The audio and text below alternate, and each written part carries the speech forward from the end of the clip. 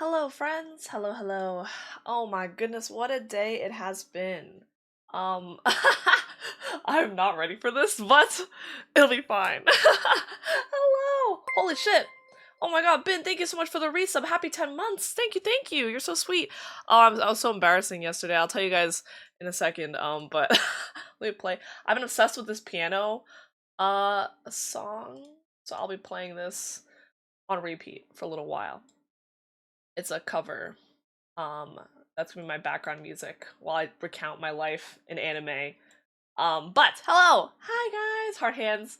Shiki got first. Hello, Shiki. Hello, Tim. Hello, Sci-Fi. Hello, Bako. Bako got second. Hello. Music too loud? Let me know. And hi Yoshi. Hello. Hi Zal. Hi Shumo. Thank you for contributing to the tournament, guys. And thank you for the resub in heart. I was so drunk yesterday. Oh my god. I I went out for a friend's birthday, and man, I was hungover like 3/4 of the day today, but now I feel better. So thank you for taking care of me. I was like, I got a Discord a little bit yesterday. Missed you the last couple of days. I missed you too, Sci-Fi. I missed you all. Last few days was taking care of some IRL stuff. So that's what I was up to. Hand reveal! Oh my gosh. And life reveal. You're never ready for 90% of things. Yeah, that's true, but like the 10% really pulls through, you know what I'm saying? Hi Shumo! Hi Makoto! Hi Ellis! Yeah, skill issue, yeah, honestly. I did karaoke yesterday with friends. We went to a bar, we did some drinking games. Man, I got so fucked. It was so fun though. Um, Hi, Fido. Of course you drank too much again. I know. It do be like that. Hey, once in a while it's okay. I haven't gone out in a while, so. Hi, hello. You said you'd go get food and you disappeared? I said that and I didn't move from bed. I just passed out. So, and I think my phone died. So that's why I disconnected. Yeah. Anyways, but I'm feeling better now. Actually, it was awful because even though I was super drunk yesterday, I had to wake up early. Woe is me. Me and my mom were getting a massage. So I was like, we went to get a massage, and there was like a parade near where we went to get our massages. I got like the cupping thing done on your back that gives you little marks and stuff. I don't know what that does, but we did that for the first time. And then yeah, it was parade. Me and my mom watched a little bit. Went to get food. I was like, Mom, I do not feel good. Can we go home and bring all the food home? So we did that. Uh, had some dry, spicy hot pot because me and my mom love that. And then boba, and then just went home. And then I just napped. Yeah, and I felt so much better after all eating and vibing. So you got soft hands, brother. Thanks, brother. um. And let's see, as long as you stayed safe, nothing wrong with little drinking. Oh yeah, I was hella safe. I had a really good time. It was just a really wholesome night. Met a lot of cool people. It was really fun. It was just good times.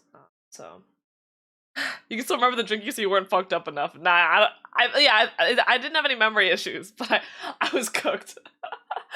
It was funny because I remember like the beginning of the night, I was like, I haven't drank enough. Like I need to drink more. And then once I got to a certain point, I was like, ha. I don't feel so good. Didn't even stay for our lullaby. Yeah, you guys. Oh yeah, I was like, Shumo, I need you to give me some ASMR. It helps improve circulation. Okay, well, I'll tell you guys if I'm circulating later. So anyway, I had the hand cam out just because I have to continue the tarot card reading, so I figured it might as well. But what is it? I can't draw. So this whole stream is gonna be clownery. And it's unfortunate. But I'm sure it'll be fine. Next time? Alright. First time I ever blacked out drinking aspirins, what happened? And they said it's better you don't remember. Dude, I had one night I went clubbing with friends, and like I know the pregame was I downed like a whole bottle of soju. I know, I'm pretty weak, but like that I think whole bottle in one go is kinda a lot. And then yeah, that night, I think people were talking about that night for like 2 or 3 weeks after. So honestly, probably a month or two after, people were still talking about that night. So we, but we all have a little bit of good fun. So full of mystery. Ooh, mystery Ellis, same. Honestly, I don't think I've like no, I did forget a lot of stuff that happened that night, but some of it felt like a dream. You know when you have a dream and you're like, yeah, I did that and that? That's how it felt. I was like and apparently I was like, yo, like everyone should come over and blah blah blah blah da da da da da. You know me. Streams aren't clowning. What do you mean? Anyway, thank you for contributing to the Balacho tournament. Okay, let's get started. Let's get started. So basically what I did, so 2 days ago, I just took out my phone and just recounted everything I could remember from my life. And honestly, I kept like, new things kept popping up and eventually I was like, I give up, like it's too much to remember. So we're gonna YOLO, okay? So it might not be in like complete order, but it'll be fine, alright? A lot of these stories you guys will probably remember because I've talked about so much stuff in my life already, but I think, yeah, I'll try to reveal some new stuff, about my life. Yeah, and, yeah, we'll see how it goes. I don't know. You've never consumed enough alcohol to have memory issues, you just fall asleep. That's how it should be. I used to be a sleepy drunk too, and then I was like, I like upped the amount I drank a little bit, and I was like, oh, this is fun. And then the next day I'm like, I'm never drinking again. So. True, Mako. True. Alright guys, let's get started. I'll just write out. Okay, we gotta test this out a little bit, okay? So let me see. So is this, do I have, okay, here. Alright. Draw my life.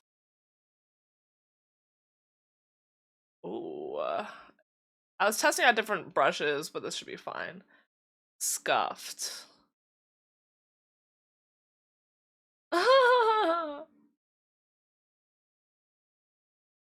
And I should probably do like a little, okay, see, I'm gonna have to draw myself a lot, and that's gonna be hard. So I think we're gonna go with like, oh wait, hold on.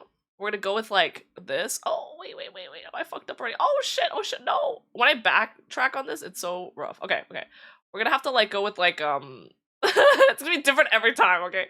We'll do some like, let's see, I'll do like little, no, this is not it, guys.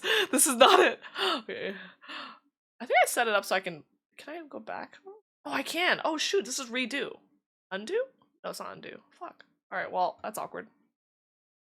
Okay. I don't know how to, okay. This is, guys, I can't draw. It's really hard. It's gonna be tough. Okay, this is gonna be me.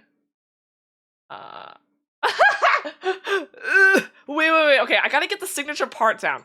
I'll do like a little bang in the front and then like, yeah, like that. And then that, and then that. Okay, we're cooking.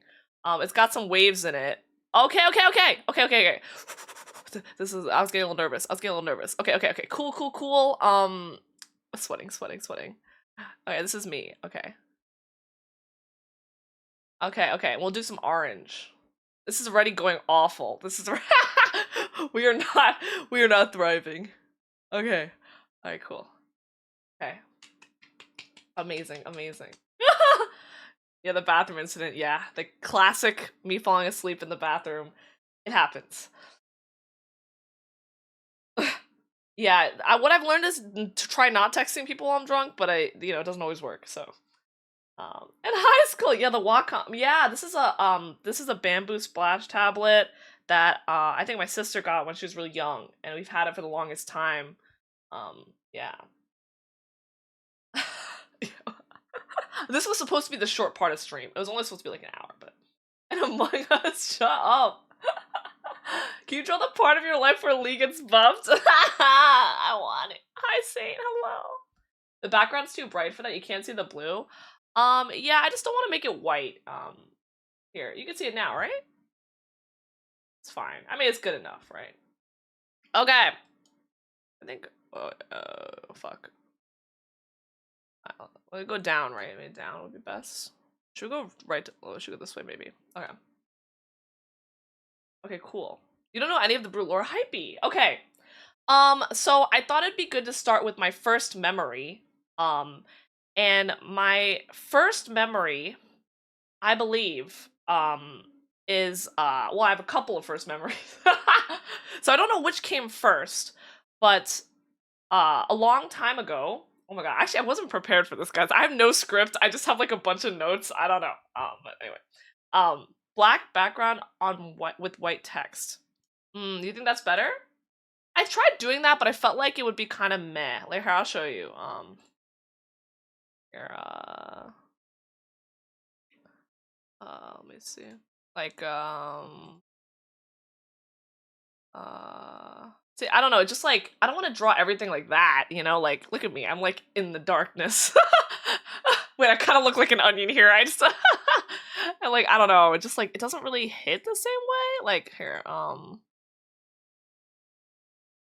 me see. Is this better? You guys prefer the black, or what do you guys prefer? Oh shit, we're going through it. Oh wait, this is because of the other stuff. That's why. Yeah. Like, is that better? I don't know. No? It's in a darker blue. Okay.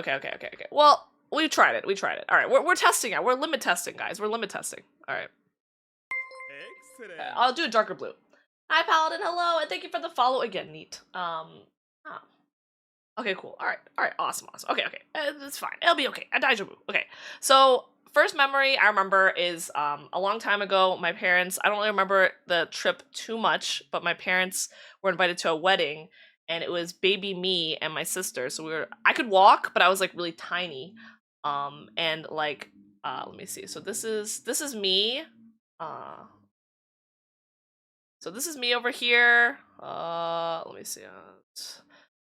But it's gonna get more and more messy, so let's just set the expectation low first, okay? um what do I do like that? Okay. Oh no. This is me. Wait, I don't think I had that much hair when I was younger. Hold on, wait. I think we're cooking. Hold up. I'll do this. Okay. This is like me. Oh, I think I had enough hair back then. Wait, this is getting a little too logistical. I gotta get into the groove of things, guys. Okay, so I wore my hair in little pigtails, okay? So it was like kind of like this. And like it was kind of like a little thing because my sister would have her hair in a ponytail because she was born first, so she was like number 1 and I was like number 2. So I don't know, I'll just do darker hair for my sister here. She, um, and this one's me, okay? This is me. And what is it? I don't think I look that cute, but you know it's fine. We're chilling. Okay, guys, I'm not an artist, okay? And what I remember is what is it? I was chasing after my sister, and this is like what is it? Let me make it a little small here. So I remember there was like some big, like there was this, I don't know, I was just chasing after her. Wait for me, like that kind of vibe. And she was like going that way. Okay. And there's like some water here. So there's water over here. And it's just really beautiful because we're in Hawaii. It was nice. And I just remember face planting on the ground while I was chasing my sister. So it turned into like this. This is me. Okay, let's do that. Like, okay. And then and that, yeah, that was the memory. Splat. And then I just scratched my nose, and yeah, and so it's all my sister's fault. Any brain cells I lost that day was because of my sister. So looks accurate, thank you. We're Pikmin, exactly. We had 3 or more kids, it would have been crazy. Stick figures anyways? Okay, thank you. Sea Skull, you know, I need the artist support. Hi, Ishi, hello. Thank you. Say thank you for hyping me up, guys. Thank you. Honey Could Do No Wrong is crazy. Uh, oh yeah, wait, Teenage Robot. I love that show. Okay, cool. So anyway, but that was a good time. I was really young when it happened, but I do remember falling. Like I remember falling, and yeah, so that was a good time. Another memory I remember is there was a member of well, I guess someone from my childhood that was bullying me a long time ago. Well, not really bullying that hard, but like it was this bully guy, right? This one, we'll do like this one. But he was just a kid, you know. But it was a member of my family, and he was with me and my sister and some other people. You probably deserved it as crazy. Um, so this is gonna be so hard to keep drawing myself. I need to start like copying and pasting. Um, me sad. And my sister was there.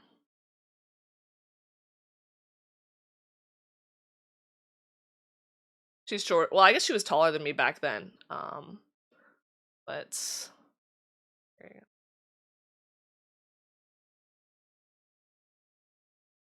And yeah, and so I was getting bullied, and basically it wasn't like crazy bullying. It was more like like if you want to be like cool with us, like your sister's cool, but like if you want to be cool like us, you have to do this thing.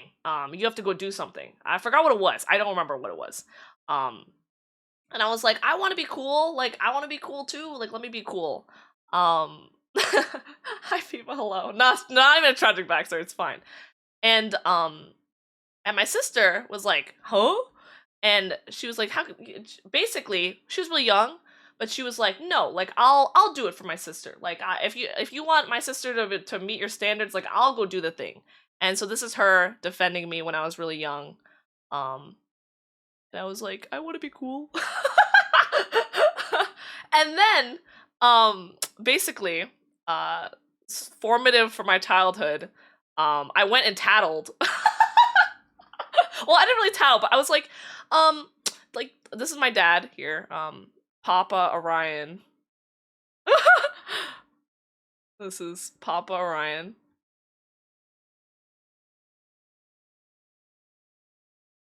I'll just put glasses on so Papa Orion, and I was like, Dad, this guy says I can't be cool, and I wanted to be cool, and then my sister's cool, and I want to be cool, and he's like, oh. And my and then my dad goes, you know what? Why don't you tell that guy? Why don't you go tell that guy that if he says that you're not cool, I'ma f him up.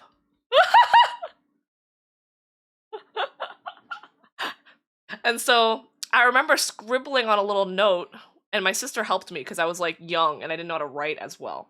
So I wrote, if you keep saying I'm not cool, if you keep saying I'm not cool, my dad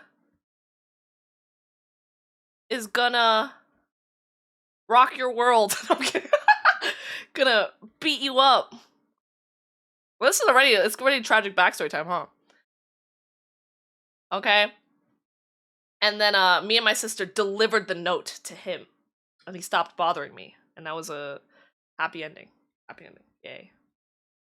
Pretty sure the note got ripped up, but um dub. So that's the second arc of my memory. She's not cool today. What do you mean? So yeah. What else happened? Mm, okay. Okay, next thing. Another memory from childhood. Okay, so I guess now I'll stop going to like mini stories, filler arc, and I'll go into the actual arc. So when I was young, I actually did dancing for like 7-ish years up until middle school. Did I retain any of those dancing skills? Of course not. Um, but I attended a dance school. Um, what's the earliest thing you even remember? Those were the earliest things. What does the one mean? The one? What do you mean? Where was the one? But anyway, we started on filler. Yeah, I mean those are just like mini arcs. You don't remember the age? I don't remember the age. We're just going with it. Like I'll just go by like school years and stuff. But this is like, I guess I think pre-K. Oh shoot, pre-K to elementary. So now we're at pre-K to elementary. And so I used to dance. Wow. Yeah, drawing indeed. So in pre-K and elementary, I used to attend this dance school, and we did. Oh yeah, I have to draw myself again. Damn it. Okay, I'll just draw myself with pigtails again. My sister also attended. She actually attended dance school 2 years less than I did because we are 2 years apart and we started at the same time. But she was in a different class. She was like the older kids class. Um, so this is my sister. Yay! And so I did. What did I do? So I did ballet. I did tap. Did jazz. I did like 1 year of hip hop, and that I felt like that didn't go that well, but it was. I did that. Um, yeah, and it was like, what kind of dance school? So it was a dance school. I think we would go like, I kind of recall if it was every Thursday. It might have been every Thursday. And it was like a basically, yeah, it's like an extra. I don't know what type. Oh, I guess that's the type of dance. But it was a bunch of young kids, and they had like many years of classes. So like you would see on the walls, like there'd be a group class photo of like a bunch of older kids, and then there's the younger kids. And basically, what they do is they teach you some dances for the whole year, and you put on a really big performance at this really big theater. I remember this theater being like fucking huge. Like it was like huge ass theater, and you put on this cool performance. Um and then they give you little like trophies at the end. So I have like a line of trophies, participation awards. But yeah.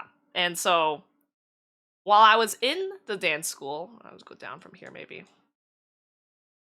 While I was in the dance school, I made a friend. Well, it was actually a friend. It was a pre-built, pre-programmed friend because this friend.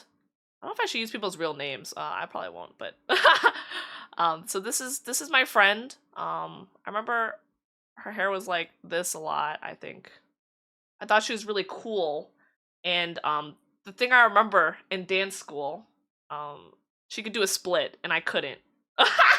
So I'm gonna draw her doing a split. But she was really cool, and she was actually her parents were friends with my parents, and she was like my family friend. There was another girl too, actually. There was a third girl, but we weren't as close. But she was there at the dance school for a couple of years. I'll just put, I'll put her here. So this is my friend. I'm just gonna call her. What should I call her? Should I use anime names? I'll just use uh this is Mikasa. Okay, and we're like yeah, we're in multiple styles. Yes, I did multiple styles of dance. Um, it was really fun. Pre-program. Yeah, friend A. Oh, okay. Well, like Haikyuu. She's Mikasa. Mikasa is Sukasa, and she's really sweet. And so we became besties. So that was my BFF or BBF, BBL, BFF. We're BFFs. For yeah, we were BFFs. And I think my sister had like one or two friends at dance school that went with her, but I think they quit or like they only did 1 year or something like that. Um, so she didn't have as many buddies in dance school, but so this also led me to audition for the talent show every year in elementary school. And we would copy paste our routine from the dance school. This was definitely like our parents colluding. So yeah, we would pass the audition every year. And it was great. It was like a little. So we would perform both at the theater, the fancy theater, um, and we'd also audition. We'd audition in front of the student body. So and then we do like a little dance performance. Um, I remember we would like line up and to do our audition, and usually at that point we'd only learned like part of our dance performance at dance school. So we would perform what we knew, and then we would watch the other performances, and usually it was like a bunch of people, like, you know, it was like elementary school, right? So I do remember this one kid. Shout out to this kid. I'm really sorry for the trauma you probably felt, but his audition was nah, I respect him for this. Like, looking back on this, I respect him, okay? But his audition was like him doing a bunch of cartwheels, like, and half flips, and sometimes he wouldn't succeed, but when he did, it was like pretty hype. Like, over and over again to like no music. And I was like, damn, like this guy working hard. Like, elementary school, he was popping off. I don't think I could do a cartwheel at the time. So I was like, that's crazy. I don't think he passed the audition, but I remember being like, honestly, he had balls, because like usually it was like a couple of like students, like all the student council presidents and whatever on the council, as well as like a bunch of faculty would be there watching the auditions. And this guy just pulls up and like just does his routine, like no direction, no map, and just, yeah, vibed. So that was a core memory of that. We had a lot of pianists and singers, so I think, and we had two acrobat guys. I think we were one of the few like dance groups at the time. Um, Imagine if I went to dancing instead of coding. Nah, fam, I did not retain any of those abilities. Um, so yeah, so we did a lot of dancing, and that was really fun. I have a lot of fun memories of walking to dance school, which is only like a few blocks from my house and still open to this day. There would be like the dance school, dance school,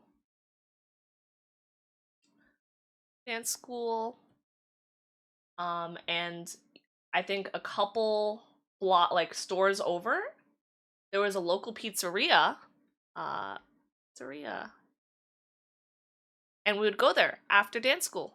We'd just walk over there with my BFF. I think I'm not sure if my sister was always there, because I think we had different class times.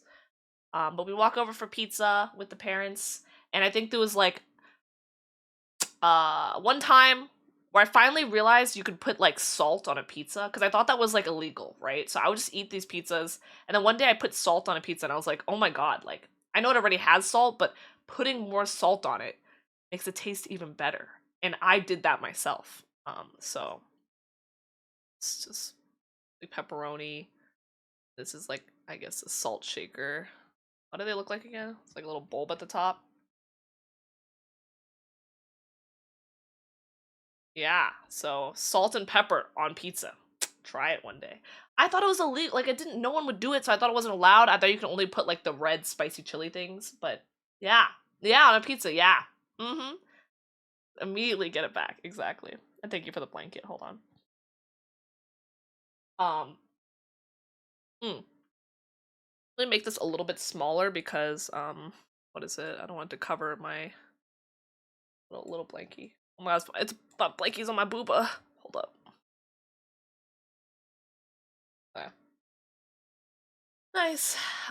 Yeah, pepper. Yeah, you like the blanket? Thank you, thank you. Okay. So yeah, pretty hype, fun. All right. I'm gonna get past the boring stuff, guys.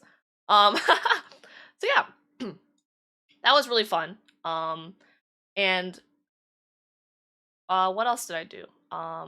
So elementary school, I had a lot of really fun little club things I did. What did I do? Let me see. Salt on your McDonald's. That's actually crazy. I don't know about that one. Um, so yeah, I'm gonna put it on the list. Okay, so I joined a bunch of clubs, and I took pride, because I think I was one of the few. I think I had the most clubs of my friends. Like, I was counting that shit. Okay, I was trying to rack them up, what is it, like, achievements. Okay, I was a gamer back then. It's crazy. I was a gamer. Okay, so I know I was in like a technology club, and I don't really know what we did, but it was like, I think we stayed after school and like used the computers or something. I don't know. So I was in that club. I also joined a jump rope club that you had to be accepted into. So I was jump roping. I don't think I was that good at jump, but it's fine. I was in that club. Um, we just, like, I think during some lunches they would call us in to jump rope. I actually don't remember like why, but like yeah, this one was a lower time commitment, but it was like I just remember being in the gym jump roping and like I think one time they like pulled me out of class or something to go jump rope. I don't know. Okay. And then I was also in um what else was I in? Uh I was in a couple. Oh, I was in color guard. Is that what it's called? Color guard? Um so I had the little like sash um and I would like take attendance at the front door with like of other people. Color guard? Yeah. Yeah. It was in elementary, yes. Didn't answer your question? No, I don't still salt my pizza. I'm not crazy. Skynet. Jump rope? Yeah, I don't know. Yeah, it's pretty cool. I mean, I think I did like I could cross my jump rope occasionally, but that's all I could do. I don't think I had any jump roping skills or anything. Um, was I in an art club? I wasn't in an art club, but I did get an art award. So like you could get these awards in elementary school. I remember I had this teacher, Miss G. Um, and my sister, because I had an older sister, we would draw together at home. So like my parents would tell me that they were really impressed because I was drawing like a house and like I don't know, like a flower or something. And they were like, "No way. She's a genius. She's going to be an artist." That's why I'm here drawing for you guys today. Um but yeah, and the crazy thing, which is actually I'm actually pretty proud of this one. I mean, they would give you awards, I think, when you were older. So I think you had to be to get actual awards, you would have to be in like the higher grades. So I think you have to be like third grade and up or something like that. And I think they made an exception for me and gave me a special art award. Unfortunately, they forgot to announce it during the award ceremony. Um, so they gave it to me after. And I was like, damn, like I wanted the clout. But it was also really fun. So yeah. This 1960s is crazy, okay? How dare you? Yeah. It's just like, yeah, yeah, I know, yeah. The don't fall over, slay. Yeah, the only video games we had in the technology club, we had like typing games. There was this one typing game, um, where it was like a bunny. Does anyone know this fucking game? It was like a bunny, uh, and like you would type words to like get it to go into this hole, and it would like go into the hole. But if you weren't fast enough, he wouldn't make it, and it was like a speed game. I also played Balloons Tower Defense in that class, but I also really liked. I think you couldn't play Balloon Tower Defense as much. I played like Lemonade Coffee Stand on cool math games. So that was my thing. Um, but yeah, so we did a lot of typing games and stuff because they were trying to teach us how to type faster and all. Um, and they had this like cool tech back then where like see like everyone had all these like computers lined up, right? In the class. You had it all lined up and then the teacher was at like obviously like the head of the classroom, right? And he could like press a button and then everyone's screens would freeze. I'll draw like a little snowflake or something. Um but that was crazy. He had like the master, like, you know, so sometimes I'd be like in the middle of my coffee game and he'd go, "Everyone stop!" And we'd all freeze. So that was cool. And thank you for the lyric cat though. So that was a good time. But yeah, I also remember they had the fitness gram back then. I talked about this on stream a long time ago, but I would do sit-ups, but they were like fake sit-ups. So here's what it looked like. It was like me doing like so they have the little line on the floor and the goal is you just have to like move your hands past the line. So that's me. I'm starting to like not even draw my hair anymore. It's like too much work. And I would just literally like I would not even get up. Like I would be like still lying down, but I just reach over and like clear the line. And so they were like, "Wow, you're insane." I did 75 with this cheat ass method. And the gym teacher like called me in to demonstrate in front of a class. and I don't know. So I demonstrated like hella put sit-ups, which weren't even sit-ups, in front of a class. There was like, I still can't believe this happened. Like I don't even know. But usually in gym class you'd have like 3 classes of kids all together. I think it was a pretty small school though, so I think it was like 2, I don't know. And yeah, and I was just demonstrating these pull-ups. So I don't know, man. I was cheating for sure. Like I don't think I've done a legit push sit-up, but yeah, I maxed that out though. I was really trying to max out my fitness gram. So that was fun. So that's what I remember from that. Um, we also had these like after school programs, like, well, not an after school program, but it's like some elective type things, and you would sign up for them. And I think it was like some kind of pilot thing they were doing, right? And I don't remember too much from it. I know most people signed up for like a cooking class, and they had a lot of fun, and I wanted that too. But instead, they gave me the court judge. What is it called? I don't know, like law one, law. It was like a law elective thing. Um, and I don't remember a single thing from that except that one day I came home and I was like, "Mom, can I get like a black cloak? I have to be the judge today." And so I came in with a black cloak, and then I was like, "Objection!" No, wait, sorry. The judge doesn't say objection. My bad. I was like, uh, "Here, here." What does the judge say? You're going to jail. I don't know, but I was the judge. That was me. Um, you had a crazy. This is elementary. Yes, this is elementary. It was a really small public school, with every grade having 2 classes, and it's the same public school my dad actually attended. So, it was pretty nice going, and he would tell me about it and stuff. Yeah, I did not go to a private school. It was public, and there were sketchy people too. And actually, no, this one was actually not as sketchy. My middle school was more sketchy, but it was like wholesome. It wasn't anything fancy, but it was small, very small. It was not bougie.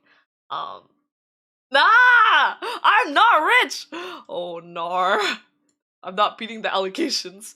Um, yeah, but I mean, like my dad said he used to go to that elementary school, and when he was younger, he some kid tried to bully him, and he punched a kid across over the cafeteria table. So he tells that story a lot, and he was like, "That kid never picked on me again," and I was like, "Damn, you cool as fuck, dad." So that happened. Um, but speaking of school lunches, we did have. I kind of don't remember the elementary ones as much, but yeah, we had like the trays or whatever, and like I don't know, they had like the weird cylindrical pizza, and the um, yeah. Sometimes they would have these like icy things. I think this was middle school though, that were like pyramid looking, and you could like squeeze out the yeah. I summoned him from, yeah, exactly. My dad was really cool. Still is really cool. But anyway, but a lot of times my mom would pack me a lunch. So there was a couple different lunches she would pack. She would pack a what is it? So she would either do like, she gave me this thermos, and it had dumplings in it. And she would like put soy sauce in it, and it would probably smell, but I loved it, and no one bullied me. I know people used to get bullied for that, but I didn't get bullied for it, so I don't know. Dub. Why is it cylinder? Well, you guys don't know about the cylindrical pizza? Okay, maybe it's like oval pizzas. You guys didn't have the oval pizzas? These things were so scuffed. They were like pepperoni and like baked. You guys don't remember that? You guys don't remember these? Maybe it was like a rectangle. It was like a rectangle. Maybe it's a rectangle, but it's like they're curved at the edges, so I said cylindrical. My bad. But yeah, and then my mom would be more high tech, and then she started giving me like a little, like, you know, those like to go little like things with soy sauce in it, so that I could pour it in or dip it. I think I would just pour it in though, so I don't think there was any point. But they were kind of soggy, but I love them. She also made me sandwiches, so it would be like ham and cheese. No, oh, it was ham and cheese. Um, but what is it? I started getting sick of it, and then like I discovered lettuce, and she started putting lettuce in there, and it was like a whole new sandwich, and I was like, lettuce the goat, and that was like, and then I never got sick of that sandwich again. So hey, stop making fun of my cylindrical pizza, okay? Anyway, yeah.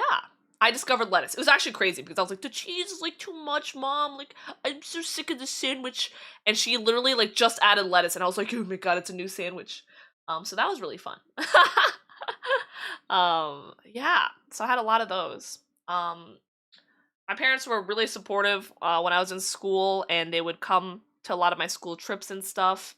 Um, One of the biggest core memories, my dad actually, well, you guys already know, like rides a motorcycle. It's a red motorcycle, sport bike, Kawasaki Ninja, I think. Um, it's yeah, pretty cool. This is not selling it. This is not selling it, but this is Papa Orion on the sport bike.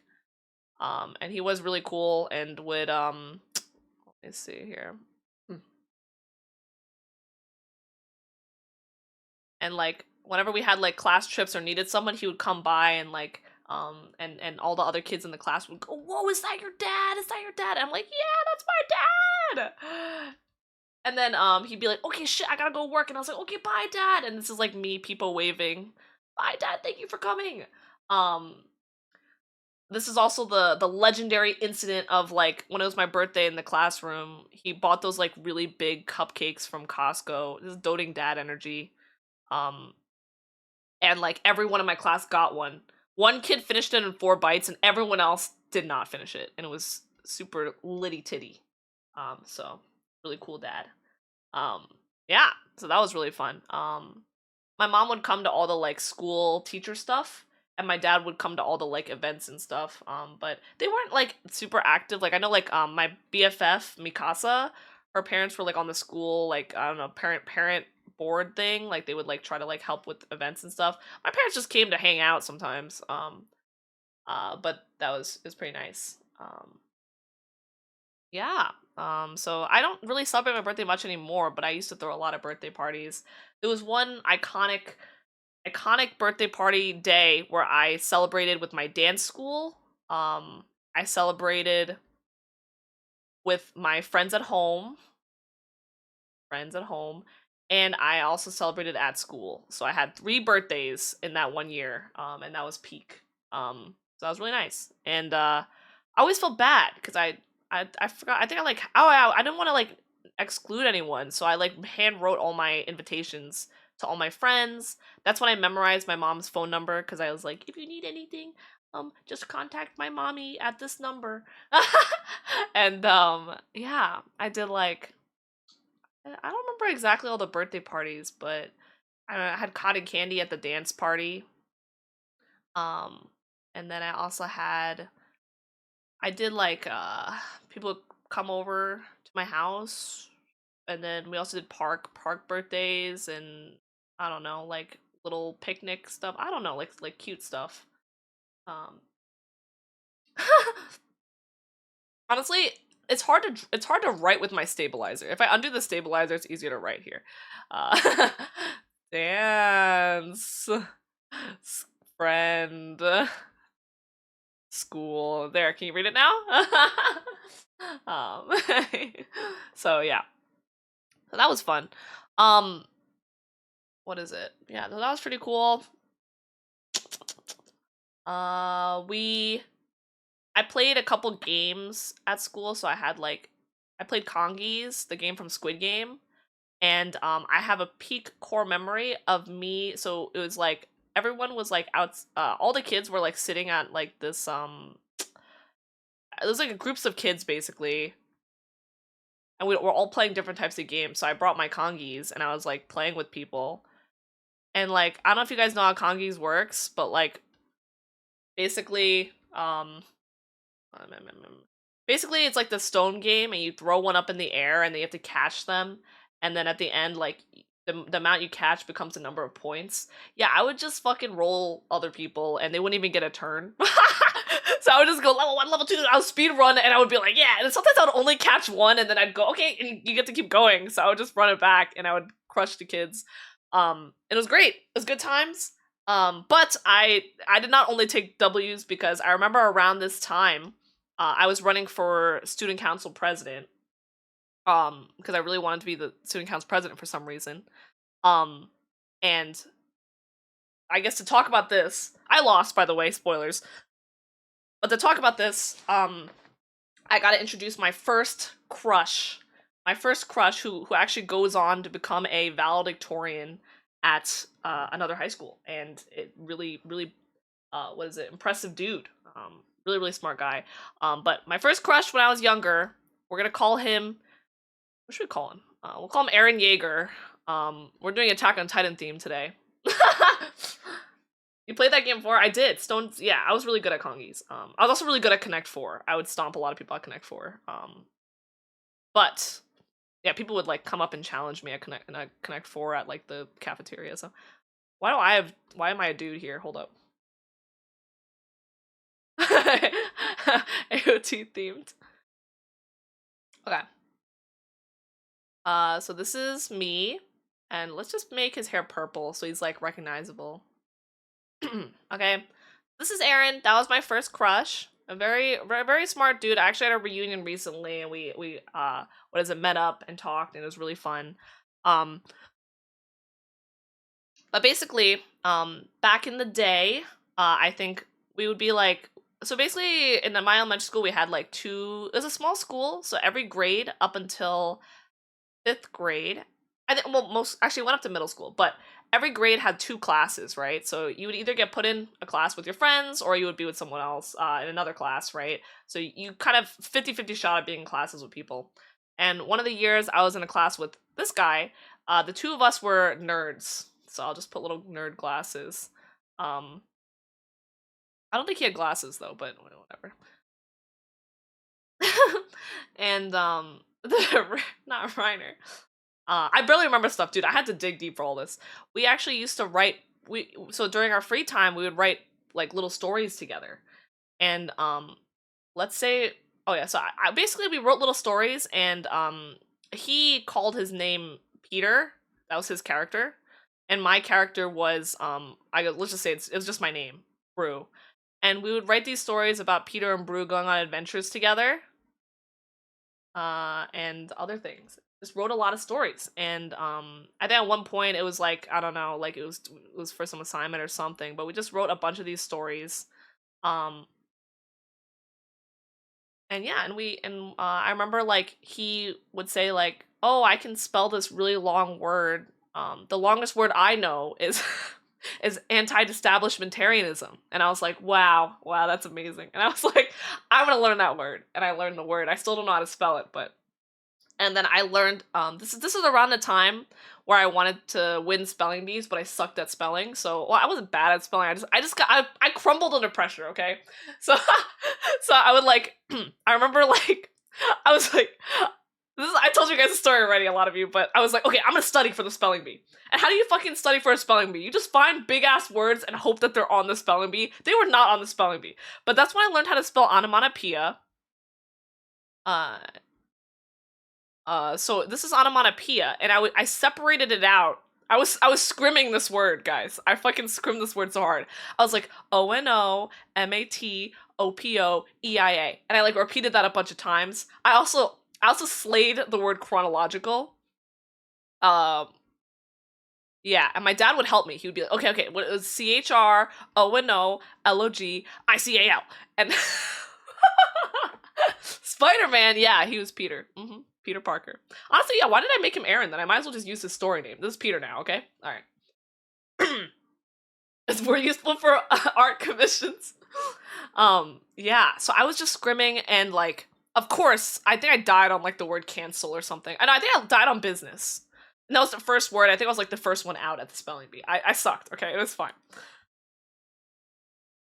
But that was really fun. And basically, the reason why I brought this guy up, my first crush, he's really actually really sweet too. Like we became friends, and he would send me postcards from Greece, every summer. So it was really wholesome, and I would get them, and I'd be like, wow. Um, I know. I no, indeed not. But we actually ran against each other in elementary school for student council president. So but you know the crazy thing is, dude, I was fucked up for this. I don't remember. Okay, I wasn't fucked up for this, but I don't remember why I did this. Okay, so we ran for student council president, right? And you get to choose who you want to be your VP, your vice president. Okay. And I don't know why I didn't just go with one of my friends. I think I wanted to, but I don't think any of them wanted to run. So I was also friends with Peter's best friend. You guys know where this is going, baby. Okay, I don't think I did this on purpose, okay? I don't think I did this on purpose, okay? But Peter's best friend, we'll call him Potter. I don't know. Peter Potter, whatever. I asked him, hey, yo, you want to be my VP? I don't remember why I asked him. And we were chill, right? But I don't think I was like that close to him. So like, but like it didn't feel like he was forced or anything. And he said sure. He said sure, so he ran with me. And I always thought that was really sweet. So yeah. So like we ran together, and Peter fucked off and picked someone else. And yeah, and so so I think we ran for a couple months or a couple weeks or something, and I had these cringe slogans, and I would be like, vote for me, and I like printed out a bunch of flyers, and I ran out of ink, so some of them were kind of scuffed, but I made them in PowerPoint. I used Comic Sans. I said, vote for me, and then I lost, so and I was sulking about it to my grave, bro. I remember what is it?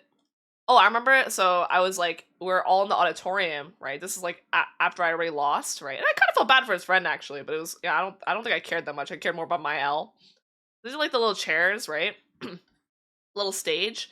And this is Peter, and Peter was a homie. I liked him a lot. I mean, he was my first crush, and I think we didn't understand feelings back then, but I think we both had a crush on each other. I was sitting here, and like, Peter's giving his student council fucking president speech. And I would like slump down really low. I'm like, fuck, bro. I don't give a fuck. Like, I don't give a fuck about your speech. Not my president.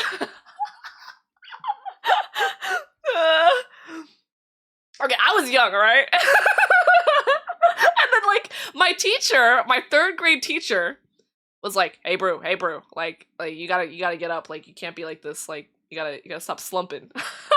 And I was like, shut up, Miss E. And I didn't say that. I was just like, and I crossed my arms, and these are my arms being crossed. So yeah. But but we have some good memories.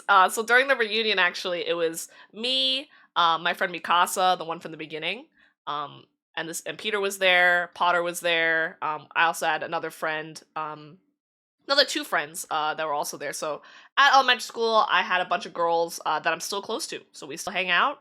But at elementary school, it was really just I guess here are the characters from my elementary school. So this is me. I'm just gonna use black for this. So Brew. And then this is the one from dance school, and also my family friend. This is Mikasa. And then this is another one. She was really tall, so that's her key point. This is this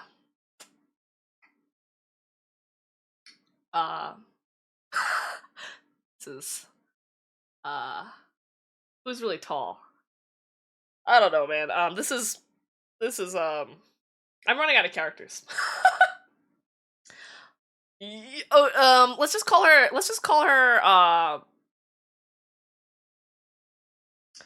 fuck. Annie. Let's call her Annie. That's one of the, yeah. Oh wait, she should be the other girl. We call her Ymir. Okay. Ymir. So this is Ymir. And then the last one, a little bit shorter.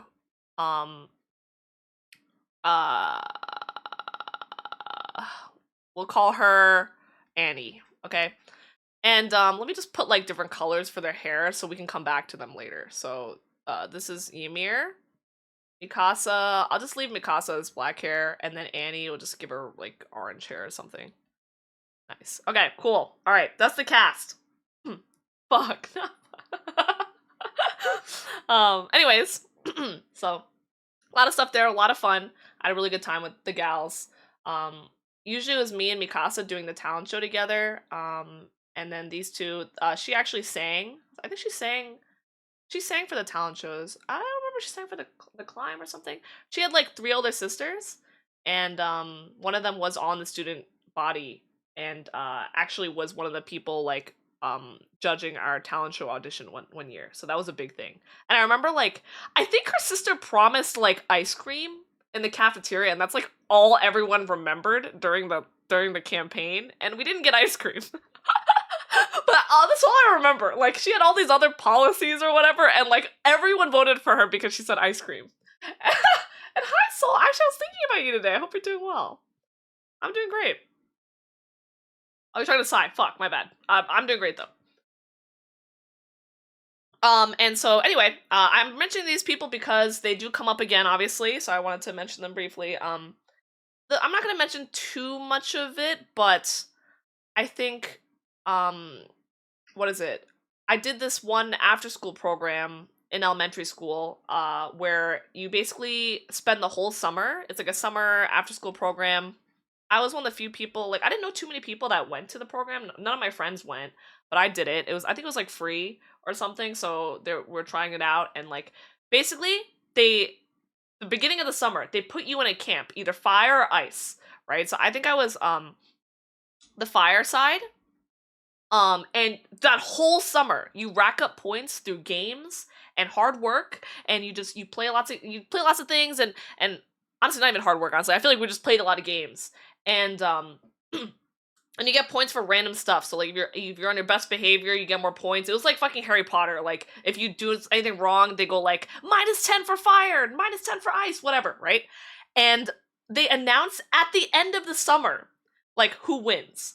And so for me, it's like imagine you spend how long is the summer? Like 2 months, like trying to like on your team. We made like shirts. We had like chants. Like I remember the ice chant was stupid, man. Like ours was like uh what is it, like it was something cool. It was like something on fire, blah blah blah blah blah, and they were like, oh yeah, see the fire over there, put it out or something, and we're like, yeah, that's stupid, y'all stupid. But I really feel like if I lost that summer, I would have been traumatized. So we won. I think we won by a couple points, but at the end of the summer my team won, and I was really happy. And it was like it was a big like after school program, so there's a lot of people in there, a lot of different grades. It was a good time. um yeah, so that's one of the things I wanted to talk about because it was really fun. We did like those like mummification things where we like mummify people, like with toilet paper, and so you could be the fastest and all that. Um, yeah, and Matthias, hello. Yeah, exactly, Mator. Using Attack on Titan names. Um, I was also I talked about this a bit on stream at one point, but during recess, I was always the one to like organize like basically we played different games in our recess yard, but we didn't have much. It was really just a blank yard. There were like some like handball courts, so eventually we all got into playing handball. But as kids, we would it'd usually be used by like someone else or whatever. So um I think I organized races. So I would tell everyone, okay, line up into two lines. So I lined everyone up, and then I would be like, go, and then everyone would take off and try to, and we like they'd take turns trying to beat each other. I don't know why everyone listened to me, but I was just like gather around everyone, like it's time to do racing. This is elementary school. Yeah, so that was fun. Yeah. Trying to think of anything else key for the elementary school. Not too much stuff. I had a really good time in elementary. It was a good time. It was great. And yeah. Anything else? Let me look at my list.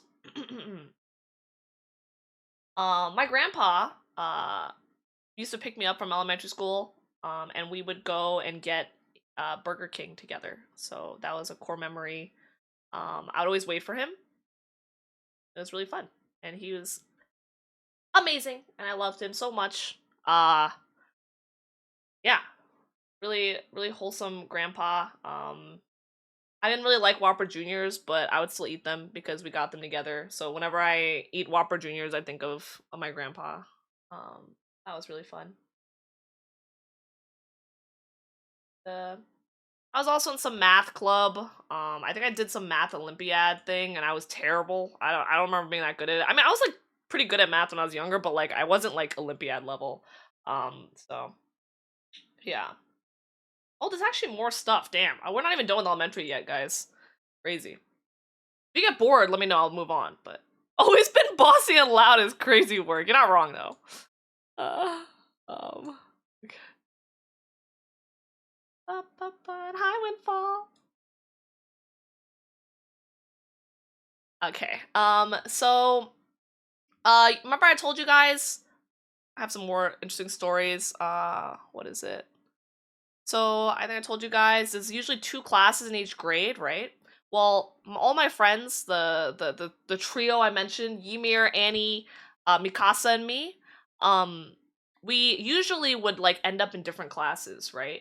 And so there was one year, and this is I refer back to third grade a lot because a lot of stuff happened that year. But third grade, oh no, I'm stupid. It was fourth grade. My bad. Fourth grade. My bad. Fourth grade. Fourth grade was the year all of us got into the same class, all right? And you know what happened? All hell broke loose. um, so we were all in the same class. It was really cool.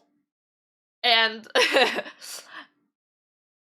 Hello, Kane. No tower card readings anymore. I'm just kidding. But we'll get there. So we're all in the same class, and me and Mikasa fought every fucking day. Like, I swear to God, like we just always had something to fight about.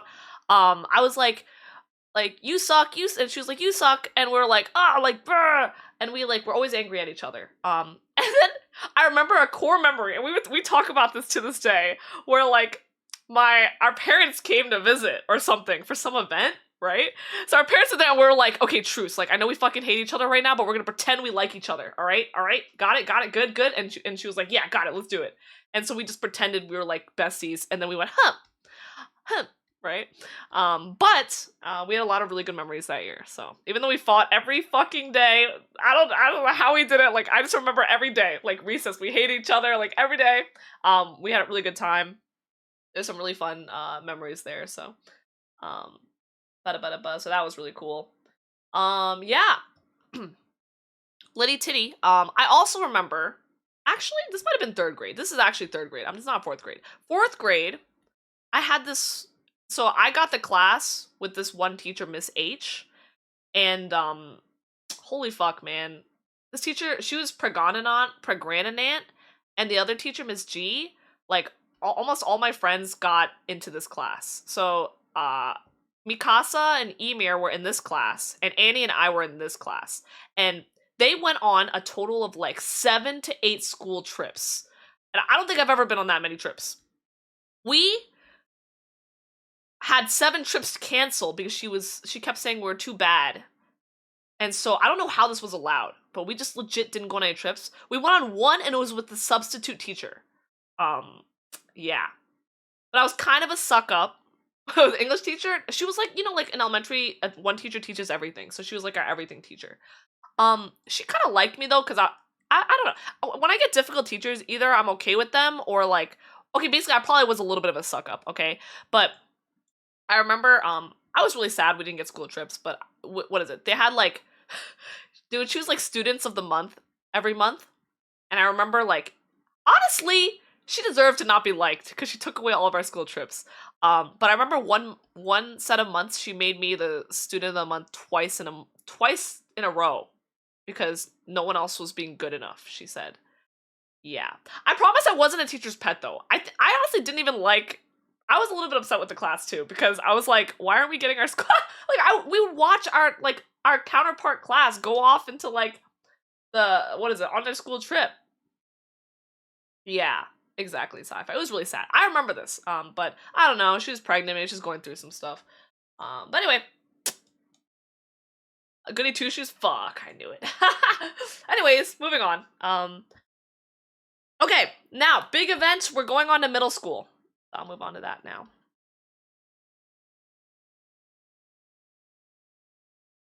we're finally at middle school. Oh, one last thing I remember from elementary school though. What is it? Uh, oh yeah, we used to do those like I don't know if you guys remember those Scholastic News things where you would like get the Scholastic News and you could circle things you wanted, and they'd have a little shopping spree at the school. And I remember I would like circle what I wanted, and then like my parents would be like, "You can only have this one," and I'd be like, "Okay." And I'm kidding. They'd usually let me have like one or two, and then I would go in and grab them, and it was really fun. Scholastic Book Fair, yeah. So that's a core memory of mine. I remember being like, "I want this thing and I want that thing." I would like circle these like objects and books, and would I read them all? Probably not, but I really liked them. I liked picking them off the shelf. Like that was like core memory, and that's fair sci-fi. That could be it too, honestly. But yeah, those are really fun. I had a good time. But yeah. And I barely remember Fido. I had to take notes and try to remember all this, but okay. So now we're about to go to middle school, okay? And so here's the thing, all right? So this is me, um, and then this is we have okay. So these are my three elementary school friends, okay? I mean, I had other friends too, but these are the three like that were like most important, I guess. Um, okay. So oh, actually, I forgot to do like the colors. Okay, so this is Mikasa. This is the tall one, Emir, and this is Annie. Okay. Um, oh, a Captain Underpants book. Yeah. Did you? I did sell stuff. I sold chocolate bars with Emir. The two of us sold stuff, and it was really cool because we would sell them at the park, and they would each one was $1, but it also came with a $1 off coupon or something. So a lot of people would buy them. But I think like we're selling like $50 worth of chocolate bars, and I think like at one point someone reached in and grabbed an extra one. I don't think they did it intentionally, and we were really nervous, and my dad was like, I'll cover it, don't worry, it happens, like I don't think anyone meant to do it. So yeah, saving our allowance to get that giant pencil. Oh, the giant, I don't think I ever got the giant pencil, but yeah. Okay, but yeah, anyway, so these are my middle school friends, and bada bada ba. What was I getting at? Oh, okay, so middle school was a big deal because we could either stay at the elementary school we were at, or we could go to a bigger middle school. I'm gonna call this um mm, Boku no Hero Academia, okay? We could either go to Boku no Hero Academia, it's kind of a long name. The Hero Academy, we could either go there or we could stay at our current school, okay? And the key thing that separated the people that stayed and the people that didn't, well, firstly, right, the school we were currently at was very small. Like I said, 2 classes per grade. So if we were to stay for 6th to 8th grade, uh it would be like you would still be at the school with like younger kids up until pre-K, right? Oh, like up like down till pre-K. So it's smaller and like you're still kind of like in the same place. Um if we went to the middle school, it would be the Hero Academy. It only had middle school. And so it would be 6th, 7th, 8th grade, and it was huge. Like, it was a lot bigger. There were 3 different academies. There was, like, a media arts academy, a law academy, a science academy, and then each academy had, like, other, like, classes and stuff in it, and different, like, and it's bigger, right? It was still kind of scuffed. Like, it sounds like it's some fancy school. It wasn't a fancy school. It was a public school, and there was actually some sketchy characters there. But it was a lot bigger, and I think that was, like, the selling point. And so the thing that separated it wasn't really a choice for 3 of us, because I had an older sister, and at the time when I was um when she was about to finish elementary school, I don't think they had the option for her to stay because they had just expanded our elementary school to middle school. So my sister had already gone to Hero Academy. Okay, and thank you for the hydrate and surprise model prop. Ooh, I'll put on my pauldrons. Thank you. Thank you for the hydrate. Mm. My quirk, yeah, my quirk. Um, so my dad, like I told you, my dad actually went to the elementary school that I went to. The house we grew up in is the same house my dad grew up in. and really wholesome vibes. Um, so yeah, so he went to this middle school as well. And so for me, it was a no-brainer. Like, I'm going to this middle school, and I didn't really know that it was on the table at the time. I didn't even know at all, actually. I think I was just ready to go. Emir had three older sisters, so they were all like 2 years apart. So all of her sisters had already gone to Hero Academy as well. So she was also going. And then um Annie also had an older sister, a couple years older, and I'm pretty sure she also went to Hero Academy. So we're all going there. Um, what is it? My BFF from dance school, and really like my like one of my closest friends ever. Really sweet. She lives right down the block. We still hang out. What is it? I'm talking about her like she's dying or something. Oh my god. No. So basically, I have good memories. We had so many good memories. I tried to show her Sugar Chara, but she's never been an anime galley. But later on, we bonded over K-pop and other stuff. Oh, and enjoy being with fam. Thank you for the lurk, Skull. Um, she had an older brother, 2 years older, but I mistold the story. Basically, my sister's year was the first year they opened up the middle school. So her brother had gone to this middle school because her parents were like stayed at the same elementary school. So my sister's year they had the option to stay, but all of them went to Hero Academy. But her brother stayed, and her parents were like on the board for like not on board, but they were like they were helping out a lot for like parent like assistance for things, right? And so she was gonna stay. And so I was really sad because I was like, we're gonna miss you so much. And if you're curious, Potter and Peter also had a similar situation, so they also stayed. Um, I think I'm trying to recall, but I think Emir's cousin also stayed. So it was really like not a lot of people were leaving, but the three of us packed our bags and we went to Hero Academy and said goodbye. But you will see Mikasa again, because I actually reconnect with her in college, so that's pretty exciting. Anyway, but say goodbye to Mikasa. We're going on to middle school. Yippee! Brat Academy is crazy. Okay, middle school was um crazy times. But I remember taking a test to place into a class in middle school. So, what is it? I'm just trying to see my other stuff. Okay, cool. Yeah. So basically, this is where the flexing is gonna come through. So there were three academies. There was science, law, and media arts, and this was in Hero Academy,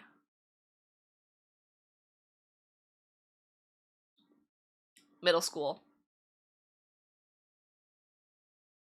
And so I remember like vaguely having discussions with my friends, like, oh, which one do you want to join? Do you want to join science? Do you join law? Like, that sounds cool. Like, I was like, oh, I did that little law program. That's cringe. Hey!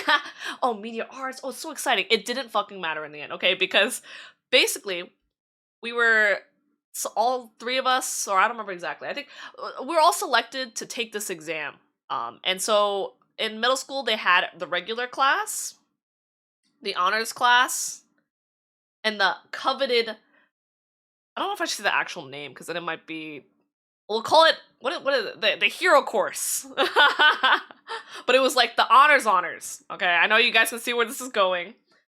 They're not bougie. It's not bougie. They just tried to make it sound cool. Okay, the hero course, and we were testing in to get into this hero class. Okay, and there's only one each in each grade. The honors class they had like a couple and a couple regulars classes, but the hero class was only one for each one. Um, um, so yeah, so I took this exam. I sat down, me, Emir, and Annie, and I hope you're doing well, Kuma. Sat down for this exam, and I don't remember too many of the questions. I think it was like a little bit of everything. But the question I tell everyone about that I remember, there's only one question I remember. And it was, here's a little paper. And my sister actually had to take in this, but I'll tell you a little bit more about it later. If you were a superhero, who would you be? and why?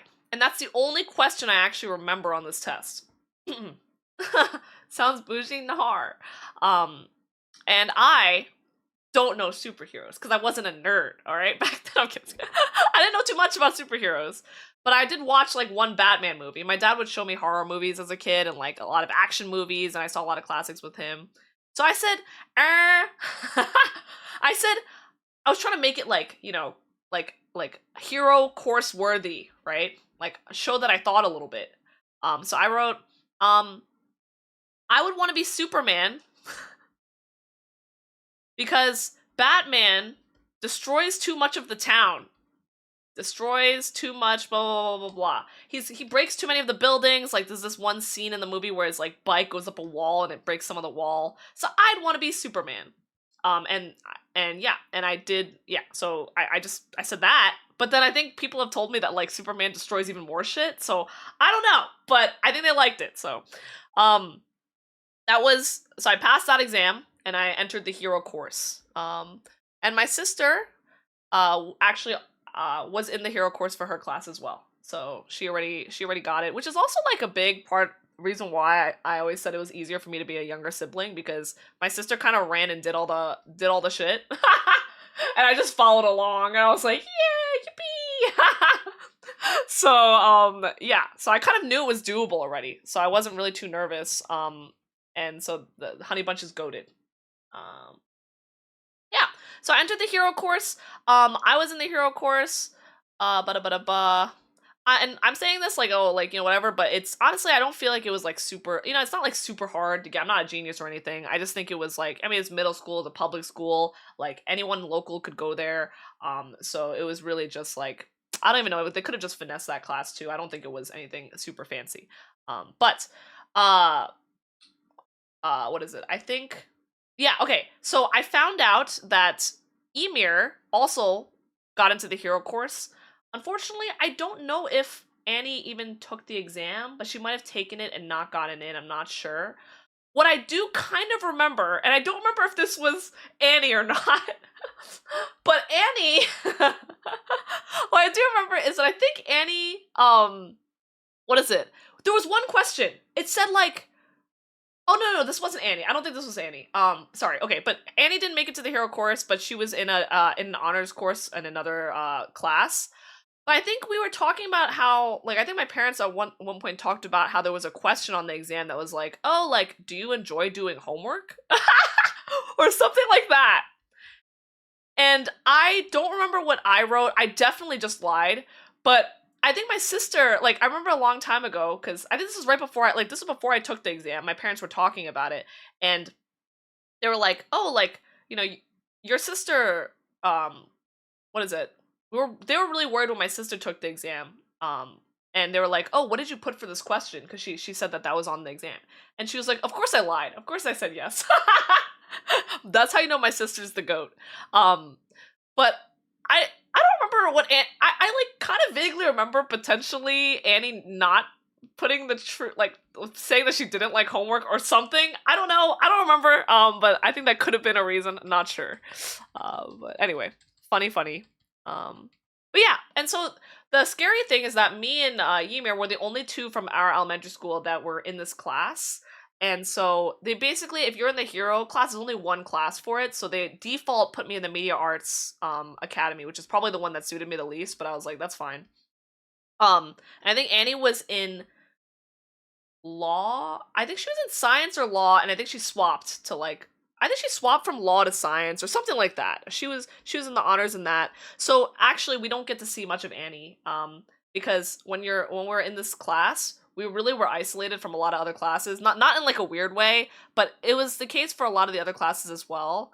But you'll see why later, because normally you get like these talent classes or like whatever that you can meet other people at different classes. But they kind of took it away from us because they were like, okay, you guys are like the hero course or whatever. So in general, most of the people I remember from middle school were from this class. The one time we got to spend time with other classes was for recess, like and like lunches. So we'd be in the big cafeteria with the rest of our academy. So we got to meet other people in the media arts academy, and then what is it? And during gym classes. So gym classes, we would have some other people from the Media Arts Academy, and this was like where like people from the regular class tried to bully us sometimes, and we would fight back. And anyway, very anime. You may not say you're a genius, but you are clearly quite intelligent. You're very sweet, Mator, but I'm just a goober. And my memory's kind of goated. I was writing a lot of notes. I think you'd find that you'd remember a lot more if you wrote some like notes randomly about it. Because I didn't think I remembered this much, but it's all coming back to me, you know. And hi, Sam. So anyway, so yeah, so we were in here, and so this is where I start meeting new friends. And so I'll introduce some of my other friends. Oh my gosh, I'm trying to remember everything I did here. I don't want to spend too much time on the school, but okay, now I gotta introduce more characters. Fuck me. Okay. So I came in with me and my friend Emir. Actually, let me make this me first. You know what? I should just make the characters blue and pink now because this this is too much work. Okay, this is me. I'll make it darker blue. This is me. Yeah, this is so much easier. Fuck. Okay, and this is Emir. Okay. Aside from the cringe, yeah, I know. So that's fine though. It's just sharing some old stuff. And so we made other friends, and what happened was there was a middle school nearby where basically it didn't go elementary school nearby where it didn't go up to middle school at all. So everyone from that elementary school went to this middle school. So we were kind of like running into a lot of people we didn't know, and a lot of them knew each other. So we were kind of like transfer students, and so at this time my parents actually my parents actually knew one other girl's parents because of my sister. So my sister had a friend. She had like her trio of friends from elementary school. And one of them, her mom knew this girl's mom, who also knew my mom. So this girl here, who became my eventual best friend in high school. I gotta pick a new color for her. Oh my god. I'm running out of colors. Make her green. So this is, oh my god, I'm running out of characters. Women. What's an anime with a lot of girl characters?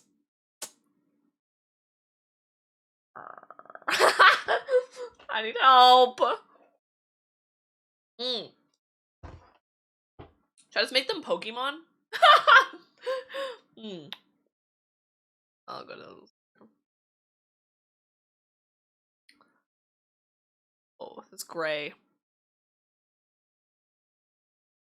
But anyway, I had a lot of friends I made here, and then this one I'll just call her Sarah or something. I'm just picking a random name. And yeah, and so she ends up actually becoming one of my best friends in high school, and that's really wholesome. Okay, I feel like I'm going too much into the details with my friend groups now, but I just like there's a lot of like weird connects where I like separated with people and then came back together with them. I feel like it's a small world.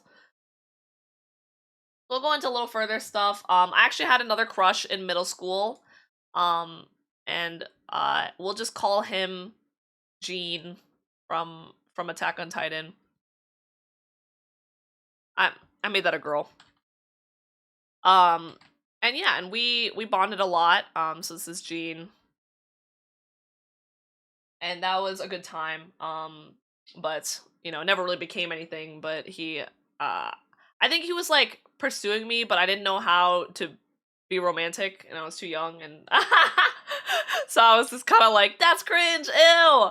But I just remember like, I did this school project with me, Ymir, and Jean, and we made like a diorama of like with like sushi in it, and like I don't know, we just made this like themed diorama, and I remember like we were at Ymir's house, and we like shared a chair. I was like sitting on one side, and he was sitting on the other side, and yeah, and I think like what is it? There was this game that a lot of people were playing. There's some like it was like Our World or something. So that was a game a lot of people were playing. I didn't play too much of that, but I tried it a little bit. And I think we even had this game in middle school that we would I think like if you would play it every day, like I think there were like some dailies or something, and our teacher would say like, "Oh, whoever gets like I don't know, like some amount of points gets like extra credit or something like that." And I remember he would like log in for me sometimes, and that was really wholesome. I'm like, is this even real? Did this actually happen? I feel like that happened. It's so like such a blur. Steins Gate, but that was really fun. But yeah, this would be kind of hard to draw, but I really liked art because I did a lot of art in elementary school.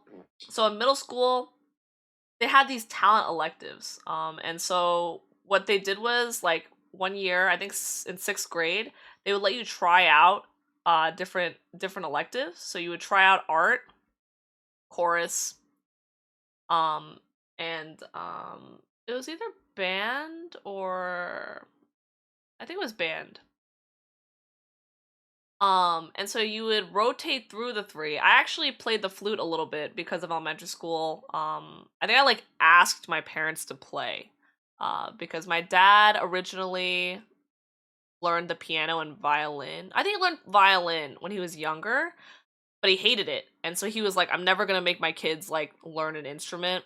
But then like when they don't make you, you kind of want to, you know? And so I was like, I want to learn the flute. And so me and my sister actually learned the flute for a little bit. And so I actually did band a little bit in elementary school, middle school. But what they would do is in like middle school, we'd get these like rotational like talent classes, and like whatever you liked, you were supposed to be able to say, I like this one. And when you pick one that you like, no matter what class you're in, you would be put into a separate class that next year just for that talent, right? Um, but maybe because of funding issues or something, what happened was we did the rotational courses, but our class, basically they were like, oh, you guys are the hero class. And so instead of doing talent courses, we're going to give you an extra period of English and math. So we had double periods of English and math instead of talent classes. And we were like, the fuck? And it was, yeah, it was messed up. And I also remember I didn't even get this rotational art period class because I think it was like, oh yeah, like while we're making stamps. I think I talked about this on stream as well. And like I printed out a picture, I was ready to like draw, and then my art teacher got into a car accident, which I'm glad they were okay in the end. But we just didn't learn anything in that class. We just did nothing. And so I didn't even get the rotational period. And I hated singing, so I would just lip sync during that. And I think band was fine or whatever. But yeah. Yeah, so we got doubled up on English and math, and so our schedules looked crazy, right? And I was like, there's no way you're doing this stuff. So I like sometimes I would sit in, and like when the bell rings and you're like, math is over, it was not over for us. We had to keep going. We actually, they did not take into account that we were nerds and we were the hero class, so we made a petition. We made a petition. I honestly was not a huge part of this petition because I was lazy, and you guys know me, but I did sign it, and help with it a little bit. We deserve talent class, is what we said. Talent class, yay! We deserve talent class, signed, us. I think we said like, yeah, whatever, it was like, yeah, I don't know. I was about to sign my name, oh my god. But yeah, we deserve talent class, like, like, why do we get these 2 periods? Like, oh, like, it's not fair, this is against, this is against our rights. And so, they were like, fine, we're gonna give you 1 period of chorus. And I was like, fuck me, I don't like to sing! So I ended up in this fucking chorus class. And I was like, damn it! So I had to lip sync even more, and that was wild. But I was actually really happy for my friends because my new friends, Ymir, some of my new middle school buddies, I guess I'll just put in, well, you guys, what is Sarah, whatever. They like to sing a lot. Most of my friends like to sing in middle school, and I didn't like to sing that much. So I was happy for them, and I was like, you know what? It's fine, you know? And so it was crazy because basically, like, the talent classes would put on, like, performances or do things at the end of the year. And, they gave us, like, an honorable mention type of, like, they basically the chorus teacher put us into the performance even though we weren't supposed to be in it. I wasn't in it, but she selected a couple people, and I was like, I don't want to do that. No, thank you. And so I got to watch my friends in the auditorium and clap for them while they sang, and it was really nice. And I remember there was like a little stand, and they were like, "Oh my god, is that the hero course? Heroes?" And then they would like sing, and it was nice, and I was really proud. So, and thank you for the lark snacking. Big care you. That's Cap Saint. Um, I would not sign an onion. Nope. Anyway, fun stuff. Now I'm just yapping, but good times. Mm, some memories from childhood, and I don't remember if this was middle school time or elementary school time, but it was during some time. We went to Disney World, like every once in a while, not very often, but when I was younger, and I really like my dad really likes roller coasters. And we grew up liking them a lot too because he would take us on them. And I basically couldn't make the 48-inch limit a lot of times, so I would like wait till I was tall enough. I think it was 48 and 54 inches. And when I could finally make this, I got to go on some more roller coasters. But I think there was one in Disney World called, is this Disney or Universal? I don't remember. It's called Space Mountain. And that was one I always wanted to go on. And when you're on the line for Space Mountain, it's very dark. Short, I catch up. And it was really dark in there. And it was really sad because sometimes I would be on these like, I remember like there were some times where I wasn't tall enough, and like they would get me out of the line, and I would like cry on the side with my dad, and then everyone else would go on the ride, and I was like, why is just whoa, you guys were okay. Sorry. Why is Honey Bunches going on the ride without me? Sorry, you guys might know her name. It's fine. Thank you for the follow. You, citizen. So yeah, and so but then yeah, no, it was yeah. So so when I was younger, it was really dark where the line was, and so I kind of tippy-toed a little bit. And I made it to go to Space Mountain, and I was like, I want to sit in the front. And so like this is the little ride or whatever, and this is me, and this is my dad, and my mom was back here. My dad, I don't know, my sister was probably here somewhere, and this is him holding my head still because it was like da, da, da, da, da, da, da. It was like shaking a lot. And so that was one of my core memories. Yeah, so that was really fun. She said, "Bye, bitch." Uh, it's fine. It worked out. I don't. Oh yeah, and so the lady that like measured my height was like, "Oh my god, you made it, sweetie," and I was like, "Oh my god, yay!" So that was really fun. Mm. And in the future, I went on lots of roller coasters, and I became taller than my sister. So take that. Yeah, this was similar when I used to ski. We didn't get to go too much. Skiing's kind of bougie, but when I did get to go, my dad used to ski a lot when he was a teen. He almost died skiing one time. Um, and I remember all the other kids got to go to like the harder mountains, and my dad was like, "No, you can't go. Honey Bunches could go, but you can't go because you can't stop yet." And I was like, "Why do I need to fucking stop?" But he was like, "You gotta learn how to stop." So he finally took me to like a Black Diamond Trail, and I pizzaed on the Black Diamond Trail, and he was like, "Okay, you're good to go now." And then I also yeah, so I joined all the other kids, and yeah, and I think like there's like I already told the story a bunch of times, so I'll just make it quick. But there was just a mountain where a bunch of adults were like waiting on each like corner of this trail. It's like a Black Diamond Trail, and it's very very very steep. And most of the kids are going down, and they're waiting for me because it's my first time going down it.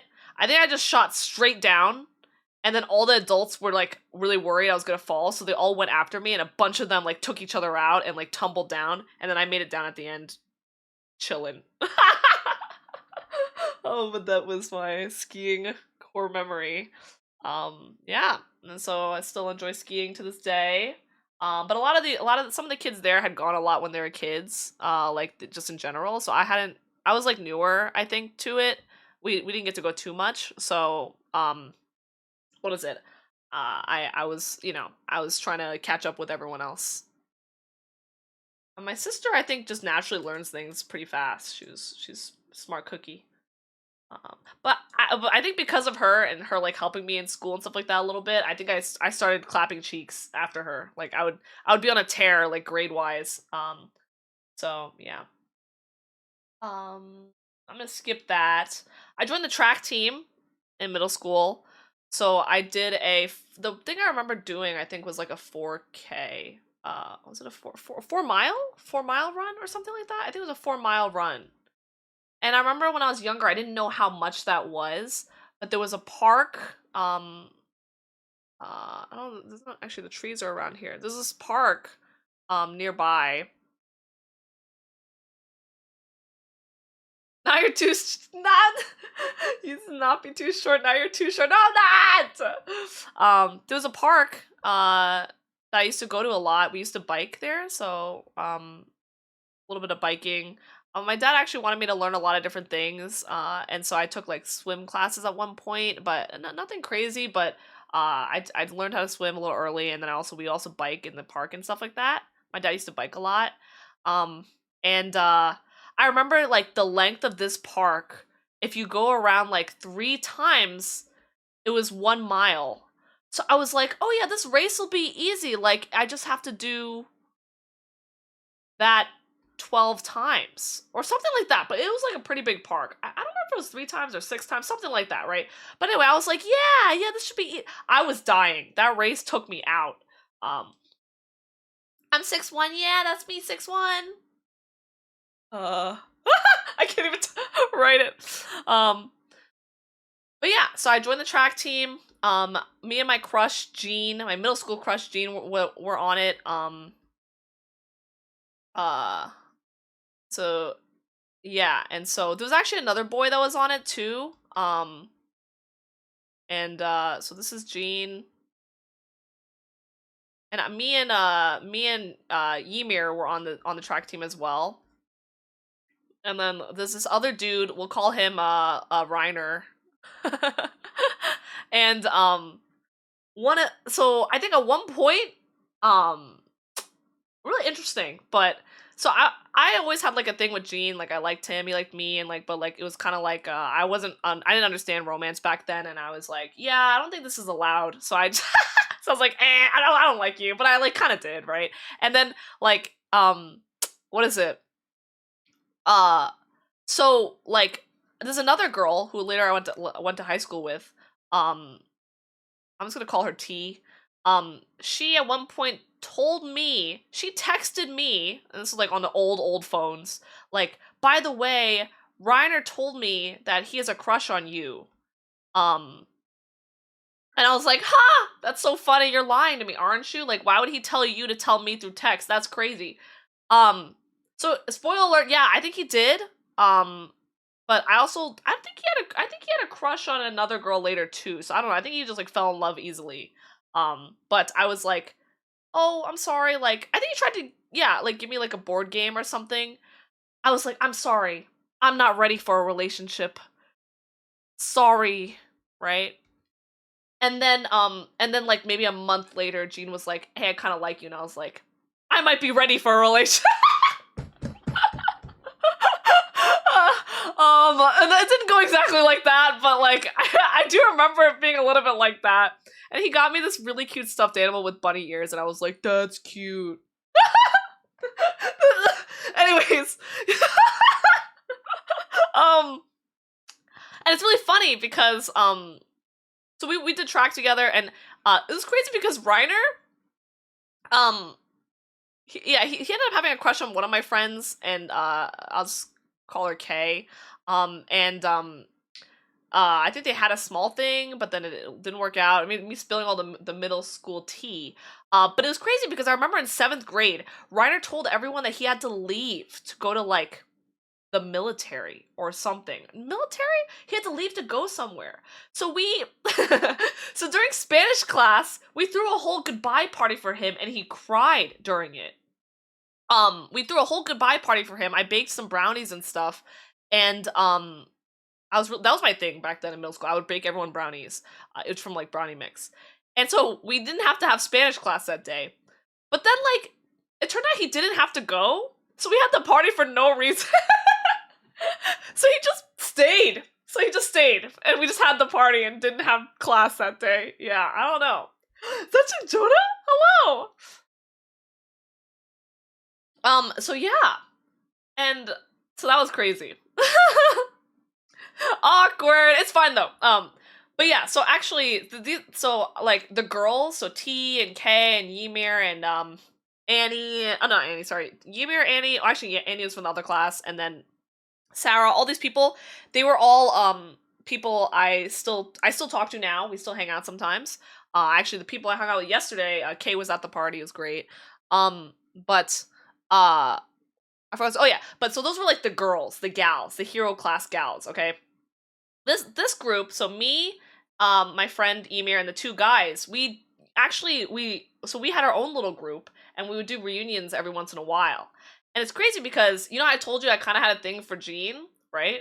Well, when I met up with them years later, right, Reiner picks us all up, and like, I think Reiner kind of became more my type, and I'm not interested in them. I wasn't interested in them, but like, it was just funny to see how things had changed. Because I think like, um, they're both sweet. I think Gene became more of a gamer. I think he also got into computer science, just like me. Um, but he was also a lot more quiet. Um, and I think Reiner, he was doing other things. Like I think he worked at like a sports stadium or something. But all did mini golf together, and like it was just like he was like the more charismatic one. Like like it was just really he was like really sweet. So I was like, oh, like be careful who you mess with in middle school. The glow ups are crazy. No, I'm kidding, but it was a good time. So we had a little reunion. It was really fun. And so occasionally we've hung out a little bit, but it's been a little while. So I still hang out with Ymir. But I don't see these two as much. But yeah, we try to keep relationships. I mean, everyone kind of lived near each other, so But I'm the type that like doesn't see a lot of people regularly. Like I'm the type that sees people like every once in a while, and then like I'm just like always down to have a reunion. Like I don't feel awkward seeing people that or reaching out to people I haven't seen in forever. So I think that's the trade off. Like I don't have people I hang out with all the time. So yeah. So anyway, that was really fun. We used to hang out in my math teacher's class, who still follows me on Facebook, and she's such a sweetie. One of the best teachers I've ever had.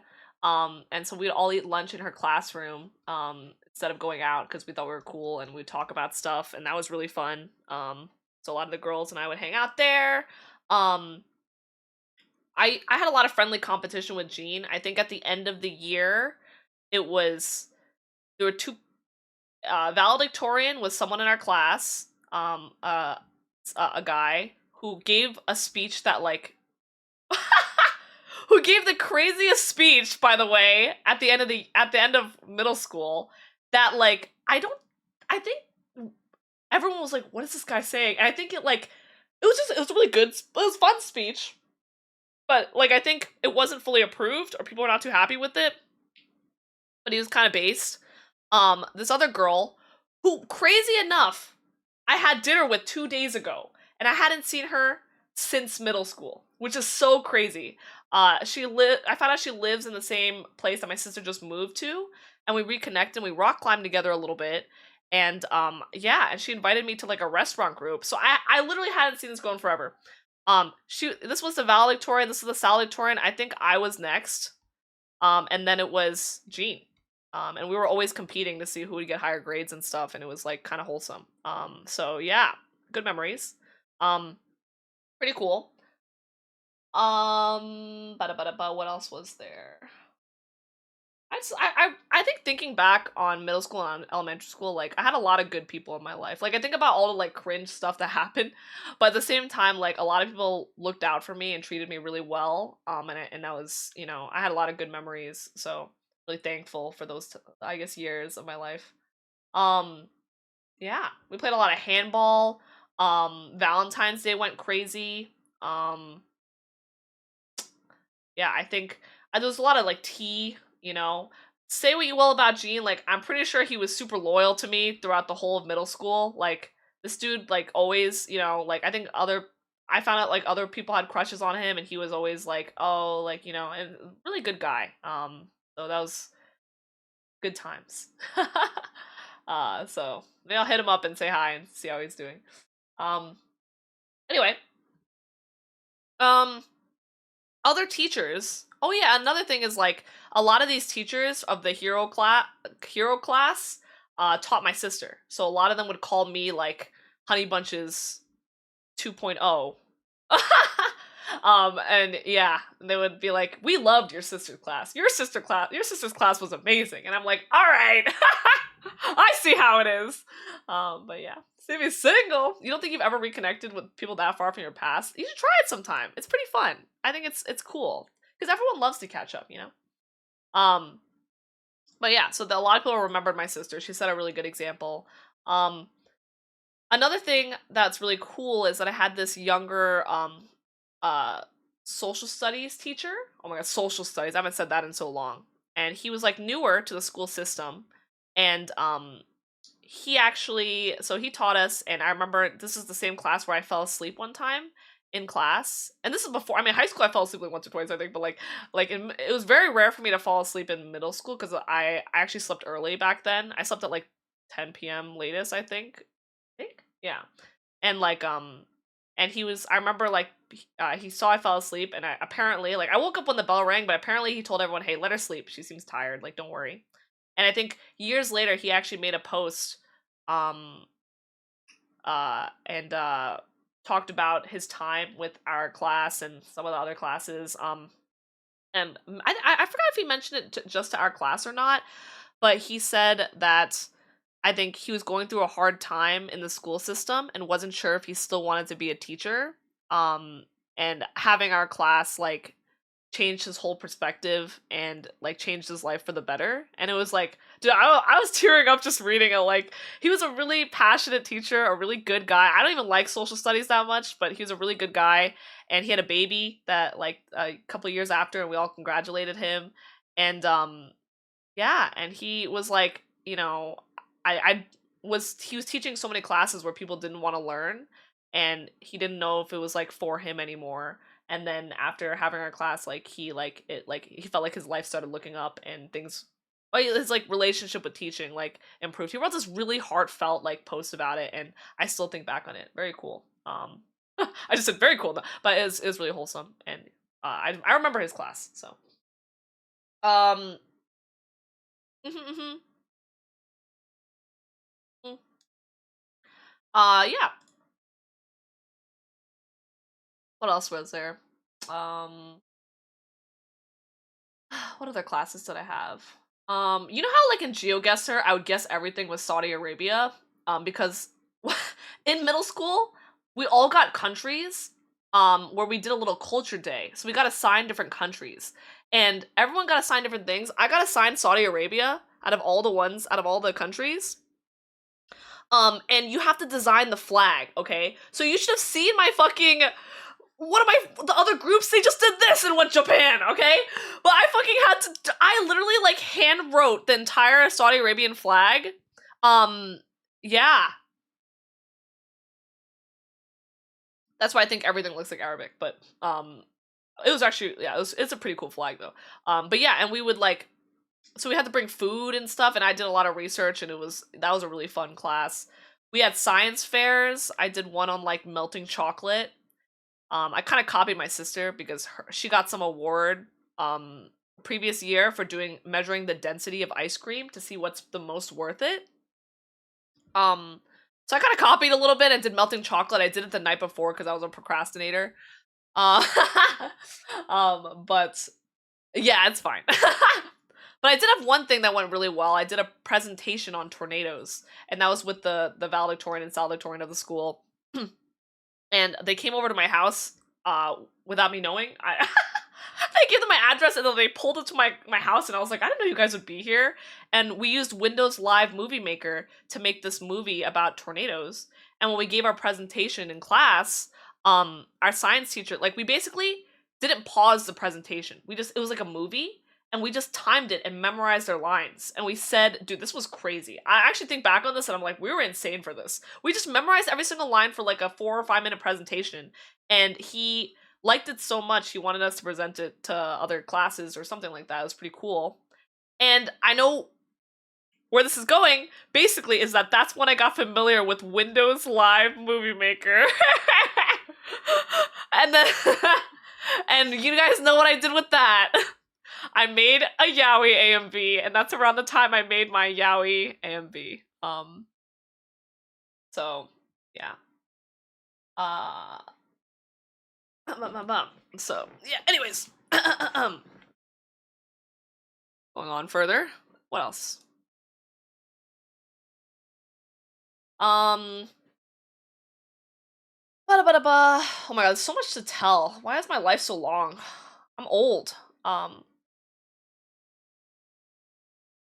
What is it? For Christmas, we usually didn't get our own tree, but we go to a family friend's place and they had a really nice tree and we'd celebrate Christmas there with a bunch of other kids and family friends.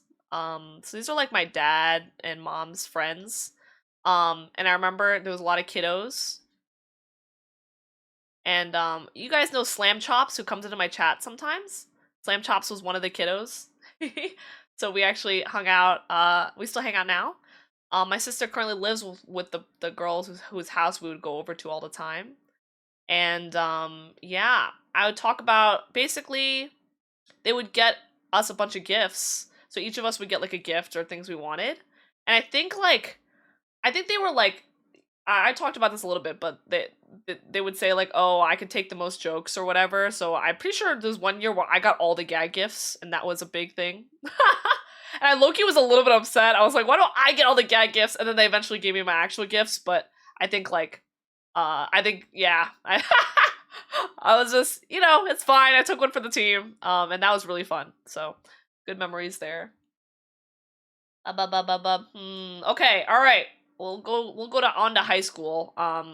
So many, wow, like everything's coming back to me at once though. I think our little middle school graduation trip, we went to a museum, oh my god, we went to a amusement park, another amusement park, and me and my friend, oh my gosh, Nato, thank you for the raid, welcome in, hello. I'll do a little wave, actually I can wave to you here. Hi RC, hi Nato, hello, how's art? Hi Michiko, hello, did you have fun? Hello, welcome in. You're doing art? Oh my god, don't look. I can't draw, don't look. Don't look. Hope you're doing well. Currently doing Draw My Life, we're almost at high school. So, yeah, I'm trying to speed it up because I've been yapping. Hello! Yeah, so our middle school graduation trip, we went to a little amusement park, and me and my friend, so this is not Ymir. Ymir and I actually separate for high school, but I stayed with the other girl, so Sarah, I call her Sarah, but whatever, yeah, this is me. Make her, I forgot what color she was, so make her red. We end up going on all these rides together. It's raining, I can barely eat because I had just gotten my braces tightened. And so I'm like going on all these roller coasters and stuff, and it's raining, it's pouring, and what is it? One of the kids in our class had to go get us because they were all waiting for us. Because we spent too much time going on all these like amusement park rides. So that was a big core memory. And hi Nado, hello. Typical Bruce stream, it's true though. It's fun. I should switch my music soon because I've been playing this backtrack the whole time for a very long time. I'll give you guys something different. I do like this track so much though. Let me see here. I'll play the Yura and Ice one. But yeah, if you need rest, all good. I'll just be yapping away. Okay. And yeah, so that was really fun. Yeah, so the next, I guess for high school, we all had to test into high school. And so the way it worked was you would take this exam, um, and then you would put down your top choices for high schools. Um, da da da da da, and then depending on what score you get, they would place you into. They would check where your choices are and place you into it if you scored high enough. Never happened. Very testing has a boosh. It's public school. Public. I even got like half fare or something for financial aid and stuff. But it was. I don't know if it was bougie, but it was like pretty good school system. It was not a bad school system, but it was. There was some sketchy characters. It's from the previous list, people. I'm not adding any more people. You get to choose what school you went to. Yeah, so we had. I mean, I'm from a pretty big city, and there's a lot of different high schools, and so they had these schools. I'm gonna call them. Going back to it, the hero schools, and then they also have more local, like chiller schools. But the hero schools were exam based. It's public, but yeah, basically it was completely score based. And so there were like three big options. So option one, we'll call it the Deku school, okay?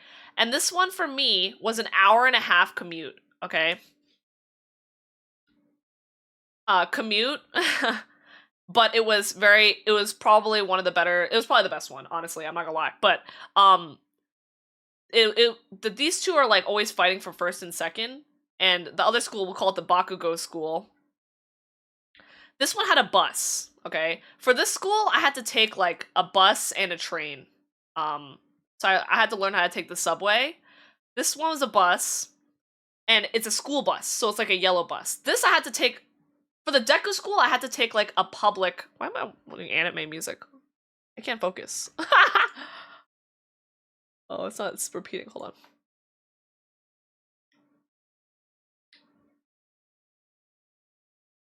There we go. Okay, nice. Are you curious about your reading? I'll get there soon, don't worry. Oh, they had the magnet program where I was from too, I think. But I don't think I ever like got into that or took the test for that. I don't know what that, yeah.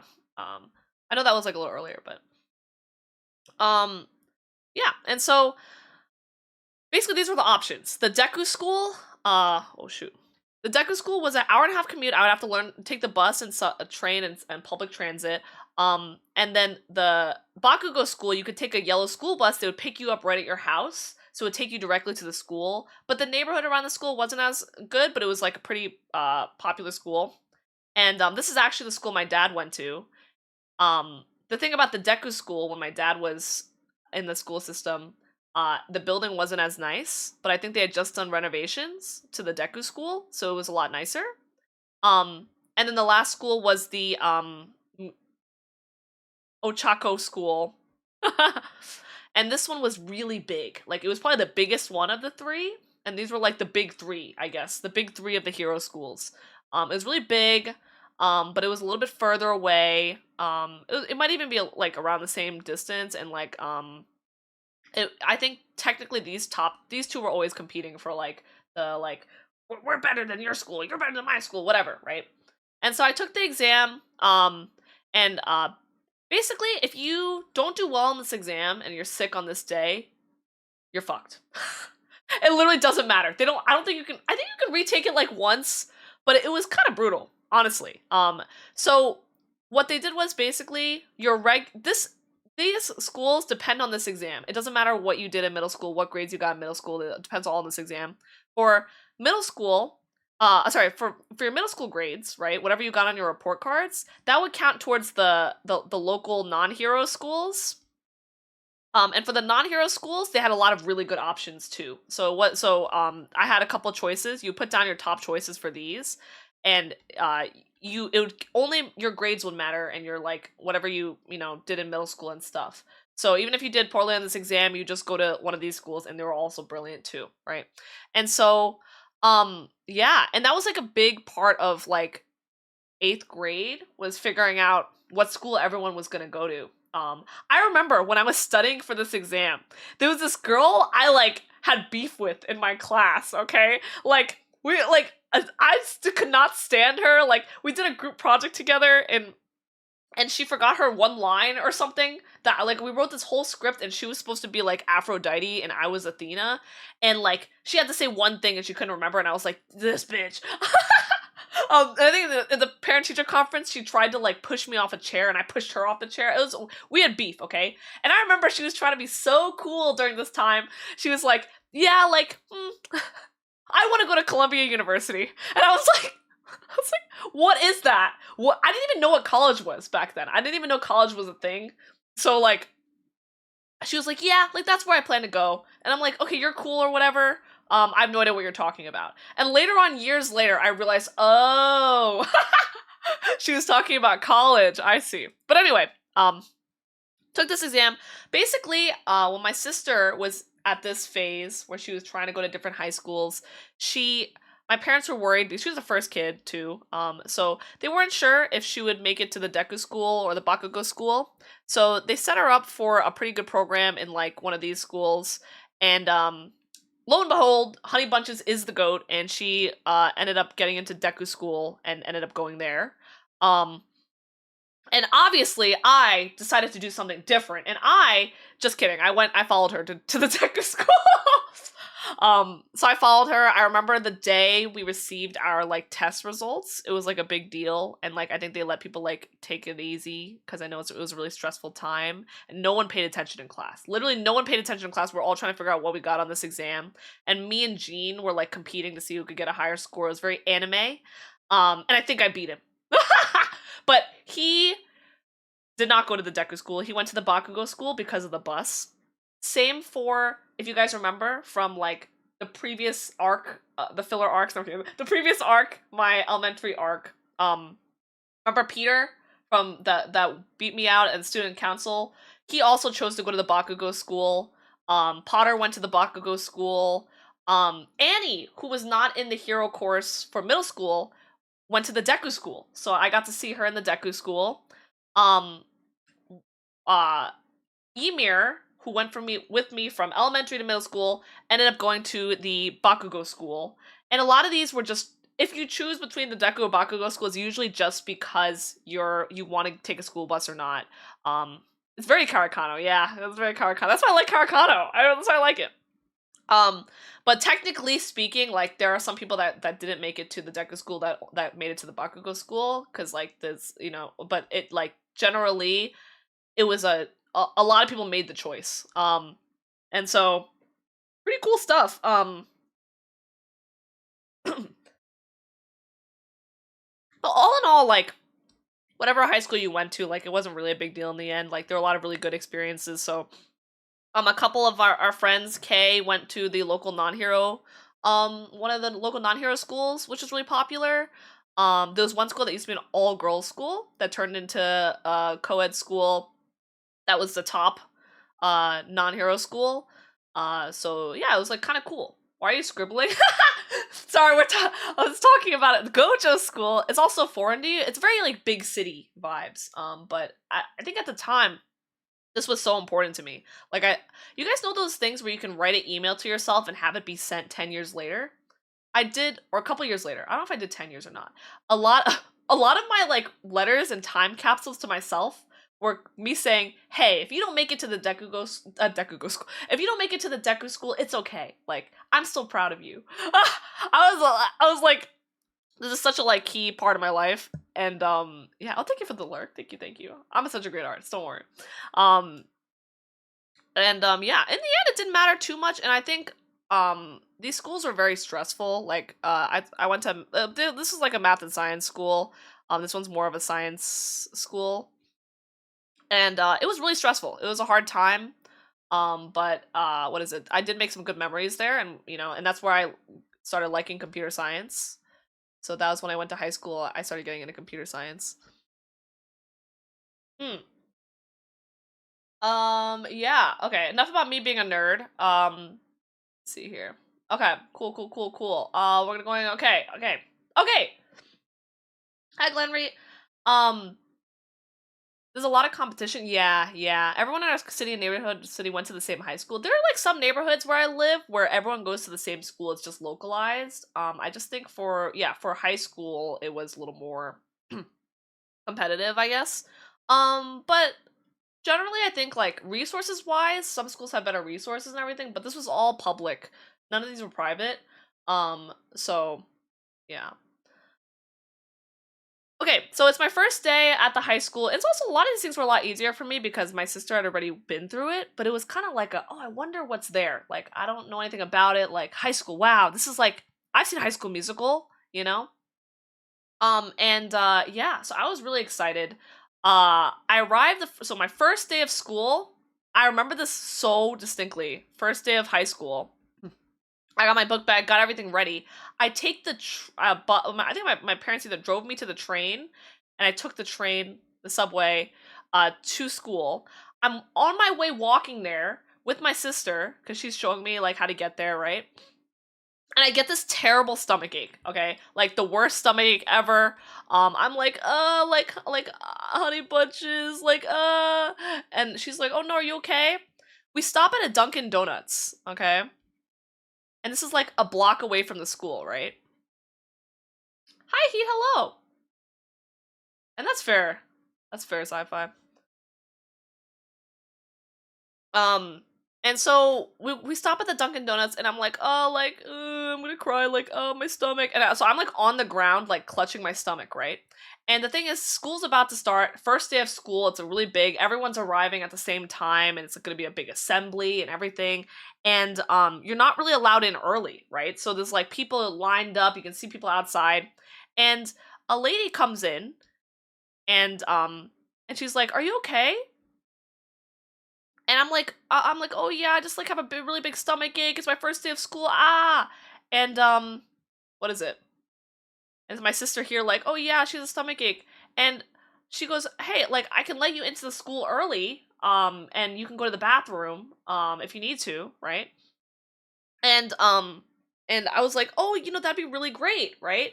And so she gets me into the school early. I find out later this is the dean of the social studies department, dean of the history department. And my sister actually told me this because she knew about her.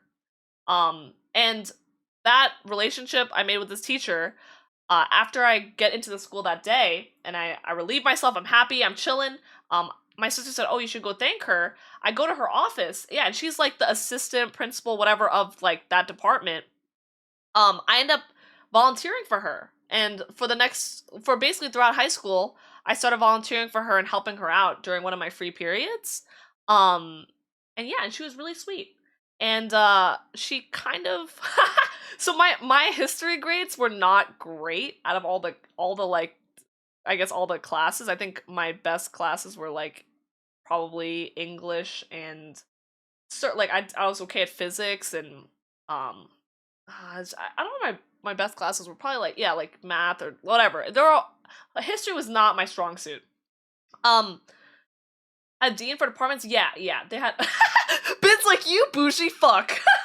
No, but not dean. I don't know. She's just like in charge of the history department, but she was also a teacher, history teacher. Okay, um, and there was a class she taught. She taught AP Human Geography. Okay, and like everyone wanted to take like AP US History, A Push, or like AP whatever.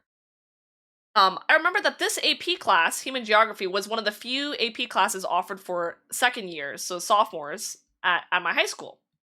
But the thing is, even though it's not like the grade requirement, so we had grade requirements for AP classes because they didn't want you taking any classes that were more advanced if your grades weren't high enough for it because they didn't want you to like get super stressed. Um and so the grade requirement for this was actually like not that high compared to like other AP classes, right? But everyone wanted to fucking take this class because the dean of history taught it. So she taught only two classes, so like 60 students for AP Human Geography. And so even though it was a lower grade requirement, like it bumped up to you basically had to have like a 96 or higher to take this class, right? I did not have a 96 or higher in social studies, okay? I think the original grade requirement was like 91, and I think I like barely made that. I don't know. I forgot exactly. Dean for department. it was a pretty big school. It was like 800 per class. It was a public school. Yeah, it was a public school. But this was like one of the hero schools, so I think they got some kind of special funding from somewhere, maybe. I don't know. We have a lot of like, we have some decently famous alums, I think. And so I would not have made it to this class, but I'm like almost positive she pushed my name through because I ended up making it to that class. And it was crazy because I didn't deserve it at all. Because I was in this class and I was like, half the time I was kind of lost, but I was like, I really liked her and she was an amazing teacher. So I was very, very, very lucky. And I think it was like fate that I met her on the first day of school. So under 300, gotcha. No, don't. But anyway, so yeah, so I met that cool teacher. In high school, damn it, it's not that fancy, guys. I promise it's not that fancy. Um,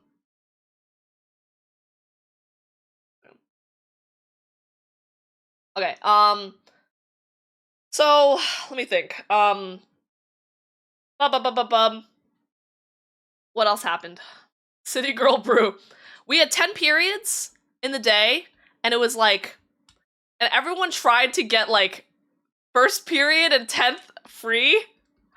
And if you're lucky, like I think my sister one year did like 8, 9, 10 free periods, and you could just go fucking home, dude. Some people get 7, 8, 9, 10. You can just go home like half day. It was crazy. But yeah, we had 10 periods. It was really like each one was like 40 minutes. It was pretty long. I took a lot of fun classes. I had a lot of cool teachers. I had this really hot Spanish teacher. And she liked Kobe Bryant and taught me Puerto Ir al Baño. And she was really strict, and I just loved her. Al Baño. El Baño? El Baño. um, yeah. 6 periods. Oh, 7. Okay. Yeah, we had 10 in high school. I took a lot of.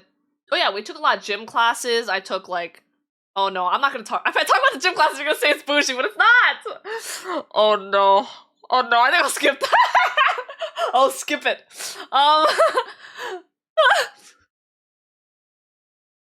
So I took swimming and lifeguarding. I took swimming. The thing is, you could test out of swimming, but I liked swimming, so I took. Okay, yeah, lifeguarding was new. It was new. And almost none of us passed the actual exam thing, but we passed the class. No, it's not. That's not. I promise it's not. I promise it's not. It like sounds fancy, but it wasn't. Okay, and then I also took an indoor cycling class, which was like a new thing they had going, which was actually kind of crazy. But we had this like Russian teacher that was really scary. CPR part. Oh yes, okay. For the lifeguarding class, for the lifeguarding class, I took this like one of the years later on. Like I took one of it was like I took it I think sophomore year, and I actually took it with my friend from middle school who also went I named her Sarah, I think, and she went to my middle school. Basically the way the lifeguarding class worked, it was newer, and it was like a pilot type thing, and there was a bunch of us in it. We did like we learned little things little by little, and then we rushed. Like she was rushing at the end of the class to try to teach us everything. So all of us passed the brick test. You swim all the way to the bottom. When you went grab to the brick. lunch, how many different meat options did you have for the lunch lady doing hibachi grill for you? But the CPR part I passed. I think it was like an exam or something. And I think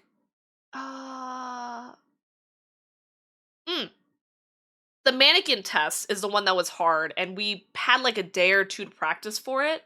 So you get 2 tries, and I think I didn't like I swam the mannequin up correctly, but I don't know if I elevated his head properly or something. There was something this bitch was nitpicking about, which probably was good so that I wouldn't be an actual lifeguard and not save people. But you know, I was upset at the time, okay?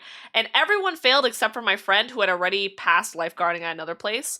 And then like who already passed the exam at another place and another person. But everyone else failed the actual test. But it was like a pilot, and we all did good in the gym class itself. But yeah. But anyway, it was a pilot thing, okay? It was like not, it was not super official or whatever. But anyway, what I did want to talk about is how gym was kind of freelo because it was a math and science school, and like I actually liked sports quite a bit. So we did like, I remember distinctly we did like European handball, which is basically soccer with a handball, and you just run around and like throw like balls. They split up the guys and the girls, and so the girls would go up, and me and this one girl would just like own the other girls. Like literally we just run across, like throw the ball in, run across with all the ball. Like we were just rolling them, and it was really fun. We had a couple different types of classes. We did like the general ones, but overall pretty cool. No, you didn't. Wait, what?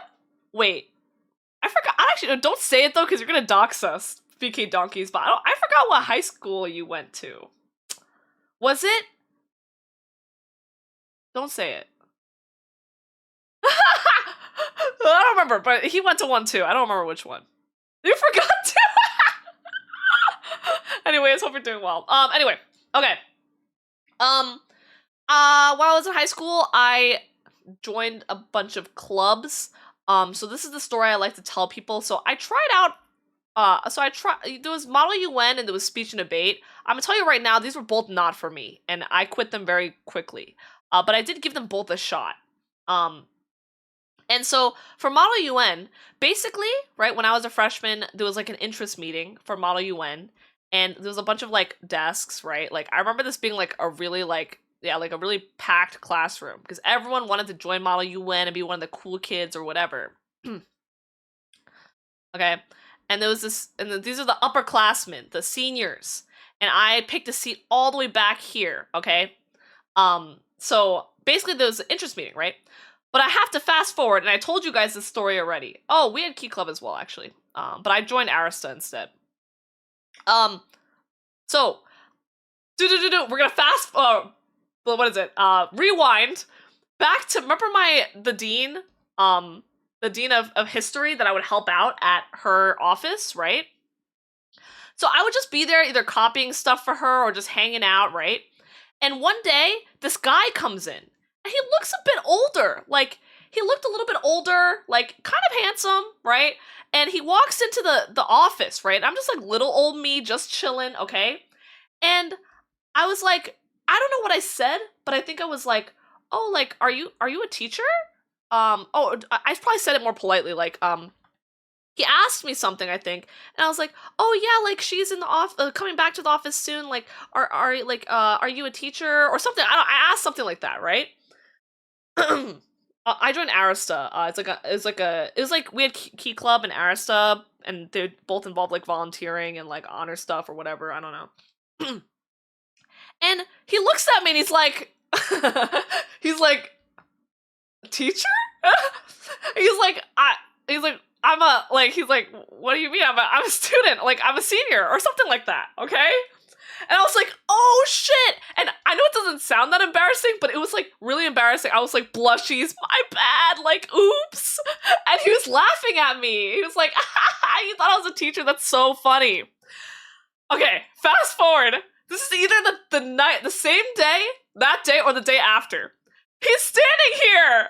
And he locks eyes with me. And he's like, oh my god, that's the girl from the fucking office. And I'm like, do not perceive. Do not perceive. I'm like literally like, don't, like, I was like looking down. I was like, let's just look down the floor. Let's look down the floor. If I don't see him, he don't see me, right? And so, like, they go yada yada yada, Model UN, yada yada yada, and then they're like, okay, now all of the seniors are gonna pick people, we're gonna separate it into groups, and they'll just take some of the students, and we'll take you guys into separate groups, and we'll sit down and talk about Model UN. And I was like, no. And he was like, yeah, I want that one in the back. And I was like, fuck me. So, dude, I was,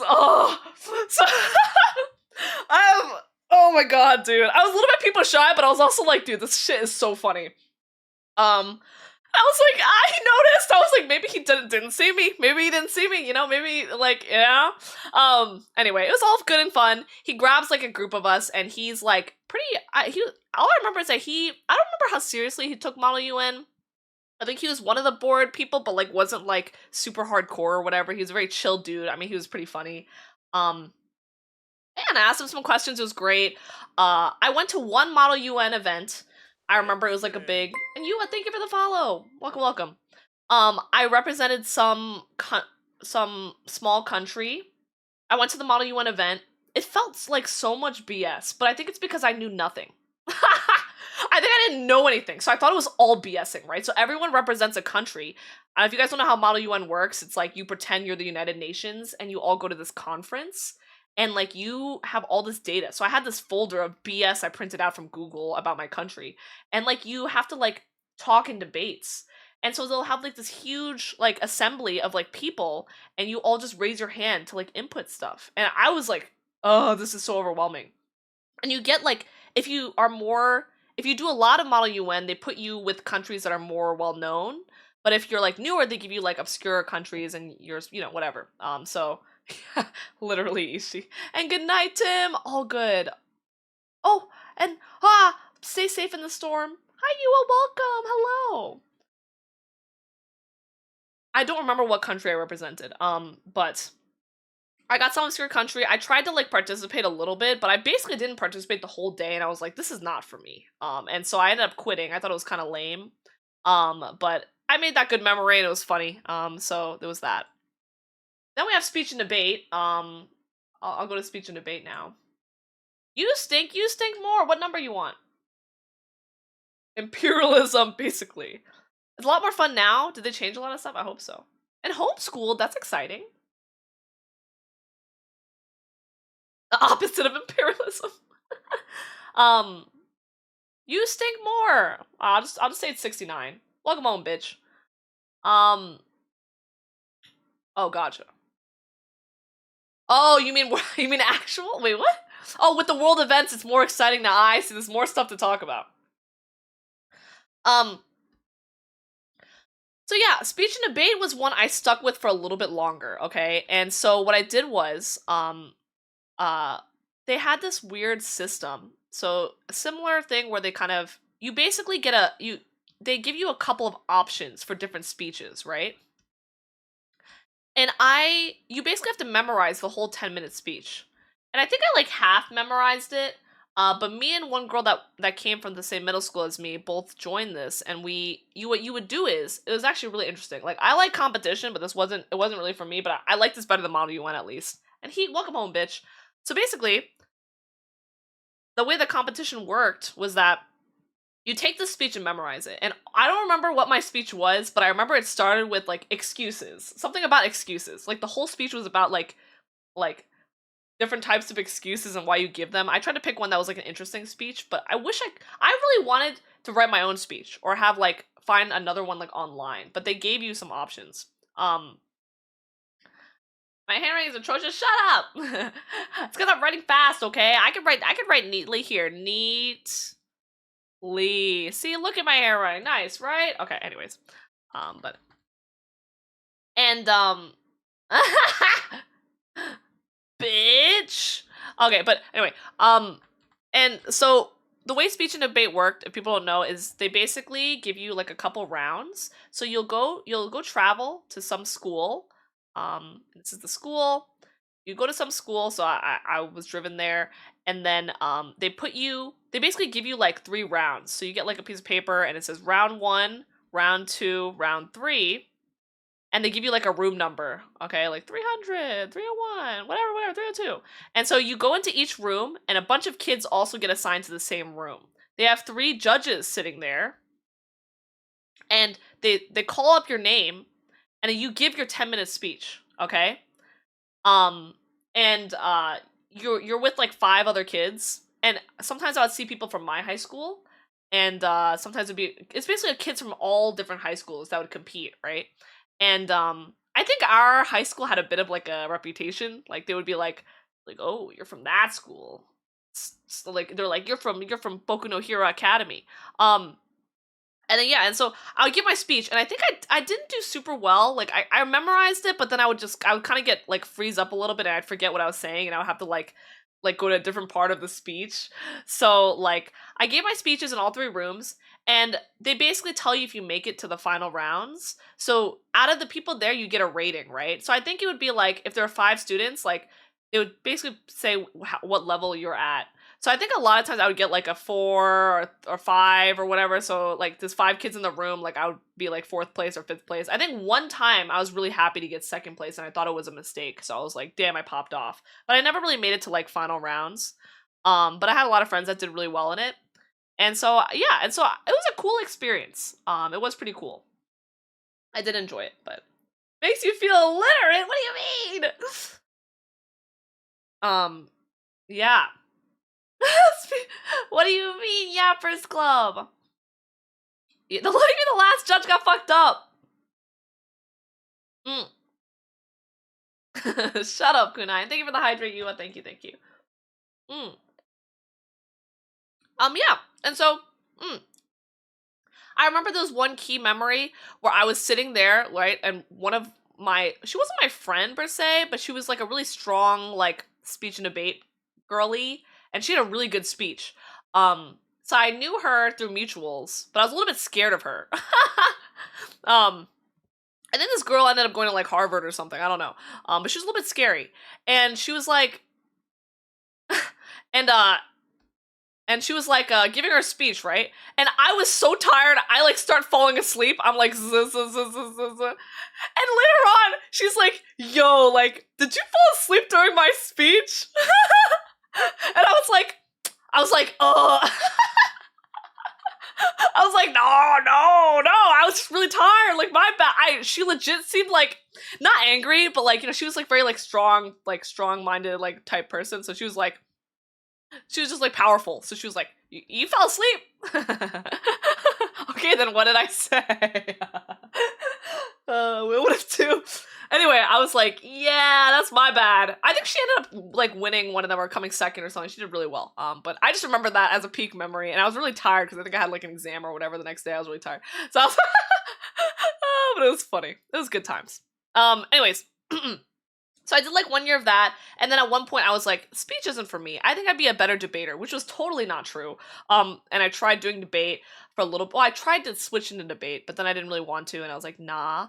So I quit and stopped doing speech and debate. But my friend from my middle school, that I mentioned, I forgot. I don't know what I named her, but another middle school friend, she stayed with it, and then she ended up hating the coach and said that the coach played favorites. The speech and debate coach had her daughter in the club. Like her daughter was in a year above us, I think. And I think that was like a big point of like interesting. And then I think like she would send her to like some stuff, and she did really well in speech and debate, but I think like people were saying like, oh, I think they gave her a better speech or something. It was crazy. I was like, wow, T. But she ended up quitting as well, my friend, later on. But I pulled out a little bit early. Um I'm not a better debater. The name of the speech event you competed in. Oh! They have categories, right? It was like declamation or something. Wait, hold up. Speech and debate. I kind of remember this. Wait, hold on. Was that one of them? Speech and debate categories. Is declamation a category? I think that's what it was called. Because I think there was like multiple categories of speech and debate declamation. Yes, I did declamation. So it was a public speaking event where a student memorizes and delivers a portion of a speech written by someone else. So that's what I did. I totally forgot that. Yeah. Declamation. I think I got assigned to it. Like they didn't let us choose. And I think that was a something I didn't like about the club, because I felt like I think they wanted us to get all types of experience, but like, you know, like if you're doing speech and debate, like it's more I think it would have been more valuable, and they would have kept a lot more people if they gave us speeches we're really passionate about, you know? I didn't really like my speech that much. I thought it was okay. Um mm. They also made us pull speeches from like older texts, and I don't know if that was part of the requirements of the tournament or something, but I don't know.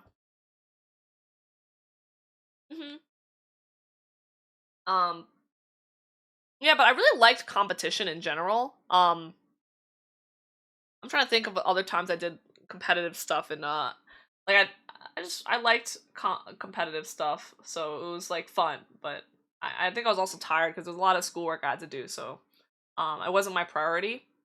Let me see what else. I joined the ping pong team, and I talk about this a little bit. But I joined kind of late. A lot of people joined early. But I was sitting in my calculus class. I was sitting in my calculus class, and this is me, and this is another girl.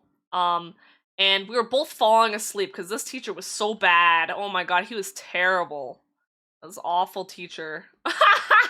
He was so bad, dude. I remember this guy, like, I could not remember shit. I was like, I mean, I couldn't, like, he just wasn't teaching. Like, what was he? I don't know what he was doing, but it wasn't teaching.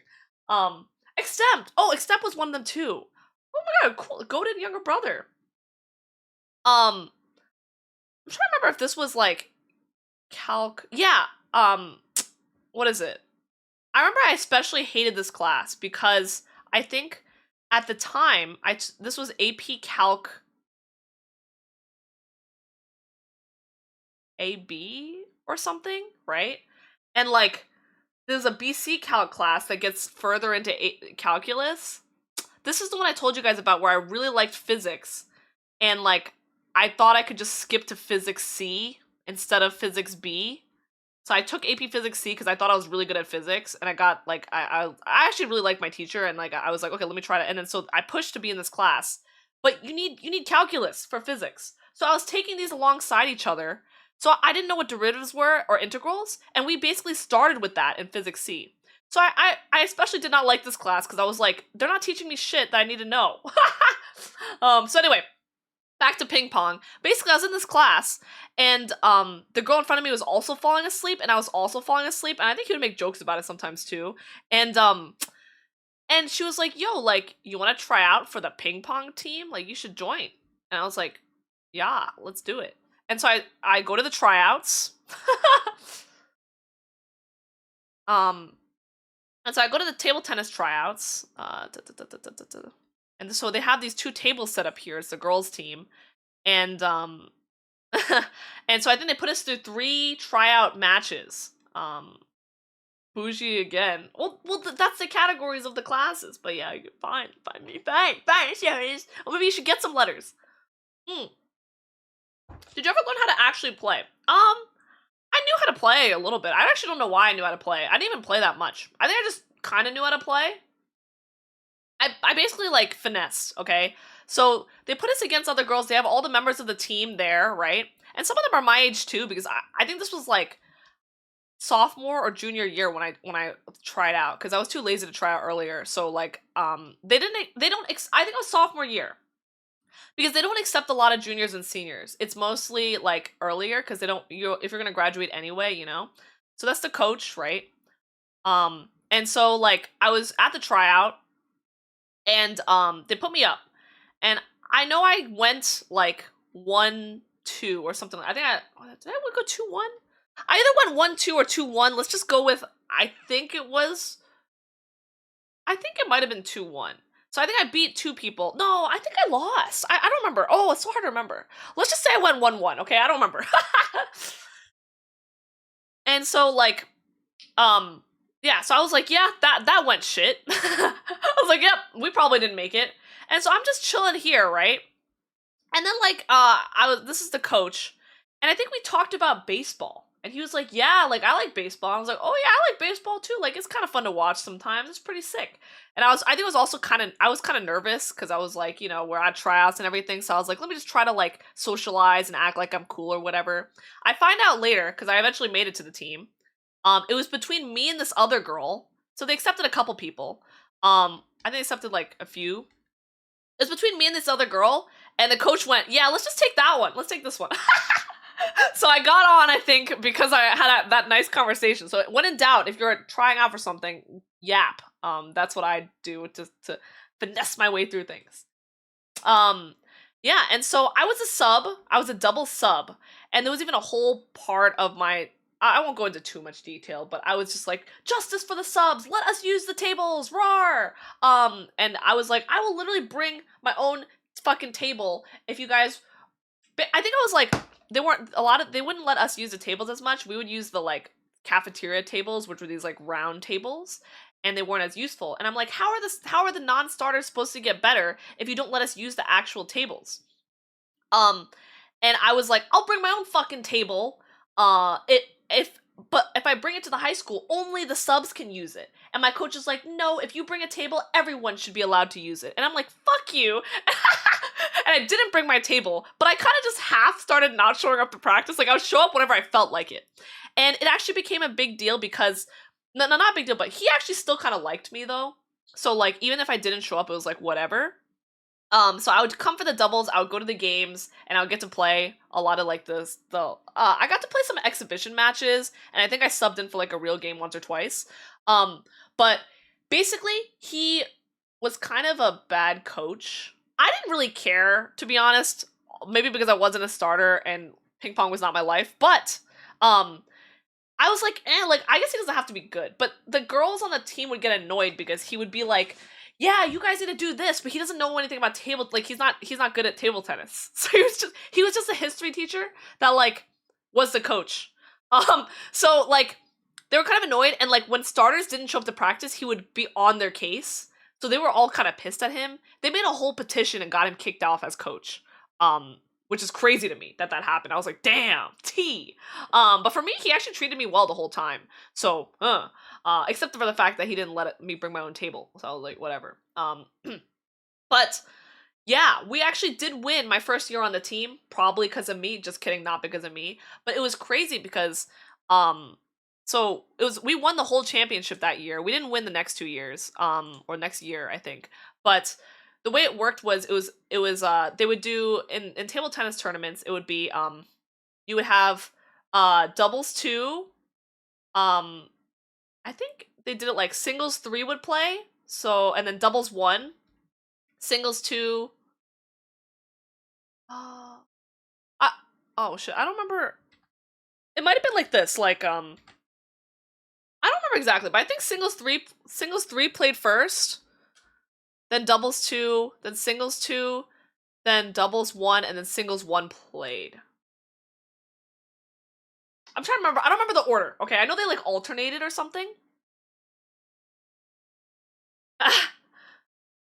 Brew with a lot of attitude. Yeah, I was kind of just annoyed. I was like, this is dumb. But at the same time, like, I pulled up whenever I wanted to, so it didn't really bother me too much. And so what happened was, right, you would play against another school, and usually like at each event, so we did like away games and games at our high school. It was kind of fun because when people would come to our high school, they'd be like, wow. Not because it's bougie, but because our school was kind of cool looking. All right. No, I'm not beating the allegations. But we would travel to away games, and what they do is they would put you through these, and you do some exhibition matches. So we would play against other schools. I actually made a lot of friends. Like, I know there was a lot of, like, tension or whatever, but because I was a sub and I didn't care too much and it wasn't a big deal, I actually befriended a lot of people on the other teams. I would be like, yo, like, hi, like, oh, yap, yap, yap, yap, yap. Are you playing today? Yeah, maybe. It's like that kind of vibe. And so it's really cool because it's like very anime style. You would have, like, your singles and your doubles, and like, it would just go by that. And whoever wins more games wins that round, right? And so I think what we did was, we had one girl who was our, like, ace, right? She was pretty cool. I think we talked about anime at one point, and, like, hi gang, hello, welcome. And then we had, a second girl who was our, oh shit, this is the doubles. Oops, hold on, I'm fucking up. Okay, we had, like, multiple people on our team. One of them was our ace and our captain. The other one was our co-captain, and she actually became a close friend of mine later. Passive Poto, in my chat. You guys had seen her at some point. And she was our, like, iron defense. Like, she didn't have anything flashy, but, like, she would almost always return it when you shot something at her. So there was that. And then we had our 2 power girls who, like, one of them, like, was really good, like, really aggressive gameplay. And the other one was really aggressive too, but I think she ended up getting benched. It was kind of sad. But I was actually really close to her. Um, and then we had like, oh, she ended up, one of the Power Girls joined the doubles team. Anyway, my point being, you have to win 3 of these to win, right?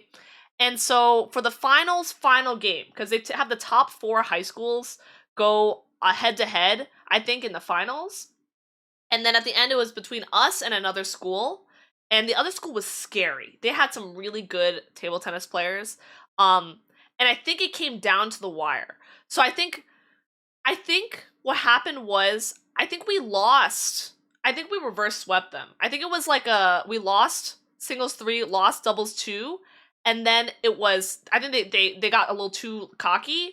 I think we won the last 3 and ended up winning. And that was crazy. Yeah. And so that was we didn't I think we weren't the favorites to win either because I think our school, the boys team always wins, but our girls team hadn't won in like years. So, yeah, it was pretty hype.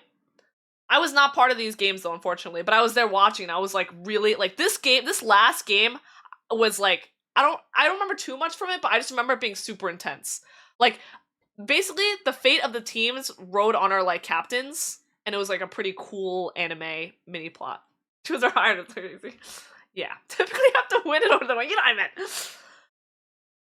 I was more extroverted back in the day, but I was also like an extrovert among introverts. You know, like I would say like this team we weren't like super extroverted at the school. You know, like there was like a lacrosse team of girls that were like the popular girls. I was more like extroverted within the introverts. Yeah. So we won, and so I have champion on my resume. Yeah, I put champion. And yeah, we got like t-shirts. I still have like my old t-shirts with my jersey and everything, and like and it was really fun. It was good memories. Yeah, I put champion on my fucking resume. And that was cool. So anyway, that was the story of table tennis. I think I wasn't as active later years, and it's really unfortunate because I was in band to get a free 100. I mean because I love playing the flute. I would lip sync the flute sometimes when it was too hard, but and I was in ping pong.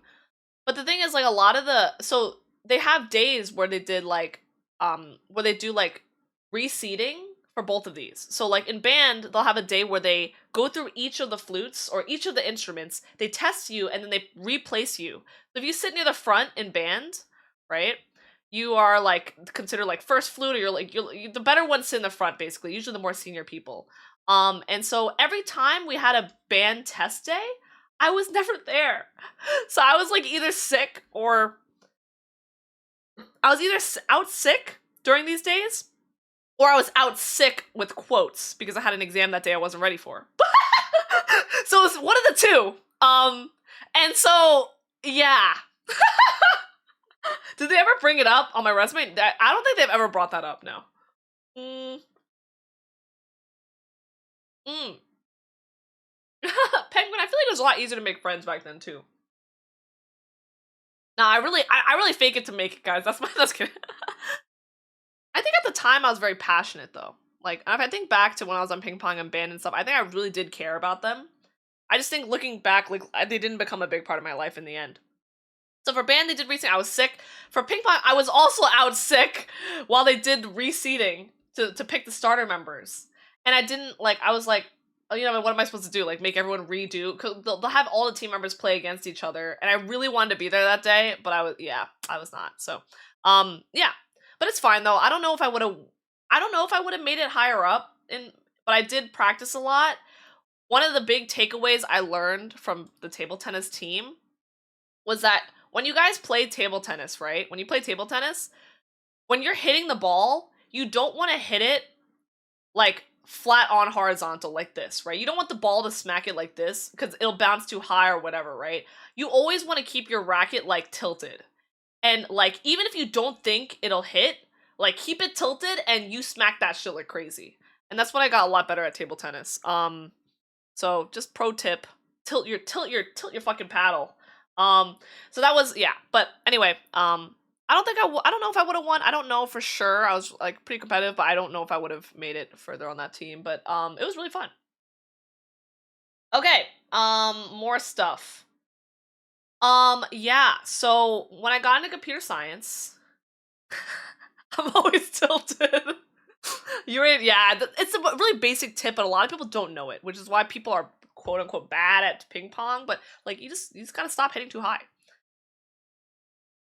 Okay, other things I was in. Uh oh yeah, so computer science. So I got really lucky. We had some BS teachers, but our computer science department was really strong. And so in sophomore year, I had a really good computer science teacher, and like I would procrastinate everything else, but this class I would take 5-hour energies to just do the assignments because I had to bang my head against the wall to learn these things. When we're learning recursion and all these computer science concepts, I wanted to watch anime, so I'd watch anime and then I'm like, oh shit, I gotta study. So I would like do my assignment, and like the thing about computer science assignments is like you can't submit any old thing. Like for English or other things, I would like Spark Notes or I would like speed run whatever. Comp sci you needed like you needed a working code. So I would like bang through it, take my 5-hour energy, and I would head to class. And I had computer science in the morning. And I really enjoyed the class. It was really fun. I didn't think I was like there were a lot of people at my school that were way better than me at computer science. But I was good enough at least to make it through. And so this is when I ran into another fumble, just like in middle school. Um, so remember how I had that art class that I really wanted to take in middle school, and then my teacher went to a car crash, and I got yeah, and then it ended up being canceled. And then also they were like, hero class does not get art class. They get 2 math, 2 English. Remember that? Well, the same thing happened again, okay? So basically, we had these things called like I don't want to say the exact name because it might just dox my school, but I'll just say like yeah, they had these like electives, right? And I talked about this in the Discord at some point, but like basically what they wrapped up electives as like tech electives and art electives, okay? So you know where this is going, all right? Basically, I really wanted to take AP Computer Science, and I'm glad I did because it's the one class that like really mattered when I went to college because I started studying computer science. But I really wanted to take this class. But they said if you take this class, it counts as your elective. So all the art classes were basically off limits. They had jewelry making. I can't spell, whatever. They had jewelry making. They had like paint. I don't know, whatever. I don't even know what classes they had. I'm gonna be honest. I know, but they had a lot of art classes, and they basically just said APCS, and I was like, well, I have to make a choice here, right? And I was like, fuck me, right? So I ended up picking this one, and it opened up new avenues. So I also took like a graphics elective, which I sucked at, and it was a guy that I copied off of. It was a hard class, okay? No, but he helped me, and then I copied off of him. Um, the name is electives. No, I don't think it'll dox me, but like, I'll just keep it vague. There's also a systems class I took, which I was not good at either. But APCS I did pretty well. I had a really fun teacher. He was like the cool teacher, like really, really cool guy. He would give everyone nicknames. He's a younger guy, and he was really good at teaching computer science. Like I think his teaching is what really got me to like computer science. And he did not he actually was so cool that you wanted to do the assignments because you were like, I don't want to let this guy down. Like I don't want to think I'm an idiot. And he also was not a handholder. Like he basically would be like, how do you get there? And like would help you without telling you. Great, great, great teacher. What is it? For parent teacher conferences, you could volunteer for certain teachers for extra credit, and I would volunteer for him. And when you volunteer for him, he made you dress up like a bouncer. So you'd wear sunglasses and a suit, and like and so like me and like the usually be 2 people. So like when the days I did get accepted to be his, we would be like bouncers outside, and it was really fun. What was my nickname? Um, oh, it was my initials. So, well, I guess for Brewer Ryan it would be BO, but he called me by my nicknames. He was really cool. Yeah, and I had other I actually volunteered for almost every single parent teacher conference because I actually liked them a lot. I liked talking to parents. I think there's a lot of really cool teachers. I wanted extra credit, and it was just like a fun time to like meet, like be like, oh, that's that person's parents or whatever, and like it was just like nice. And what was really really sweet, so you know how my dad body odor, no. I told you guys my dad and mom would like my dad would come visit to all my school events in elementary school, and my mom would come by and do some as well. But so my dad did a lot of those in both of them worked quite a bit. So my dad would work long hours, my mom too. My mom would take a day off every time I had a parent teacher conference. So they did one. We had I think 2 semesters every. I think it was 2 semesters, and they would do like 3 sets of parent teacher conferences throughout the semester. I think, or two or three. She would always go to the first one, right, for each semester.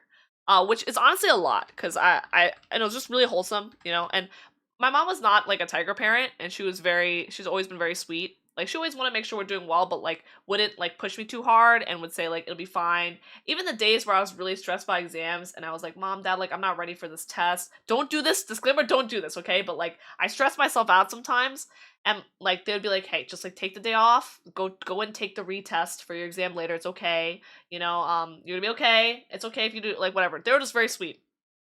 My mom would go to every single one just to see how I was doing, and it honestly meant a lot to me because I was like, Mom, like, come see this class, whatever. Even the classes I wasn't doing amazing in, like, one thing she never did, she never told me really what they said. So, like, there was a class, you know the class, the calc class where I would fall asleep a little bit? I'm so sure he must have said something.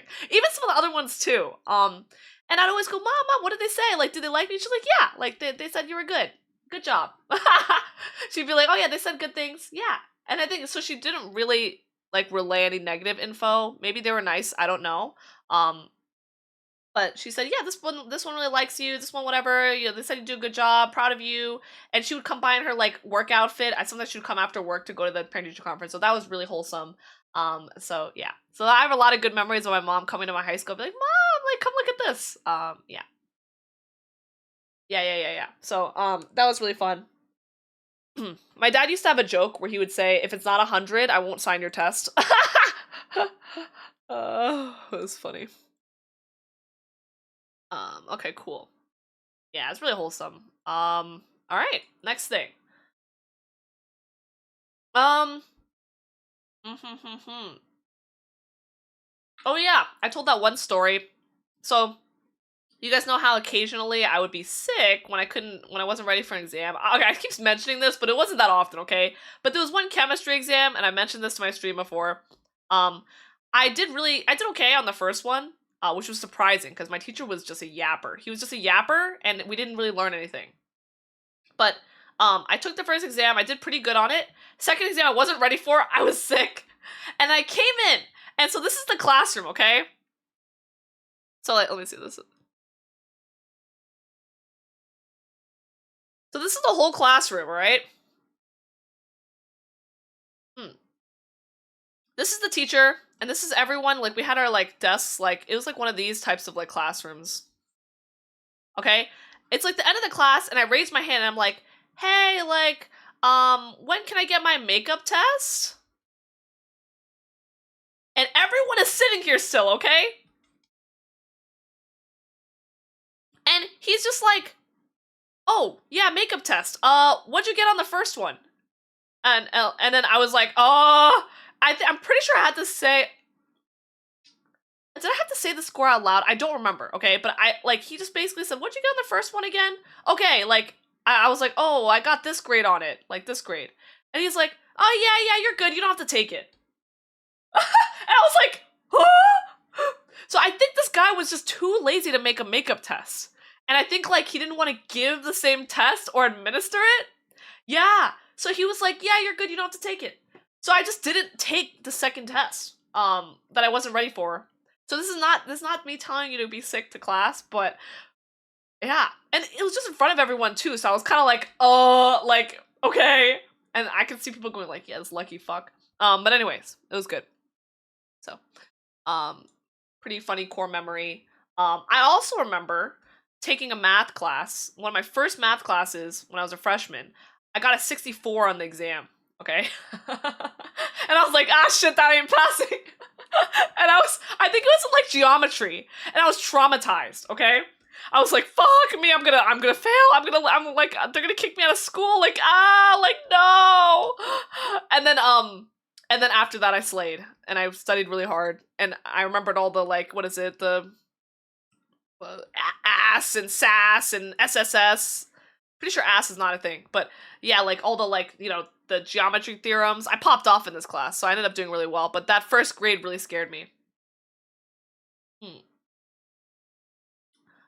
I had an art appreciation class. We watched a movie about Stonehenge and I fell asleep and then like apologized to my teacher, but like I don't think she really cared that much.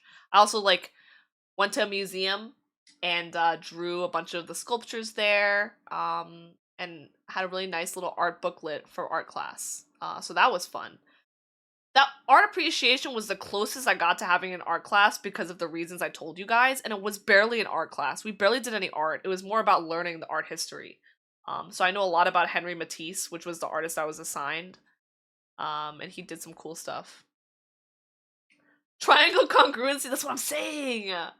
Dude, isn't that real? Like, peak. You almost failed a class because you stopped doing homework? Yeah, I was always good at participation, homework, and then like, homework I was okay with, actually. Yeah, homework was good. I think quizzes and tests are where I was like I had to like try really hard because I was like, oh man, like, yeah, the tests were a little bit of a struggle. Are you sure you're not narcoleptic? I'm not. I think I just stayed up watching anime. I think high school is when I got into K-pop and anime, and that was not good. Yeah, that was it's fine. I also went to a couple different concerts. When I was in middle school, I went to a BAP concert. I've gone to GOT7, BTS, a couple of them when I was really into K-pop, so that was fun. Let me think. High school, I had this big ice skating birthday party where I invited like 20 plus people. From middle school, elementary school, high school. I invited everyone in one go. And I would take turns. I told you guys, like, holding hands with, I invited 20 girls. I went on a date with 20 girls, guys. Welcome home, bitch. Nice try. Hi, Mog. Participation was your bane. I loved participation. I was such a yapper. In English class, I was on it. I would yap about readings I didn't even do. But yeah, so I would like take all my friends one by one and ice skate with them around the rink. They also like wrote a rap for me. It was really cute. So very large birthday party. I don't think I ever did one that big later on, but it's just, yeah, it was really fun. Ruby Ebing now. Yeah. See what I was up to. Had that birthday. That was really fun. What else happened in high school? I was gonna mention something. I don't remember what I was gonna talk about. Oh yeah, sci-fi. Can you read that rap? Yeah, I don't remember what the rap was. It's been a while. But they like, I was so confused because we're having the birthday and they were like, Bruce, sit down, sit down. And I'm like sitting down and like 3 of them get up together. They're like holding a piece of paper and they're all looking at it. And they like do a whole ass rap like about me. And I was like, this is cute as fuck. I really miss them. Honestly, I really miss them. I should actually reach out and say hi. It's been a long time. One of them got married recently, which is crazy. Very early. Hi, Copy Barista. Let me see. Da da da da da da da da da ba da ba da ba. I forgot what I was gonna talk about. Hold up. Oh yeah, okay, sci-fi. Yeah, so I had this one English class. It was pretty crazy. So my school had a lot of floors, so I had to run from like the first floor to like the 10th floor. From my swimming class to my English class. Yeah. And so it was crazy. I had to speed run that shit. And what is it? I was in this freshman English class with one of my favorite English teachers ever. Really nice guy, a little bit like snarky old man energy. Like I really liked him. He was like very like he would have been like a really handsome like guy in his prime, like very like he just always had like this like knowing smile type, you know? Like very cool, like I don't know how to explain, like like how do you draw like a wise looking like fucking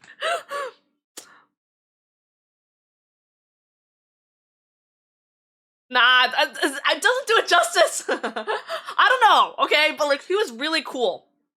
And you had to like put what electives you wanted and stuff. Like I said, remember like you put what your AP classes, what other electives you wanted. You get different slots for how high your grades are. I know it's a little bit dystopian. I feel that. And so I really wanted science fiction so badly, right? And I didn't get it. But because I had him in freshman year, I told him, "Hey, like would you let me audit your class? Like I really want to take this class." And he said I think, yeah, he said yes, right? And so during my free period, I had a free period during that time, I would go and sit in on it. And I would talk during the class. And some people were like, who the fuck is that? Well, who the fuck is this? But I think people found out that I wasn't really in the class. But it was like, I really liked it. And I liked him a lot.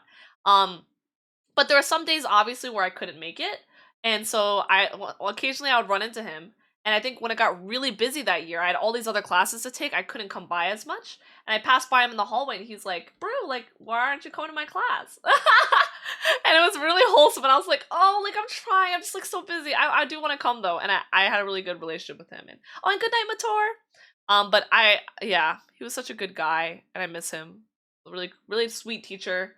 And he cared a lot about me. And he was like the type that, yeah, very, very mischievous type. It was really interesting because, and he, it's interesting because, but there was one of the students in his class became an author while he was at my high school. And I talked about this, but he had that book as one of the readings in the class. And I'm not gonna say what it's called because that'll dox me for sure. But what is it? We read the book in class. I really liked it, and he helped his student publish a book, and that was really really cool. And the book was interestingly enough about a dystopian-esque school that's really like it's about a dystopian-esque school, and I think it took parallels to my high school a little bit. But it's fine. Yeah. So, it was it was a really cool school, but it was a little bit stressful. A lot of people have some PTSD from my high school, but overall I had a good time there. I do want to come the wholesome, but I liked him a lot.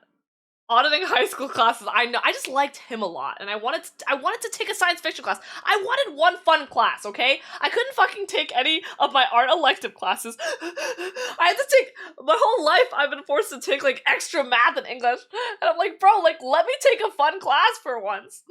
I mean, gym classes I guess are nice, but so there was that.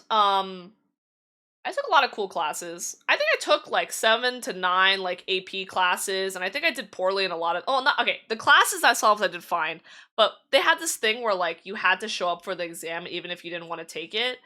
But it was really nice. They did take like fund the exam for us, so we didn't have to pay the AP exam fee, which was really nice. Um, but I went and took some class. Like I got some 2s, guys. AP exams range from a 1 to 5, and like I feel like you just have to be breathing to get a 2. Like I don't, I don't think you have to try that hard to get a 2. But like I got some 2s. Like I bought like these big. I asked my parents if they could buy me these big Barron's books, and like I legit didn't read them. I read like one page. The only classes I did well in for the AP exam were APCS and then English, AP English. I think I took AP English Lang. I took AP English Lit. I took AP Human Geography. I took AP Calc AB. Took AP Physics C. Which is 2 exams. I took A Push, which oh my god, A Push was iconic. Wait, let me tell you guys about A Push. Human geography, yeah. They're so worthless, yeah. I mean, it did help for college. I got some credit for it, but I wish I took AP Chem because my dad took AP Chem, my sister took AP Chem. Chem fucked me up in college. So if I had taken AP Chem and done well in it, I wouldn't have had to see that class in college, and that was trauma. That was my worst grade in all of college, and that was my biggest regret not taking AP Chem. But it would have been hard anyway. But they were hard. Yeah, no, exactly. AP classes are sometimes harder. You rocked them, got nearly half. Dude, that's insane. It's still in high school, true. But A Push was really crazy because we had this older teacher, and he actually retired like the next year. he did this thing with the grading system, which was goated, guys, okay? He took the person with the highest grade on an exam, okay? So let's say that the person with the highest grade got like a 96, right?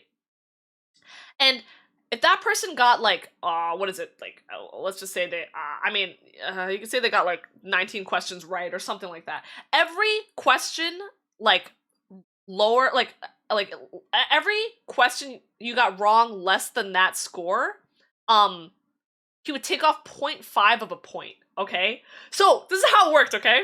Basically, if the highest grade was a 96, he would make that 100, right? And so let's say that person got 19 questions right. If like, usually there's more than 19 questions. It was like, let's say there's 49 questions or something like that, right? He'll make that 100, and then let's say I got 40 questions right. You would only lose 0.5 points for each of the 9 questions, okay? So that's 4.5. So I would get like a 95.5. You could not fail an exam even if you tried.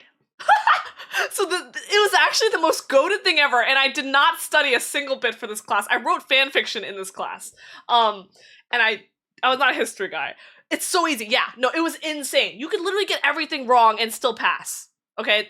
And he was just a really nice dude. But I still think about this grading system like, you can't make this shit up. Like, this isn't even realistic for like, there's nothing realistic about this. Like, I was literally like, this is insane. But anyway, that was peak. Nobody submits it. I think you probably have to submit answers, but technically speaking, right, if there's 50 questions and it's minus 0.5 for each one, you could get a 75 like by doing nothing. So I don't know. I did have this one math class I remember.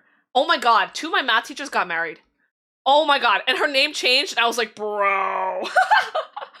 But they were really cool. And we would make jokes like, oh my god, they're probably like grading tests together, like, oh my god. So the guy teacher, he was really cool. I had him. He said that if you get any questions wrong on an exam, you can go to him and if you figure out and correct it, or like if you figure out there's anything wrong with it, he'll give you some points back, right? And so I got some questions wrong, and I was too lazy to do this later on in the semester, but the first exam I was like, you know what, I think I like this question. I went to him and I said, hey, I think like I know the answer to this one, blah blah blah. We went over it. I remember sitting with him and he was like, you know what, I'll kind of give it to you. I feel like you did, you like this question, you were actually closer than you're supposed to be. He gave me like extra points, and I know this is a stupid story and it doesn't go anywhere, but I just remember him being a really chill as fuck dude. And then he ended up getting married to one of the other teachers who I also had. I had both of them at one point. I think she taught, I forgot which one she taught. Trig maybe? I think the one with sine and cosine and shit. Yeah, so that was cool. How do you have so many stories? I don't know, I'm just like remembering everything all of a sudden. Oh my god! Alexander Hamilton duel, that sounds witty though. Okay.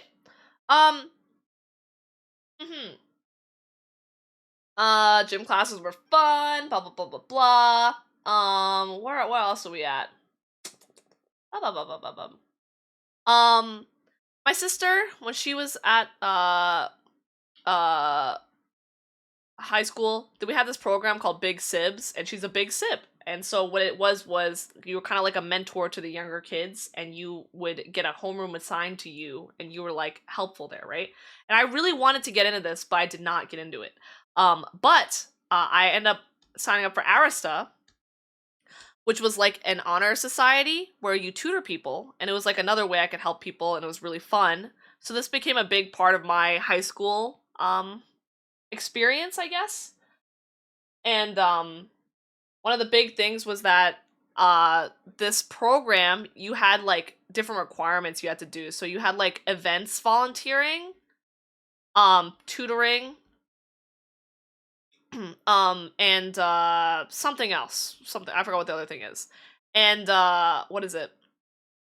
And I ended up leading this one tutoring program where we taught middle schoolers from schools nearby that didn't have that many resources and were underfunded. So they would bring their students over to, I guess to us, and we would tutor them straight from the high school, and it was really fun. I ended up running that program, and there was a board for Arista, and you basically had a tutoring and an events requirement, but we would smash the tutoring requirement because of this program that I was helping to run. So for me, it was a little bit annoying because in addition to the tutoring, they expected you to do like, what is it? Oh yeah, they expected you to do one-on-one tutoring with other kids in the high school. So people in this who get into this program, you could tutor other kids. So I would tutor like computer science and I think math. I based on like certain classes you did well and you could tutor them. So I think I taught some geometry, I taught some math classes. I barely remember this actually, but I taught like a little bit of everything. And they would pair you up. They had this website they built. The science program built this website where it would pair you up with other kids at the high school. And so I taught some freshmen and sophomores at the time. But one of the key things that I was like a little bit annoyed with was that everyone in this program had to do this tutoring as well. And I loved one-on-one tutoring. I did it anyway, but I wanted more people to help with the middle schoolers that would come in. And so I literally brought it to the board and I like fought for us to have a lower tutoring requirement and not be required to do the one-on-one if we had this program. And I got it passed. So I think I changed something at that school, which is really nice. And so for future, like, I guess for future stuff, I had like a whole meeting with like whatever council or whatever, and so that more people started signing up for this program, because it would, what is it? It would, what's it called? Cancel out their other tutoring requirements. Anyway, I made a difference. I'm the best. I'm kidding, but I really liked this program, and so it was a lot of fun. And I also did a lot of fun events that I volunteered at, and this was like a pretty fun part of my. It was really nerdy, but really fun part of my high school career as well. No tarot card readings, just kidding. It's like Key Club, yeah. And thank you. Yeah, it was a lot of fun. And what is it? It was a good time. um, so I get another thing. Let's see. At high school, we had the 3 different what is it? We had different like a stage production thing, right? So it's like, you know how they have like they call it different things. I think ours was called like Sing or something like that. And it was like it would be the seniors versus the juniors, and then soft frosh, something like that. And the 3 would compete, and at the end, the one that wins, oh no, whatever. Like they just announce who wins or whatever, and you'd put on this whole production, Sing the movie. Maybe I think that's what it was called. I don't remember. And each one had a theme, but basically it was pretty much guaranteed that that it would be like seniors first place, juniors, and then third is soft frosh, because they didn't want to like imagine it's your last year and you just lose. So like the placement was always like that, right? But okay, guys. So when I was a soft frosh, my sister was a junior. So when I was a freshman, my sister was a junior. And so basically, I think, I'm trying to remember. Oh yeah, okay. So I didn't. Oh, this was. I think the first year I wasn't really participating. This first year, I think I participated the next year, right? But just to shit on my sister a little bit, okay? Okay. You know how like in middle school they were like, "Oh my god, Honey Bunches this year was the goated year." Like, "Oh my gosh, like we miss your sister," that kind of thing, right? My sister's year sucked at like stage productions. Like we had a lot of really great singers and a lot of really great like talent, like in terms of like production wise. But her year, man. And so no, I cannot, Penguin.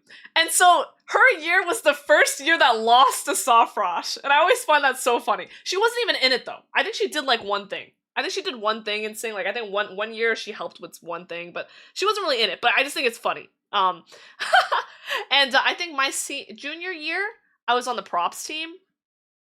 So I wasn't really a theater person, but I helped make some of the props. And I made it with some of my table tennis buddies, and we helped make some of them. So there's some pretty cool stuff. Like, we had to make a lot of things by hand.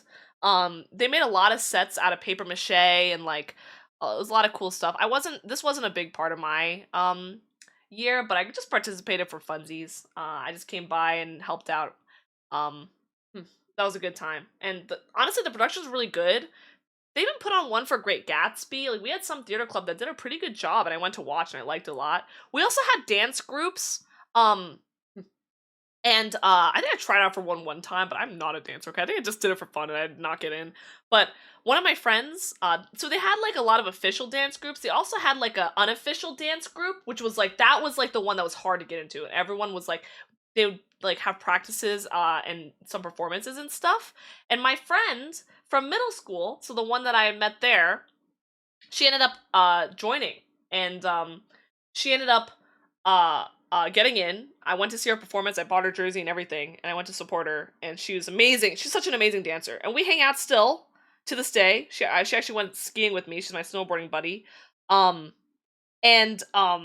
this is probably gonna, what is it, transition us into the college arc, because she dated a guy that was in this dance group, and he ends up going to the same college as me, and we end up him, two other guys, and the girl from my elementary school, Mikasa, remember her?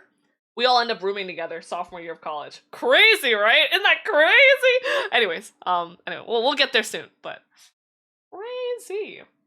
Yeah. Anyway, high school was really fun. I'm kind of getting I feel like I went into so much detail about random shit, but it's just like fun to talk about. I really enjoyed drafting. And a lot of people thought it was a BS class because our teacher was kind of a mess. But I learned AutoCAD there, and it would just be like really like you had to do really detailed like drafts and stuff, and it was really fun. And when we picked final projects, starts rapping. Oh, you're in tech theater. Ooh, and that's fun too. It doesn't have to be a competition. It really wasn't. Mine really wasn't. I think they just picked people, but like they placed people, but it was like, you know, for fun. Draw and talk with my hands at the same time. Meh, that's probably good to have the cam then. So everyone, basically for the final project for drafting, and this is already when I was like senior year, I had a lot of exams to take, a lot of AP exams, a lot of things I needed to study for. Most people were like, yeah, my final drafting project, I'm gonna make a spoon. Oh, I'm making a fork. Oh, I'm gonna do a stapler. Like, literally, the people pick the most fucking mundane projects. I was like, I'm watching Game of Thrones. I chose to make the throne from Game of Thrones. Yeah, I'm talking the fucking one that's like da da da da da, da with all the swords. And I was like, I can do it. Hi, Cass, hello! Through my life. Okay, and like, this was such a bad idea, okay? Because I had so many exams and finals to take. This was an easy grade. This was the fucking easiest grade, okay? People who did the spoon and shit, they were thriving. I told, oh my god, Nur, welcome in. I wish I had your confidence, dude. Oh my god. Hello, Nur. Hello, welcome in. Game of Thrones is goated? Yeah, actually, though. How is Mass Effect? Oh my god, how you doing? A streamer. Wait, can I tell you guys something TMI? Recently, there's been some crazy Mass Effect content. If you know what I'm saying. Like, I think Mass Effect fandom goes crazy these days. Holy shit. Anyways, I hope you enjoyed the game. I'm just poorly drawing my life a little bit, talking about high school. We're on the high school arc right now. Cinema. But I was like, maybe I need to check out this Mass Effect. It's built into the game. Oh, you beat it? Congratulations! Let's go! That's awesome. That's a pretty long game, no? Tournament arc? We did have a tournament arc. We had a ping pong arc where we won. It was great. But right now we're on the final, almost at the end of high school. When I decided in my drafting class that instead of doing what all the other smart kids were doing and making a spoon or a fork or a stapler in AutoCAD, I chose my final project to be the throne from Game of Thrones. With the swords and legit, like, not even, like, I want it to be, like, down, like, accurate. Like, I want it to be accurate. So, yeah. Hi, Barry! Oh, whatever. Welcome home, bitch! I know, it's been a little while. High school was long. Welcome home, bitch! Yeah, but if you need rest, all good. I'm just yapping my butt off right now. I'm glad you finished. Oh, the DLC too. Nice. So I chose to make this throne, and my drafting teacher literally was like, why? He said, what, are you sure? Like, why? Like, he legit, I was a little bit pissed because he wasn't like, oh, I'm so hyped for you. He was like, why would you do that? And I'm like, I want to make it, and I can do it. He's like, are you sure? He's like, that's a little bit ambitious. Shouldn't you pick something simpler, like a spoon? And I was like, no, I'm gonna make this. I'm gonna make that, okay? I printed it out. This is what I'm making, that, Game of Thrones. And he was like, okay. Icarus really liked it? Okay, I think I have a Mass Effect. Maybe you guys gifted it to me at one point. I have to play it once. Yeah! I'll play it. I'll play it at some point. I'll eventually get to Mass Effect. And so, alas, he was right, sort of, okay? Because I had so many exams during my finals week, and it was really, really busy, okay? And what happens is, for the Game of Thrones throne, the swords have to clip into each other, okay? And AutoCAD does not like that. So I had to create, like, a lot of meshes. I think it had I did a lot of copy paste to get the swords accurate, but I'm pretty sure the throne I made was, like, thousands of, like, meshes and pieces together. And so I was having so much trouble trying to get the, like, and you have to, you know, in CAD, one of the first things you learn is, like, I forgot what it's called, when you, like, take a chunk out of a piece. I was trying to get the chunk out of the middle part, but this part was, like, a cube, and I couldn't get it to unblockify, and I was so mad, right? But I really wanted this to work, and I wanted to prove I could make it work, okay? And I just couldn't, okay? I was crunching down the time. I had no time to do it. I had an exam to study for. I had, like, a ton of, like, finals. I needed that my grades were more, like, rougher in those areas, and I was like, I need to study for those exams. So I sent him the email. Hello, Mr. Drafting Teacher that didn't believe in me. You may have had a point. But I'm here today asking for a couple days of extension. Can you please give me, like, 4 to 5 more days so I can finish my finals and submit it? And I will, even if you just grade, I even submitted this as is, and I was like, even if you just grade this, I want to prove it to you that I can do it. I want to prove it to you that I can do it, and, like, you can grade this shitty version, but I'm gonna send you this OP-ass Game of Thrones throne in 4 days if you just give me that extension after my finals. Just accept my second email, please. Yours truly. And he was like, do I have the email? Fuck, I don't think I have the email anymore. Yeah, I lost my high school email. He responded, and it was literally, it motivated me for the rest of the finals week.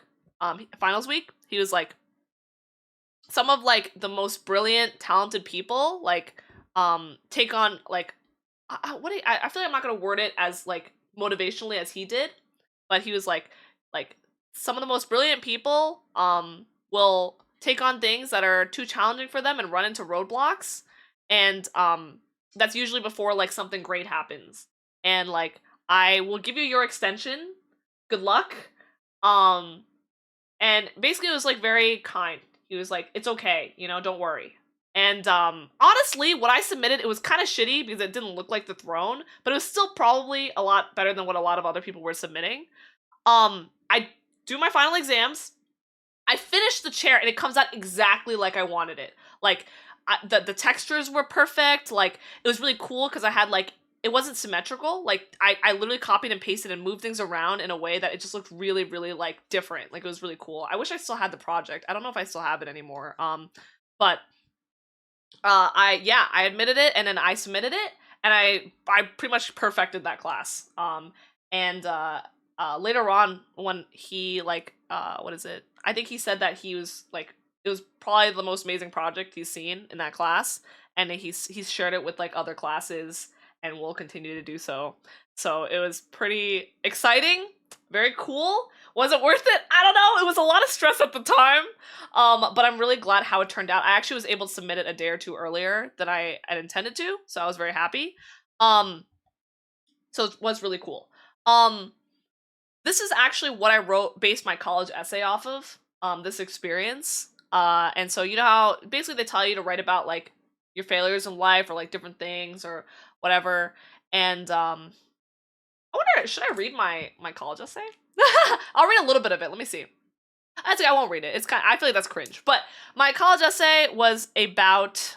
I wrote about how life is like a conveyor belt, where you feel like it just moves along and you're just a package on a conveyor belt. But sometimes you get those like moments where you have like your life isn't a conveyor like well sorry I can't even talk but I used to feel like my life was like a conveyor belt where I was just going through the flow of motions and like letting things happen to me, but later on I realized like maybe it's not a conveyor belt, maybe it's like a fucking escalator and I'm the one like controlling it or something. I don't know, I wrote something like that, and I talked about my experience with that drafting class and how I like really wanted to do like something and just for myself and whether or not it affected like whatever. Anyway, yeah.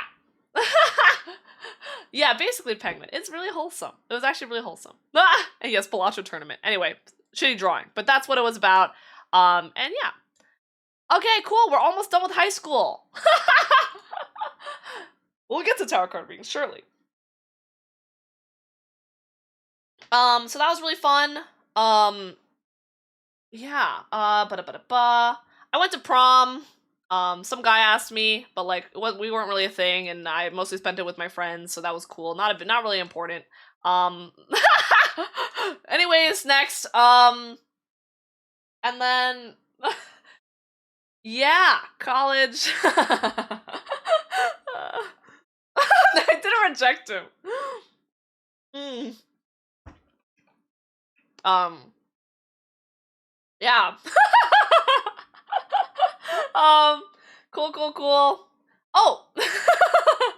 Nah, we weren't a thing though. We weren't a thing. He was actually an FPC. He got me flowers though, that was nice. But anyways, yeah. So oh yeah, my sister actually worked part-time at a law firm um during high school, and like I had been following her my whole life and doing everything she did, so I decided that I was gonna also work at that law firm. And copy her like I always do. So uh... Wait, hold on, let me turn on the AC. Ah, so funny. Uh-oh. Hi, Justine! Arara. Nah, he wasn't an NPC to me. I mean, well, he was the buddy that I copied off of in the graphics and systems class, and he was a chill dude. But I mean, I wasn't his first choice for prom either. We ended up going because he was like, he kind of YOLO asked me, and I was like, I mean, yeah, why not? Fuck it, like it'd be fun. But I told him I was gonna spend most of my time with my friends, and there was one point where he took me to, well, he didn't take me to. He asked me if I wanted to get hot pot, and I think he showed up like an hour late. Or I showed up an hour late? Maybe it was me. I don't remember. Fuck. That's a big difference. But all I remember is that he like talked about like girls he liked. Yeah. So I don't. It wasn't like anything like I don't think it was romantic. I think we were just like vibing and you know.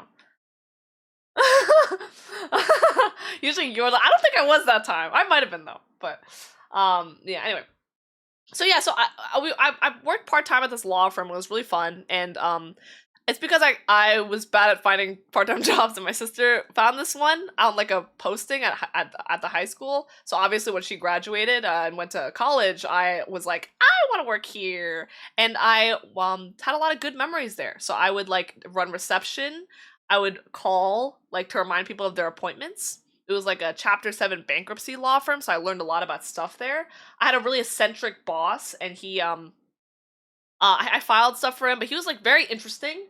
I think I made him quinoa on the weekend. Like he had a rice cooker, and he was like, can you make some quinoa?" And I was like, "I've never made rice in my life. I will do it." So I made him some quinoa, and he said it was fire. And then they would give me money every Saturday to buy breakfast for all the lawyers there. And then so I would take all their orders, and I would always get either a chicken panini or a and my sister also did this in the past too, so she would tell me about it. I would get I'd go to one of those like delis, and I would get like a it was like something on instead of saying sandwich, you would say like something on a roll, and it was like a sandwich. It was like I would get like turkey and something on a roll or something, and I would get like I would buy fruit. I would keep adding new items to my order, and I don't think they cared. But like, it was funny because one of the lawyers, she was really sassy, and she would just get like a whole laundry list of food because our boss was paying for it. So I would sneak in a couple things too. I got like 2 drinks, like an iced tea and something else, and I would get like a ton of stuff. And yeah, bacon, egg, and cheese on a roll. Probably, yeah, I might have gotten bacon, egg, and cheese on a roll. I believe it's you. It could have been me, actually. I'm not even gonna lie. But yeah, I ordered a lot of stuff. A lot of the other part-timers didn't want to work on a Saturday, which made a lot of sense, but I wouldn't mind. So I would come in on a Saturday morning. I also had beef with one of the other part-timers there, but that's fine. I mean, it's okay. I clapped his cheek, so not in a I beat him up because I'm better. And yeah. And then so um yeah. We didn't get a graduation trip, which is really sad. But my friends and I organized a amusement park graduation trip, and we all went together, and we had 2 big Airbnbs. And then like we just went and did our own trip. So that was really fun. And I didn't even know them that well, honestly. I knew like 2 people on the trip, but it was still a fun trip. Yeah. Oh my god, I didn't even get to college. Ah! Are graduation trips a common thing? Yeah, I don't. Some people do like crazy graduation trips. No, people do like Disney and shit. We didn't get. It was crazy because most of the other high schools got one, but we didn't get one.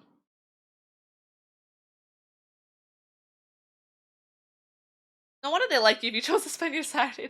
I had a really good relationship with them. I liked working there a lot. It was my first time having a job, so it was really fun, and I enjoyed it a lot. I learned a lot there. Anyways, tarot card reading eventually. Don't worry, we'll get there. Okay. Oh my god, there's too much to go through, guys. We're not even halfway through. Fuck. All right, we should just fast forward. Yada yada yada. Graduate. I got into this college for engineering, and engineering. Yay. So actually, while I was applying to colleges, you for those of you who know about the system, it's basically like you can early decision, which means you have to go to the school that you early decision. You put down your dream school for that. There's early action where you have like the schools you are applying to early, but it's just like, you can apply for it later too. And there's regular. I think I did a couple. I did a couple here and there. I don't think I put anything for early decision. I think I early action into the school that I went to, and I found out that my friend from elementary school, Mikasa, the one I told you guys about, had early decisioned into the school that I went to. The school I eventually ended up going to. So I early action into it. So she already knew she was going. I early actioned into it. I was very lucky that they sent me a letter and said, "Hey, you're gonna make it." I don't know if they do that. Like, I think it was like a program or something, or maybe like women in engineering. I don't know for sure, but they're like, "Hey, you're gonna make it." And I don't really know why they told us early. But so I already knew. And so I was like, all right, let me just see what else. I waited for all the other decisions to come in, and when this one came in, I was like, okay, all right, I'll go. So I went. It wasn't really my dream school or anything, but I wasn't like a school I didn't want to go. I thought it was pretty cool. I went to visit it, and I was like, yeah, seems good for me. Seems good. And I had my childhood friend who I hadn't seen since elementary school, Mikasa, who I danced with, and we had both been through so much in middle school and high school. We were gonna room together, so I wouldn't get the like random roommate experience. And my sister did that at her college. But I was still really excited, and I thought it'd be even cooler because we're like siblings anyway. And this is the first time I don't follow my sister. So my sister and I went to different colleges. Yeah. She actually studied business, and she made it to a really good program as well. And I'm very proud of her. She didn't know what she wanted to study and didn't have good computer science teachers. But I was like, I liked my computer science classes. I actually didn't want to code anymore, and which is what I eventually came to the conclusion today. But I decided I wanted to be an electrical engineer for about 1 semester, and then I decided I didn't want to. Because it's even worse. I did not want to do it. You want to hear every detail, Ishi? I can't think of a worse time to go on an expensive trip right before you start paying for college. That's true, but it's like your last opportunity, Before you have to into it, you know. Not even halfway. I know I'm yapping. Do you guys want the tarot card reading? I could like sum up the rest of it if it's too much. Your parents are like, who needs a graduation trip? We can take a family trip. That's exactly the same thing. Yeah, family trip's fun too though, but it's not exactly the same thing. You know, it's nice to go with your high school buddies and stuff. ED is crazy. Yes, I've been yapping. Yeah. Yeah. Exaggerated IRL lore. Okay, I can speed it up. I am going into a little bit of details because I'm kind of recalling a lot of stuff. But I do realize it is very detailed, so I'll speed it up. But I ended up going to with Mikasa to college, and that was really exciting. So we get into this dorm. Actually, before even the dorm, I wanted to. They had a camping trip, pre-college. Oh yeah, no, it's fine, Ben. It'll be fine. Worst case, I can move it too, but oh shit. Oh, what message did you want me to read? Hold on. No, I read your message. There's a couple messages talking about how I should do the tarot card reading, and you guys would be asleep if I'm not doing it, right? That. But I'll get to it. Yeah, I just responded to everyone. Yeah. Okay, it's fine. It's fine. I don't really mind. I'm enjoying talking about it, but I will speed it up. Okay. But basically, yeah, I wanted to go on a camping trip, so they had this pre-college orientation camping trip. And I wanted to go. So they would have like a lot of the freshmen and like the upperclassmen at college, like would take you on like a trip, and you get to meet some people, and it seemed really cool. And I wanted to do like what is it? I wanted to do one that had like canoeing in it, and like camping, but but I signed up too late because I'm a procrastinator. Signed up too late. So I got put in the 6-day backpacking.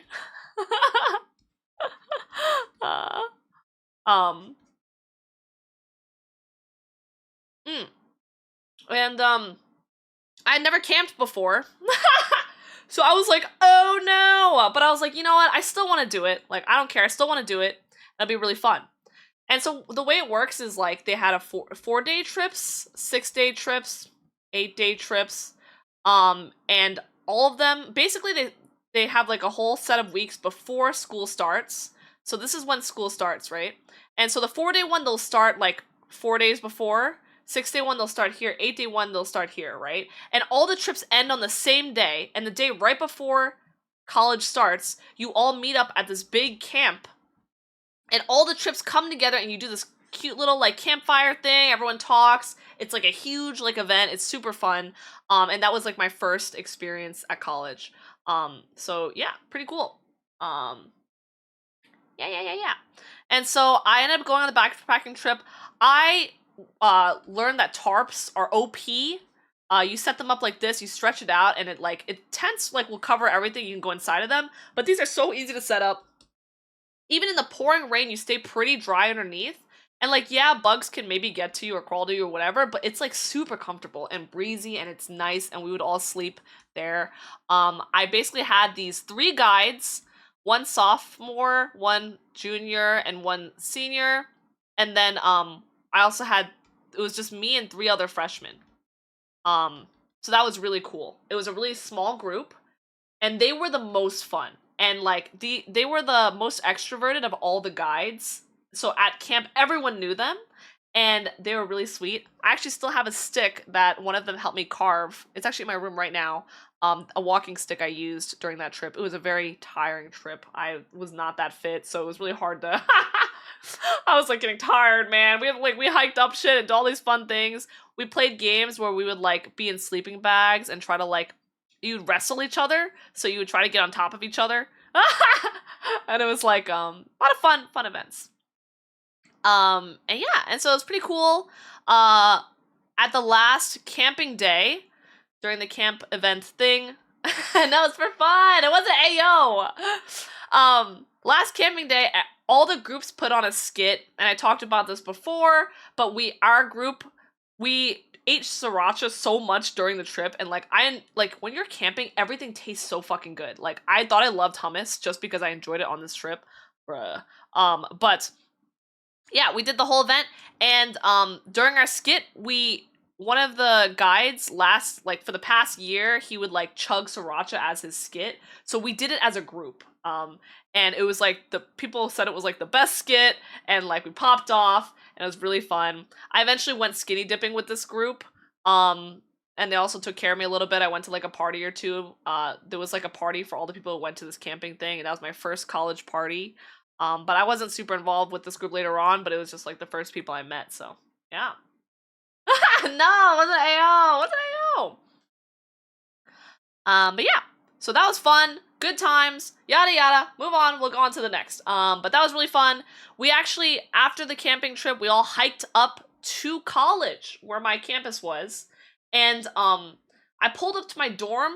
6 days of no shower, camping, like grimy, and it's funny because we all march onto the campus and everyone else is pulling up in their cars and everything or whatever. Their parents are saying goodbye. My parents also came to help as well, but they mostly said bye to me before the camping, I think. So, and helped me move, I think, later. But yeah, like they were watching us all march on like an army of like campers.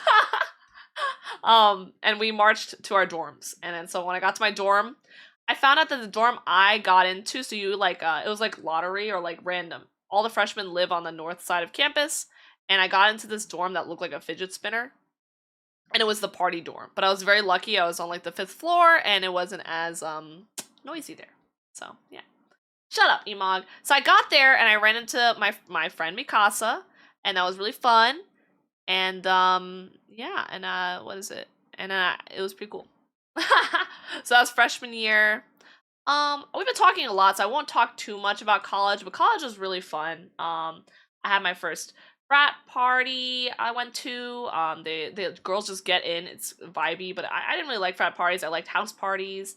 I joined a competition. So I joined a team, like a project team. Give it a hydrate, man. I joined a team, even though like there were a lot of really like competitive teams there, but I joined an engineering team. I think I didn't apply for too many of them, but there was one called Steel Bridge, which was like a bridge building competition, and so that was a key part of my college career. So I was on this team for a while. I met a guy there that I eventually dated for a little bit. He was an upperclassman. I met a lot of civil and mechanical engineers, but I was one of the few computer science people there, kind of just vibing. One year I was a junior design lead.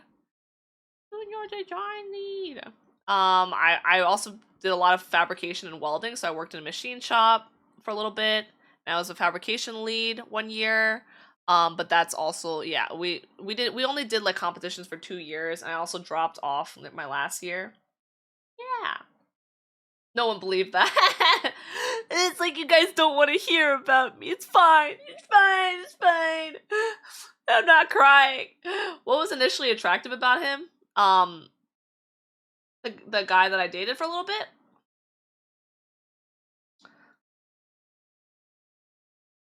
Ba ba ba ba ba. I don't know if that's who you're asking about. I didn't know he liked me for the longest time, and we'd been friends for like 2 years. But that was basically we spent time. He joined the team same time as me, and we were, I guess, yeah, we like had to do a lot of stuff together. And then he was really into film. And so I was trying to make friends, and he said, "Hey, like, do you want to come by my film club? You can help with stuff." And I would come by and help all the time. So he'd be making these short films and he was really passionate about it, and he had like watched a lot of different films, and he would like, and we had a lot of great equipment for it, and so I'd help him make these films and stuff. And then like I think later down the line, he had said, yeah, and like he would like reassure me at random points, like I think one of the scariest things during my college experience was when I had to present for the first Steel Bridge competition. So I was a presenter, and what they do is they always have a upperclassman and underclassman. It's like tradition present. So they chose me to do it, and you basically have to memorize the whole thing. and this is like throwback to middle school, but it was like 10-minute presentation, and you have to like present in front of a huge like room of like other teams and like teachers and stuff like that. And I was really nervous about it. There's a lot of things I was really nervous about, I guess, for that presentation, and it went really well. And we got a lot of kudos. I forgot what place we came, but we did pretty well. And then I remember being really nervous about it, and he was like, I'll be practicing all the time. I'm like, I gotta study this. I gotta make sure I can do it. I don't want to embarrass myself. And he would be there to be like, hey, no, like you're gonna be okay. Like you prepped so hard for this. Yeah, he was there for me a lot, like during a lot of the I guess exciting points of like that. The things we did on the team was a lot of fun. He's also a pretty competent guy, so it was like fun to like learn stuff from him. And yeah, he was a really chill dude. And I spent a lot of time hanging out with him, and it was pretty fun. We also lived in the same building, I think like my 3rd year of college, so that was fun. Yeah, so it was a really I wasn't like, at first I didn't expect it, but I was what is it? He was just really comfortable presence, and we ended up becoming pretty close. So yeah, I miss the guy.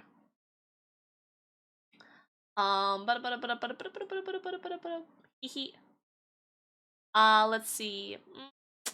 What is it? Joined an art club. So I finally got to do art in college, so that was really fun. I even though all my attempts were thwarted in elementary and middle school, actually elementary I got to do art actually, but in high school I finally just fucking joined an art club. I even took an intro drawing class in college, so I got to take a fun class, and I ended up becoming the president of this club and helping to run a lot of the events. So I stopped doing art stuff there, but the girl who did my model, Yumiko, I met her while I was at this art club. And so we met during one of the events before I was the president of that club, and we bonded. And I also, what is it? That's around the time I also met Kat, who I play IDV with. And what is it? No, you didn't, Cookie. I'm just yapping about my life right now. I could do some sum it up. Yeah, I don't know. I will get to all the tarot card readings for sure, though, guys, for sure. Yeah. Honestly, I could also stop if you guys want. I'm like, there's not too much. I was just talking about college. Let me see. I want to see how much I have left. We've been at this forever. Origins of Brew and Yumiko and Kat. Yeah. It was really fun. Don't you? I'm glad you're enjoying it. Yeah.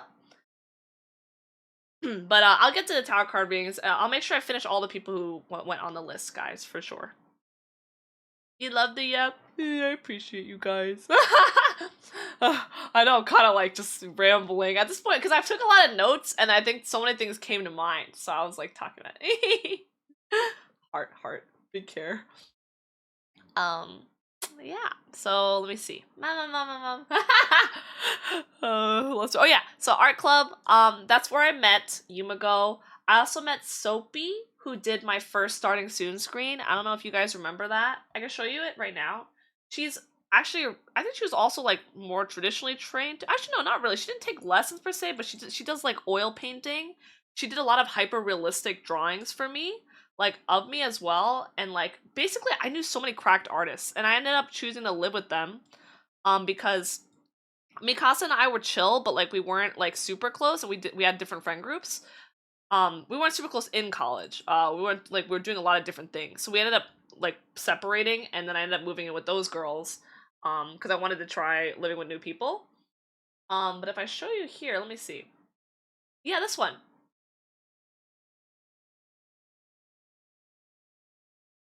Yeah, this is my original starting student screen. This was done by one of the artists, and she was like my best friend probably freshman year, and I still visit her sometimes. But you can see she did like a little what is it? I think it's an onion on the necklace too. She's a really, really great artist. Oh, that's this Twitch metallic Twitch thing. Yeah, she's a great artist and also one of my closest friends. She lived in the same freshman dorm as me. Oh, hello, welcome in, Yuma. Let me see, this is the other one. Is this one a... Hi, Yuma, hello.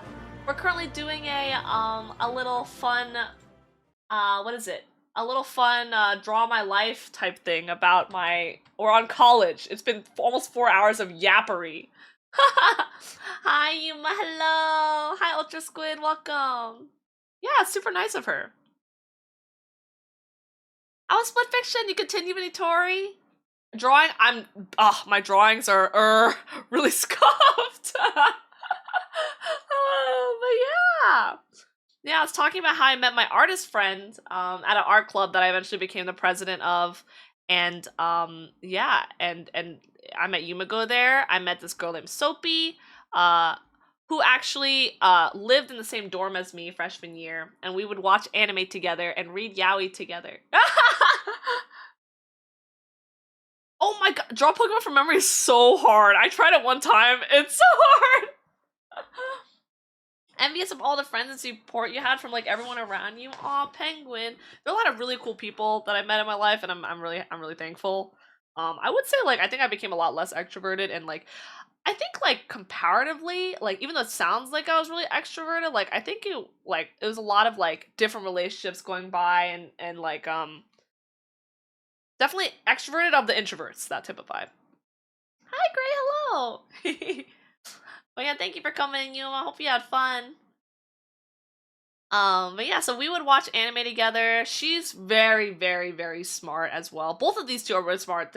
She ends up going to med school. She ends up working as a software engineer. But we took classes together. We watched anime during freshman year together. We ended up living together for junior and senior year as well. All of us actually. These two actually weren't too close to each other per se. But they're close to me. So they're friendly to each other. But yeah. And thank you, Yuma. Enjoy resting. Take care, you bean. Big care, you. And yeah, Drac, we'll do the tower cards after for sures. Yeah. I thought this would only take an hour too, so I'm like, ooh.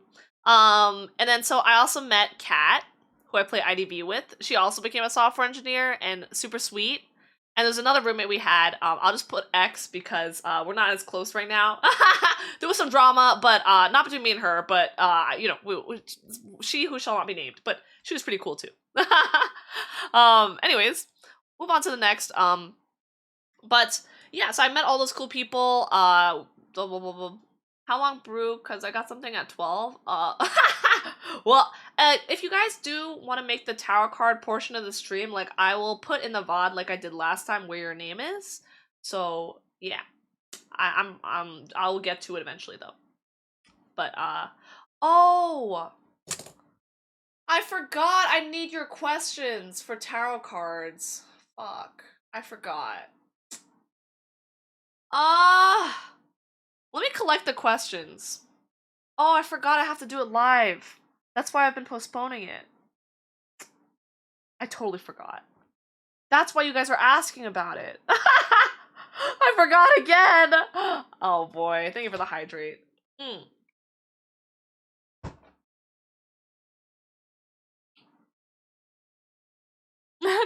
Thank you, Check.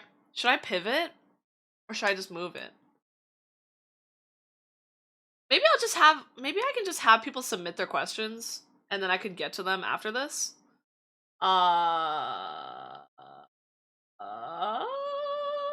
Just move it. Ayo. Oh, yo. I forgot. I'm sorry. I forgot. That's why you guys have to stay up for it. I'm sorry. I was like, why are we rushing to the tower card portion? But now I realize moving is fine. Okay, I'm just gonna move it. All right. I'm sorry about that, guys. I'll just move it. I was like, oh shit. Like, oh, I thought I could do it later. Ah, I'm so silly. Okay, I'll remember it later. What I'll probably do is, yeah. I'll probably ping the Discord for everyone on the list and have people submit their questions early for tomorrow.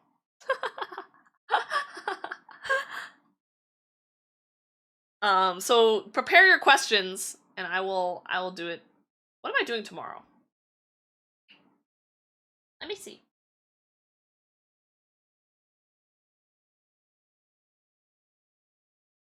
I'm doing Poppy Playtime tomorrow. Damn it! Alright. Let's just do it tomorrow. Maybe I'll hop on early tomorrow. But I will do Poppy Playtime at the normal time. I'll just see if I can hop on earlier and stream early. We'll see. Unfortunate. Alright. Yeah, let's just finish my thing here and then let me see. Hey, Sci-Fi, do you still have the list of all the people? Yeah, you sent it to me, right? I'll tag everyone and then yeah. No, lucky. I'm sorry. I mean, we could do it now. I could continue this another time too. It's so fun. It's so difficult. Wait, should I pause here? We pause at college and then I do tarot card readings? I don't know. I don't know what's better here. Or should I just finish this up? Oh, I can't decide. What the fuck? Oh man. Okay, let's just finish it up.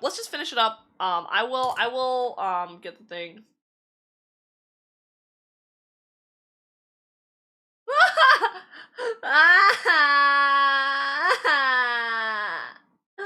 Okay. You know what? Okay, give me 1 second, guys. Pause, 1 sec.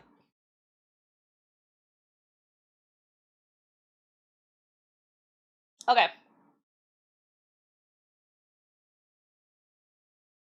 Okay, let me...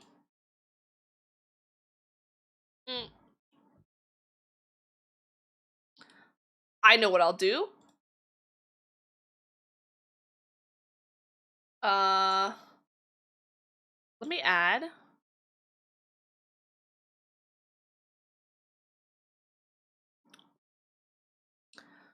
Enter text. Only... Oh, wait. Only people from the... who redeemed last stream.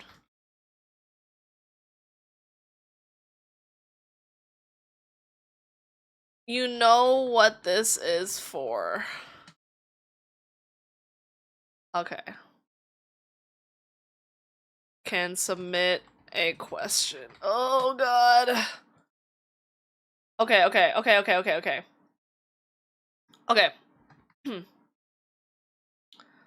I'm gonna open up this redeem.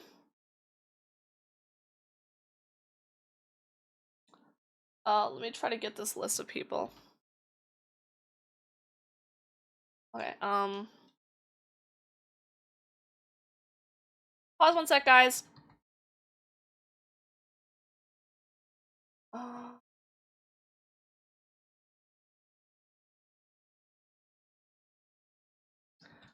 Okay. Alrighty, give me 1 sec, yeah?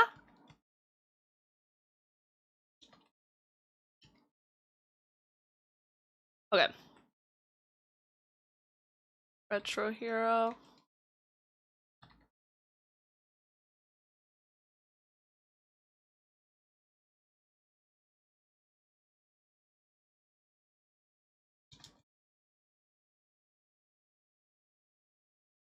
I'm trying to,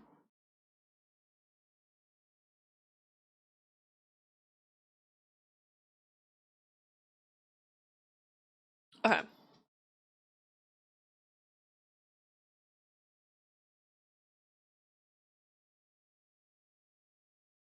What I'm gonna do is I'm gonna make a list, and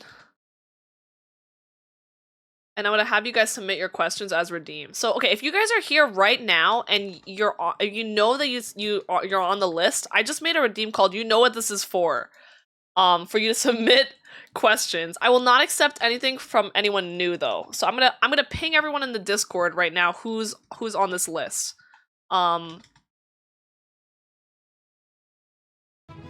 Awkward penguin. Oh, penguin is on. And Cherry, hello.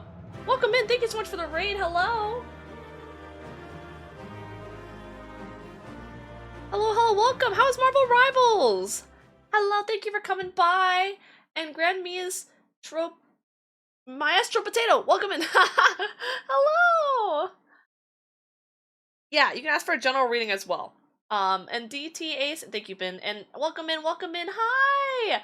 I'm currently on the college arc of my life, and I'm drawing that right now, but I'm taking a quick pause to, like, sort something out on my stream, so, yeah! You got the silver, let's go! Yeah, I could just, let me put this on here for now. That's not the right... I'll just, it's kind of scuffed right now, but, yeah, I'm on the college part of my life. General reading is like the future? Yeah, the future. Which one is Penguin? Penguin? Are you Penguin in Discord? I mean, it's fine, I guess. Yeah, you know what? It's fine, because, yeah, it doesn't matter, because you already submitted. So if you guys are on the list, I'm going to ping you in Discord. Oh, I'm going to ping everyone in Discord that's on this list. Yeah. And then we'll get to your tarot card readings after. Everyone can submit questions. I'm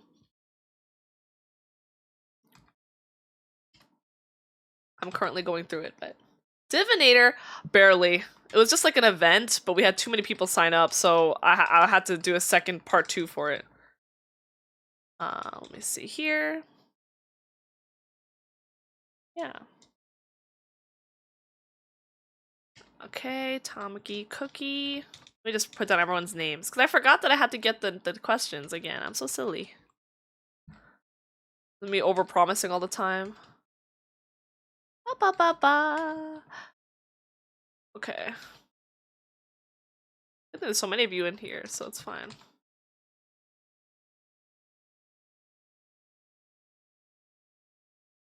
Alright. You don't have Discord? Oh, okay. Then it's fine. Yeah, you're good. Yeah, but I'll get back to... I'll just finish up my... I might as well finish up my Draw My Life today, so that, you know... so that I don't have to have it on the list of things I need to get done. Homer... Lapenna... What is Lapenna's Discord? Lapenna? Oh wait, isn't he... Oh, he's a Ginch, right? Yeah, there he is! Okay. There he is. Summoned him. Okay.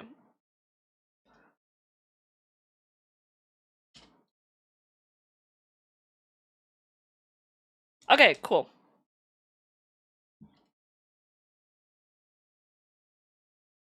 If you are on this list, please go to my stream and submit your tarot card reading question to the redeem.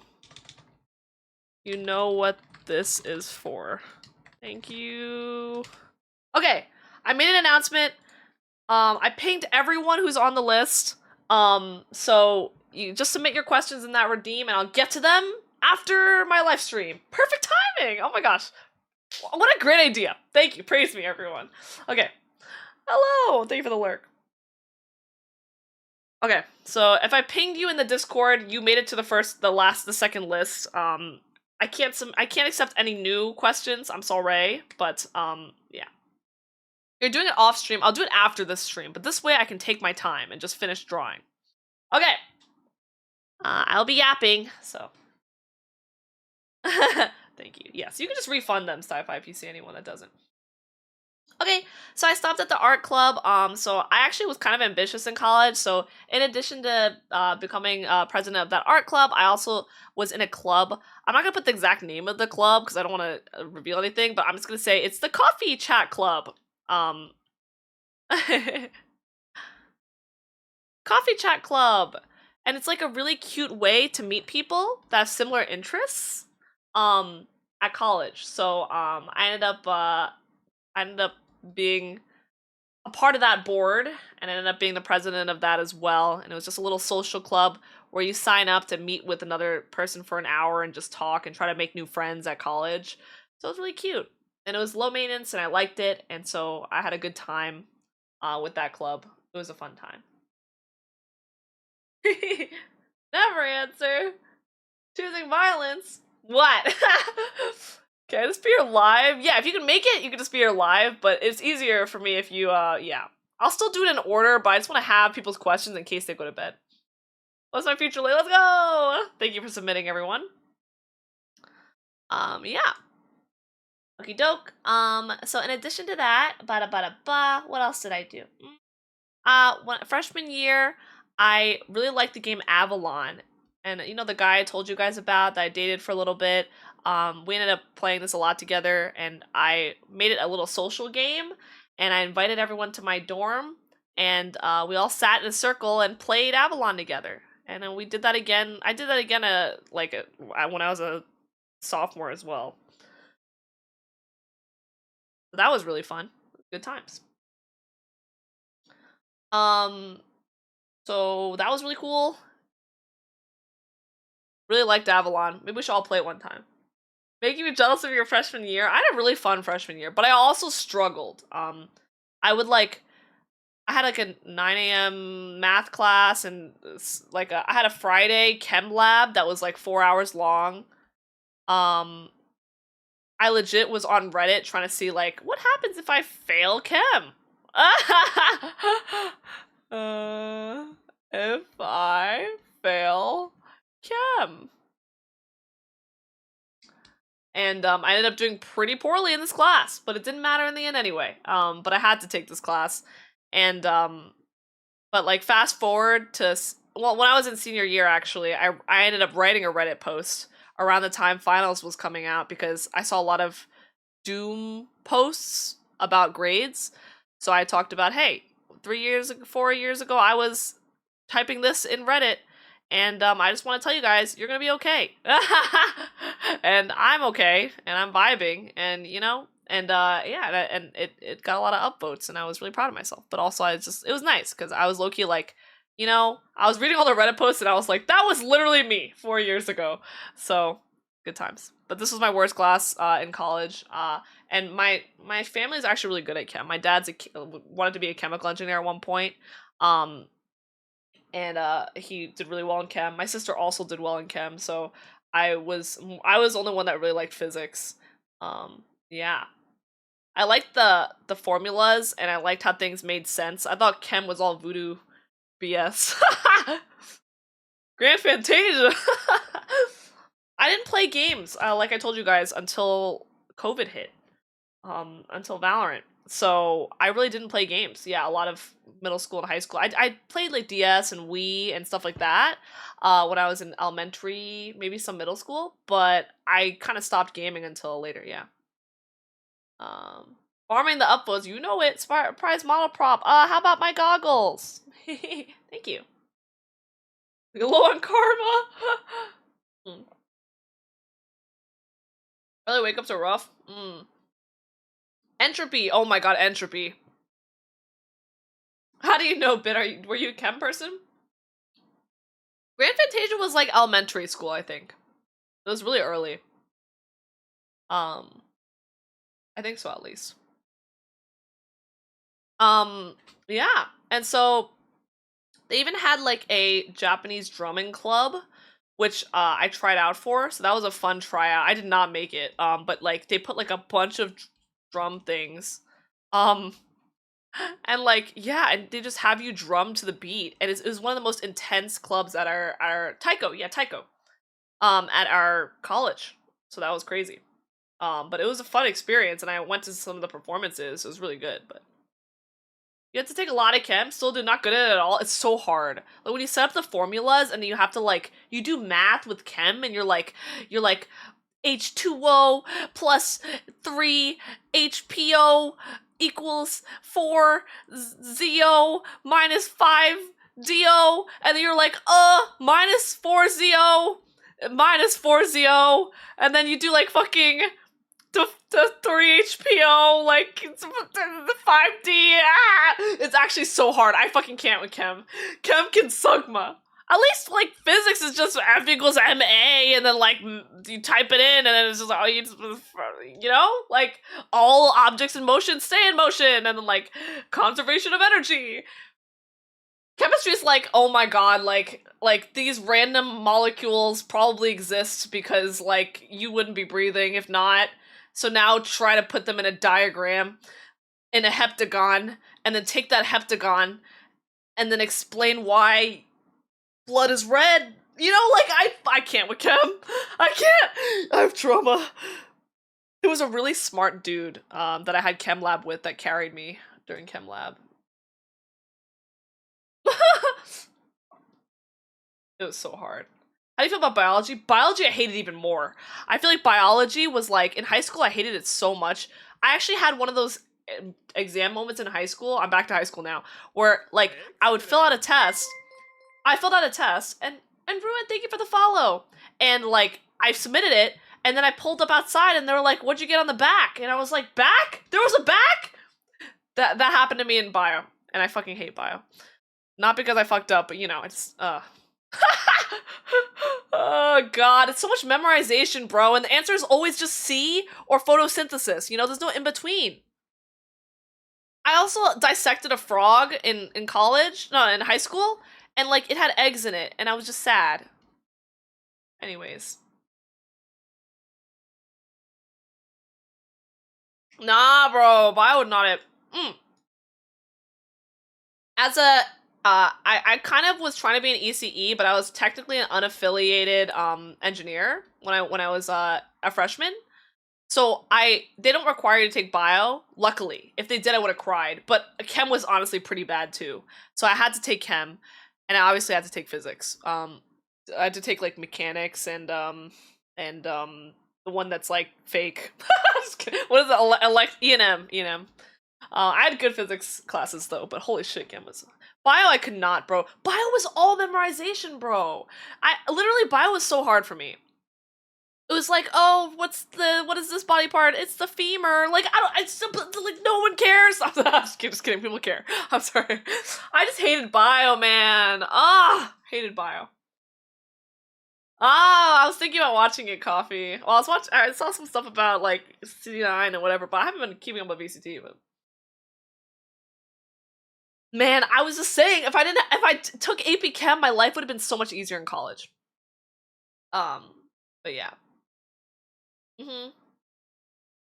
Trig? Oh, you may have to do either calc or physics. Very tough, but you can do it. I think the highest order of math I took was multivariable calculus. Very difficult. Real life astronaut, that's me! Hi face skill, thank you for the follow, that's me! Oh, ENM is not fake, Costa, I'm just saying, that was bullshit. No, I'm kidding. But anyway, yeah, so, well, I don't even know where I was, yeah, it was hard. I had engineering requirements and I had CS requirements. I think early on I took a digital logic and computation class, and it was like a electrical engineering class, 2000 level class, and I did not like it. So I was like, I could put this towards CS instead of ECE as like an elective or some kind of like tech elective, and I just went back to CS. So yeah. Calc ruin your GPA, it's okay. GPA doesn't matter that much, it's fine. Eventually, no one cares, so, you know, it's all good. E&M, they wouldn't take your 5? Nah, that's rough. I got a 2 on it, by the way, Costa. I got a 2 on it, you know? Okay, but I took physics C, when I didn't know calculus yet, okay? So obviously I wasn't gonna do well. And hi, Among, hello! Army taught you 2 things. Plagiarism is okay if you're not cheating. That's crazy. Nah, fam. No cheating. Once you cheat once, everyone will know you as a cheater. You thought you loved biochem? Biochem? We had some biochemical engineers, I think. Yeah, engineer majors. And I think they were the most, to me, that's the most confusing thing you can do. Doing biology, chemistry, and engineering is fucking ridiculous. You're like a triple major at that point. I actually think this is so crazy to me. I hate all of them, besides engineering, maybe. So I always thought that was crazy. But I'm glad you like it. Very difficult. I honestly think that you have to be super, like, you have to be really passionate about it to like it. It seems so hard. Yeah, anyway. Only cheating if you get caught. Hello? But Anyway, so I took a lot of classes. When I ended up deciding to be in CS, technically I pushed a little bit ahead because I did good in APCS, so I got to skip the intro class. Um, but it's funny because APCS you do the exam in Java. I already had some Python experience from college too. But our intro class in college was in Python. So I skipped the Python class and went to the Java class, but Java was what I did well in on the APCS. So like, I mean, technically APCS, I don't think you needed to do Java, but you learned Java there. So like, I basically skipped the intro class into like a class that I already knew how to do, right? So it was like pretty nice for me. It was chill, but I also got a little bit complacent and lazy. So I finessed most of the class, and then when I got to stuff I actually didn't know, I was like, wait, I gotta study now? No. So it was like hard. But ended up chilling. It was fun. I did have a little bit of a scare though because one of the big college points, like things that scares, I guess, was that if you wanted to be a CS major in my college, you needed a certain grade requirement. So you needed to have like a good job. You needed to do well in discrete structures. Now I'm getting into too many details, but and CS, like intro, like CS, what data structures, and you also needed decent in calculus. So you needed like decent grades in calculus and something else, and it needed to average out to a certain amount. And I think I was like on the borderline for the calculus one. I was really nervous. I needed like a B. I needed above a B minus in this calc class I was kind of struggling in. No, sorry. I think I needed a B plus or above. I don't know, something like that. I forgot. So I just wanted to be careful. And if you can't affiliate, you get one more try, but otherwise you have to go into like info sci or data, which is some people enjoy those too though. But I really wanted to be a CS major, so I had to push for that. And I ended up making it, which was great, but it was a really stressful point in my career. But in the end, it didn't really matter too much. And plus, like, yeah, I mean, I think I took the hard route. I've talked about this a little bit, but I did do engineering, but for computer science, now I'm just getting into yappery. You could do arts and sciences instead of engineering, for us at least. So you'd get a bachelor's of arts, but honestly, it doesn't really make a difference, I guess, in the CS field, which one you have. And I think I was always more of an arts person anyway. Like, I took a language, which was a requirement for here. I did a creative writing minor. I basically did everything I needed for this. At the point where I realized I wanted to be CS and not at ECE, it was way too late. So I just stuck with engineering, finished it out. But I really should have went this route. But you know, it's fun. It's fun to say I'm an engineer, so it was a good time. It was stressful, but it was fun. Your intro was C? Yo, you're insane though. You popped off. Oh, you mean for computer science? Yeah, I took C for my graphic systems class in high school actually, and C is so obnoxious. I've not learned it. I don't like C. But anyway, I'll skip over all the nitty gritty. But aside from the school, it was really fun. I had a lot of good times. I know those we had this day. I don't want to say the day either because it's gonna reveal my college. So I'll just say like we had let's just call it like the field day or like the special day, and it's basically the day where everyone gets drunk as fuck. Drunk. We get like a musical artist to come by. And we sit on this hill and like watch the performances, and everyone gets drunk, and it was really fun. They check you, but like my Steel Bridge upperclassmen would like sneak in some like sneak in some drinks, and we'd all like vibe and have a good time. And I think the first time, one of the days I went, it got rained out on, and we like had to run into a school building, and it was just it was a lot of fun stuff. Around this time, I also with probably like junior year ish. What is it? We snuck into. I had access because of my project team to this building, which is more like a civil engineering building. We had buildings for like different majors, and I snuck in. I let my friends in there during the nighttime. We got into like a little classroom, and we projected. This Norwegian gay season of it's called Scum, and we projected like BL on the screen, and all of us were watching. We could even do it in big lecture halls too, and it was really fun. That was so fun. So So we just watched, like, you know, like, it was good times. Yeah. We did. We even could take over like our chem lecture halls and play some stuff too. Like, it was pretty fun. Love light check. Let's go. So yeah. So that was really fun. Let me see. What else did we do?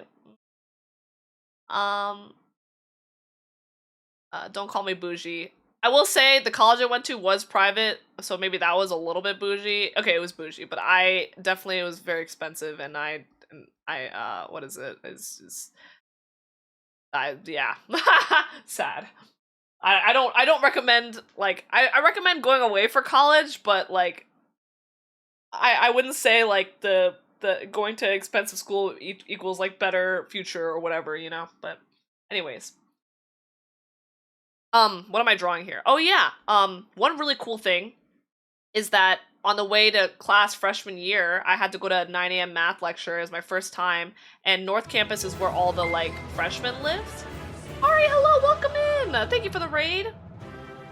And I'm glad. Thank you for submitting your guys the redeems. Thank you.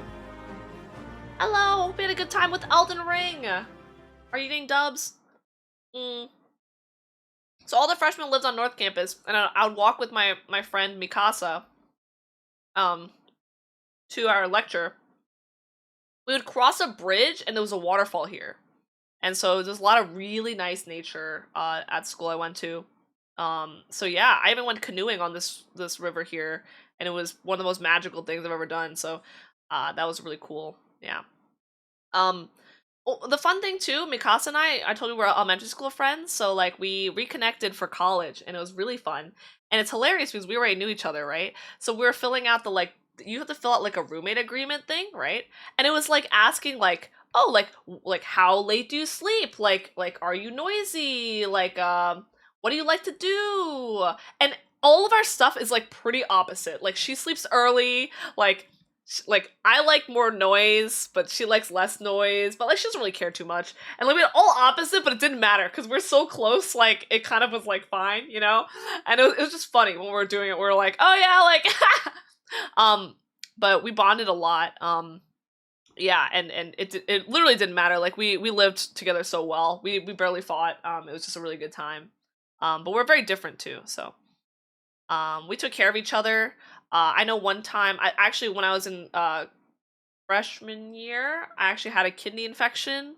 I think it was like a UTI or something, TMI, but and I was really not feeling well one day, and I was just like, oh, like I need to call someone. And I'm really like really stressed, and she really helped me out and took care of a lot of stuff for me. And she was like, oh, like I'll help you, and we like opened up, and she kind of told me about how like actually, yeah, in the time we hadn't seen each other, she actually had to get hospitalized for something that was a little more serious, and she spent a lot of time in the hospital. And what is it? And we like kind of bonded over like tough experiences. But she was like really helpful, and yeah, so that was a good time. But yeah, I'm glad she was okay. She was okay, and I was also okay, so we were good. So, but yeah.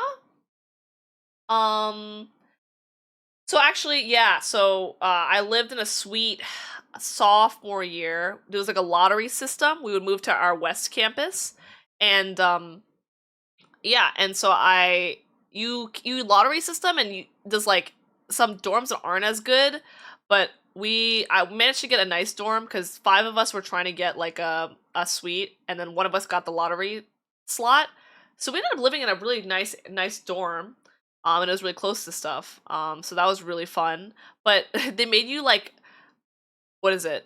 They made you get like unlimited meal swipes, which was awful for me because I was the type to use dining dollars a lot. I used to like go to this one place and get like boneless wings and just eat that before finals and stuff. And like we just had like a lot of like, but we had a lot of really nice dining halls, I will say. But yeah, unlimited. And I was like, I can't eat enough to make unlimited worth it. But it was like a trade-off. And we had some pretty good dining halls, pretty fun stuff. But I moved off campus my junior and senior years and lived maybe like a block away. And it was really fun. It's a good time. I lived in my apartment. I lived instead of the same suite members, I lived with the four girls I mentioned. So Yumigo, Soapy, Kat, and this other girl as well. Yeah. You did get the ice cream there though, right? Did you guess my card? Wait a second. No, what are you talking about? Wait, no, you're just talking about the ice cream at the dining halls, right? Oh, wait! Anyways, so yeah, we had, our college had pretty good ice cream. It was whatever, it was pretty good. Anyways, moving on. Awk! I took... Oh, wholesome.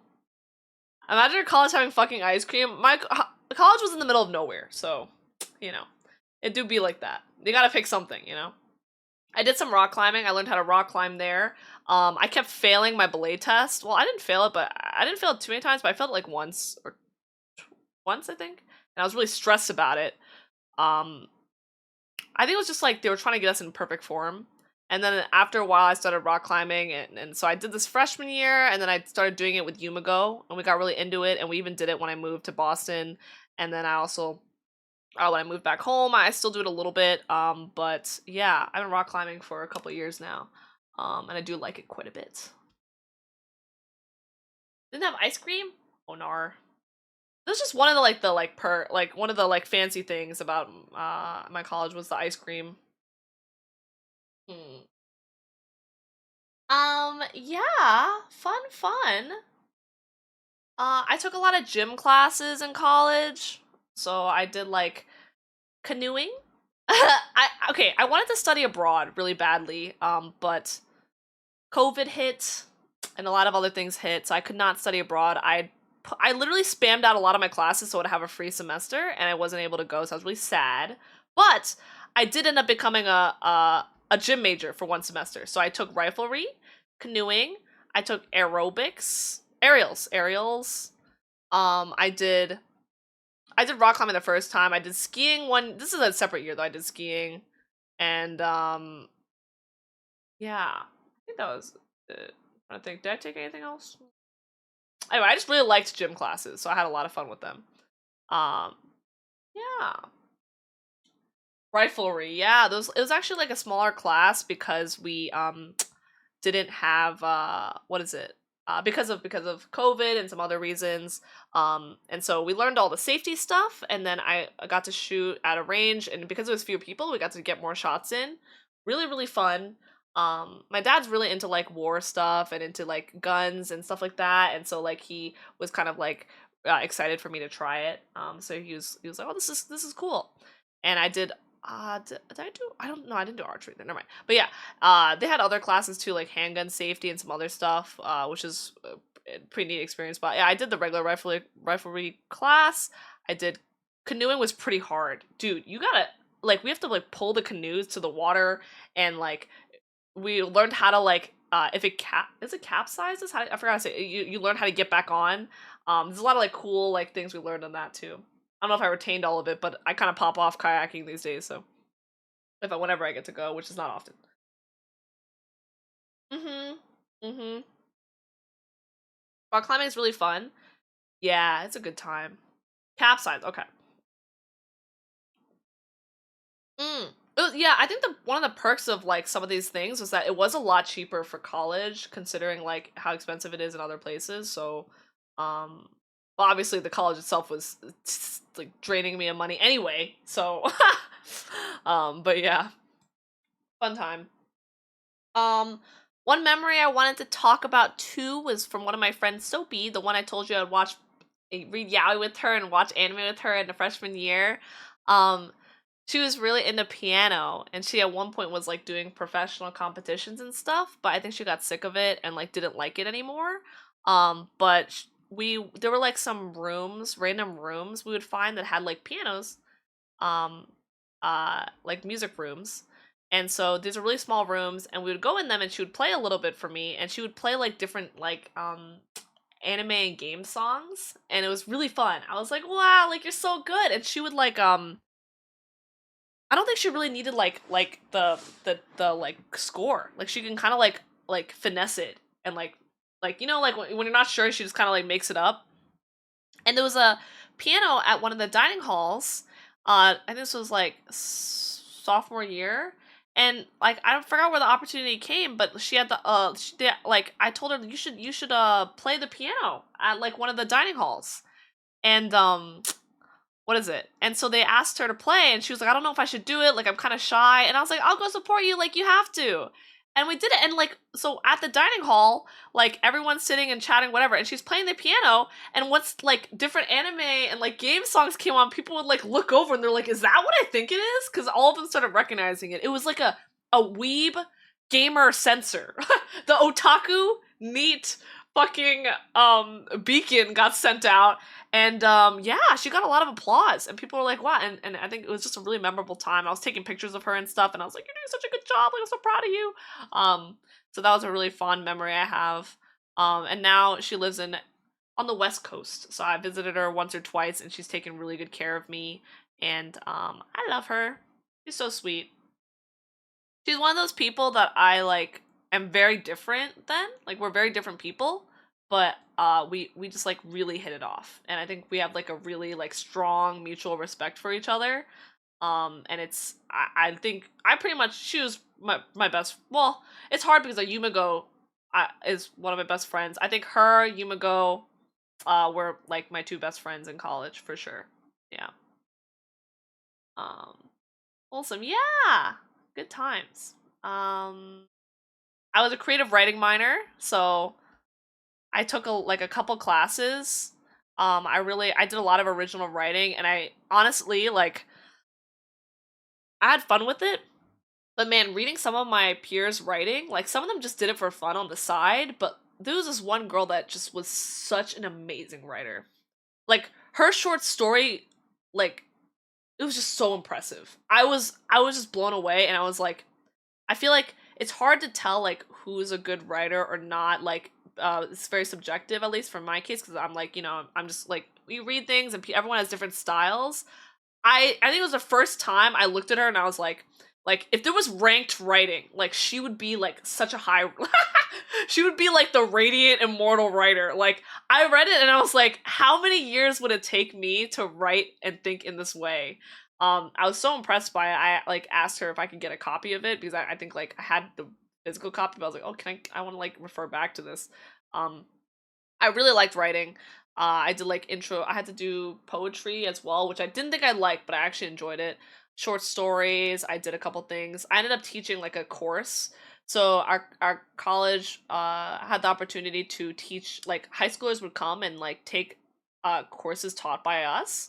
So me and my friend, who was actually roommates with Soapy's, the piano girl, we both like writing. So the two of us led this intro to writing class. And we based it off of this like this one video I watched a while back that kind of it basically like tells you about how there's a graph when you're writing a story, there's a graph, and um it would just like when you're writing, instead of just make sure like you write the graph first, like where the climax is, when whatever would happen, and then you would write the story just to make sure you hit the points of the story itself, and making sure that there is some variance to it. Um, and it like taught you to write in a different way, and then we would teach that to different high schoolers. And we were like, we should definitely do another like lesson plan, because some of the returning students would like come back and we're like, oh, we just have the same lesson. Like we'll add some stuff, but yeah, but it was really fun. Taught poetry. I did not teach poetry. I taught regular writing because I'm not regular writing. Sorry, like story writing. Um, she could have taught piano improv. She could have taught so much. She could also translate like novels. She's like really giga talented. Yeah. Um,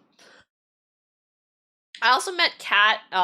Like I started living with Kat, and then the girls in junior year, and you guys know how I talk about yaoi all the time? That is because of Kat, okay? Because I used to be like a chill normie that would hide it. Like I'd be like, oh yeah, like I dabble, right? But then like I met Kat, and she like we would, dude. She would she literally will like when we talked about yaoi, she would go so ham to the point where I'd be like, huh? And then we would just like yap about it, and it was just so funny. And then I just became like, yeah, now I just talk about yaoi all the time. And low key, like, I had some of the funniest conversations with Kat about yaoi, and it like opened my, like, I was just like, yeah, why not talk about this shit? Like, who cares? So yeah, loud and proud, Kat's the one that changed me. If you see her, it's all her fault. So maybe I'll pull her again to do some IDV with me and stuff. She might move actually close to me now. I don't know about close to me, but she lives on the West Coast, but she might come visit me. So, yeah. Japanese class. I took Japanese for a year, and it was a very intensive class. I think I had it 7 times a week. Like 2 lectures, 5 discussions. And we had quizzes and homeworks, and it was really intensive, but it was so fun. I did a skit with Yumago, who had taken had taken Japanese the year before, so she actually helped me with one of my assignments. I took it with Soapies. Kat took it like the year after. We all took Japanese at one point, and then I ended up going to Japan with Kat and our other roommate. Yeah, that was really fun. We did that as like a little spring break trip, and it was a really fun Japan trip. I did tell you guys, like, there was a point in my life where I think I was going through the hardest time when I was really stressed about jobs, and I was really stressed about my like grades. I wanted to take this game design class, but I just didn't have the grades for it, and it was, I mean, it was such a popular class, and so I was not accepted to it. And I just was like going through it, and I was coming back from this trip, and I was just feeling really sad. But I told you guys a story before, and so I ended up staying home a little bit extra time to like talk to my family and be like, I don't know if I can do it. Like, I'm like, you know, I'm having such a hard time. I don't know if I can do it. But they were like really supportive, and they said just do whatever you can and have a good time and don't worry too much. And I came back, and I felt so much better. I'm glad I like spent time with them, and I like grounded myself because I hadn't been home in a little bit. And I came back, and I was like, I don't give a fuck anymore. I'm gonna have a good time. Like, fuck it. And it was just really, I don't know, I just like, it took a little while, but I just felt so much better after. And this fucking game design class, which was so cool, COVID fucking hit. So even though they didn't accept me, the class went to shit anyway, because all the fun stuff that they're supposed to do didn't even work out. So fuck them. If they accepted me, maybe they would have, you know, had a good time there. So not spiteful at all, but like I may have been a little bit, you know, I mean, you know, I mean,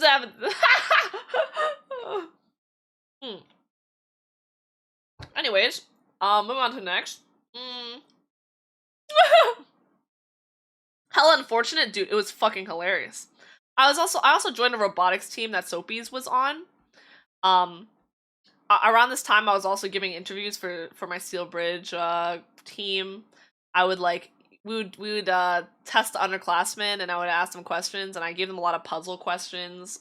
So a lot of them were like trick questions and like little riddles and stuff.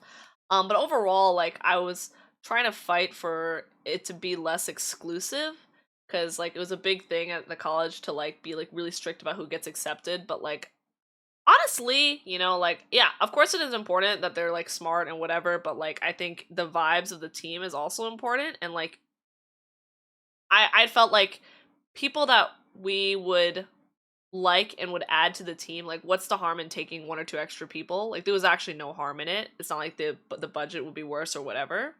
And so I would fight for it, but yeah, I would fight for it. And it's really interesting because like I was one of the more active members of the team, even though I wasn't like a civil engineer or mechanical engineer.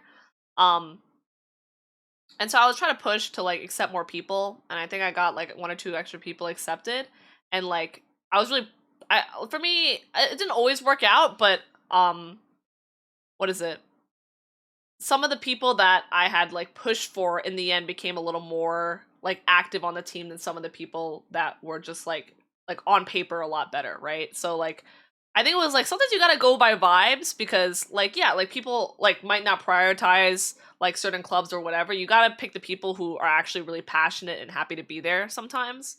And so that was like a big thing. And I'd been in all these clubs, all these orgs, and I was just sick of all the like logistics. Down with the politics. But yeah, and so I had a lot of fun with that. I ended up joining a robotics team, and I became the one that would kind of like help the new members, and then I would just go out to lunch and get food with them.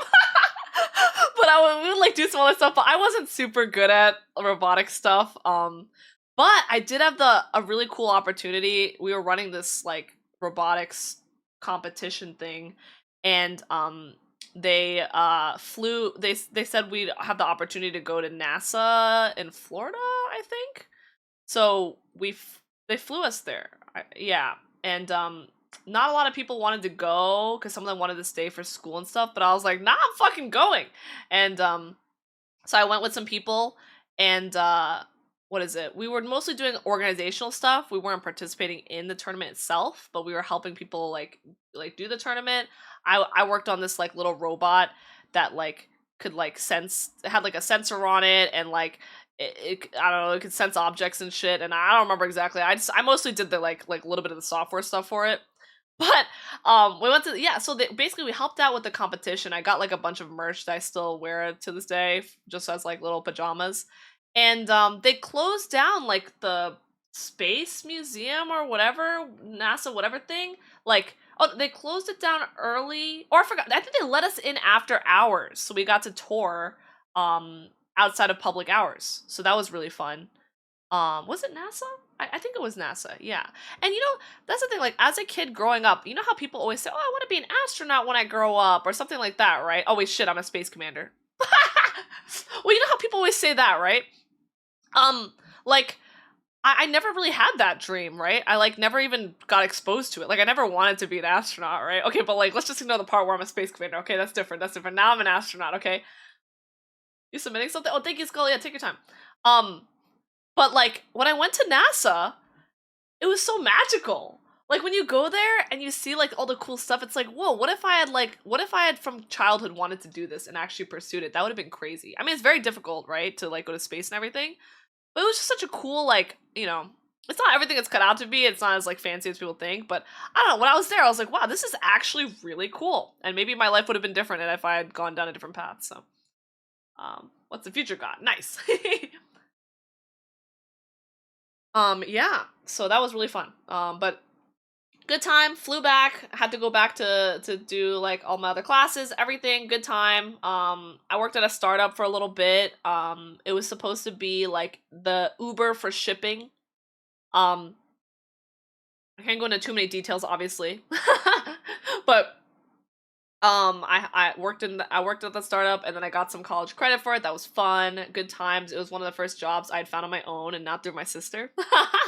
Actually, when I was in high school, or I was in the beginning of college, I interned at an electrical company that my sister worked at. So I once again I'm asking for Honey Bunches' support. And also Honey Bunches looked at my resume and everything, so yeah, but my first job, I think that's one of the reasons why I was so distraught when I went to Japan after, because I was like, everything I've ever done has been like following my sister, and like, can I really do anything on my own? Like, can I get a job on my own? Like, now I'm on my own, like, what do I do? Like, we're not even in the same industry, all that. So me getting that startup job, even though it wasn't like, I ended up doing for credit and not pay, it worked out really well. I got to skip a class I didn't want to take, and like, it's my first time getting my own job, and I was like, I made a prototype for the app. I did a lot of planning. I also got some experience with product, which is what I currently do now. Sibling abuse. You met several NASA engineers, like rocket scientists and stuff, and everyone. I was like, this is not a, and everyone. I was like, this is not a boring person. Exactly. No, yeah, they're like cool. And thank you for the head pats. Hi, Ube. That was cool. Let's see. I want to play the other one again. Okay. Yeah. Okay. Moving on. Senior year. I feel like I'm like summing up stuff now, but you know, it's good enough. Um, Liddy, but also like, you know, it was a little harder because while I was a senior in college, COVID was around. Um, and so it was a little harder to do a lot of stuff, but I got to take all the gym classes I wanted. A lot of my friends graduated early, like a semester early. And so I didn't like Yumago did, Kat did. So I had a lot of new people at my apartment, and I made a lot of new friends here. But also like I think it was a little harder for me because since a lot of my friends graduated a semester early. When I was graduating, I didn't have, and plus you graduate with your department. So I graduated with the engineers or with the computer science. I forgot exactly, something like that. And so a lot of my friends were not in there, and so it was a little bit lonely. It was a little bit of a lonely graduation. Like I got to say like congratulations to a lot of people and hang out, but I didn't have like a set like big friend group in college. Um and a lot of my friends had already graduated early, and I really wanted to stay because I was like I only get one chance to be here for 4 years, and I still miss it, you know. Even though it wasn't exactly ideal for the end of my college career to be you know, a lot of remote hybrid stuff, there were some positives to it, and I started playing games, and I met a lot of people online and stuff. So I had a good time, and my family came and supported me, and and it was really fun, and I graduated. Yay! I had a couple tassels for different things, my teams, my like clubs. Mm, yeah, it was pretty fun. I also have like some upperclassmen that I met up with after um college, and still met up with like, you know, a couple years after, so that was really fun. People clap. We did it. Stretch and hydrate. Thank you, thank you. Marathon. I haven't seen Marathon yet. Hi, Rosie. How was the anime convention? Rail. Who's Rail? That's so cool. They're so chill. I really liked gym classes, so. Congrats on graduating. Thank you. Alright, and I'm graduating from streaming right now. I'm kidding. um, yeah, so college was fun. It was a good time. I basically remember how I was all stressed about jobs. Well, I sent in like 50 plus applications, and the first one that I got had like a 5-part interview. I had like a coding assessment, I had like a behavioral, I had like technical, I had a group interview, I had a whole bunch of stuff, and I got the job, and I was like, I'm sticking with this. Yay! Yippee! And I did have one scare where I wasn't sure if I would pass a stat class, and I was like, if I fail, are they gonna rescind my offer? Oh no, no, no, no, no. But it was fine.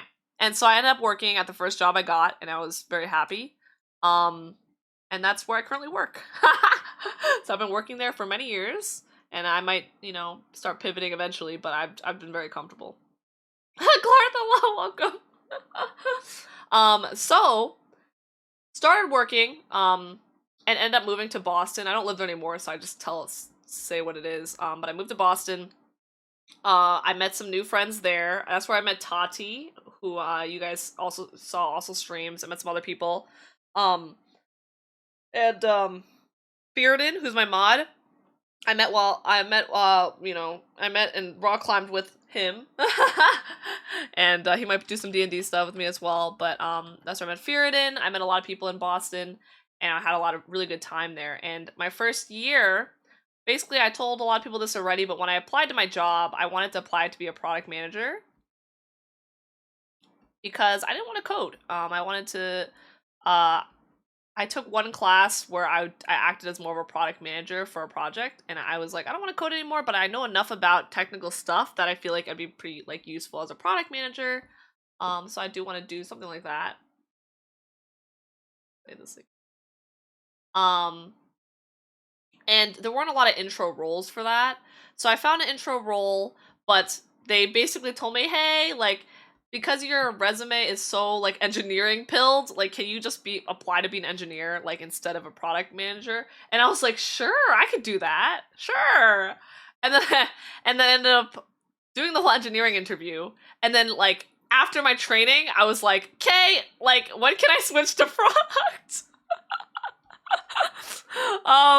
So I was an engineer for a couple months, and then I switched, and I wasn't doing too much. I had like one meeting a week, um, and I would just play games with people, wake up at noon, do a little bit of work, and I was chilling. And then I was like, I want to be product, and I finally had the opportunity to switch to product. But actually, no, I didn't switch to product yet. I switched to like an internal thing.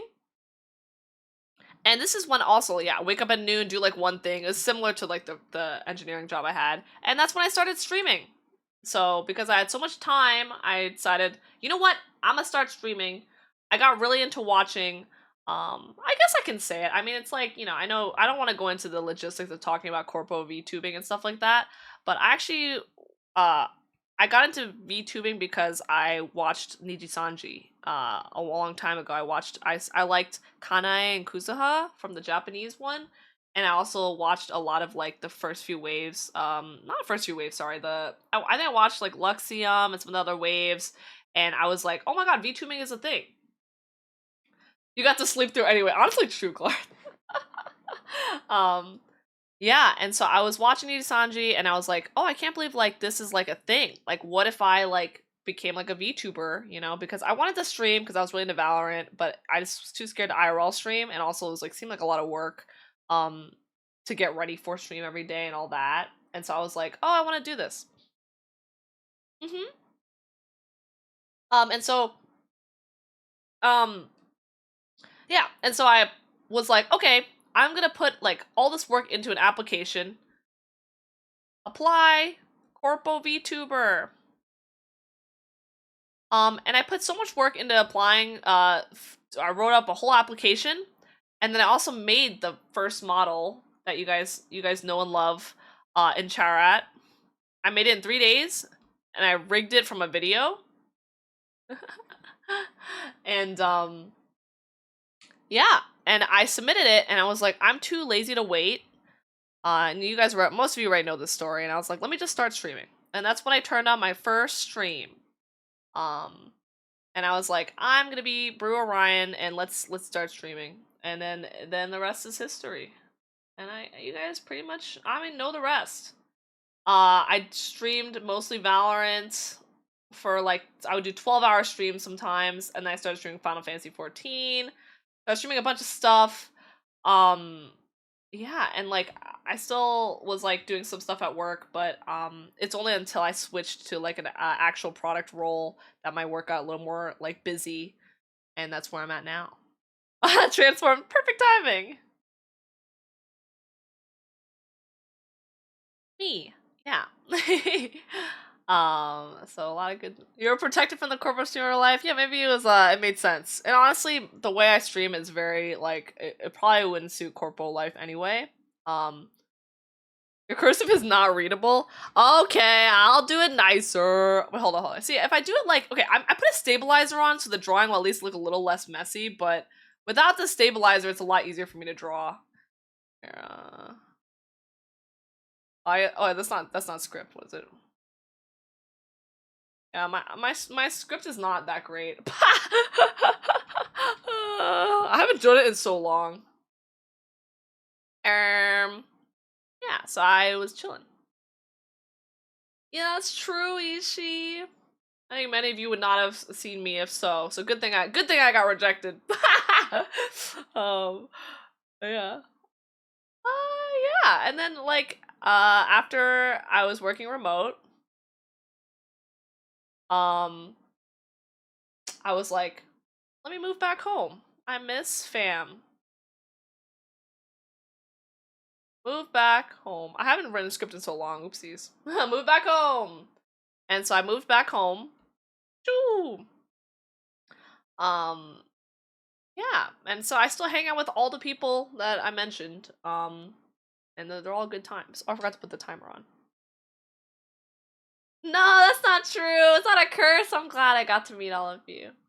First time you've seen this model cat though? Yeah, it's my first one. Oh my goodness, thank you, thank you. Very easy to make. I don't know about easy actually, but it wasn't super hard. I just went to Charat, generated her, tried not to put too much thought into it, and then cut it up with paint. I literally cut it up in paint, and then threw it into like, what is it? Whatever that rigging thing is, and that's it. And the hair moves indefinitely. Ishi.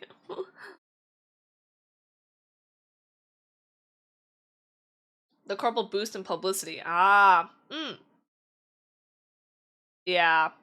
It's a give and take. And I don't know how it would fare. I think it'd be cool to try like being in a unit with some people.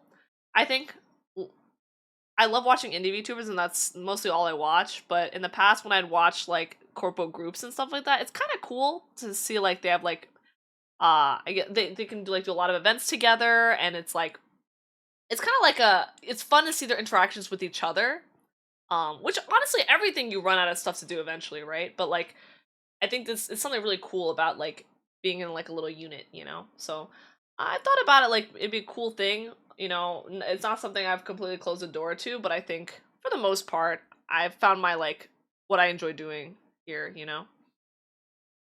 Draw your life again. Time to start again. Don't forget when people go, no, no, no. I'm already famous because of you guys. Thank you very much, guys.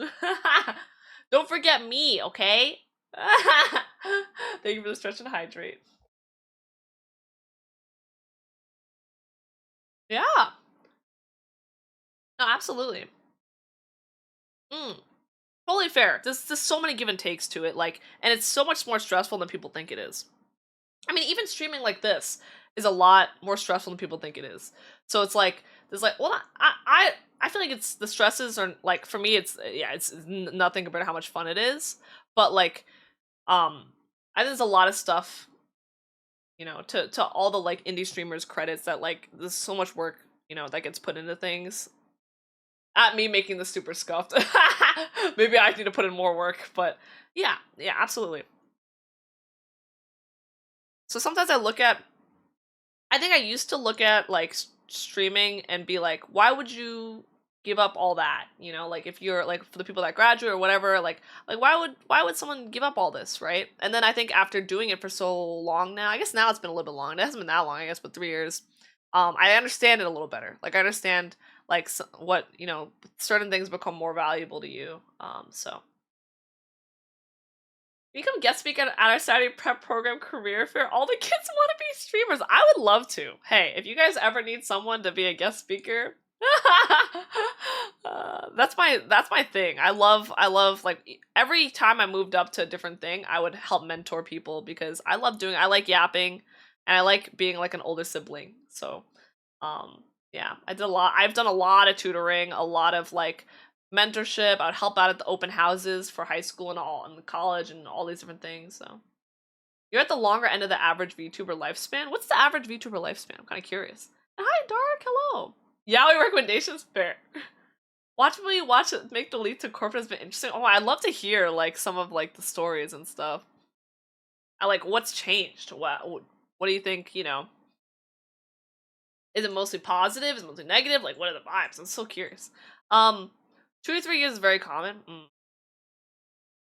But yeah, I moved back home. That I mean, the rest is history. You guys know all of it. Like, I moved back home. I work. I still work remote, really. But I should be hybrid. um, and yeah, I started streaming more, and that's all. I don't know. I think that's pretty much it. I obviously like I didn't hit everything I remember, but I mean, obviously I don't remember everything. There's a lot of like other cool stuff that I experienced, but I think, you know, that was a pretty good summary.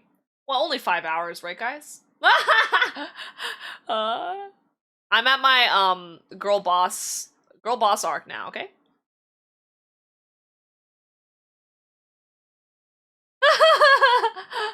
All right, now your turn, guys. All right, start. I want to hear everyone else's life stories now.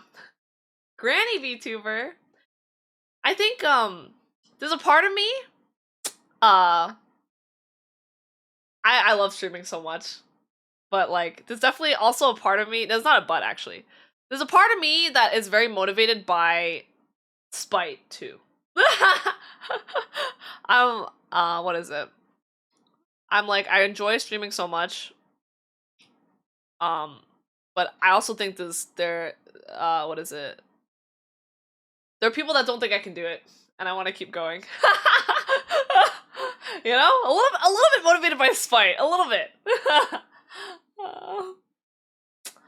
So Spite's a great motivator.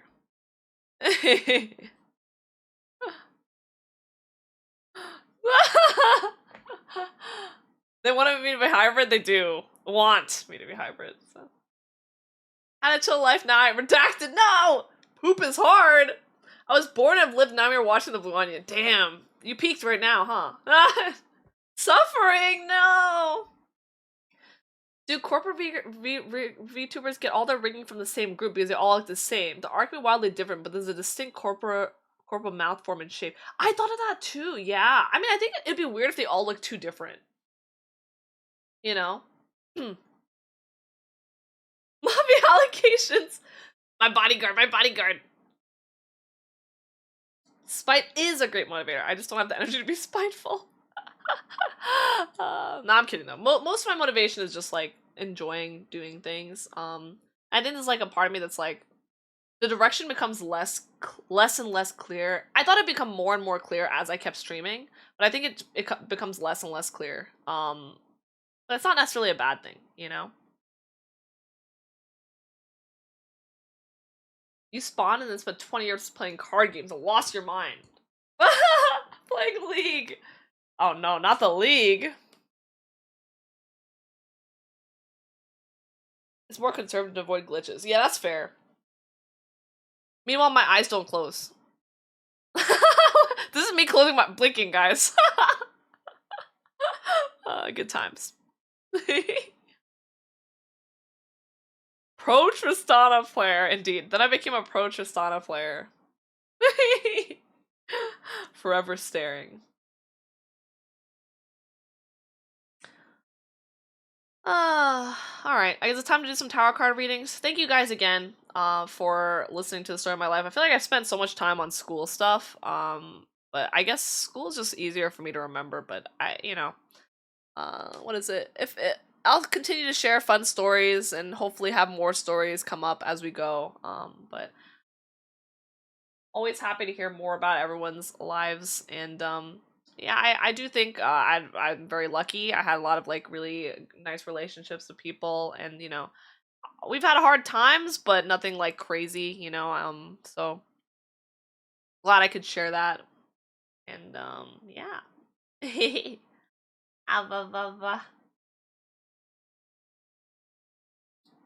His rigging was incredible. Not solidly meh. Yeah, I do think the rigging, like some of the indie VTubers have better rigging. Yeah. I see what you're saying. Oh, and good night, Ube. You had a good childhood. I'm very lucky, and I'm very like what is it? My parents like worked really hard, like really hard. I hope to do the same thing for my family as well. Is your model racially motivated? You rigged her and she never played. So what the fuck? What the fuck? School is also 22 years of most people's life. That's fair. Yeah. Honestly, so I still think it's crazy that I'll never be back in school again, you know? Unless I do, like, I don't know, a master's or something. Okay, dinasai. Anata. Oh, it's for Ube, fuck. Okay, dinasai. Ube-sama. Gohan o taberu? Ofuro ni suru? Soretomo watashi? Less clear, more natural progression of having had experiences and explored a field thoroughly that it brings up new avenues and questions. Yeah, that's fair too. Yeah, I think so. Go to bed. Yeah, but yeah, yeah. So school was fun. Childhood was fun. What else should I say? I don't know how to conclude this whole thing. Well, what do I say?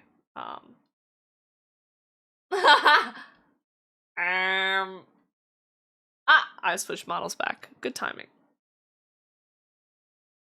Put my long hair on again. How dare you guys? Spoiled brat is crazy. You know, it's funny because my dad, like, he didn't want us to be spoiled, so like, what is it? He would just say no randomly to things we wanted. He was like, yeah, it's not that I didn't want to get it for you, but like, I wanted you to know you couldn't have everything. And I was like, damn, that's fucked up. But I get it, man. Some kids these days really think they get everything, you know? Riara? No. W dadding? Ah, he's a great dad. We have our fair share of fights, but really cool guy. And one day I'll introduce you guys. You can, but sometimes life says no. It's true. It's true. Important life lessons, yeah. They taught me some really good lessons, and yeah, I learned a lot from my whole family. So it's really my dad, me, and my sister, and my mom are like the really tight knit, and we have like other relatives as well, like spreading out. But I think for the most part, we're like, yeah. Anywho, I'll stop there. Thank you guys again for listening to my long ass Draw My Life scuffed. It was only supposed to be an hour, so we'll go into the tarot card readings now. I want to try to bang out all of these redeems. Yeah, I would like to not redeem, sorry. The redeems, but also just all my Annie Week sub goals. So just to quickly go over some of the things coming up,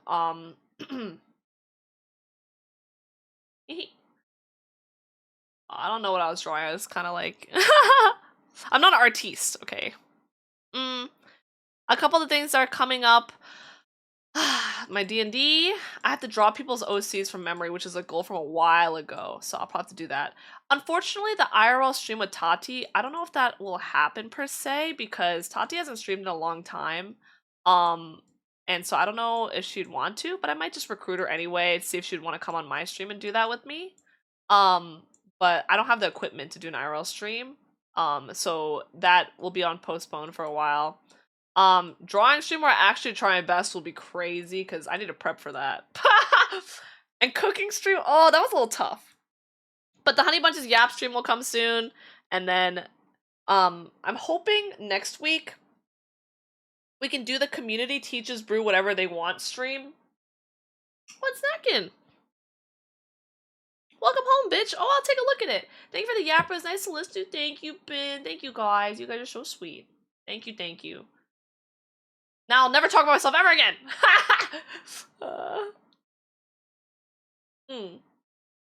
Good family heart. You guys are also my family. Oh my god, Ishi. That's crazy. Time to put you back in school. Military kept your dad from being home a lot, but you're fortunate enough to inherit his spark to join the army. That's so sweet. Yeah. No, Ishi. Oh no. I'll avenge you. Let me look at your art real quick. Welcome home, bitch. Nice try. Avenge who, bitch? Just kidding. Ooh, okay. I love it, Snacking. Your art's beautiful.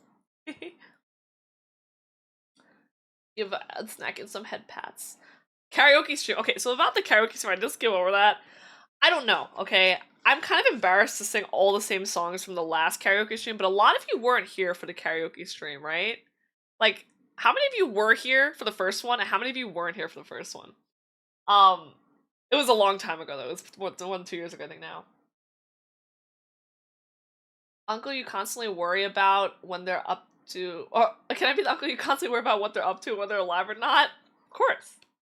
The nephew you need to be reminded exists! Are we role-playing now, everyone? Another way of putting it, listen to your body, don't worry about a time clock. Kind of like when Ichigo used the holification form and he only had a certain amount of time and he should have listened to his body because then Grimjo fucked him up. Yeah, I remember that! Anyways. Nope, okay. Hi, Crash. Oh, Cookie hit it! Ah! Damn it! Oh, fuck. Ishii, welcome home, bitch. No! Okay, okay. I forgot already, but I'll take anything. Oh my gosh. Okay. So, roleplay, yeah. I have fear, no! Okay, I'm thinking about doing another karaoke stream, but I was also thinking about doing something else with singing related instead of a karaoke stream. One of the two. We'll see. But I will get back to you guys. And don't expect anything soon. Fucking Nixie. Okay, Cookie, okay. Do you want a good boy redeem? Fuck! Yeah. I'm gonna draw this, oh my god, you guys remember this? This shit? You guys remember that? Yo. Oh yeah, I forgot to, okay, I was in the middle of talking. I'm gonna do a community teaches brew, whatever she wants stream, that's me. I don't know why I said she, but, um, but yeah, so if you guys have something you want to teach me how to do, or teach me about, anything, I will be taking notes and I will be watching, so it can be anything, any topic you're an expert on, anything you want to teach, whatever, I'm gonna give everyone a time slot, so please think of something you want to teach. I don't know how many people I can let in, depending on how much time we have. I think it'll probably be like a 30-minute slot or something.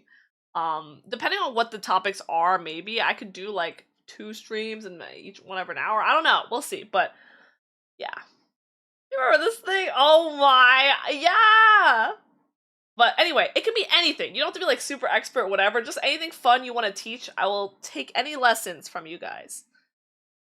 And, yes, please? Okay. Alright, Cookie. Here we go. Let me pause my music real quick. Dude, I'm obsessed with this piano cover. Oh my god, it's so good. Excellent. Oh my gosh. Thank you for the follow, Ilamu. Ilama? Hey, thank you. Where have I seen your name before? I feel like I've seen it recently. Oh my god, hold on.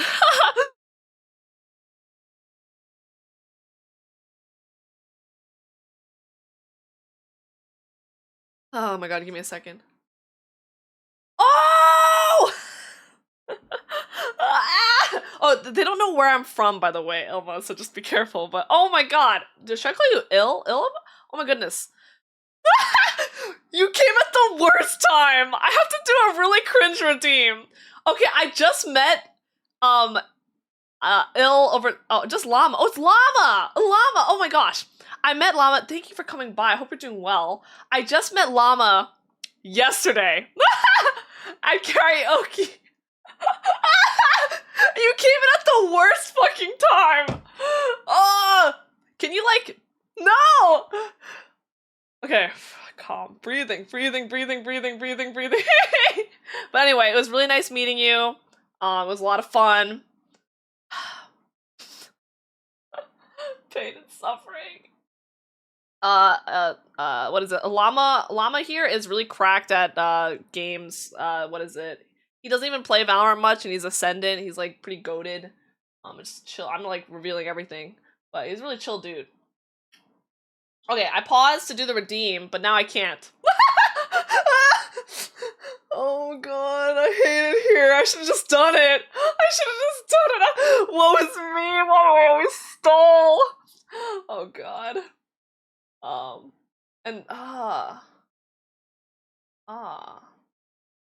what is it? Oh, that's so funny, Yushi. Dude, I'm telling you, this S is goated. I hate you guys. I hate you guys. Ah! What's the redeem? Nah, don't worry about it. Nah, don't worry about it. Okay, actually, I pay someone to do. I pay someone to do this cringy like redeem thing. It's not me though. Okay. Thumbs up. Oh my god. Okay. Just like, can you just deafen for 1 sec, Llama? Like, we're bros, right? Yeah. Fuck me. Ugh. It's worse than the. Okay. I'm just gonna stop stalling. I'm sorry. No, I'll give it to you, Cookie. Hold up. Cookie, you're such a good boy.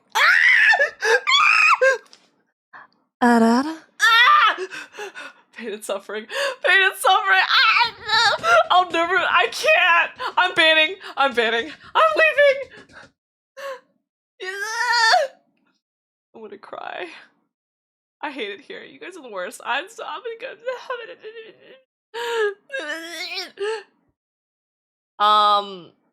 Crash, welcome home, bitch. This is what happens on stream. What? It's actually the worst, though. It's actually the worst because there's a 1% chance of the first one hitting, and it just happened to be right before he comes in. Isn't that crazy? You guys just out here to embarrass me.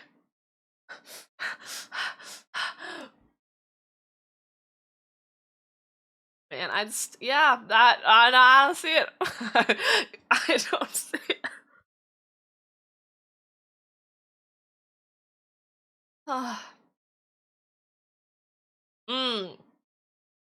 Well, look at the time. Now, what's your worst idea, Dojil? Well, welcome home. Glad you got home safely. Yeah. It's good to see you. We're just doing like a chill stream about like I just drew my life in paint, and then we're gonna do some tarot card reading soon. But yeah. You happy? You happy? I was like hungover all day today. Never mind. Okay, I'm just gonna do the other redeems. I'm gonna get them over with quick, and then we'll go on to the tarot card readings. お帰りなさい。あなた、ご飯を食べる？お風呂にする？それとも、私？Yeah. I'm actually taking psychic fucking damage right now. Yeah.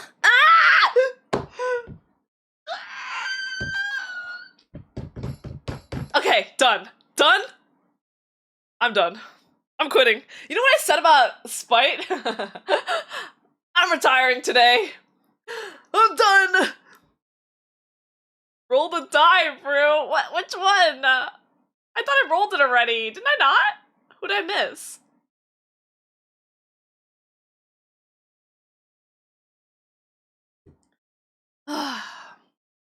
Pain. I missed the Elite. You know, I gotta put in that Elite Four one. Hi, Delvin, yo. Alright, do your parents ever ask why you randomly screech and bang your desk? They have heard me bang my desk before, so they have asked about why. Can I get a 2 streak? What's a 2 streak? Elite 4? We'll do Elite 4 as well. Be hype. Yeah, you guys deserve to suffer too, okay? Arara. Ah! Alright, I'm done. I'm done. I gotta stop stalling or else we're gonna have to keep doing redeems. I forget. Clara, they're like, nah, it can't be a boy. Did you tell them the truth? And Alpha, no. Why are you drawing the cool S? I don't know. I was just bored, so I was just showing off the cool S. I also have this signature move. Wait, hold up. When in doubt, I draw a birthday cake, guys. It's peak. Hold up. Here. Look at this peak birthday cake. Oh wait, no. I start from the top.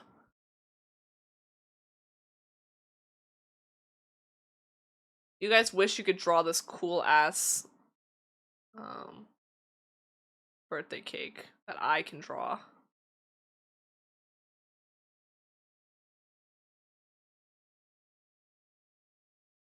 Oh my god, look at me. I'm slaying. Oh my god. Maybe I should just make this the stream where I actually try my best at drawing. This is it.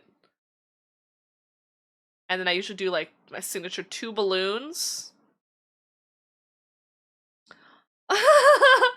That's a what? Shut up, Shimo. Oh my. I'm gonna die. No. Hi, Ruby. Chocolate eggs. Oh, happy Easter. Happy Easter. I got my umbrella at the FF event. And hi, Nick. Hello. Looks like a wedding cake to you. Happy wedding. What, merry wedding? What do they say at the wedding? Congratulations. Happy wedding. They don't say happy wedding. I don't think they say happy wedding. You can't do it's once a day, Cookie. Nice try though. I'm doing good. We just finished the draw my life in paint segment. And then they were bullying me, and now we're just drawing. But I'm gonna go do tarot card readings now. Let's switch over. All right, let's do it now because I know you guys have been waiting. Let me. Well, we finished this segment. I'm switching over.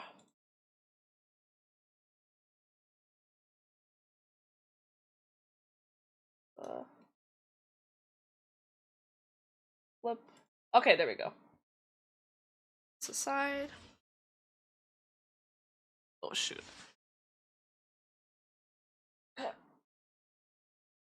under my desk. My tarot cards go. Oh, there. Ah! Alrighty. Whew. I got the tarot cards. I'm ready. Merry marriage. Let me just, I shouldn't even save this. Let me see, I'll just put it.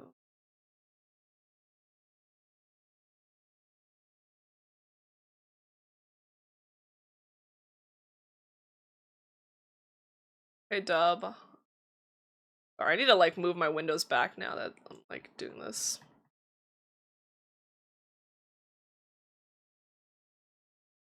Okay. Up. You guys, randomly though, I've been really obsessed with like ring repair. There's like this one channel that does like a lot of like ring repair, and this is where I found this BGM. But he's just really good at like just fixing rings and resizing them and like cleaning them, and it's just so cool. You have to get on my level to do it more than once a day. See, that's honorable. I respect that. Owen, sounds good, Nick. I'm sorry I haven't had a chance to look at your reading for me. Thank you again for the lurk. A Zachtronics game? What's Zachtronics? The Holy Bot Trinity. Indeed. Wait, we're getting some new bots in chat too. It's crazy. Okay, let's get started. What is it? My brain. I might just do them outside of call, guys, because honestly, you guys kind of just come in and listen to me yap anyway. So I'm gonna do it on stream. Is that okay for the people who've redeemed? Let me open up my redeem right now.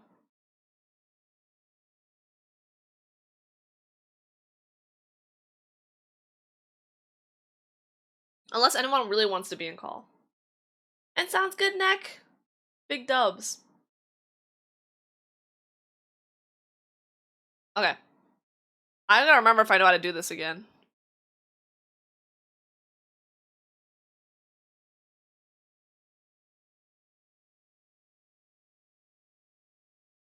Oh, there we go. All right. I'm gonna go first through okay. I'm just gonna go through the redeems. Oh, okay. Yeah. Delta, you were supposed to be next, right? We could do yours first. And then I'll go through the redeems. I forgot who was supposed to be next, honestly. I think it was supposed to be Delta, but... Yeah, it was, because I did kunai's first.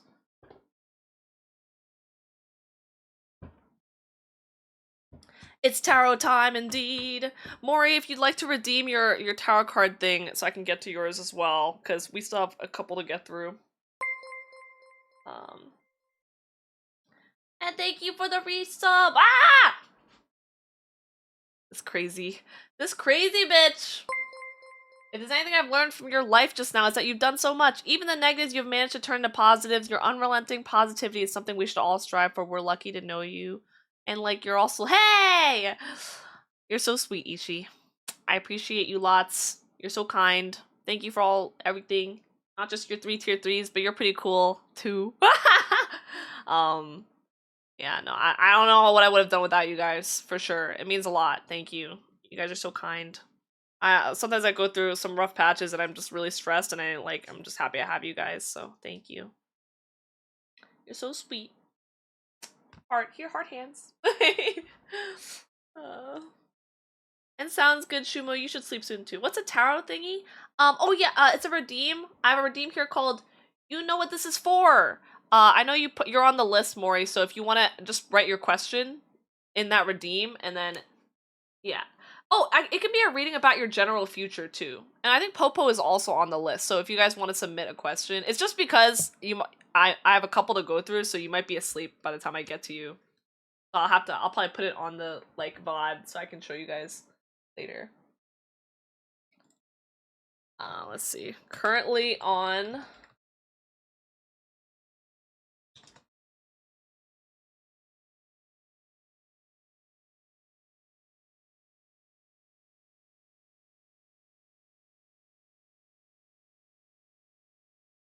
I'm gonna ask about Popo. Oh, because he's here, you can ask. All I'm gonna say, your life made me sad a little bit, but that's not your fault. Oh, I'm sorry to hear that. You bean. I think I shared a lot of like the really good parts. And I think overall I've had a very like happy childhood. But I hope that didn't make anyone feel sad, like, because you're comparing or whatever. Because I think I don't know. I also think sometimes I view everything on rose tinted glasses. I didn't share a lot of like the fights I've been through and a lot of the sad stuff because I didn't want to share all that stuff as well. So just know, I'm sure I hope you had, a lot of like things that and that it made you think of in your life too. And yeah, I hope things will just continue to get better. What is that? Get a midnight snack. And thank you for the hydrate, Dusky. Oh, Dusky, I think you have to redeem the redeem as well. Yeah, if you redeem, oh yeah, redeem the redeem and write what you want for your tarot card reading, Dusky, because you were on the list as well. Definitely good to look back sometimes, and it's also okay to be sad. No, understandable. Like sometimes you just gotta, what is it? Feel those emotions.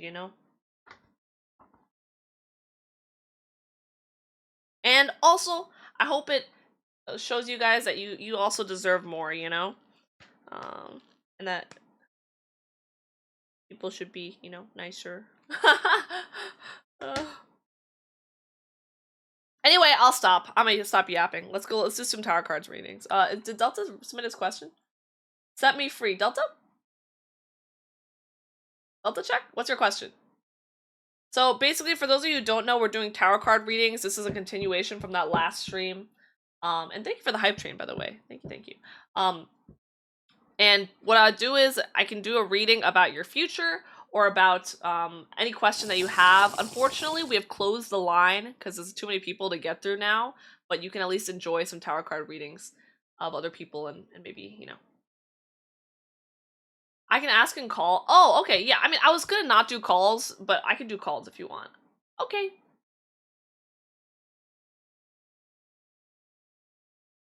I'll get you a call. Hold on.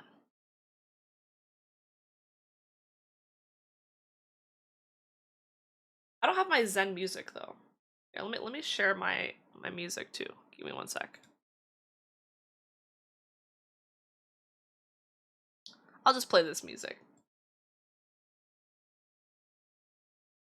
Hey, yo. Holy Oh shit, wait, you're on my speaker. Hold on. Ah. Stop talking.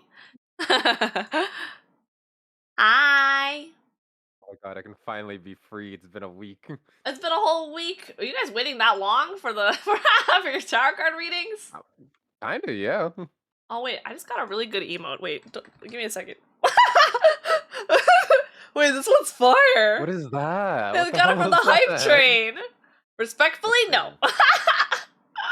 It's so good. That was actually peak. You know what, gift, Ruby? Thank you. Where are we on these?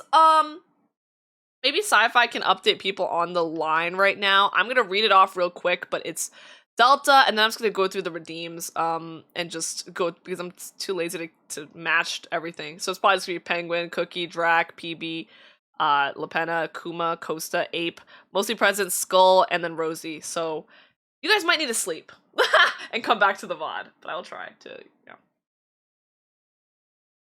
And I agree, Penguin. You're so right. Comparison is the thief of joy. I agree. Don't compare yourselves to others. I think when I stopped comparing myself to others, I just became a lot happier, and I think that it took me a while to get to that. So I'm yapping a bit. I'll set you free in 1 second. Yep. Another reading. Unfortunately, so the line is too long. I'm sorry, Nick. One day I'll do another reading for you guys. One day. Okay, hold on. That is so cursed, and I'm scared. Unfortunately, did not want to curse anyone tonight, but thank you for the gift, Ruby. It's beautiful. And you're an Aussie, so you're good. I do hit a lot of the Aussies. Are you gonna? Yeah, I think I'm just gonna do that sci-fi. I think doing the order from the first line is too much work right now. So yeah. Anyway, okay, let's start. Okay, I'm sorry. I finished answering all the questions. Huh. All right. Okay. Let me share my. Please shuffle my cards extra well, or else if you curse me, I'm gonna come back and haunt you. Okay, all of the things have actually been seen on stream already. We also forced Kunai to get one that we didn't get before, so You forced him oh, to we get did one? because That's it didn't crazy. hit yet. So everything has been seen already, but I will shuffle very hard and not curse you. So Thank you very okay, much. all right. Any question you'd like to ask? Let's do it. Okay. I would like to know about the future of my current relationship. Your current relationship. Oh my god, that's a lot of pressure. All right, give me a second. It All is a right, lot let's of do it. pressure. That's why I'm telling you to shuffle extra well. I'm shuffling extra well.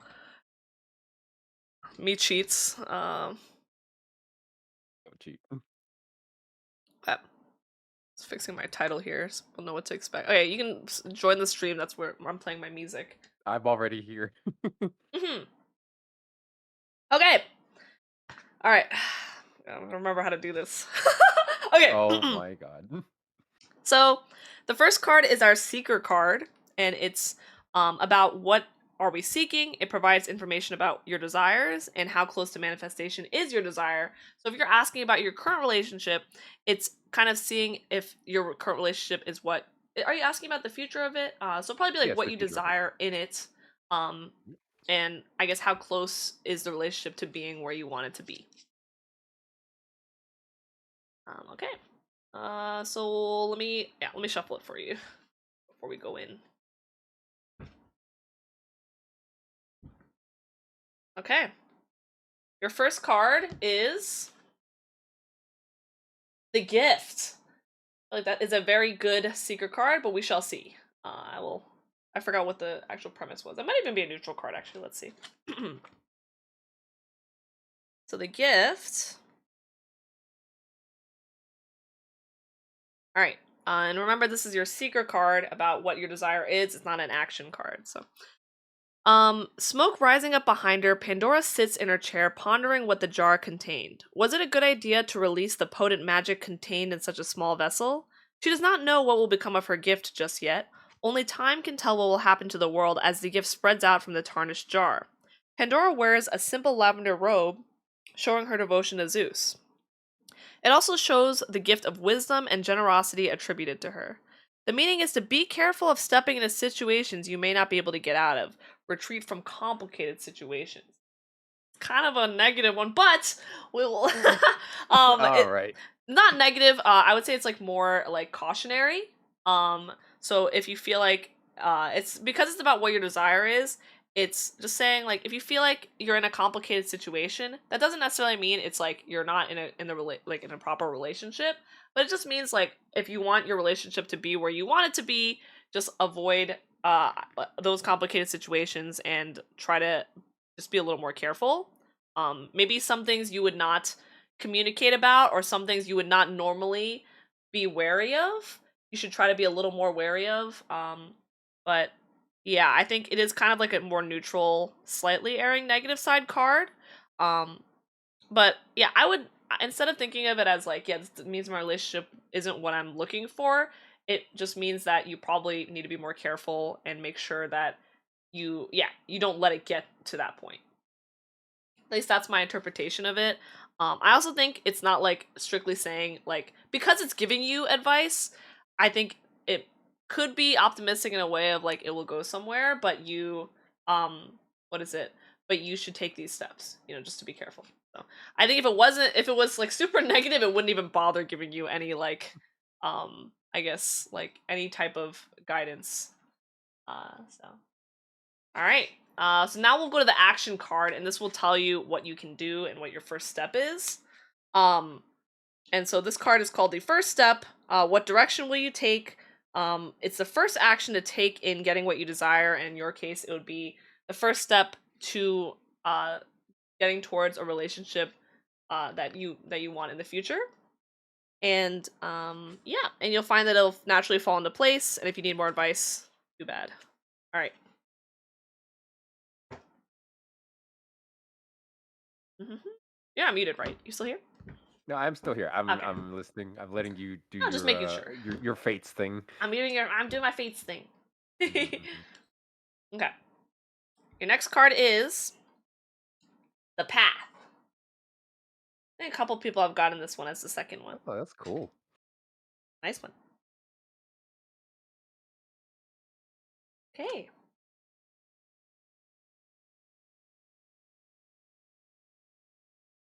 Okay. Paths are birthed by treading across the same area of land over days, months, or years. Sometimes the way is made by a single individual, sometimes large groups of creatures dig grooves out of the landscape. Your spiritual path is unique to your journey. It has many curves, peaks, and valleys. It takes repetition to create a well worn track. When we look back from where we came from, we see how the pattern got made.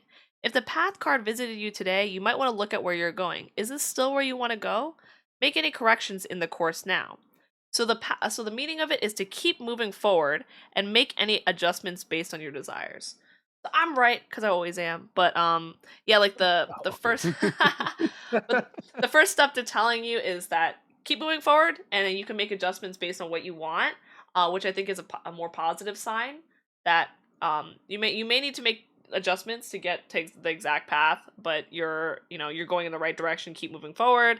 um and I think this whole thing about what is it, your spiritual path being unique and having all these curves and peaks means that there like will be a lot of different, I guess, directions it can go. And it says it takes repetition to create a well-worn track, so I think you just have to like experience things over and over again to figure out what you really desire. Um Hmm. and so I think I think it's a pretty optimistic direction, and it just is telling you to experience more and do more things. And I think uh like keep moving forward in that relationship and keep experiencing things there to really find the right answer. Yeah. Okay, taking notes. Got it. Yeah, Skull we are. Nice. So yeah, so that would be your action card. And I mean it's pretty vague because it just says keep going. But like the first one said, like yeah, you might need to make adjustments. Mhm. So don't be afraid to take a little bit of initiative and be the one making those changes. If there's something you want, Noted. communication. Noted. Communication good. All right. And card 3, the last one is the outcome card. What will happen if you attain this goal, and like what would happen if you get the relationship you desire and it's at the point of exactly what you want? Um how do you know that you're on the right track? Uh and if what you were looking for is actually the right, thing for you. And so, if you get a positive card, it'll help you stay on the right track. If you get a negative card, maybe you need to change course. Whether that means maybe this is not the relationship for you, or that means, oh, maybe you need more changes in your relationship to be where you want it to be. So, let's take this next one. It's the shadow, the moons. Oh, I really like that one because the Uh, moons are really cool I know, it's on so that card. pretty. Different phases, too.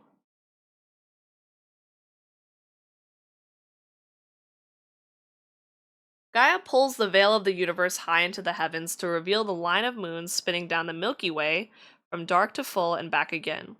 Her action turns around, giving us the time to delineate between the waking moments and the dreamlike states that murmur into our ears. The shadow phase of the moon provides us with the perspective to see clearly. Use this time to discern reality from imagination. When the planet is in its shadow phase, it is a powerfully magical time that allows us to see. It is an honor to gain access to the dreams of the universe. Use this time wisely. The meaning is to follow your dreams and allow the childlike magic to flow into your life. Um, yeah, and I think for this card, it would be more. I think it's definitely more positive. It's telling you to follow your desires, and I think the key point that I mentioned for other people who have gotten this card is using this time to discern reality from imagination. But a lot of the card focuses on like you have like a small moment of clarity, but in the end you still want to follow your dreams and like I think the whole childlike magic part is like maybe referring to like maybe even if what you're looking for seems unrealistic or idealistic, like you shouldn't be afraid to pursue something like that, something like where I guess like something magical, that seems a little unrealistic, like don't be afraid to pursue it because it can definitely be there. And it like and it isn't, it could definitely be reality. Yeah, and it talks about the different moon phases, and during this shadow phase where you can see clearly, so perhaps there will be a point in your relationship when you can see clearly what you want or what you need to do to get what you want. And whether that means talking to your partner or um making some important decision for your relationship, whether it's like a big type of event like moving in or like visiting or making a choice or a sacrifice or something like that will be like during that like period of time you'll be able to see clearly like, oh, is this really what I want? And I think that important decision will help you decide, like if you want to make that decision, it's probably the right direction. But if you decided, you know what, this is not the decision I want to make, maybe that's something that needs changes. And so make sure you wait for that key moment. Um, and because this is the outcome card, it'll be like after you feel like everything is going perfectly. It might give you more clarity if you're on the right track. Yeah. Okay. So I think overall pretty positive, but a lot of like tread carefully and experience things. And so definitely keep an eye out and make sure that you're, like staying on your toes. That's the best Mm, interpretation. I see. I see. Well, thank you for the reading. It Of doesn't appear that course. you've cursed me, at least I don't think. So you're off the Doesn't hook for appear. now. What do It you doesn't appear so. mean? You're off the hook. What do you mean? I'll be back if anything bad happens, and I'm gonna be like, it's I because hope it your wasn't card. me. Well, then I would say you should have waited. You should have like paid more attention during the shadow phase of the moon, bitch. All right. Just kidding. Anyway, thank you again for coming for our first tarot Thank card reading. you. So it's a lot of fun. I appreciate the reading. Good Yippee! luck on the rest of them. Thank you, boss. Take care. Alright. Peace out, nerd. Ah, you're the nerd. Um, and yippee! No, you're fine, Dojo. Okay. Where is the hose? What do you mean? Okay. All right. Cool. We got through deltas. Let me get my redeem thing going. Delta's done. Mark is complete. Okay. Should I go in order of the line or should I go through the line today? What do you guys think? I don't know. Like, because I was just gonna go in the line of the people that submitted today, but I'm like, you lost your hose and needed to wash your car. Well, just like use a baby wipe or something. I don't know.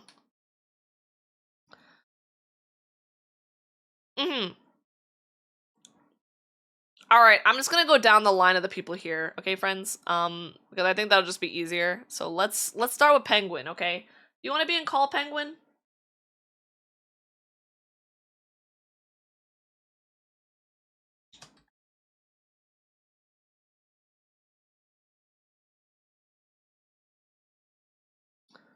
Yeah, let's do that.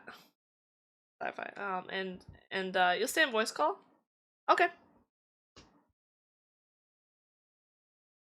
Yeah, I can invite you. Oh, stay in chat. Oh, okay, gotcha. Sounds good. Okay. No, you're fine. I was like, spending a year. Oh, nar.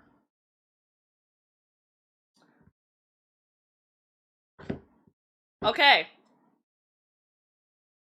Popa's GBF problem? Wait, what's the GBF problem? Also, Popo is on the line too, so Popo can submit one too. Because Popo is on the line, so. Grand Blue Fantasy problem? Okay, the first card is your secret card, Penguin. It tells you about what you desire and how close you are to the manifestation of your desire. So, you're asking about, should you stay on Twitch? Will there ever be peace in the world? How does one... okay, you want me to pick one of these.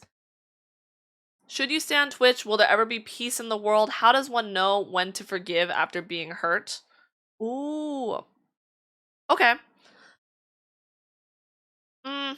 So these are like more worldly questions. It's supposed to be related to you specifically.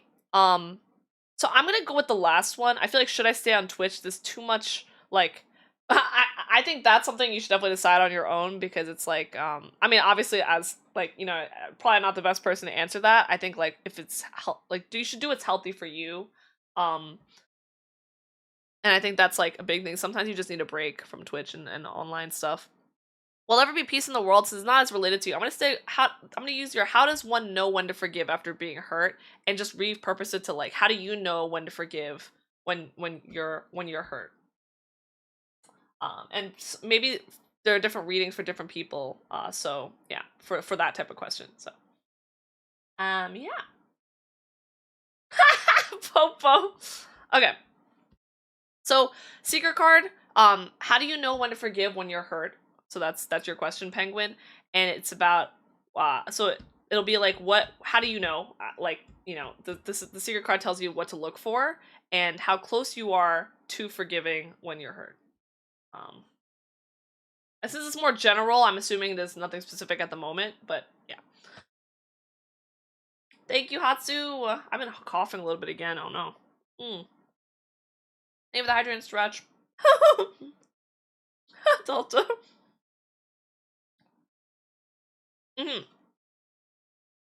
Your first card is the profit card. That it does not mean economy profit, it's the profit. Humanity has always been drawn in by symbols. They stick with us, creating a language of their own. Beware of high tide, skip the 13th floor, toss salt over a shoulder. The prophet knows the value of these signs. They appear subtle, whispering small curses and boons to those who listen. The prophet knows where to look for these signs, both in external and internal worlds. She befriends the snake. She takes on an otherworldly air. She has a pearl of profound wisdom from which you can learn when you're ready to ask and receive. To sum that up, follow the signs you are receiving and listen to the voices inside you. So I think this is generally like more, yeah, like it's just general advice, even more neutral positive card. It's telling you that, like, how do you know when to forgive? What you're looking for is just to follow like any of the signs you're receiving. So like, it might be like a physical sign. You know, they talk about like bad luck signs, like high tide, skip the 13th floor, etc. But I guess when it comes to forgiveness, it would be what are the signs you should forgive someone and do they deserve your forgiveness? And I think like you use the signs that they give you and the environment gives you and like use the signs that life gives you. And it also says listen to the voices inside you. So if you feel like you should forgive someone, and it's kind of up to you to make that judgment. And it's at least that's what the prophet is saying. It's saying you should like know in your heart if they deserve your forgiveness. Very pretty card indeed. And thank you for contributing. Hi Ashton, hope you're doing well.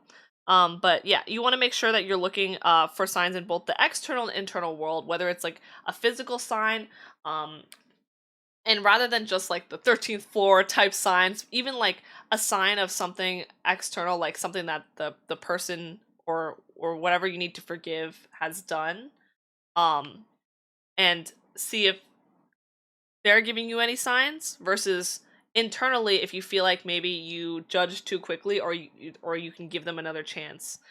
So it's like your own feelings and their feelings that will help you. So I think that's how you'll know. The second card I will give you is the first step card. It's the first step, and it tells you what direction you're supposed to go. It'll help you get what you desire. So, I guess it can go one of two ways. It can be the first step to knowing when to forgive, or the first step to forgiving. I think the latter makes a little more sense, given the first one kind of answered it already. So let's do that, and then it'll give you I guess all the other steps should fall into place. Alright. Alright, Death Mother. This card always looks a little intimidating, but it's actually, I think, more positive than it looks. And then the tower gives healthier advice compared to what I would give. The stars align. The delicate chains clatter and shimmer against the cloak. The sound is faint, a dying gasp from the soul. The Death Mother caresses the golden glitter between her fingertips. She knows everything about the departed. She knows how death consumes their souls. The chains flow between the two of them, binding them over time. He gathers the newly deceased while she takes the measure of their worth. Eventually, she'll assign them their final resting places.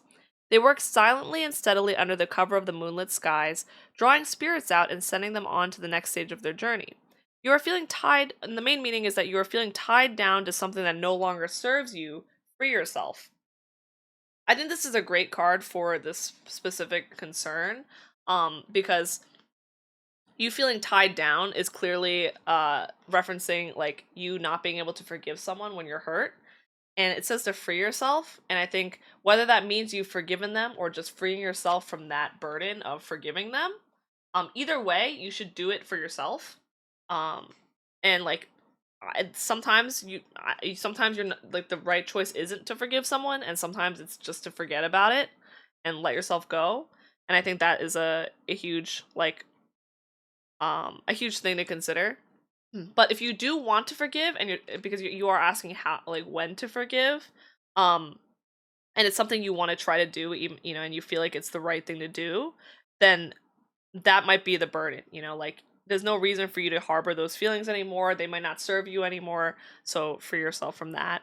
And the Death Mother is like, you're not the one providing the death. You're the one like choosing the resting place and making that decision. And I guess making the decision of forgiveness and the actual forgiveness go hand in hand. But ideally the Death Mother knows like where the resting place is, and is the one that decides that. So it's kind of in your hands, the action of forgiving, and you should be the one that, like, everything about it, and you should be the one that like knows when it's the right time. It's funny because you're asking this because you don't know the right time, but I think you don't know that you do know the right time. So, but like, if you feel like it's not the right time to forgive yet, then it probably isn't. You probably, this card is trying to say that the first step is trusting yourself and knowing, and trusting yourself first, and also making sure that you're not letting yourself be burdened. Draw death. No, it's a decent one. And you like the pictures? Yeah, it's really cool. This is the Dreamscale Oracle set I bought in Salem, so you should definitely get it if you like it. It's really pretty. I like how it's like atypical too. It's like not there's a lot of cool stuff. Yeah. Thank you for saying hi to everyone, Sci-Fi. Last card is the gift. The same one Delta got, but this time it's the outcome card. And I forgot to go over what that is, but the outcome card, once you attain the goal of forgiveness, how do you know that you're on the right track? I think that's even more straightforward. So if it's a more positive card, that means you're on the right track. If it's more negative, you might need to change course. And maybe like you weren't supposed to forgive that person. So, which is kind of dark, but okay. Smoke rising up behind her, Pandora sits in her chair, pondering what the jar contained. Was it a good idea to release the potent magic contained in such a small vessel? She does not know what will become of her gift just yet. Only time can tell what will happen to the world as the gift spreads out from the tarnished jar. Pandora wears a simple lavender robe showing her devotion to Zeus. It also shows the gift of wisdom and generosity attributed to her. The meaning is to be careful of stepping into situations you may not be able to get out of, retreat from complicated situations. And so I also think this one is like a little like neutral, borderline, a little bit negative. You want to make sure that you're after you've forgiven someone, you're not like putting yourself in a situation you can't get out of. Like maybe you forgive someone that doesn't deserve your forgiveness. So you just want to make sure you're not like forcing yourself and putting yourself in a situation where your I guess your needs are not being understood. It says retreat from complicated situations. Like sometimes it might be better to not forgive and just remove yourself from that situation. And it seems like that's what it's leaning towards. Was it a good idea to release potent magic contained in a small vessel? I also like to think of the jar, the Pandora's jar, kind of being your feelings, and maybe like you are kind of bottling up, or you're letting the like you're letting those bottled up emotions like get released in the action of forgiving someone when they've hurt you. And sometimes you just need to kind of, and sometimes you need to make sure that you're not letting like important feelings go. Um yeah. And let me see here. It also shows you have the gift of wisdom and generosity attributed to you. And like wisdom and generosity are obviously important for forgiveness. So are you generous enough to forgive something? Um and I guess wisdom is a little less tied to that, but like knowing when to forgive someone um shows a certain level of wisdom as well. So yeah. So just be careful to not forgive anyone that doesn't deserve your forgiveness is the way to stay on the right track. So many neutrals. Yeah, I'm kind of subjectively giving it one. But I think a lot of them are like neutral and leaning, and then some of them are like more one direction. And Salem witch trials. Did I answer that? Sorry. Yeah, it was actually in Salem, Massachusetts, where the Salem witch trials happen. Indeed. Thank you, Penguin. Thank you for submitting your question. I'm glad I got to do your reading. Yippee! And thank you for showing interest in the readings, guys. I know I'm not a professional. I'm just vibing. But I hope they've been helpful anyway. Okay, I'm gonna mark Penguin as complete.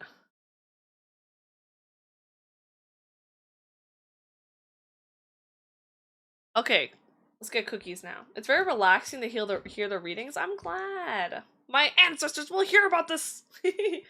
You'll be hearing from my manager.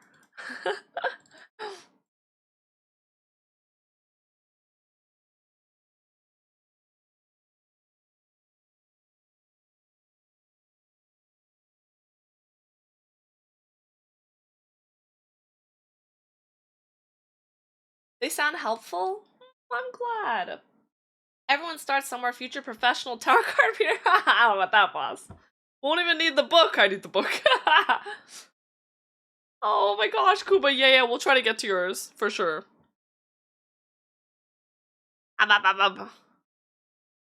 Kuma, yeah, you're like 5 in, so we'll make sure we can get to it.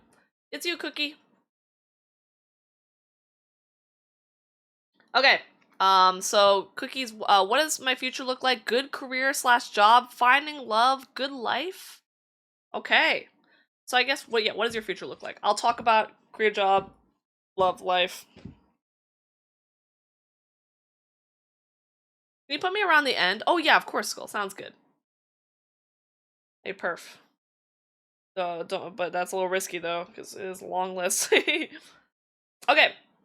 So the first card, Cookie, is your seeker card. It tells about what you desire in your future, and how close to manifestation is your desire. Elephant! So this one is our good luck card, so that's a good sign.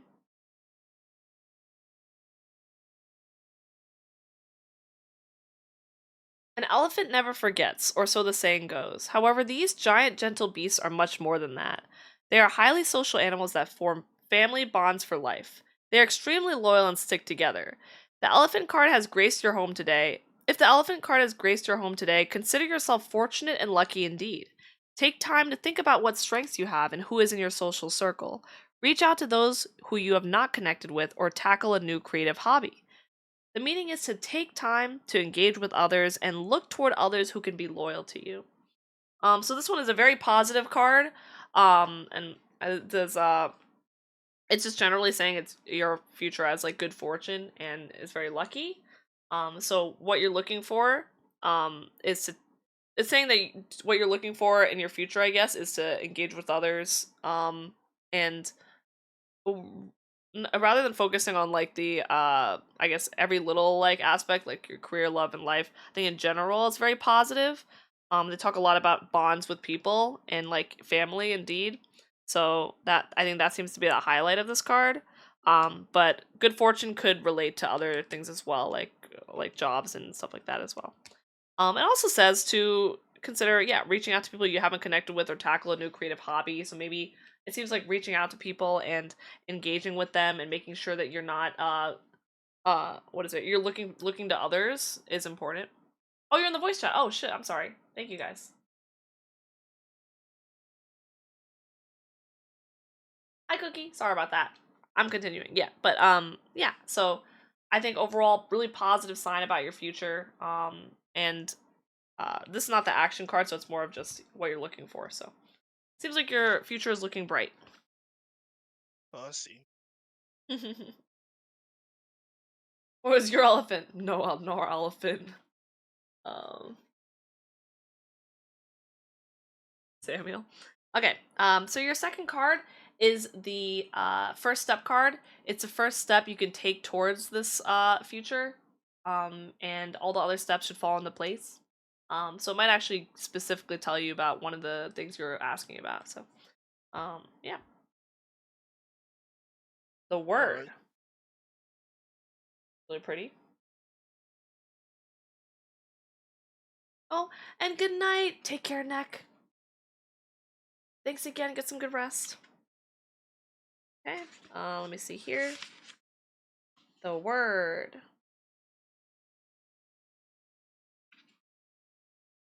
Alright, stories and storytelling have been with us since the beginning. Our minds are designed to share our experiences with each other. We crave the sharing of stories to remind us that we are connected through our words. The word leans into her wings. She steadies a stack of parchment on her lap, her knees curled up to meet the paper. The girl holds a plume in her right hand, poised to strike the page at any moment. Her eyes remain closed, engrossed in the visions of the story her mind describes. When she is ready, a new story will get inked on the page. The meaning of this is to write your story down and have a playful attitude towards life. So yeah, it seems like to not take things too seriously, to relax a little bit. I know you're in our coaching lab as well, and we're telling you to enjoy and relax. I think that's a big key part of this one. Um, Yeah, yeah, for sure. It's just, mhm. but I don't know about I don't know about this right now because right now I feel very anxiety. You feel a lot of anxiety. Yeah, And so I see. So you're like, it's hard for you to have just like be carefree when you're going through that right now. yeah, No, that's understandable, and I think it's really like people can tell you just be more chill or just relax a little bit as much as they want, but it's really up to you in the end to like be able to do that, and it takes a lot of time. Especially like anxiety, you can't just wish it away. Um, they're just like feelings you'll have. Sometimes you'll feel anxiety for no reason too. Like they're just it's there's so many like different things and experiences that can affect you, and I guess what the reading is trying to say is that like is that that is the key towards like being happier and having a good future is to like try to let those feelings go as much as you can and take it little by little. It is the first step, so you're just taking your time with it. Um but I guess like it also tells you to share experiences with each other, and I think both of your cards have been like about bonds and seeking advice from others. And so take your time with it. And plus it's talking about like I guess a news story getting inked and like writing your story down, and I think it's like a lot about like the story beginning. um so if you feel like it's not that easy to do that, I would just take things little by little, like step by step, one at a time, and try to like I guess identify what is making you anxious, um and try to use that to slowly relieve your anxieties, whether it's through doing other things that make you happy like the new creative hobby and the elephant card, or whether it's just trying to work towards things that like I guess being thing work towards things that I guess the opposite direction of what makes you anxious. So yeah, yeah, yeah. Okay, okay, I see. yeah. But totally, that's totally valid, and I think that's important to mention too. And hi, trash can. Hello. Okay, and the last card is when you're at the point, is the outcome card. When you're at the point of reaching your desire, how do you know you're on the right track or if you need to change course? And if you get a more positive card, you're on the right track and just keep with it. And if you get a more negative card, it means maybe you need to change course and of the way you're doing things. And sorry, I don't know if I said hi, trash can, but hello. Okay. Death Mother. So you also pulled the Death Mother card. See what that one is again. I don't know. I feel is it mostly just death? No, no, no, it's not. So this one actually looks bad, but it's actually a little more deep than that. So the delicate chains clatter and shimmer against the cloak. The sound is faint, a dying gasp from the soul. The Death Mother caresses the golden glitter between her fingertips. She knows everything about the departed. She knows how death consumes their souls. The chains flow between the two of them, binding them over time. He gathers the newly deceased while she takes the measure of their worth. Eventually, she will assign them their final resting places. They work silently and steadily under the cover of the moonlit skies, drawing spirits out and sending them on to the next stage of their journey. The meaning is you are feeling tied down to something that no longer serves you and to free yourself. This is similar to the one that Penguin got. And I would say in your situation, maybe it's those anxieties that you're feeling tied down to, that don't benefit you in any way, and you want to free yourself from those. And like, if I think since this is the outcome card, if after you've managed to have like that playful attitude towards life, you feel like you're making good bonds with people, if you still feel tied down to those anxieties, that might be a sign that you need to change course and do something different that's better for your own mental health. Um, and it like I think to your question about whether this card's just about death, I think it more talks about the like beautiful relationship between the Death Mother and death itself, and them having this like seamless relationship where she identifies their resting place and death is the one that carries it out, and how like it's kind of like this um beautiful like process where everything has its place and direction. And I think that's uh I guess that's if you apply that to, your feelings in your future, you will eventually kind of, I guess for the Death Mother, if you're like the Death Mother in this situation, you will eventually find that direction yourself and make the decisions yourself.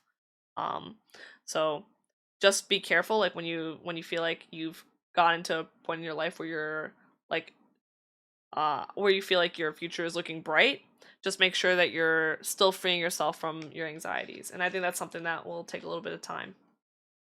Yeah, but I think Okay. it's generally a pretty positive card, or I guess neutral positive. It's just saying like, or I don't know, if it's neutral positive. It's more like neutral because it's giving you advice. Like, yeah, if you feel tied down, and that implies that you might feel tied down. Yeah. Anyway, yeah. All right. Let's see. Sorry, what'd you say? No, I just see the cards. Yeah. But yeah, I hope this helped. And yeah, thank you for submitting your question for the reading. Yeah, thank you. Of course. Take care. See you. Yep. Bye bye. Two greetings. Do you guys want two greetings?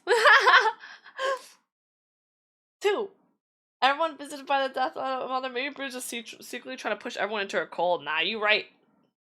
But if it was my cult, I'd be Brew Mother, and you'd all be calling me Mother. Thank you for the stretchies. Stretchies! Oh man. Okay. Gotta say bye twice to fuck. Yes, mommy. Hey, yo. Yeah, that ain't happening. That's crazy. Hmm? Come on, you guys know you want to. Drax says, "Do I inspire big druid energy? Droid. Is it druid or droid? I forgot. Druid? And Drac, are you here? I don't know what do you inspire big druid energy is. I don't know if Drac is here. Is Drac here?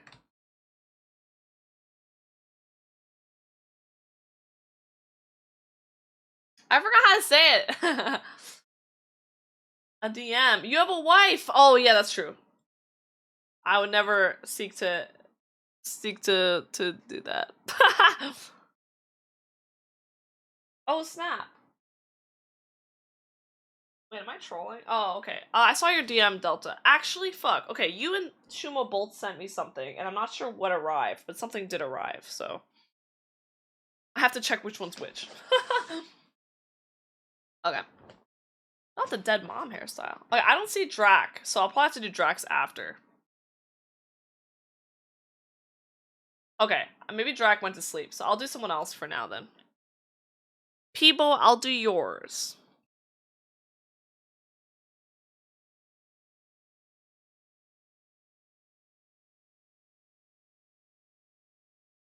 Okay.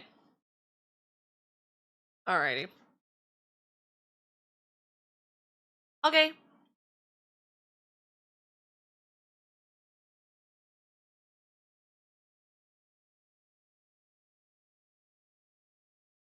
Hi, people. Hello. Hello. Hello? Hello, hello. Can you hear me? Yeah, I can hear you. Yo, yo, yo. Alright, I'm streaming Hey, my what? music right now, so you can listen to it while I do your reading. Okay. Oh, is there a queue list? Trash can. Oh, did I ping you? Wait, let me see. Trash can, you did. Oh yeah, trash can. Submit a new, submit your question. So, the list is kind of long right now. I'd see if I can get back to you on that. But if you're asleep when I get to your name, I'll do your reading at the end. Yeah, make sure you submit one now though. So yeah.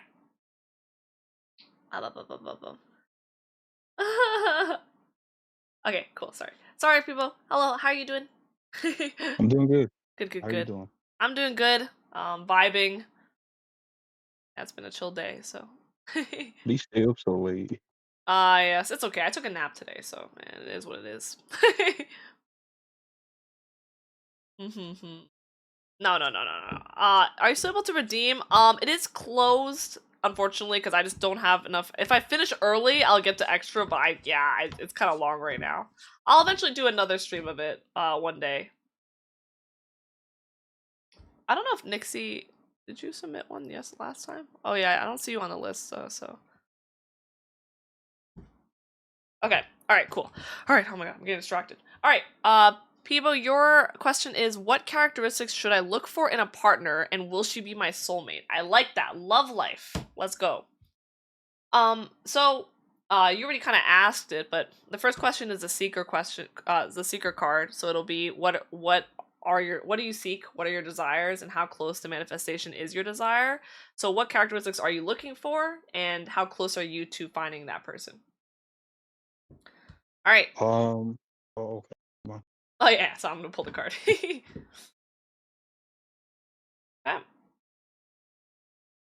Balance.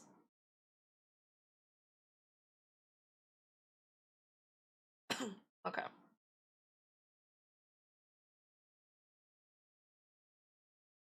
Okay. The idea of a binary is a human concept. We contain both one and another inside our genetic makeup. Balance sits outside of this duality. They follow their vibration, their own story. They can often be positive, revealing the good that sits inside us all. They can also be gloomy as they give in to the dark emotions that lie feral, waiting to attack. Balance sits somewhere in between. They know what it is like to carry both sides. Balance blends the best and the worst, presenting us with a new opportunity to experience the whole of creation. So the meaning is to look for the positive and the negative and temper your emotions. So I guess for this, which is I guess it's a really interesting one for I guess love life. But it seems like it's saying to look for the positive and the negative, which is not normally advice like that is given for love life stuff, but it would just be like um it maybe perhaps you are like looking too negatively at like when you're judging other people in a romantic way, or like maybe your standards are a little higher. So it's saying to make sure you're balancing a little bit better and leaning towards trying to be a little more positive about relationships and people you're looking for. And maybe that will reveal a relationship you didn't expect, or like a potential soulmate you didn't expect. So it's saying to like balance is all about like balancing both sides, but it is also saying I guess yeah, make sure you're leaning towards more positive. Um it also has this part where it says it blends the best and worst, presenting us all with a new opportunity. And I think maybe if you aren't like if you don't be more balanced in your desires, you will miss out on opportunities with people that would actually suit you, even if you don't think they do. Um, so I would say that what you're looking for is to maybe what you're looking for in your like love life is to just yeah be more balanced when you're looking for someone. Um, and that like maybe specific characteristics it doesn't say, but it's more about like yeah like those are the potential ones you can lose out on. Yeah. Um, Thank you, Homer. And will she be your soulmate? I'm seeing if that can fit into this. But I don't. I think for this part, it doesn't say it as much. Hmm. Up, up, up, up, up, up. Yeah, I think it's this one's more about like what you're looking for. So. All right. So maybe we can get more information on your if the person will be your potential soulmate in the next card. So this is the action card, the first step card. So what is the first step in like looking for a partner? And maybe yeah, and make sure you're on the right direction. So let me draw your next card. Octopus. That's a fun one. I like the color scheme of these guys.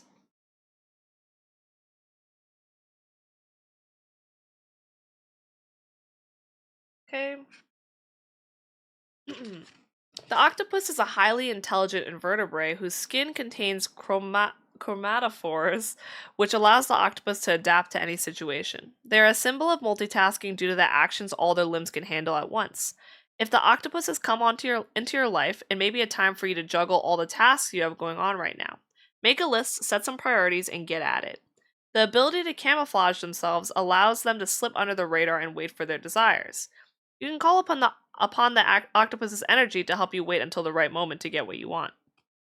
The meaning is it's time to prioritize and get things done. Patience and intellect can lead you to success.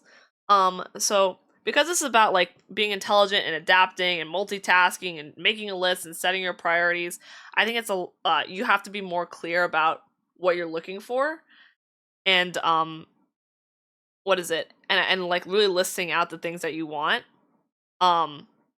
So sorry.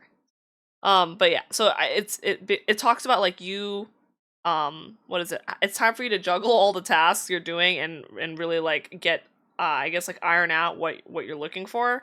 It's kind of hard because your question is asking like what characteristics you should look for, but they're giving you more direction on like how you should look for someone.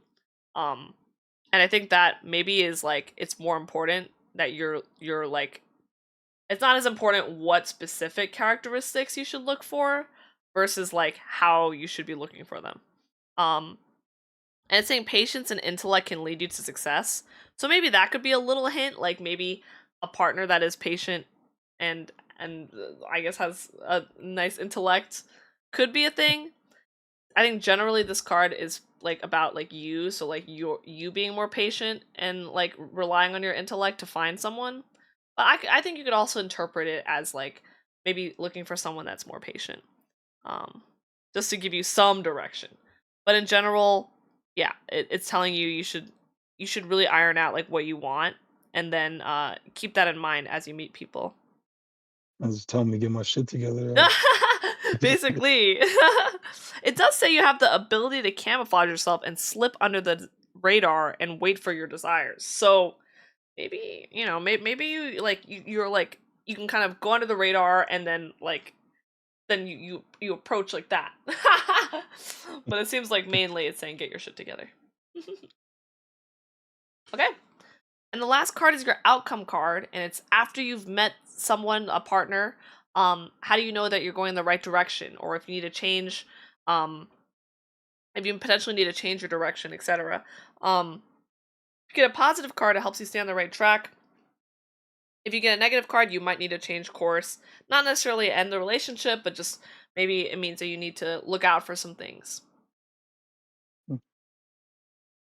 Death Mother again. Okay. Death Mother card. This is the third Death Mother we've had today. The delicate chains clatter and shimmer against the cloak. The sound is faint, a dying gasp from the soul. The Death Mother caresses the golden glitter between her fingertips. She knows she knows everything about the departed. She knows how death consumes their souls. The chains flow between the two of them, binding them over time. He gathers the newly deceased while she takes the measure of their worth. Eventually, she will assign them their final resting places. They work silently and steadily under the cover of the moonlit skies, drawing spirits out and sending them on to the next stage of their journey. The meaning is that you're feeling tied down to something that no longer serves you and free yourself, which seems to be a trend today. Oh yeah, sounds good, more. Yeah, we're going in order of like the people that redeemed today. So yeah, get some good rest. You can check out your reading in the VOD. And for this situation, so yeah, you're feeling tied down to something that no longer serves you. So for I just like clocked myself out. Okay, sorry.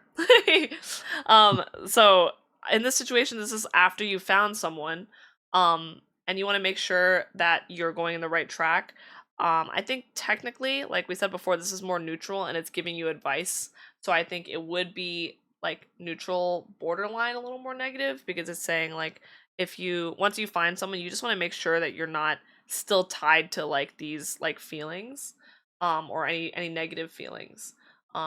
So just that's a good way to determine if like the partner you're with is who you're meant to be with and who you're looking for is if you don't feel tied down or any stresses and you feel and if you feel free, I mean if you don't feel free, then it maybe is time to reevaluate that relationship. I think that's the key point of that one. And I mentioned it a couple for the others as well, but like the Death Mother and and Death have like this like really seamless relationship, and that can also be a parallel to love life as well. Maybe you can find someone that can be like you're like the Death Mother, and you can find someone to be like your Death, and you kind of do different things, but you work well together, and I guess work together to encompass this like whole journey. So yeah. Yeah, so that's pretty much it. I think overall you got to be careful, but in general it's like be more positive and yeah, and like really prioritize what you want. And you know, you can decide that on your own, but yeah. Okay. All right. All right, I hope that was helpful, Peebo. Thank you again for submitting your request. Well, thank you. All right, take care, you bean. Take care. My gosh, let's go. I see everyone's gonna be having some pop and love lives soon. And yeah, big care, you Mori. Get some good rest. Heart, love you lots. We watch more Fruits Basket soon. Okay. I just finished Peebo's, so I'm gonna mark that as complete. Okay. Let's see here. Alright, so next one is Lapenna. Is Lapenna here? You don't shuffle Death Mother. I'm shuffling Death Mother! And good night, people. Get some good rest. We love having a pop in love life. That's what I'm saying. You think I want to read Death Mother 50 times in a row? Maybe y'all should stop being the Death Mother, you know? Okay, if Lapenna is not here, then I will, go on to the next. And we can do Kuma's. Kuma-chan, are you still awake? I wish I was saying- Shut up! Love your ocean, have a love life? Let's go. Hi, Kuma, you want to be in call? Let's go! We made it to Kuma's. Yippee!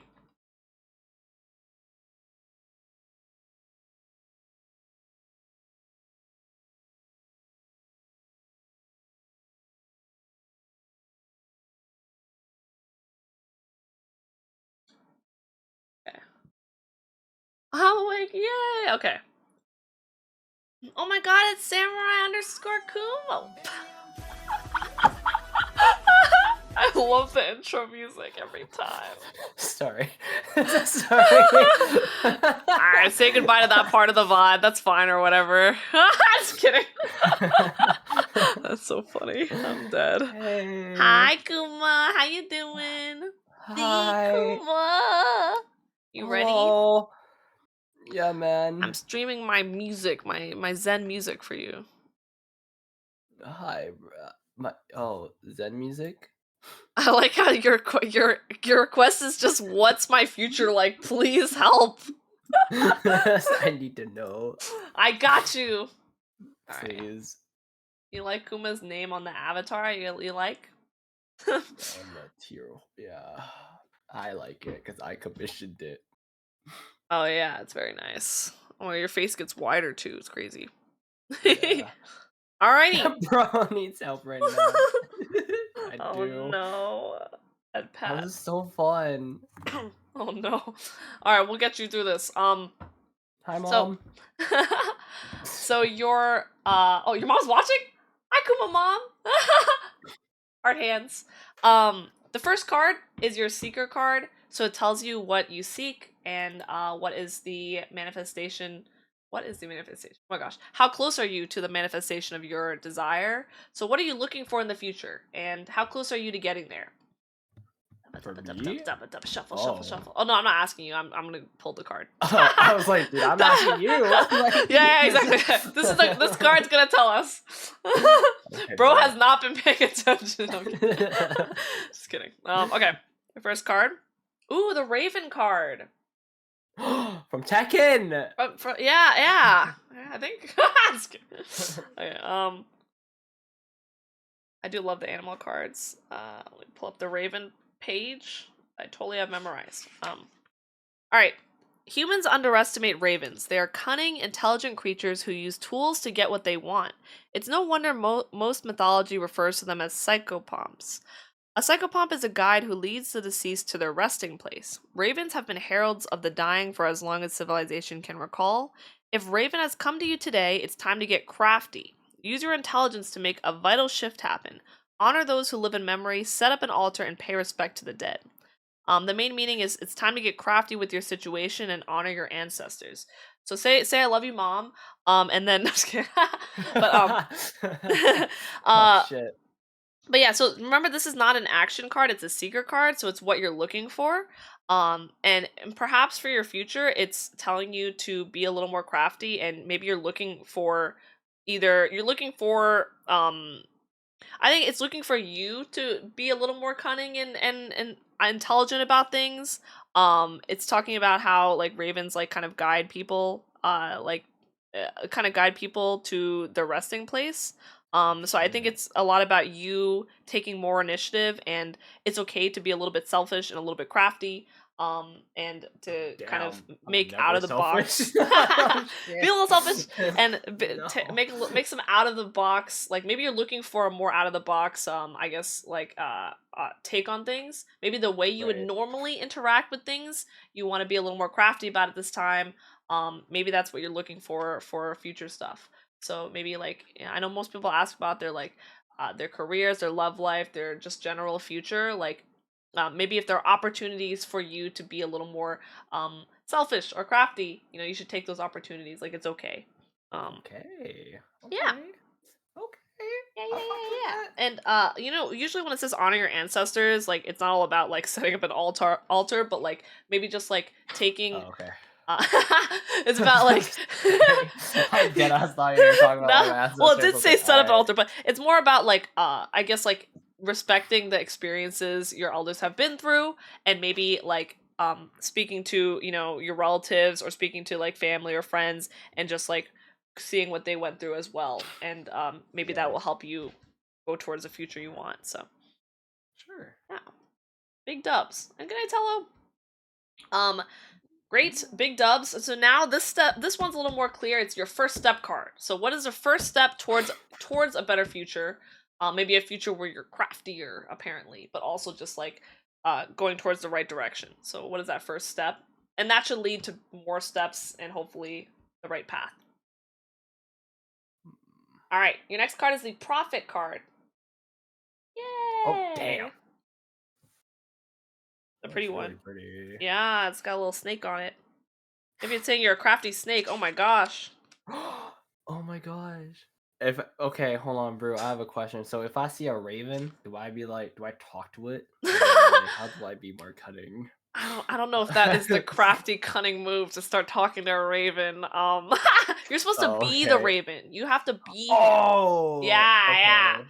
So Alright, like maybe you could guys. take some inspo on how the raven acts when you run into it. Shit, alright. So the Prophet card. Humanity has always been drawn in by symbols. They stick with us, creating a language of their own. Beware of high tide, skip the 13th floor, toss salt over a shoulder. The Prophet knows the value of these signs. They appear subtle, whispering small curses and boons to those who listen. The Prophet knows where to look for these signs, both in the external and internal worlds. She befriends the snake. She takes an otherworldly air. She has a pearl of profound wisdom from which you can learn when you are ready to ask and receive. And to summarize, it basically means to follow the signs you're receiving and listen to the voices inside you. So I guess for overall, like the action card would just be to the voices inside you. So trust your gut, and follow different signs. So if you see any like red flags, like any like bad luck signs, make sure you're keeping an eye out for them. It also says she befriends the snake and she takes an otherworldly air, and I think that is kind of like an homage to being able to get along with all different types of people. And so like you're able to like befriend the snake and you know be in like all these like other I guess to form relationships with all different kinds of people, and you should use that to your advantage. And let me see here. It also says you know where to look for the signs in both the external and internal worlds. So you might see these signs like from your own the voices inside you are telling you this is the right thing for my future. This is what I want to do for my future. And you might also see it from outside signs. So people around you, you know, even your friend telling you about like you should start VTubing and all these things, right? You might see all these signs outside from external forces. And I think you being able to make all those relationships with like different types of people will help you gain like a more like a bigger perspective and more external voices to help you.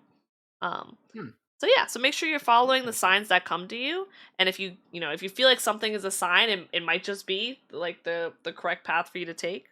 But overall, like trust those voices inside you that are telling you what to do. And like it, I guess that also is kind of a sign, like a sign that you will ultimately know when something is the best for your future. So if something doesn't like seem like it's that important or isn't your priority, you should trust your gut. If you don't think it is, you should trust your gut. All right. Yeah. Yeah. Okay. I'm locked. Overall, I'm pretty locked in positive. then. Yeah. Okay. Locked in.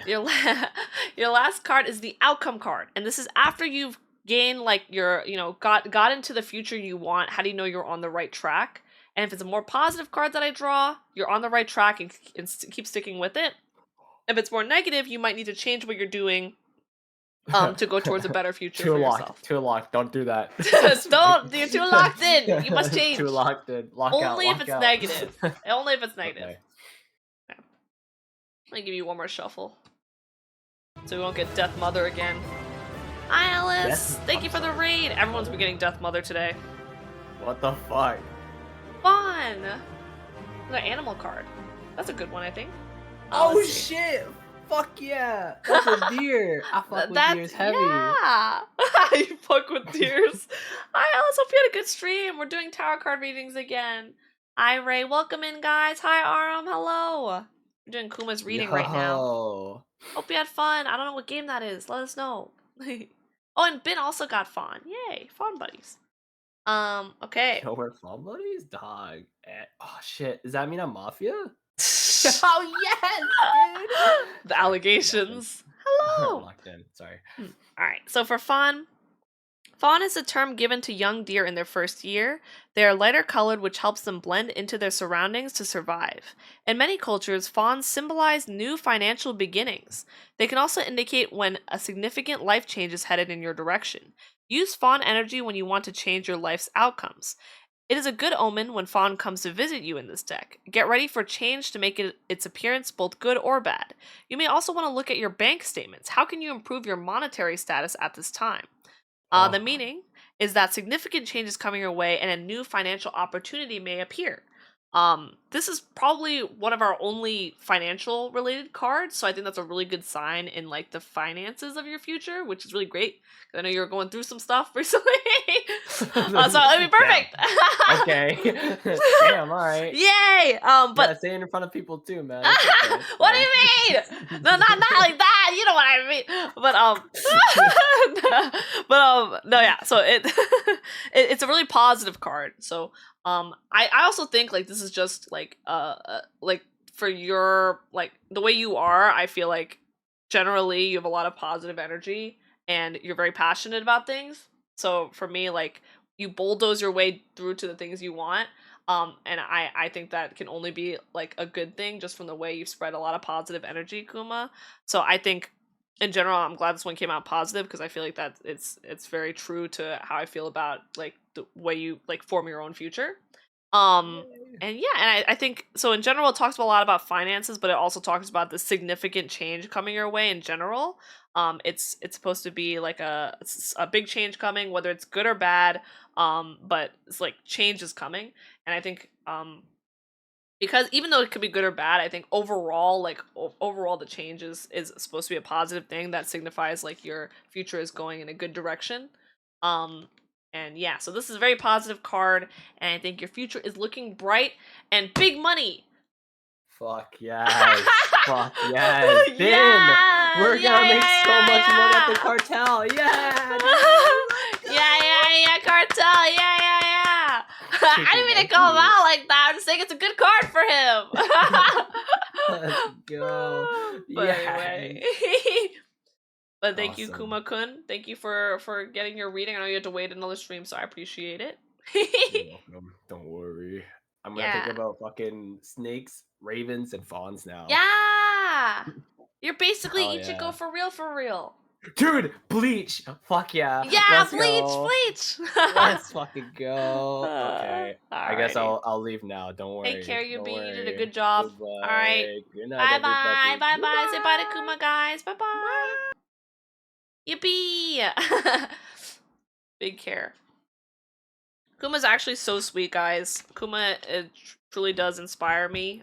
He's such a positive guy, and I want to be as passionate as Kuma. Give Kuma lots of love, okay? It's a Metroidvania, but a cute furry. Okay, slay. 9 souls. Okay. And thank you for coming by, Alice. I appreciate you coming in a raid. Thank you.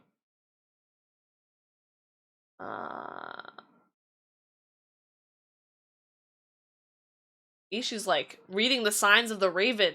And yeah, tarot card readings. Yeah, we're finishing up because we've had a pretty long list that I have to finish getting through. So, mark as complete. Okay, let's see here. Oh my gosh! And thank you again thank you for the another raid. Lee Main Ace coming through. Thank you for the raid. Am I following? Hold on, let me make sure I'm following. Oh my gosh! Thank you so much for coming by. Hello, welcome in, Tekken Gamer. Thank you so much, guys. I appreciate it. How you doing, Ace? Yeah, let's see about the cartel. No. See here. Bye, Kuma. Does he inspire you to watch Bleach? I've watched Bleach already, but yes, he does. And welcome in, hello. Yep, Ellis. Well, honestly, I started kind of late anyway, so. How was 7 Remake? Did you enjoy?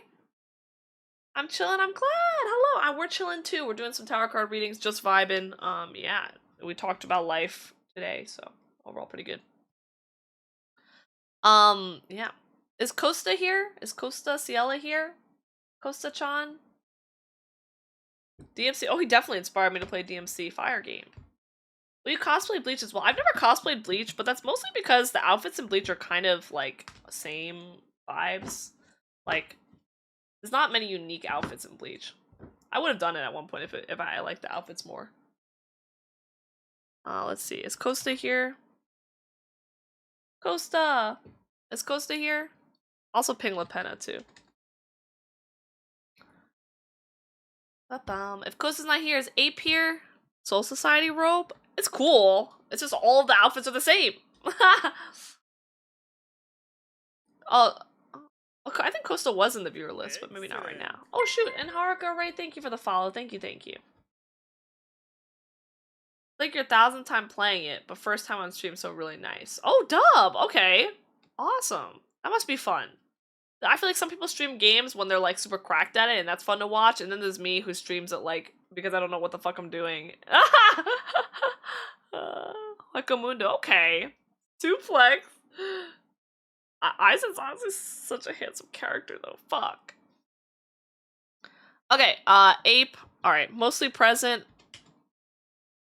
Skull. Skull wanted to be at the end, but I don't know if Skull wants to do it now too. I'll just ping. Rosie. Fido. I'm just gonna like ping in order. Oh, you're here, present? Okay.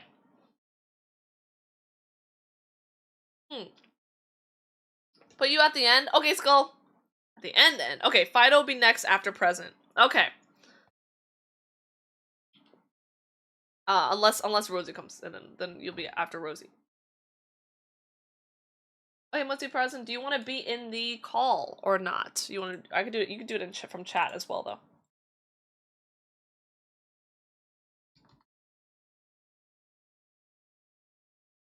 Okay, love life future, please. I got you. You'll just chill in chat. Okay, sounds good. All right, let's go. We're doing one about love life. Your first card is the Seeker card. It tells you about what you're looking for in your future love life, and how close are you to manifesting that desire. Dude, Prophet has been showing up so much. Oh my gosh, y'all prophets for sure.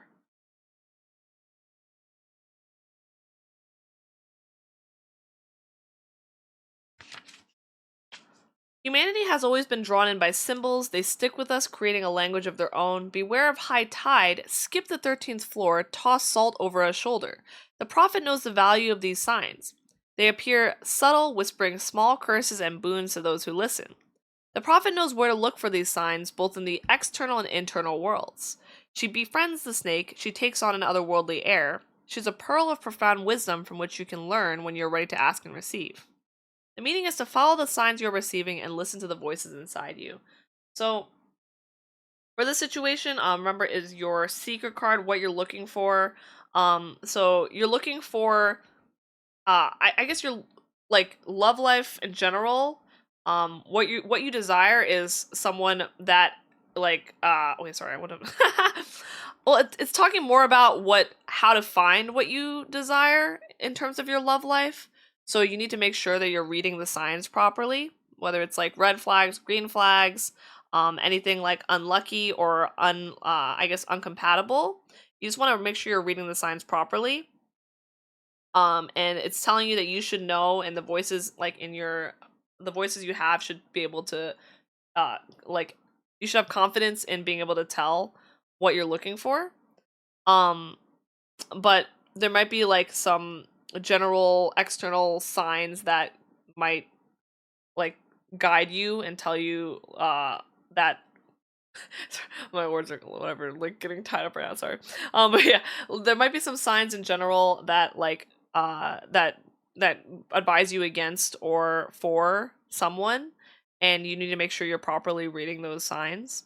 But in general, like knowing exactly what it is, you just have to trust your gut and listen to the voices inside you. So keep a lookout. Exactly. And I'm indeed a skilled shuffler. It's shuffling so hard that we're getting repeats. But yeah, let me also read this a little bit deeper. So they're saying that the signs appear subtle, whispering small curses and boons to those who listen. So not everyone can read these signs, but the prophet can. So you want to make sure that since you have the ability to read like the signs, and especially even the subtle signs that are not as obvious. There may be some signs that come to you that are not as like direct. Maybe not like high tide and 13th floor type, but they might not be as direct. But you can kind of judge if something is a sign of something that wouldn't be compatible for your love life. So, for example, it may not be like a blatant red flag or anything crazy, but you might realize things that other people don't realize and be able to like know earlier whether something is right for you. The demons? Well, then you wouldn't get this card because you'd probably get like the silky card, the one where you take the skin of a seal or something. Thank you for the hydrate, Baron.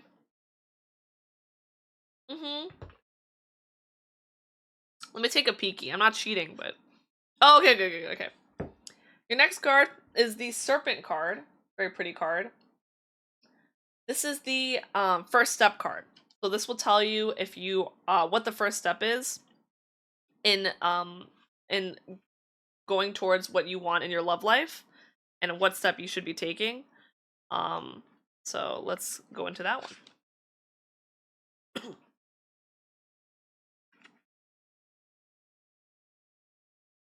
Serpent, where are you?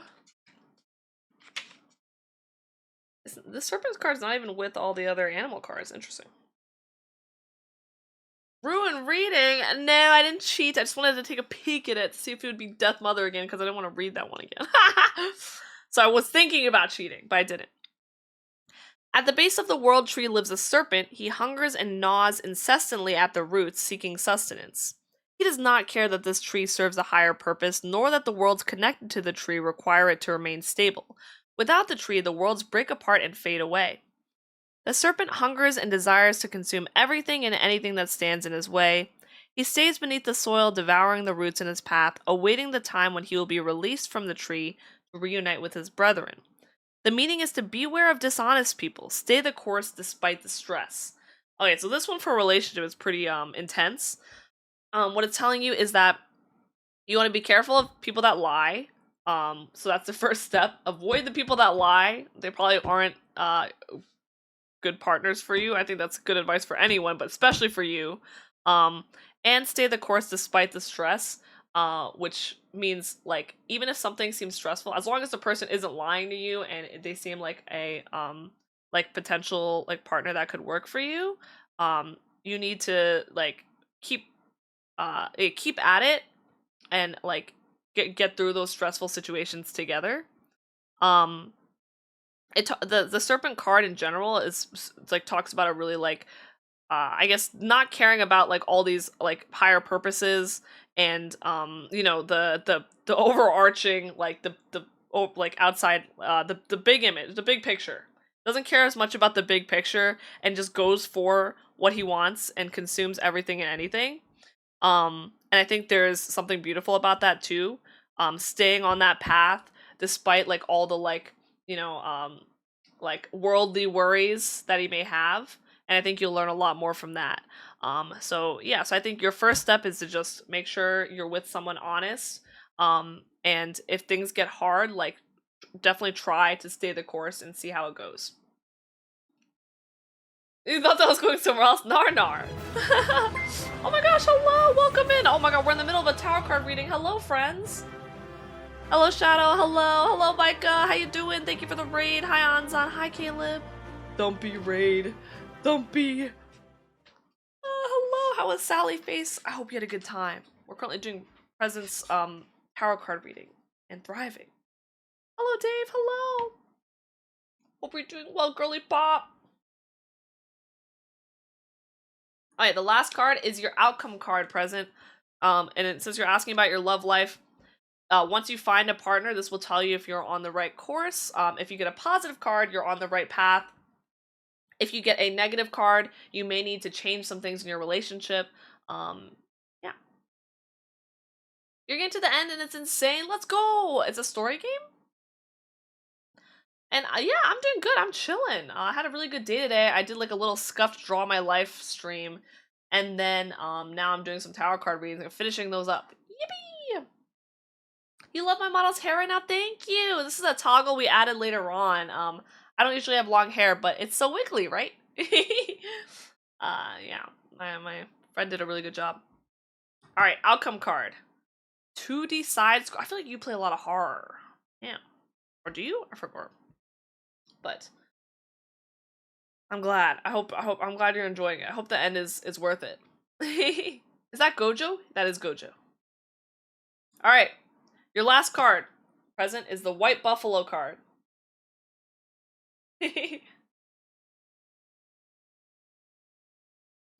But yeah, if you need rest, by the way, any one of Micah's viewers or Micah as well, make sure you guys get your rest, you beans. I will take care of all of you. So the White Buffalo card. I'm looking for it. Where are you, White Buffalo card? I gotta go to my table of contents. Hold up. Oh, there it is. Okay.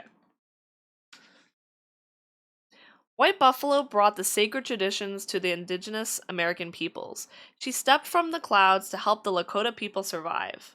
The White Buffalo holds out a sacred pipe filled with tobacco as a peace offering. The 6 feathers that hang off the shaft represent one of the 6 rights she showed her people. The 7th right hangs off from her black hair. She wears the pelt of a white buffalo, the honored beast that gifted her name. The arrival of the white buffalo is a sign of restoring harmony and spirituality to a troubled world. Follow traditions that bring nature back into balance. Do your part to make a change in our environment. The overall meaning is it's time to restore harmony to the world. Be mindful of spirituality in your life. And I think for this one, it's overall pretty positive. But you know, it also is kind of giving some advice, but I'd see it as a more positive thing, just given like the whole message behind the white buffalo, and the kind of the things that the white buffalo has accomplished. So I would say that like you just have to be mindful of spirituality and like there's a lot of peace and harmony in general. But you can also interpret it as saying like you have to restore harmony, and that might mean being more spiritual to just make sure that you're on the right path. Um, it's saying the arrival of the white buffalo is a sign of restoring harmony and spirituality to a troubled world. So perhaps your partner is your white buffalo too, and your troubled world has been restored when you meet your partner. So that, you know, I think that would be a really beautiful message as well. Um, and it says you can follow traditions to bring nature back into balance. And make sure you're being conscious of your environment. Whether that means you're like, you know, that doesn't just mean reduce, reuse, recycle. I think that also means like I guess pay respects to the environment, and also I guess like the environment where you meet your partner in general, like place some value into that as well.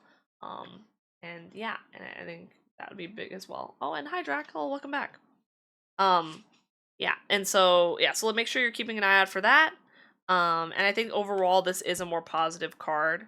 Um, yeah, and just make sure you're keeping an eye out. But I think it's a good sign for your love life. Once you feel like you found the right partner, hopefully they'll be your white buffalo. Not terrible. I do not think that's terrible at all. I think you popped off. Just be careful about the lying hoes. Anyway, thank you, Mostly Present. I hope you enjoyed your reading. Let's go! Oh, and good night! Sleep well! Thank you for coming by! I appreciate you. Shuffle, shuffle, shuffle. Alrighty. So I have, let me see. I have Fido. I also, since Drac just came back, I might do Drax first here. Yeah. If that's okay. You said, do I inspire big brood energy? But like, is that your real question? Or thanks, Oracle Brew. You're welcome. Do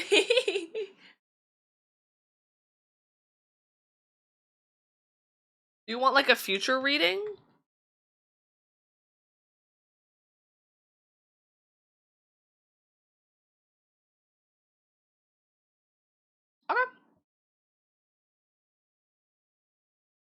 Okay. Okay. So I will give you a general reading about your future, okay? I don't know if you want to be in call. If you want to be in call, I can drag you in, but All right, this first card is your seeker card. It tells you what do you desire in your future and how close are you to getting that. Through Oracle. You can get a call? Maybe.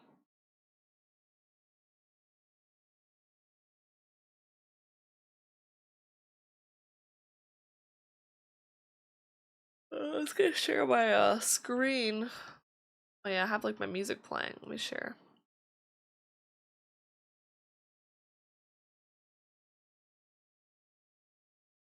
If you want to go to the waiting room, I can drag you in. Brew Oracle! Oh my god! You guys are genius! Why you drag the snack? Fuck. That's so funny. Inside joke. Alrighty, you ready for your reading? I'm streaming some music right now you can listen to. Yeah. Cool. Okay. Yeah, I'm ready. Alrighty. So I'm gonna draw your first card. The Silence. Maybe you should be more quiet. Just kidding, sorry. That wasn't Oracle Brew, that was just Brew talking. Alright. Yeah. Okay. So this is your secret card. What are you looking for in the future? How close are you to getting there? I'm gonna read the Silence card right now. No amount of Okay. clarity or visualization is possible without distancing oneself from the noise of the world. Turning inward helps us become more in tune with the significant presence that fills the universe. It allows us to lay ourselves bare to it and to connect with and ponder the greater meaning of life.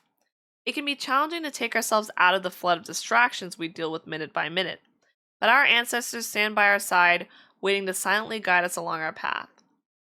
Their experience and guidance are indispensable in our journey. The silence rests her arm against the skull. Some cultures view skulls as an ultimate symbol of a life well lived. It represents our awareness of their message that echoes to us from the other side of the veil. Our legacy is our real teacher to the world. And so the overall meaning is to seek out a place of stillness to hear what you need and to take time to meditate. So it seems like what you're looking for in the future is like just more well, it could imply that you're seeking more like stillness or more calmness in the future, more peace. Yeah. And like even though it says take time to meditate, this is the secret card, not the action card. So you're making sure that you're maybe that's what you're looking for. You're looking for more like more quiet. And since there's a lot of distractions here and there that you seem to be having, it's telling you to go more tune inward more to yourself, and allow yourself to kind of have some peace of mind. It does say that the skull is a symbol of a life well lived, and so I think that is a very positive sign. But yeah, and so it says, so I think it's definitely you have to make sure you distance yourself from the noise of the world and have a little bit of quiet, and at least that's what it seems like you're looking for the future. Okay. Yeah, I can see that. Hmm. I definitely think I need that.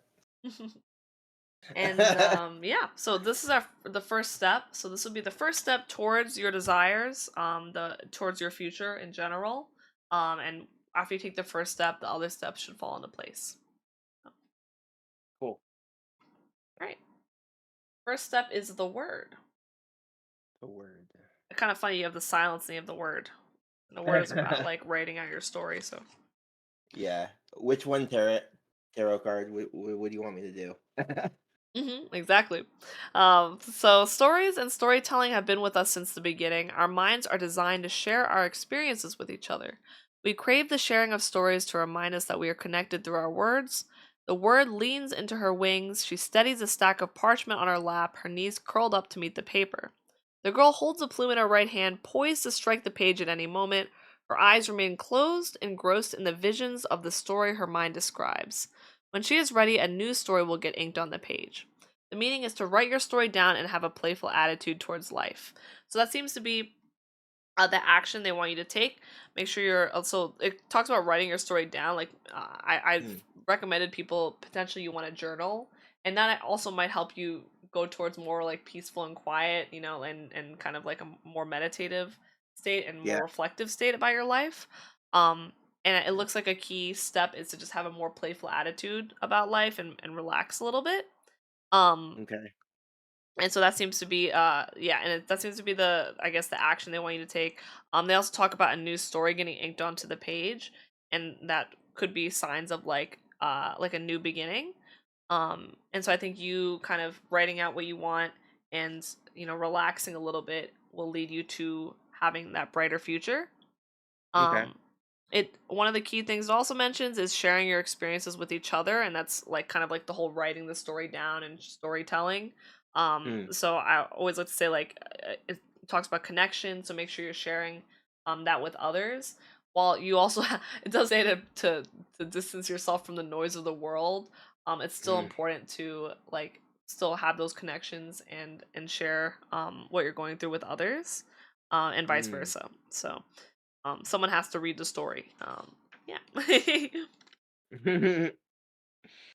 All right. Okay. And yeah, and your last card is the outcome card, and it talks about what will happen when you attain this goal, and I guess go to when you attain a future that you are satisfied with. How do you know you're on the right direction?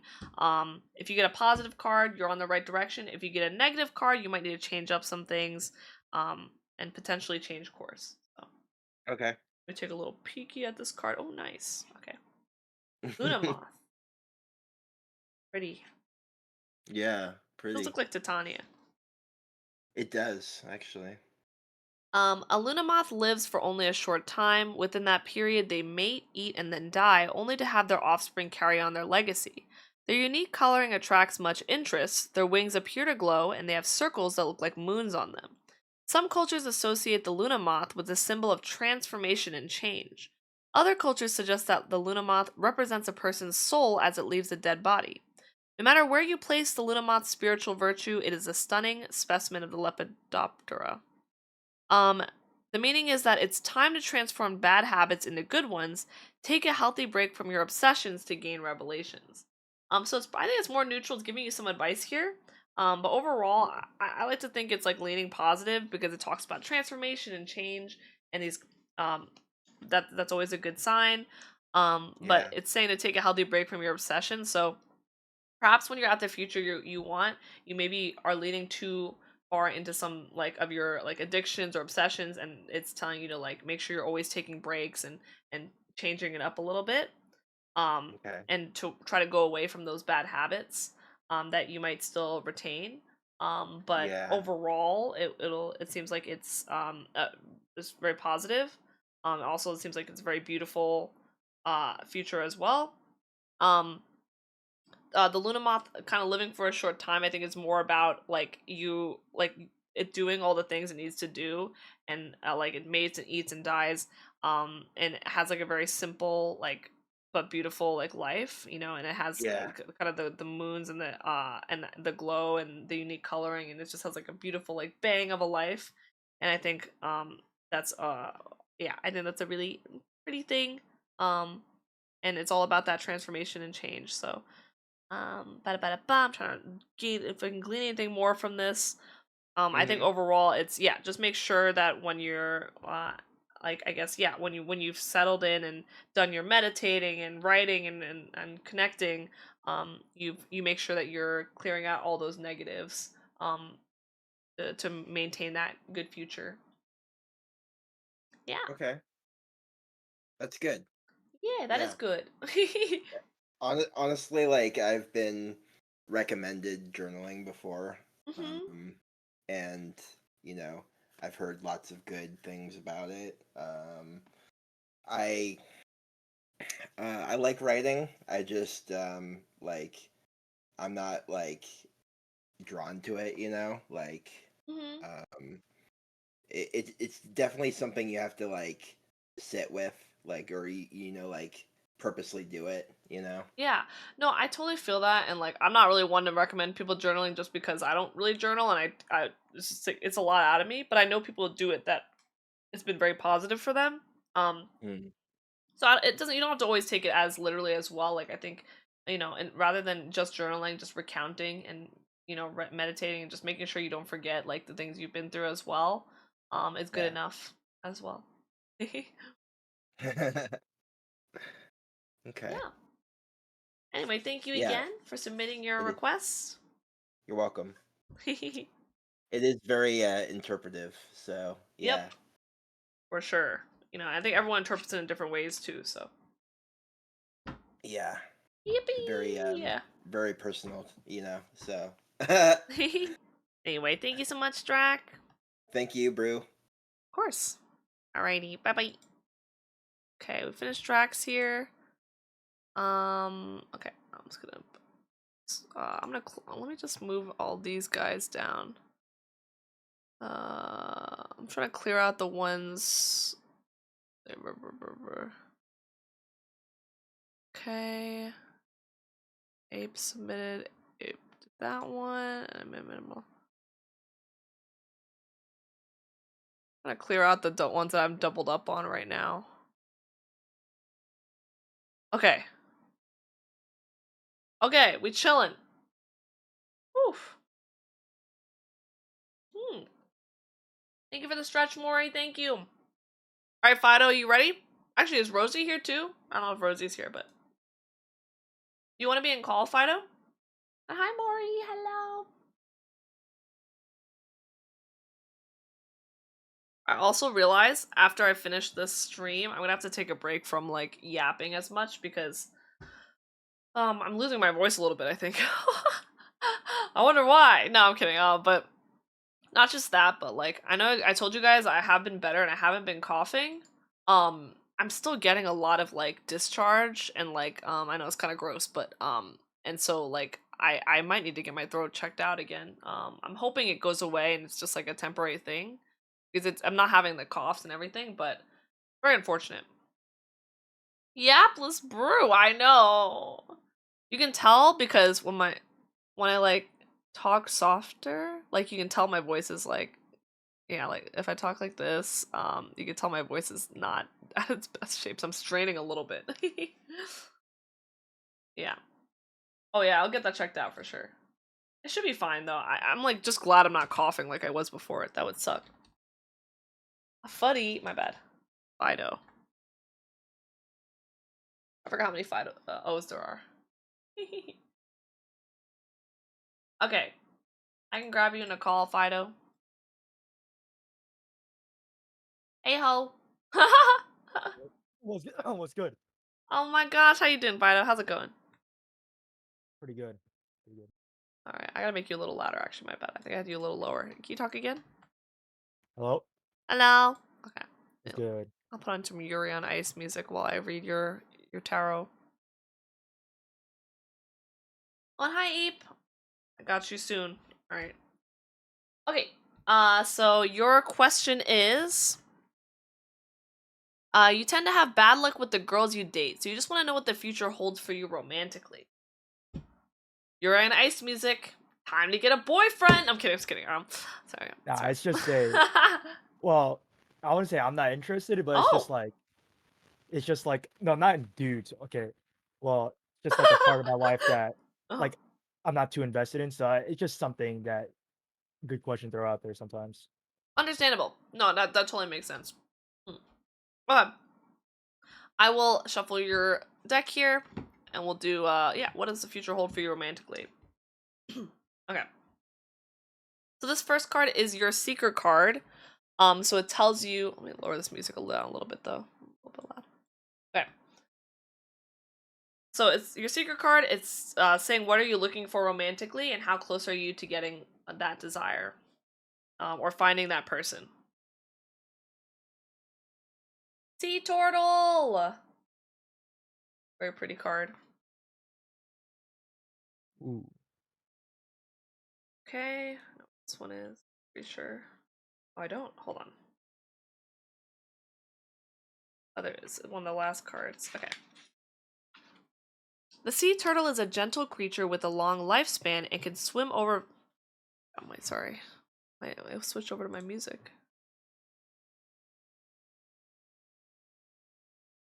Oh, let's just go here. Where's my shuffle? Oh, there we go. Okay. Okay, sorry about that. Okay. The sea turtle is a gentle creature with a long lifespan and can swim over vast distances. It can take decades to reach full maturity, granting them insight and wisdom only accumulated through time and experience. Sea turtles represent the journey and share their infinite patience as you walk the path and learn from the lessons given along the way. When the sea turtle comes into your life, it may be a time to look at the big picture and determine your needs for the long haul. Are you ready for the future? Now is the time to start planning. The meaning is to enjoy the journey of your life and start planning for the future. This is not the action card, so it's the secret card. So what you're looking for is probably someone you can enjoy the journey with, and maybe you're even looking for someone that plans for the future, or you're looking for like both of you to plan for the future, and that to be a like a key thing in your relationship. Um, but the main thing is I like the sea turtle card in general is like uh I guess is more it's a more of like a neutral planning card. But it talks about like time and experience, and what you probably need is like like more experiences with people to be able to tell exactly what you're looking for. I know you said that you haven't had the best like relationships, or I forgot your exact wording, but you tend to have bad luck with the girls you date, and maybe it's like it says it can take decades to reach full maturity, granting them insight and wisdom only accumulated through time and experience. And maybe those like bad luck or bad tough experiences will help you in the future. Um, Sometimes knowing what you're not looking for is like even better than just knowing exactly what you want. So I think in general, like like those experiences can help you um to kind of find the right person you're looking for. Bada bada ba, and and so that's what you're probably looking for, is just someone to enjoy that journey with and looking for those experiences. All right, we'll go on to the next one. The next one is your first step card, and this will be the first step you can take to finding the right person and looking for that like I guess the right person in general. Um, and hopefully it'll lead to more steps. It might not just be the best right person, but just like a better I guess looking towards a brighter future for you romantically. All right. All right. And we got the Prophet card again. Prophet card is visiting everyone today.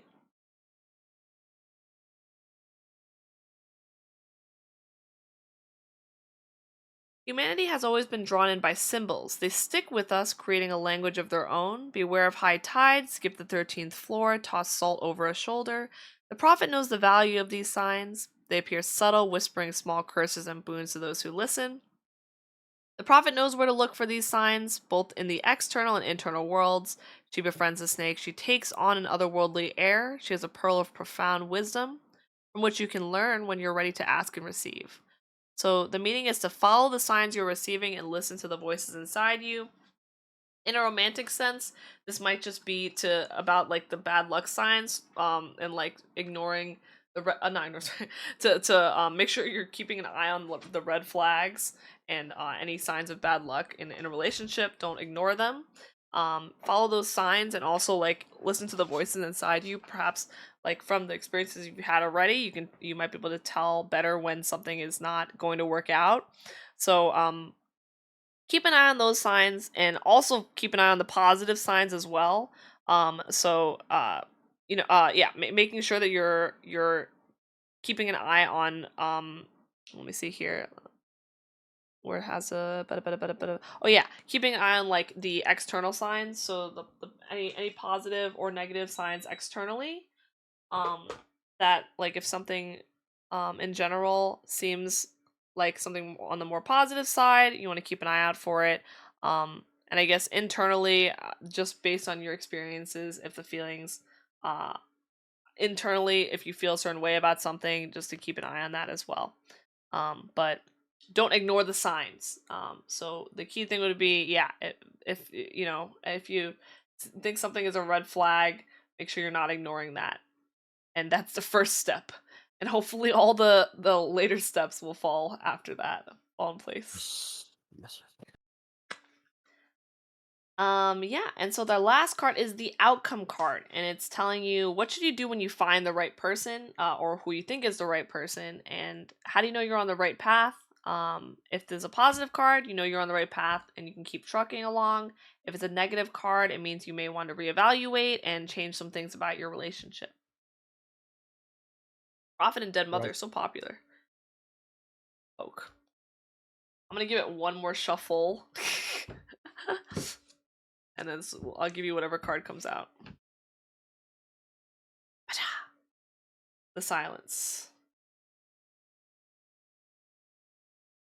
Okay.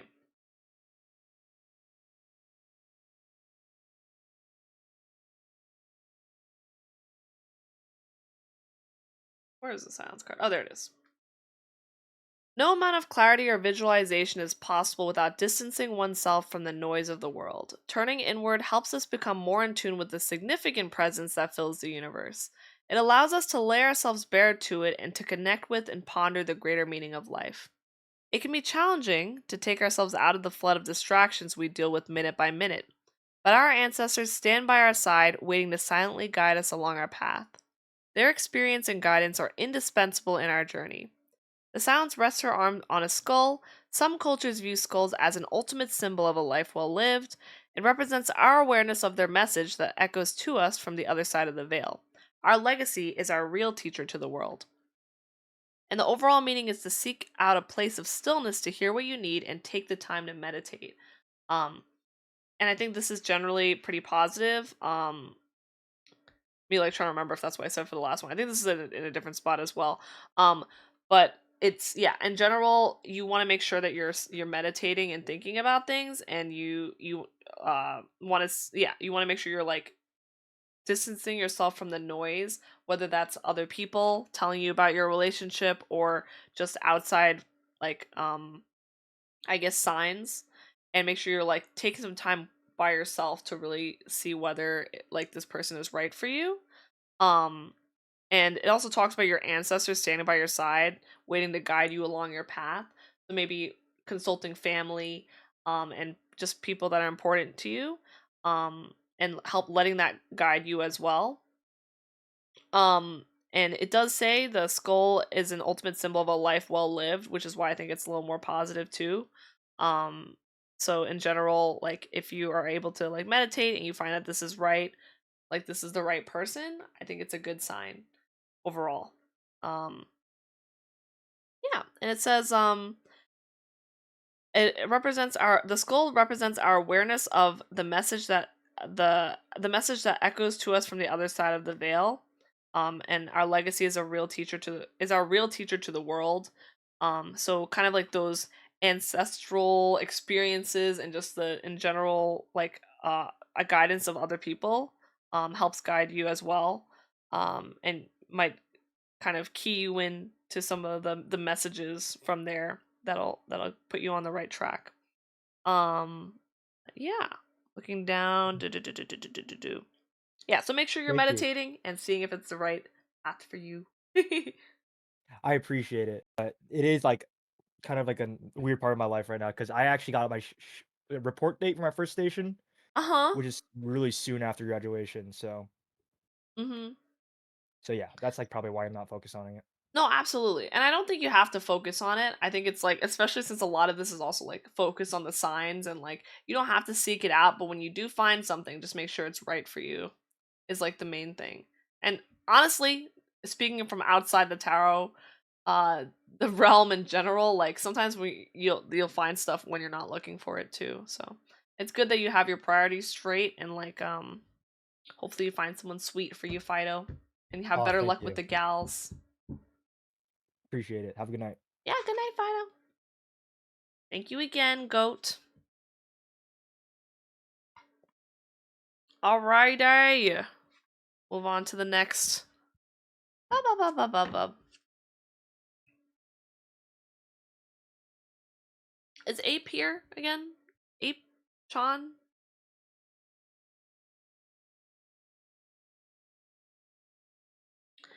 Ape John. Oh, Ape is here. Ape just contributed, right? Love life check for Ape. Ape, the cracked mahjongist.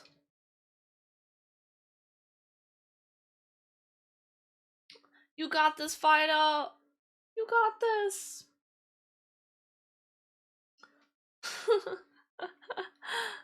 I believe in you.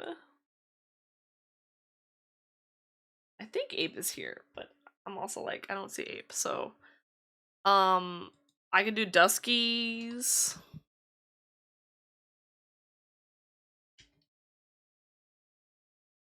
And then Homer as well. I think Maury and Popo might be asleep, so. What's up, Delta? What do you want? I have this feeling. What? What feeling? Thank you, Dusky, I got you. I'll do Duskies next then. Maury, oh, I was talking about Ditto Maury. Head pats. Also, Nixie, I realize now, Nixie rated when I was doing tarot card readings, and I had meant to give him a free reading, actually. I was wondering why. I was like, I thought Nixie was on this list. But I don't know if Nixie's asleep, but, you know, I'll let him know later after Gore. I've given everyone pretty positive. Well, no, yours was pretty positive too. You just got like more like neutral-esque cards to be careful and stuff. But I think yours was pretty positive too. Maybe you should have rolled better. You ever think about that?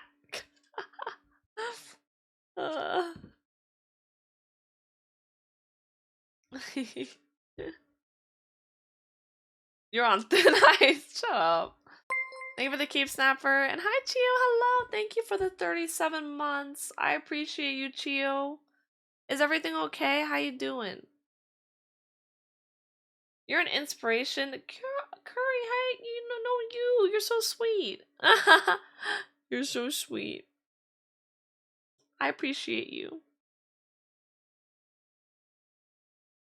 I will do Dusky Nuggets' reading right now. Let's do that one.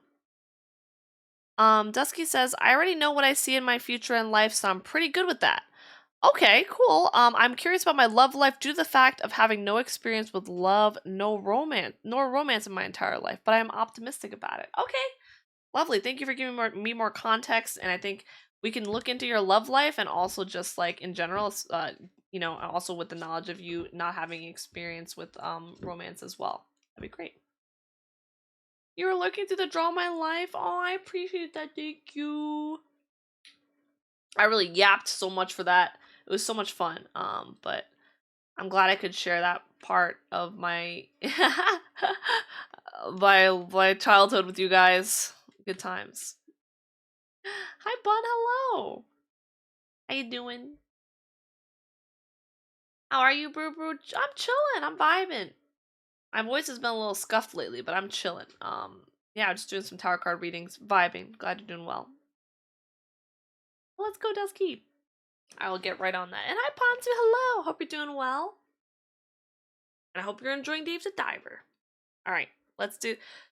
So the first card I draw for you, Dusky, is going to be the Seeker card. It tells you what are you looking for in romance and maybe romantic experiences, and how close are you to finding someone or finding your first relationship. Elephant card. That's a good one. Hi, Ponzu.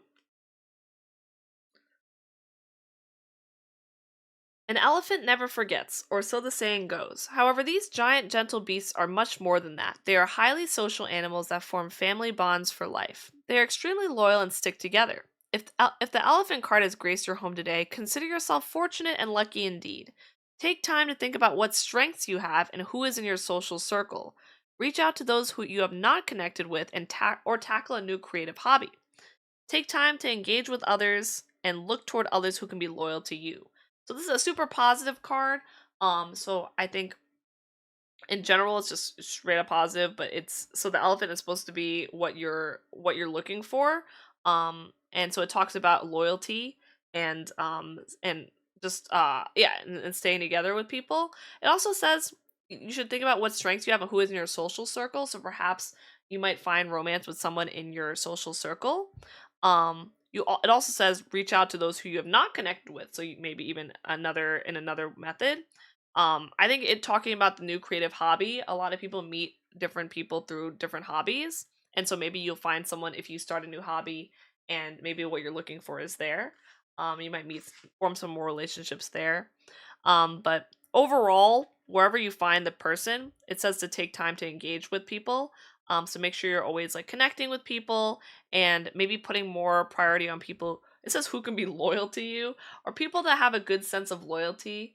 Um, I think when you're in your first relationship, there's a lot of like anxiety and different concerns about like if you're doing things right or in general. And I think loyalty is a really important um characteristic of a good relationship. So that might be something you want to prioritize. But that might be what you're looking for, someone that's loyal and kind and at the first and foremost. But good sign in general, very lucky card. And Panzu, welcome home, bitch. Yeah, your Delta got wrecked. Alright, your next card is the first step card, and it's the first step to experiencing a new relationship. And what you can do. Yeah, I don't know, yours is kind of crazy. Well, thanks. So, let's roll this one. The word. This card for me is kind of meh, but I think it's like it's like a more neutral one. Stories and storytelling have been with us since the beginning. Our minds are designed to share our experiences with each other. We crave the sharing of stories to remind us that we are connected through our words. The word leans into her wings. She steadies a stack of parchment on her lap, her knees curled up to meet the paper. The girl holds a plume in her right hand, poised to strike the page at any moment. Her eyes remain closed, engrossed in the visions of the story her mind describes. When she is ready, a new story will get inked on the page. Write your story down and have a playful attitude towards life. I think the new story thing is a good sign, considering this might be your first relationship. So I think the action is to write your story down and have a playful attitude towards life. Maybe relax a little bit and make sure you're not working too hard to force any relationship. Um, yeah, to have a more playful attitude towards life, and you might want to write down, and we usually the recommendation for this one's like journaling and writing things down, but in general it could also just be just knowing what you want, and making sure you're ready for the relationship and for the story to start. um, it said that this is also about sharing your experiences and we're connected through our words. So perhaps talking to other friends and other people about their experiences, and being able to use that and apply that to, how you meet people. So you can learn about how other people have met their significant others or have acted in their relationships and take that and use those and go in with a little bit of research as well. I think that's always a good sign. Delta. You just got unlucky, bro. I don't know. Are you doing? Hi, Sarah. Yeah, I'm finishing up some readings from my last stream. I'll have to do it again sometime, but we did close the list right now. But yeah, but I've been trying to finish up some of them. Pretty fun. You'd be honestly so yeah. It's been really fun. And it's honestly so true. You've been stiff with emotions, always worried, and always teeth chattering nerves. Always been told to relax a bit. Well, that's good. I'm glad. Yeah, no, I'm glad it was accurate. And yeah, make sure, you can't just wish away the nerves. That's what I always say about these things. Like, you're always going to feel a little bit of nerves. Honestly, I still feel nerves all the time. Um, but yeah, definitely like do what little you can to like little by little start relaxing.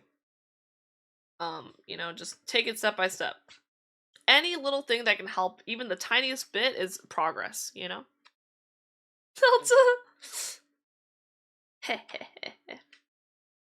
Alright, the last card is the outcome card. And so once you find that first relationship, Dusky, how do you know you're on the right track? And if you get a positive card, you're on the right track and to keep trucking. If you get a negative card, you might need to change up how you're doing things in the relationship. So, let me take a peeky at the cardy. Alright, this one's nice. We'll do the Lunamoth card. I think Drac also had this one.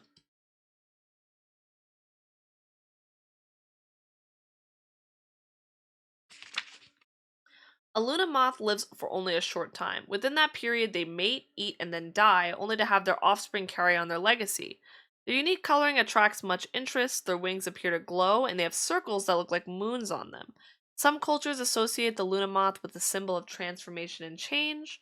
Other cultures suggest the Luna moth represents a person's soul as it leaves a dead body. No matter where you place the Luna moth's spiritual virtue, it is a stunning specimen of a Lepidoptera. The meanings is it's time to transform bad habits into good ones and take a healthy break from your obsessions to gain revelations. Yeah, I think this one is more positive in general. It does give advice. I think it's generally more positive, but it's probably saying that like after you're in your relationship, you just want to make sure you maybe are your best self. So yeah, to make sure you stay away from like or try to undo those bad habits and to make sure you're taking a break from your obsessions and that will improve your relationship. And it also I think it's a pretty positive in terms of the beauty of it. So when I was doing Drax as well, it's all about transformation and change, and being in a relationship is a big change. Um, so it's like a beautiful transformation. Um, and maybe the Luna moths representing the soul leaving the dead body is kind of like you like transforming into a new person after you've met someone else and had that first experience. um ba-da-ba-da-ba. And it also talks about kind of the coloring and the wings glowing and the moons. And so that could be you coming out of your shell. And I think overall this is pretty positive, but just make sure that you are taking those steps to kind of not be trapped in your obsessions and addictions, to make sure that you're being a good partner, or else that might go in the wrong direction. So stay on that. Exactly, Dusky. Reducing obsessions? No, no. No, but don't confuse what is it, your obsessions with just things that make you happy, because if something makes you happy it should also make your partner happy. But just maybe the things that you're obsessed with that are unhealthy and things you shouldn't be obsessed with, that might cause friction in your relationship or just with you in general, keep an eye on those. Almost the same as you, Cookie? Oh, I didn't realize it was almost the same. Hypey. Anyway, thank you so much, Dusky. I appreciate you. Sometimes love requires a bit of sacrifice from both sides. Oh, absolutely. Yeah. Sometimes it was a lot of compromise, but not to the point where it like makes you unhappy. Exactly, Ponzu. Like they should also let Cookie run Kingdom. Who am I kidding? uh, okay. Can Homer. Thanks for reading. No. Thank you for submitting it. Well, I hope you have an amazing first relationship, and I'm glad you're staying optimistic. Optimistic. Optimistic.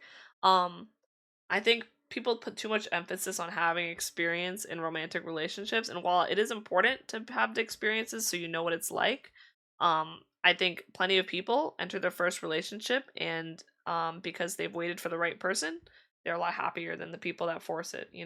So, um, good on you, and I'm excited for you. Um. And thank you for the hydrate. Thank you, thank you.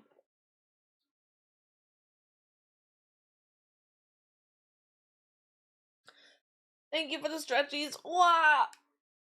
What? Stretchy. Ugh. Okay. Ape.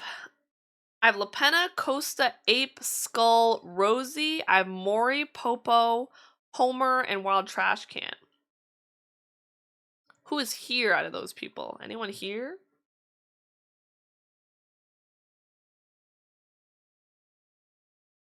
Let's play another,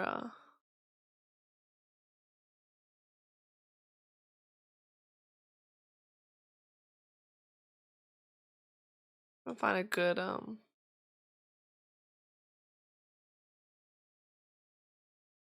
There we go. Never write with a broken pencil. It's pointless. I hate it. I don't like that one. Kind of cute though. Honestly, I kind of like it now. And trash can alone. All right, let's do wild trash cans.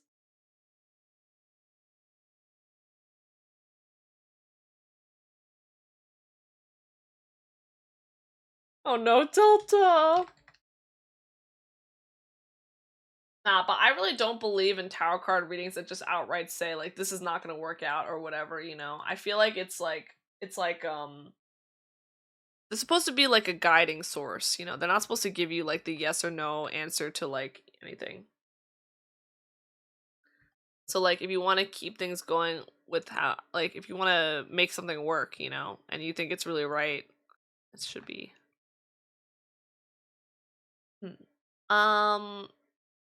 Trash can, I'm gonna do yours.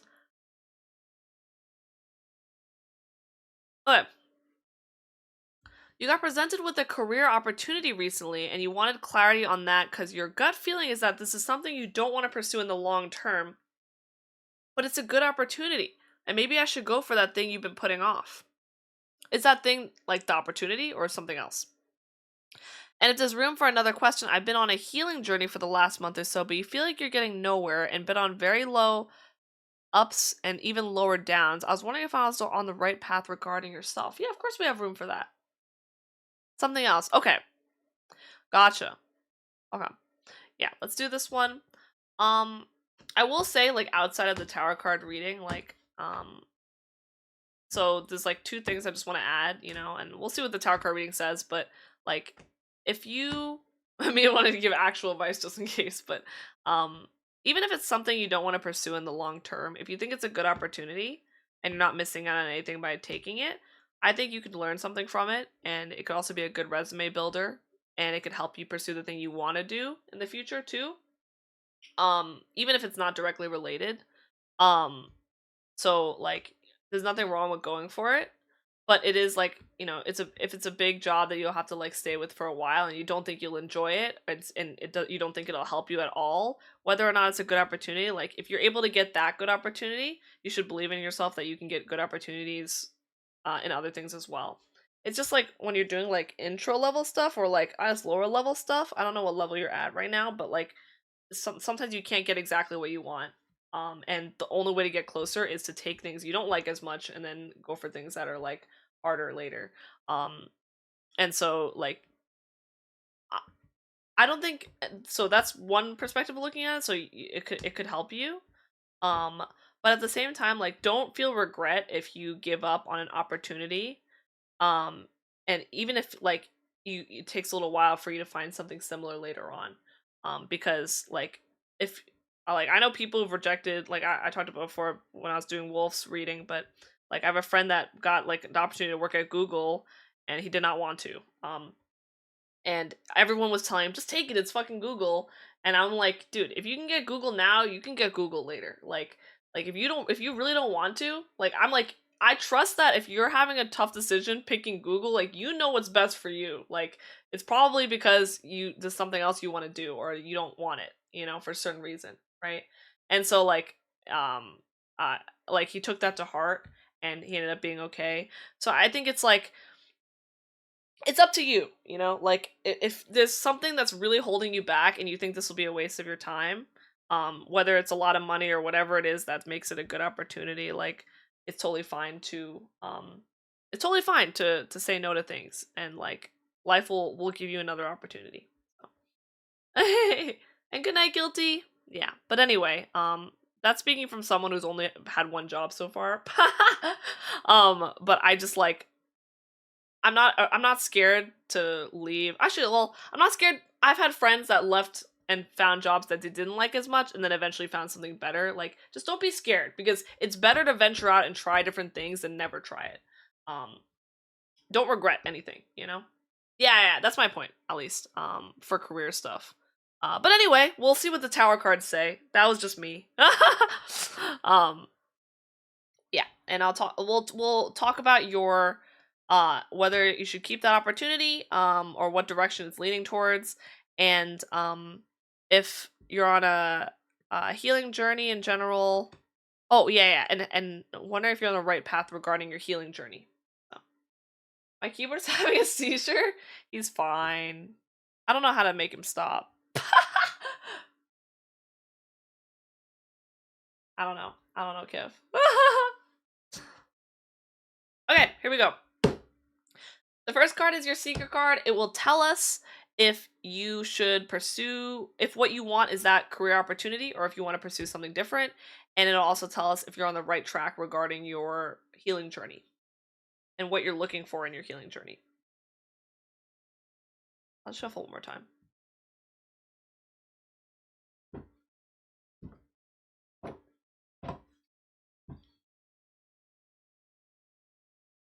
Are you lying to me, Kev? Is that right? Will that actually help? I'm a little nervous. It didn't do anything. You lied to me. Astrologian. Oh, that'd be cool. That would be hella cool. I still have. Oh, I put all the Final Fantasy cards. You got me the card pack Delta into my little like card thing. Don't you use something else? Oh, okay. If you figure it out, let me know. This is a Red Dragon keyboard. And hi, Ember. We're doing some card readings. Ooh, the Architect. That's a cool one. This is your Seeker card.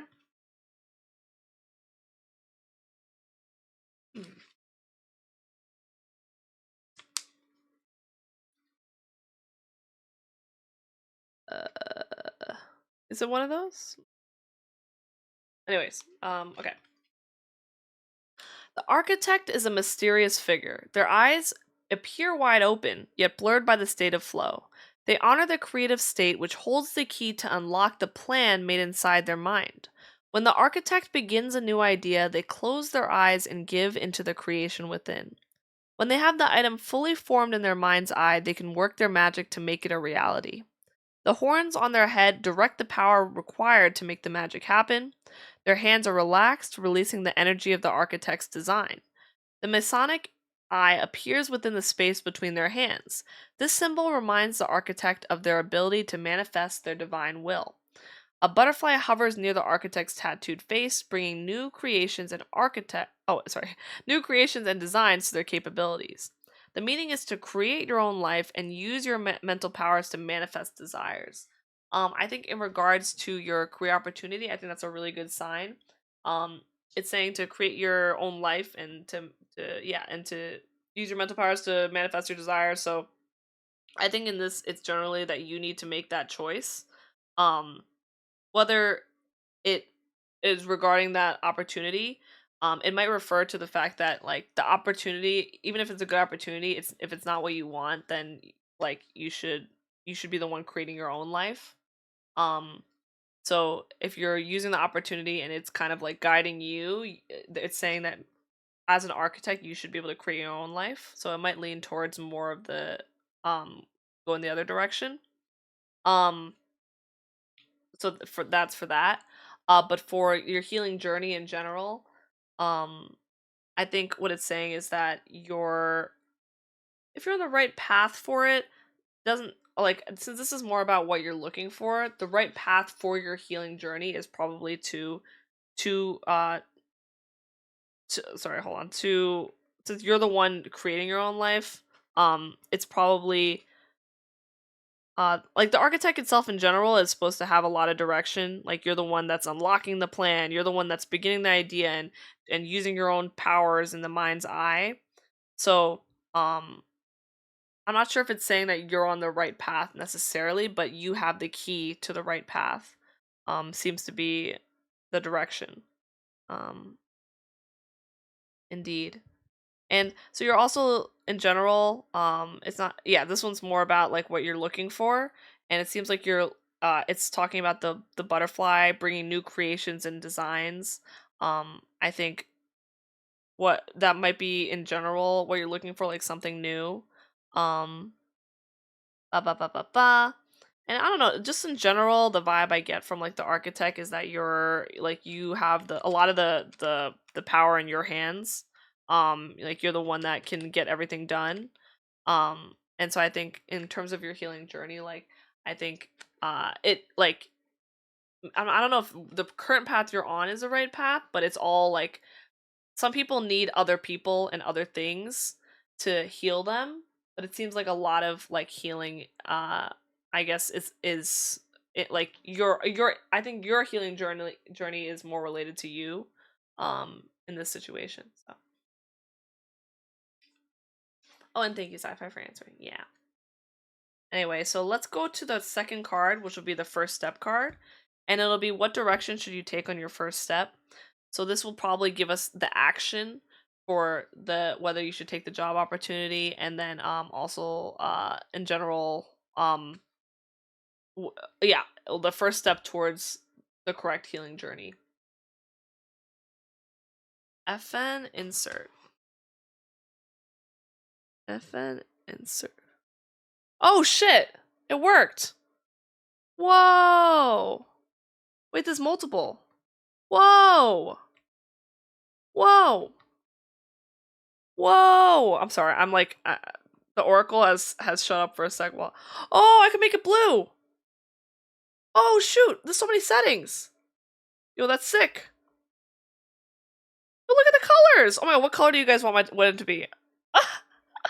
The oracles found the RGB. Yo, that's crazy. I'm sorry. Okay, I'm clocked back in.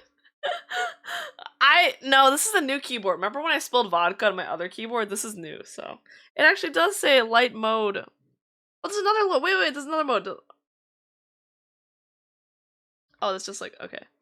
All right, I'm stopping. Sorry, I'm back. What the fuck? This is an FF Tower card deck. Wow. All right, this will be the first step.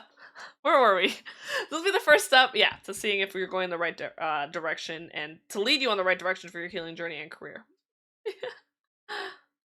Yeah. Let's reshuffle this real quick. Don't mind me.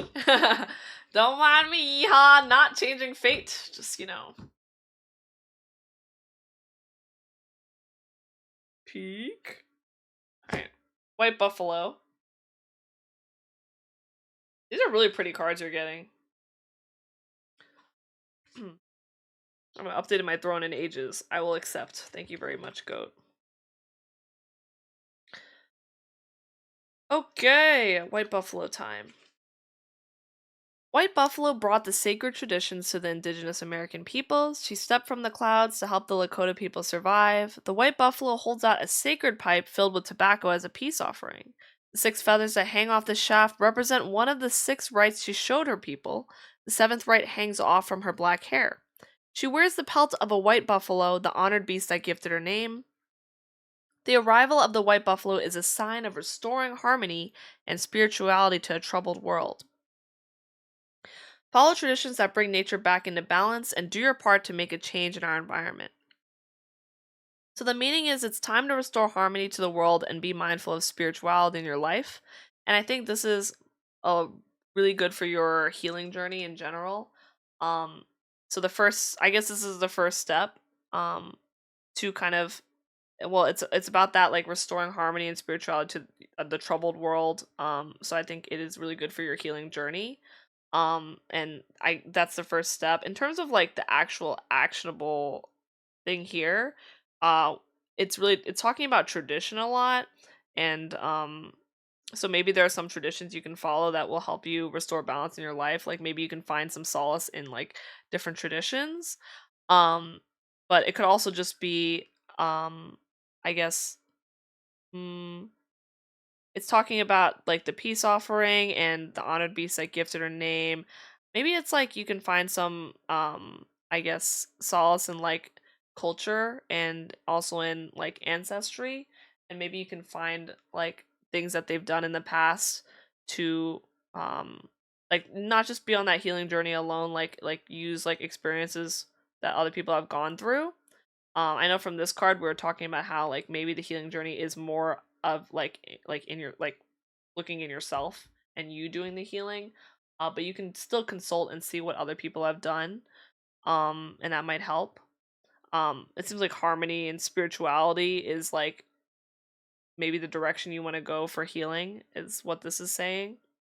But yeah, what was the vodka incident? Oh, I'll talk about it in a second, but yeah. And so the other one for the for your career, I think this is more for your healing journey, but a first step you can take for your career. Honestly, trying to glean meaning for this for your career in general, but um I'm not sure if there's anything to be said about following traditions and whether that means you should go for the job. You should go for the career opportunity because that's like something like I don't know, tradition would say to do, or if it means you should like it's saying follow traditions that bring nature back into balance. Like is finding the balance like taking that opportunity, or is finding the balance not taking the opportunity? It's hard to say. Um, do your part to make a change in our environment. Like that could mean, like do your part and take the job. It could also mean like do your part and don't take a job that you don't feel passionate about. I'm going to lean towards the latter. Um just given for what the first card said, like what you're looking for. But I would I would still think about it carefully. What the peak? Did my mic peak? Sorry if it did. But yeah, I spilled vodka on my keyboard during one of my streams. I forgot what stream I was doing. What was I doing again that stream? I don't remember. I just spilled vodka. It was sad. And hi Cod, hello. Oh, drinking collab. Yeah. Pain and suffering. Okay. Oh my god, it's almost been 8 hours. God damn. Okay. Last one. So the last card will be the outcome card, and this card should tell you if you are on the right path.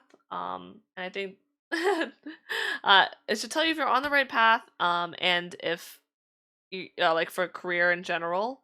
And this is after you've already like decided whether you're gonna take the job or not. Um, and then also like after you've felt like your healing journey has been completed. After that, like to know if you're on the right path or if you need to change what you're doing, it'll tell you. If you have a positive card, you're on the right path and things are good. If you have a negative card, maybe you need to do more maintenance just to make sure that things are okay. And yes, indeed. I'm currently reading Trash Can's elephant card. That's a great sign. Also, like I know healing journeys are not easy, and I'm sorry it hasn't been going super well, Trash Can, but I'm proud of you for going on one, and I hope that you can find the right path, and something that really helps you because I understand what it's like to have really low lows, so it'd be tough. I feel like out of my like family members, I think me and my dad are more the types to have really low lows. And sometimes we like spiral and it's really difficult and I understand. Sometimes I'd be sad for no reason too, like it'd be tough sometimes. An elephant never forgets, or so the saying goes. However, these giant, gentle beasts are much more than that. They are highly social animals that form family bonds for life. They're extremely loyal and stick together. If the elephant card has graced your home today, consider yourself fortunate and lucky indeed. Take time to think about what strengths you have and who is in your social circle. Reach out to those who you have not connected with or tackle a new creative hobby. The meaning is to take time to engage with others and look towards others who can be loyal to you. So after you've finished your healing journey and decided whatever choice you're making for your career, whether it's the right one or not, or the one you wanted in the end or not, make sure you're still engaging with others and bonding with them, even if you feel regret because of anything. Make sure you're still bonding with people and being with people that are loyal to you as a person and don't mind what decisions like you've made.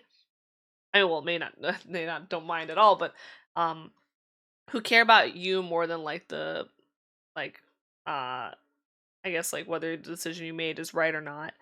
Um, and yeah, and overall, it's a very lucky, fortunate card, so I think that's a great sign. Um, it's saying that they're highly social and form great bonds and loyalty. Um, Yeah, and for the it's saying to reach out to those who you have not connected with, so maybe overall it's very positive. So whatever choice you make, it seems like you're going to make the right one. But you still want to make sure you're doing new things and reaching out to people and staying connected. It's always a good thing. So, happy for you, Trash Can. Seems like a really good reading, and good luck making your decisions. Head pats. I hope your healing journey goes well. We big carry you, lots of huggies. And good night, Dusky. I'm glad I could do your reading. Get some good rest, you bean. Drinking soju and hard Mountain Dew sounds yummy. Mountain Dew is so much sugar, oh my goodness. But it's so good. I want some Dr. Pepper, man. Dr. Pepper. And thank you, Trash Can. I appreciate you.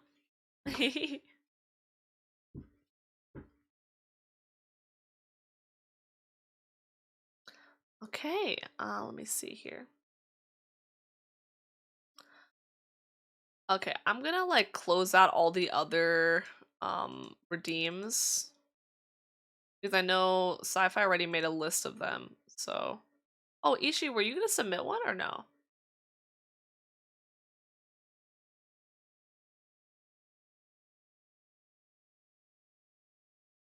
I'm gonna close out the rest of the list for now, and then not closing it out. I'm just finishing up some of them as well. But yeah, good night, Dusky. Okay, cool. So now we have La Penna, Costa, Ape, Skull, Rosie, Mori, Popo, and Homer. And those are the last ones I have submitted. But if you were pinged on Discord, you can submit one. And good night, Fido. I'm glad. I'm glad I got to do your reading. Get some good rest. I could do Skulls now, or I can wait till like the end last one if you want Skull. But I think everyone else is not here right now, so thank you for the hydrating stress, Shuyan. And then if not, I'm gonna go through all these peoples that aren't here and finish theirs up, and then I'll retire from tarot card reading for now.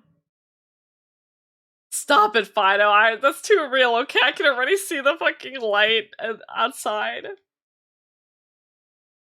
Okay, I don't think I have anything this morning. This was nice. You're down for end? Okay, I can put you at end then. Alright, let's do La Penna's then. La Peba! La Penna! The Ginge. The goat, some would say.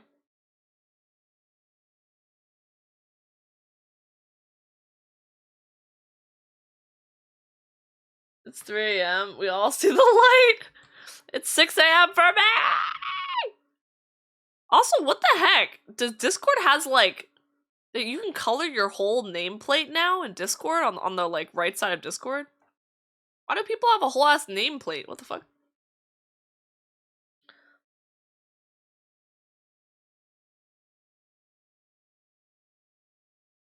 Okay, reading time. La Penna asks, am I going to leave behind a legacy I'm proud of, and how can I work towards it today? Ooh, that's a good one. Okay.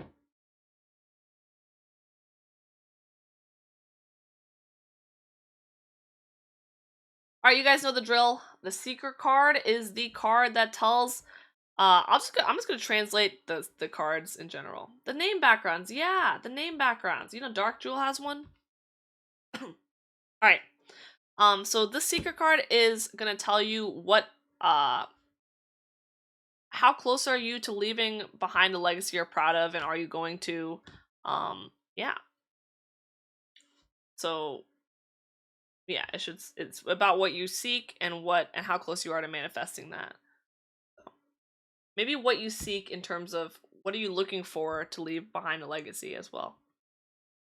That's a recent thing? Yeah, crazy. I figured, I mean, it's the first time seeing it, so. Fawn. Good card for Mr. La Penna. Damn, he gonna leave some bank. Fawn is a term given to young deer in their first year. They are lighter colored, which helps them blend into their surroundings to survive. In many cultures, fawns symbolize new financial beginnings. They can also indicate when a significant life change is headed in your direction. Use fawn energy when you want to change your life outcomes. It's a good omen when fawn comes to visit you in this deck. Get ready for change to make its appearance, both good or bad. You may also want to look at your bank statements. How can you improve your monetary status at this time? The meaning is that significant change is coming your way and a new financial opportunity may appear. I think this is a sign that like you're going to leave behind like some legacy. It seems to be a good omen and you'll probably leave behind something. Whether that's financial related or in general, like this new life change that's potentially coming maybe has to do with the legacy you're going to leave behind. So I would keep an eye out for that. And it seems like there's something really significant about to come your way, which is great. It's a good sign. And new financial beginnings as well. Yeah, may refer to like a positive something that like will lead. It doesn't necessarily have to be the legacy, but maybe something that will lead and open up the opportunity to leave the legacy behind that you want to leave. Um so next card will be your first step card. And it'll tell you what's the first step. So that'll answer your question of how can you work towards leaving behind a legacy you're proud of. And yeah. I should probably draw the card first. The shadow.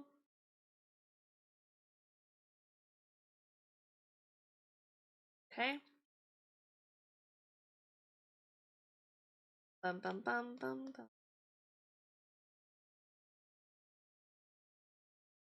Where's my card? Where's my card? Where's my card?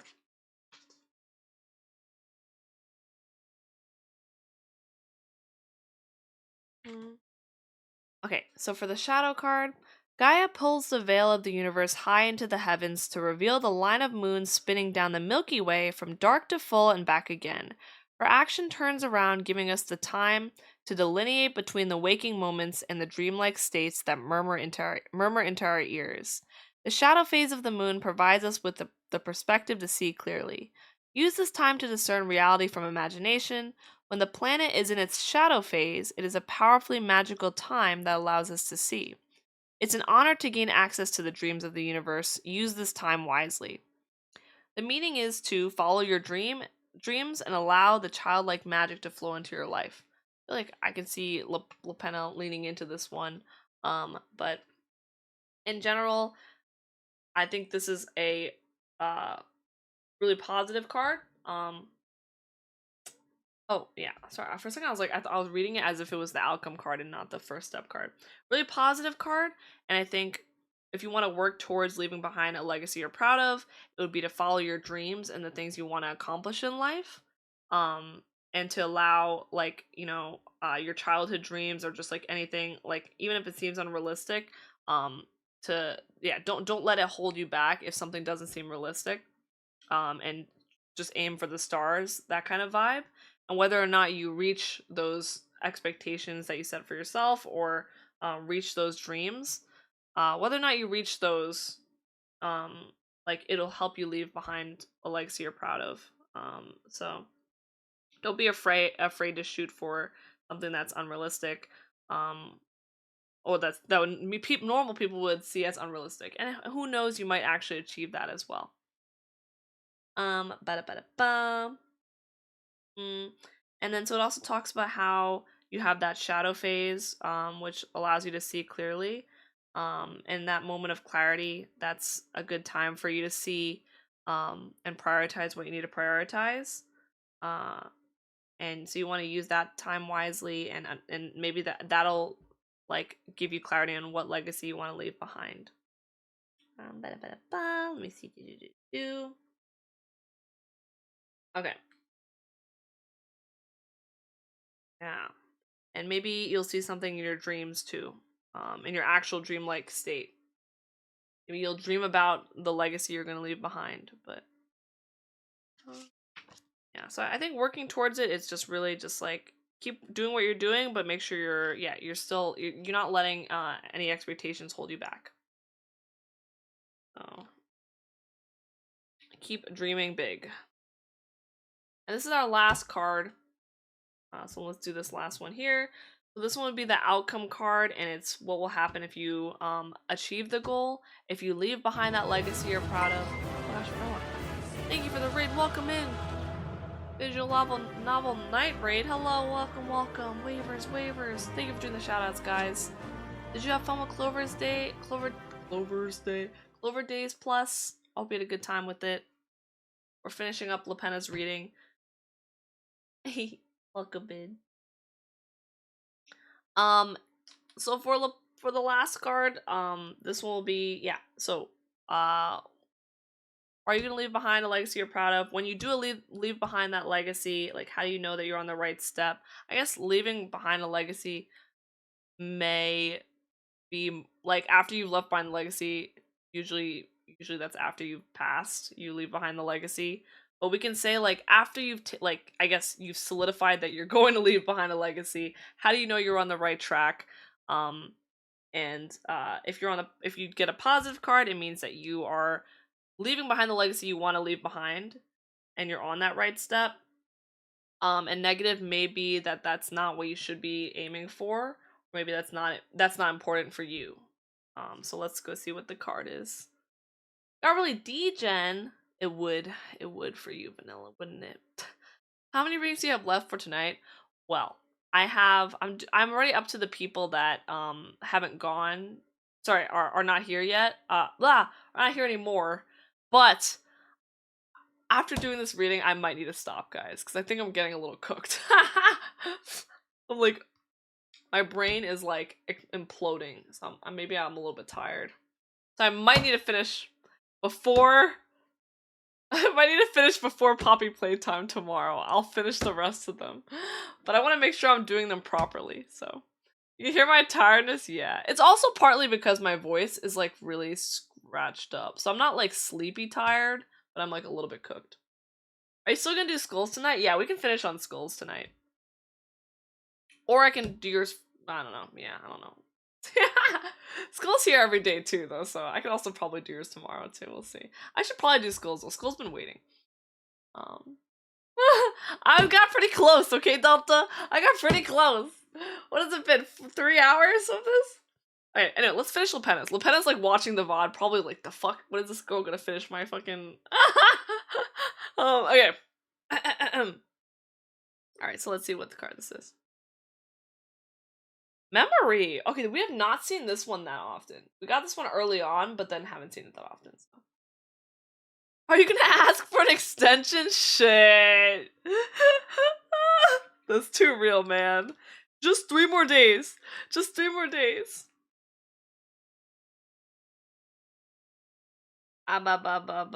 Would you be mad if I did yours tomorrow, Skull? I don't want to finesse it. I want to make sure I do a good job.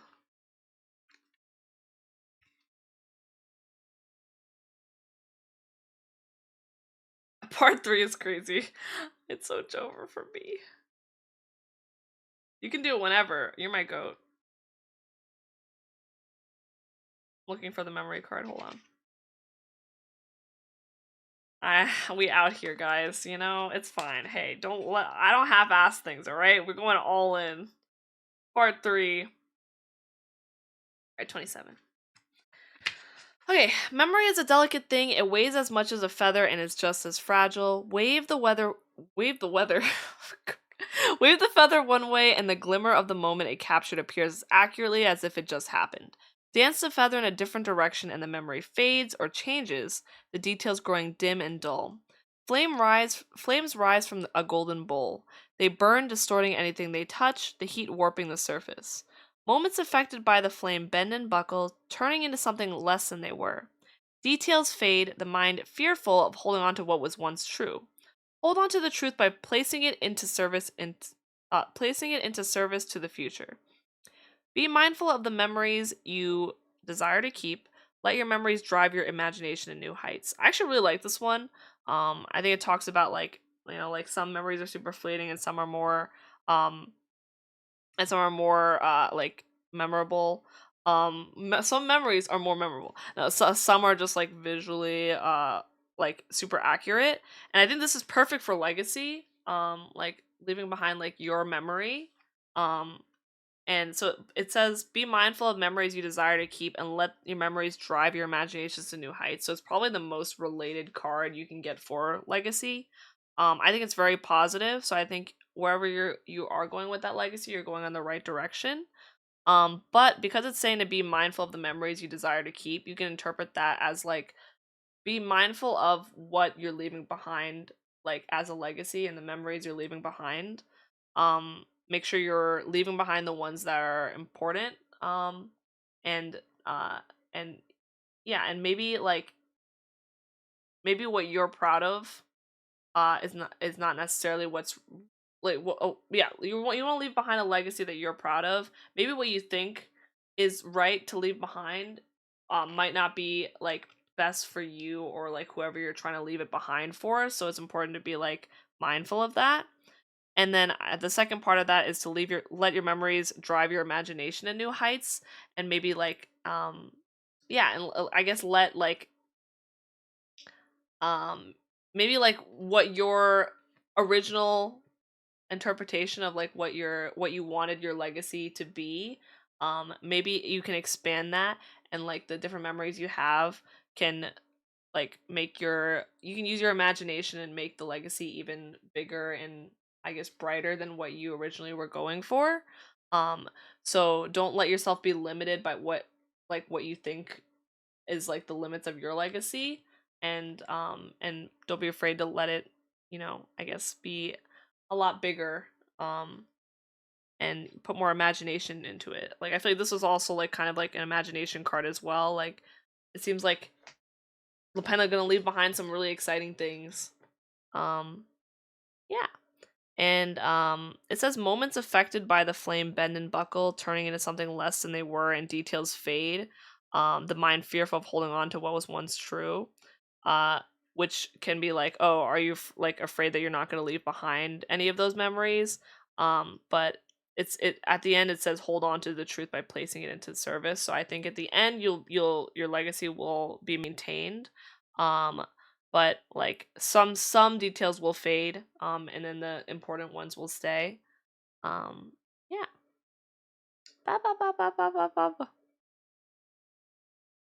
Yeah, so anyway, all I can see from this is that you're probably going to leave behind some really nice things, and maybe you'll leave behind a fat stack. Fawn card.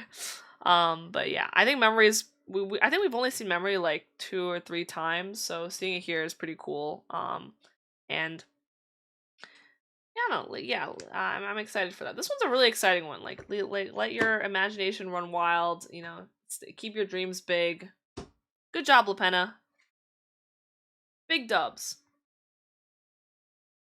Would you be mad if I turned you into a crab? Yes. I mean, are you gonna? Do I get seasoned with Old Bay seasoning? I can't retire yet. I'm dying. I'm sleepy. Round 50 and Black Ops 6. Yeah, you guys were about to pussy out of it. I'm sorry. Sorry. See you in part 3 tomorrow.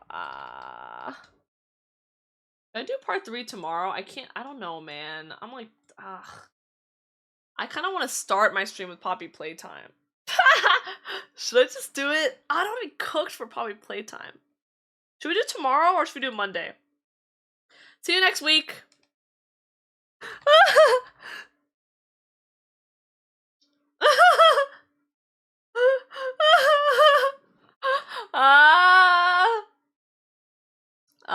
Oh my, you're 3 panels away from being done with your Webtoons prologue. Let's go, Skull! I'm so excited for you. Wait, I'm actually so excited to see this webtoon. You've been working on this for like months. Skull is an amazing, amazing artist, Vanilla. You have to check out Skull's webtoon. The peak! I'm about to peak. I'm sorry, anyways. What if you're a king crab? That actually sounds so yummy. I would be hella delicious. At least you're not allergic to stuff. I think I'm not allergic to lobster, guys. I ate it a couple times after, and I think I'm fine. Old Bay seasoning until 30. I'm Bay. You're whatever. You're the streamer. Ah, no. Anyways, yeah, guys, I'm sorry. I'm burnt, and I think this is good. Good job, me. I will finish up the rest of the tarot card readings. Perhaps Sage tomorrow. Perhaps Sage next week. We'll get there eventually. You went back to. I thought I confirmed, but I went back to it because I really like lobster and I wanted to eat it. So, yeah. But I think I'm good now. You know. Oh. But yeah, you're so slow. Oh my god, no, but like, you know, perfection takes time, so I'm excited for it. And burnt is crazy. Yeah, webtoons are so fun. I'm excited to read it. I'm gonna know a famous artist. Thank you, Samuel. Thank you, Skull. Thank you, Bun. Thank you, Trash Can. Thank you, guys. Big appreciate y'all. At least you can eat it again? Yeah, I think so. We'll see. Seems to be fine. I mean, I haven't gotten, you know, tummy aches since then, so. It was really cool, Dalton. It was pretty cool. And Costa, Ape, Skull, Rosie, Maury, Popo, Homer. I will do all your readings. And part 3. Stay tuned. Thank you for streaming. Thank you, Vanilla. I appreciate you. I'm gonna leave this redeem open just for like the other people that didn't get a chance to come in. I think even Ishi, you didn't submit yours either, so anyone else wants to submit. But yeah. All as planned. I'll finally be done with this, but we did do the tarot card readings as part of our stream Annie week goals, so thank you guys again for helping me hit those Annie week goals. I'm gonna try to clear out the rest of them as well. Are you in the VOD, Lapenna? You are in the VOD. You are our last one, and I'm not gonna lie, I was like yapping in the middle of it, so you're gonna have to, you know, but you had a really good reading, so. I sort of zoned out. I kind of was zoning out a little bit too while I was doing it, and that's when I realized I'm too tired to do it anymore. But you had a really good reading, so. Did you do mine already? No, I did not. I have Costa, Ape. Yeah, I see you're second on the list. I didn't do yours, Ape. You will be in part 3. So sorry I was floundering a little bit, but yeah, I hope it helps, Lapenna. Yes, you're a second on this list, so Ape. So I will get to it. I honestly wanted to bang them all out today, but I'm too brain dead right now, so I need to get some rest and be more prepared. Tomorrow I'm supposed to be streaming Poppy Playtime at 10. Maybe I will hop on early and finish these. If not, I'll do the rest of them next week. I'll finish them. Yippee! Anyways, thank you guys again for coming. I really appreciate it. Love you guys so much. I had a lot of fun yapping about school and my childhood and everything, and thank you for being here for me. Excited to make more memories, and you guys will be in the Draw My Life in 30 years. So I'll be like, oh my god, there were all these like clowns that would yap at me. That's crazy. Stick figure. And thank you, Ben. Happy Easter, everyone. Thank you, Sci-Fi. Good night. Love your face more. 30 years. Thank you, Delta. Wiener, well, no, Ben! You guys are goobers. Actual goobers. I better see you guys in 30 years, alright? What do the sub badges be like in 30 years? It'll be like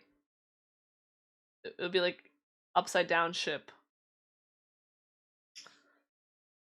You're the yapper here. No, you, Vanilla. You're the one of the bigger yappers I know. Thank you again for rating. I appreciate it. Thank you so much, Vanilla. Let's play Mahjong again soon, for reals. I haven't played in forever, and I'm getting like the itch. I'm getting the Mahjong itch. Okay. Find someone to raid. Who's this? Oh, this person's birthday. Oh, and good night, Lapenna. Yeah, of course. Heart. Put me in yours. I'm putting you in mine. Damn, that's crazy. Oh, this person's been going a long time though. Let me find someone. Oh.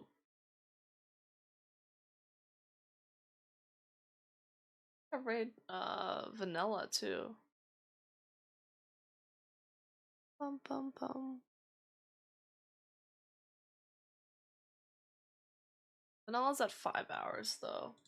Meh.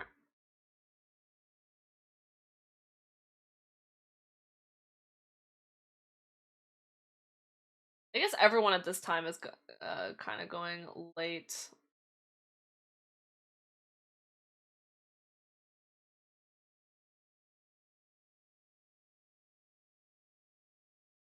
Scraps is on as well. Stock. Time to stock. Hold on. Oh, okay. Oh. Wow, everyone's at like 6 hours. Hold up. Give me a second, guys. I will find someone. Oh? Europeans, it's time. No, I'm kidding. Let's see. Oh.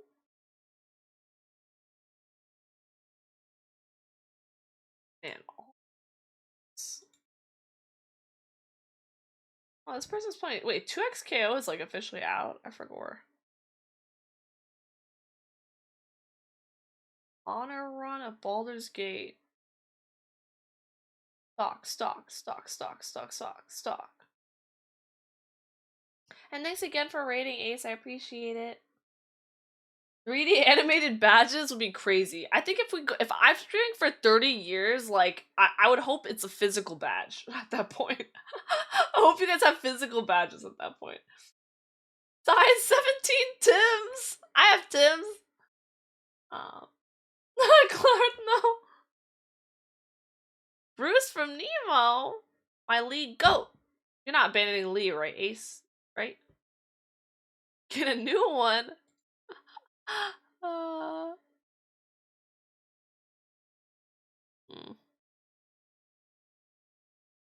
Let's see if this person's going for a while.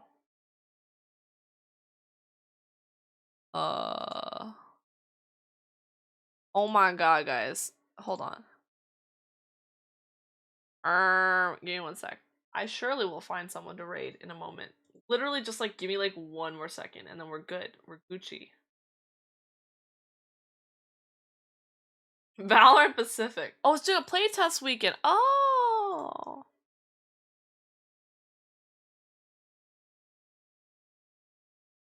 Seems like this person is raiding out. Let's see. This person seems wholesome. Okay, let's go raid this person. They're streaming Monster Hunter Wilds. Chinuchi? We'll go raid them. Take care, guys. Bye-bye. Thank you again. On your grave. No. Exactly, Ape. I'm gonna hunt down all of you.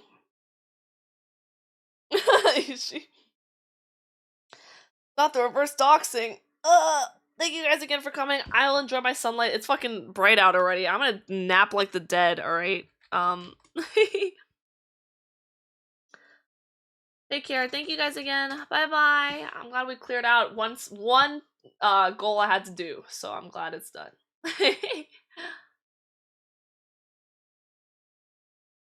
Good night. Sleep well. I'll see you guys. I think they're playing Monster Hunter Wild, so take care of them.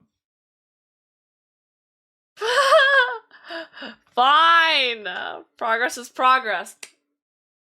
D&D in the works still. I've been also the labs both have been going really well. Valo lab, and I know we're prepping for the Tekken lab.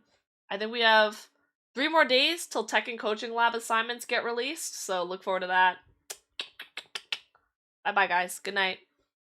Sleep well. Adios. Take care. Bye bye. Bye bye. Bye bye. Bye bye. Bye bye. See you tomorrow. See you tomorrow. Bye bye. Bye bye. Bye bye. Bye bye. Okay.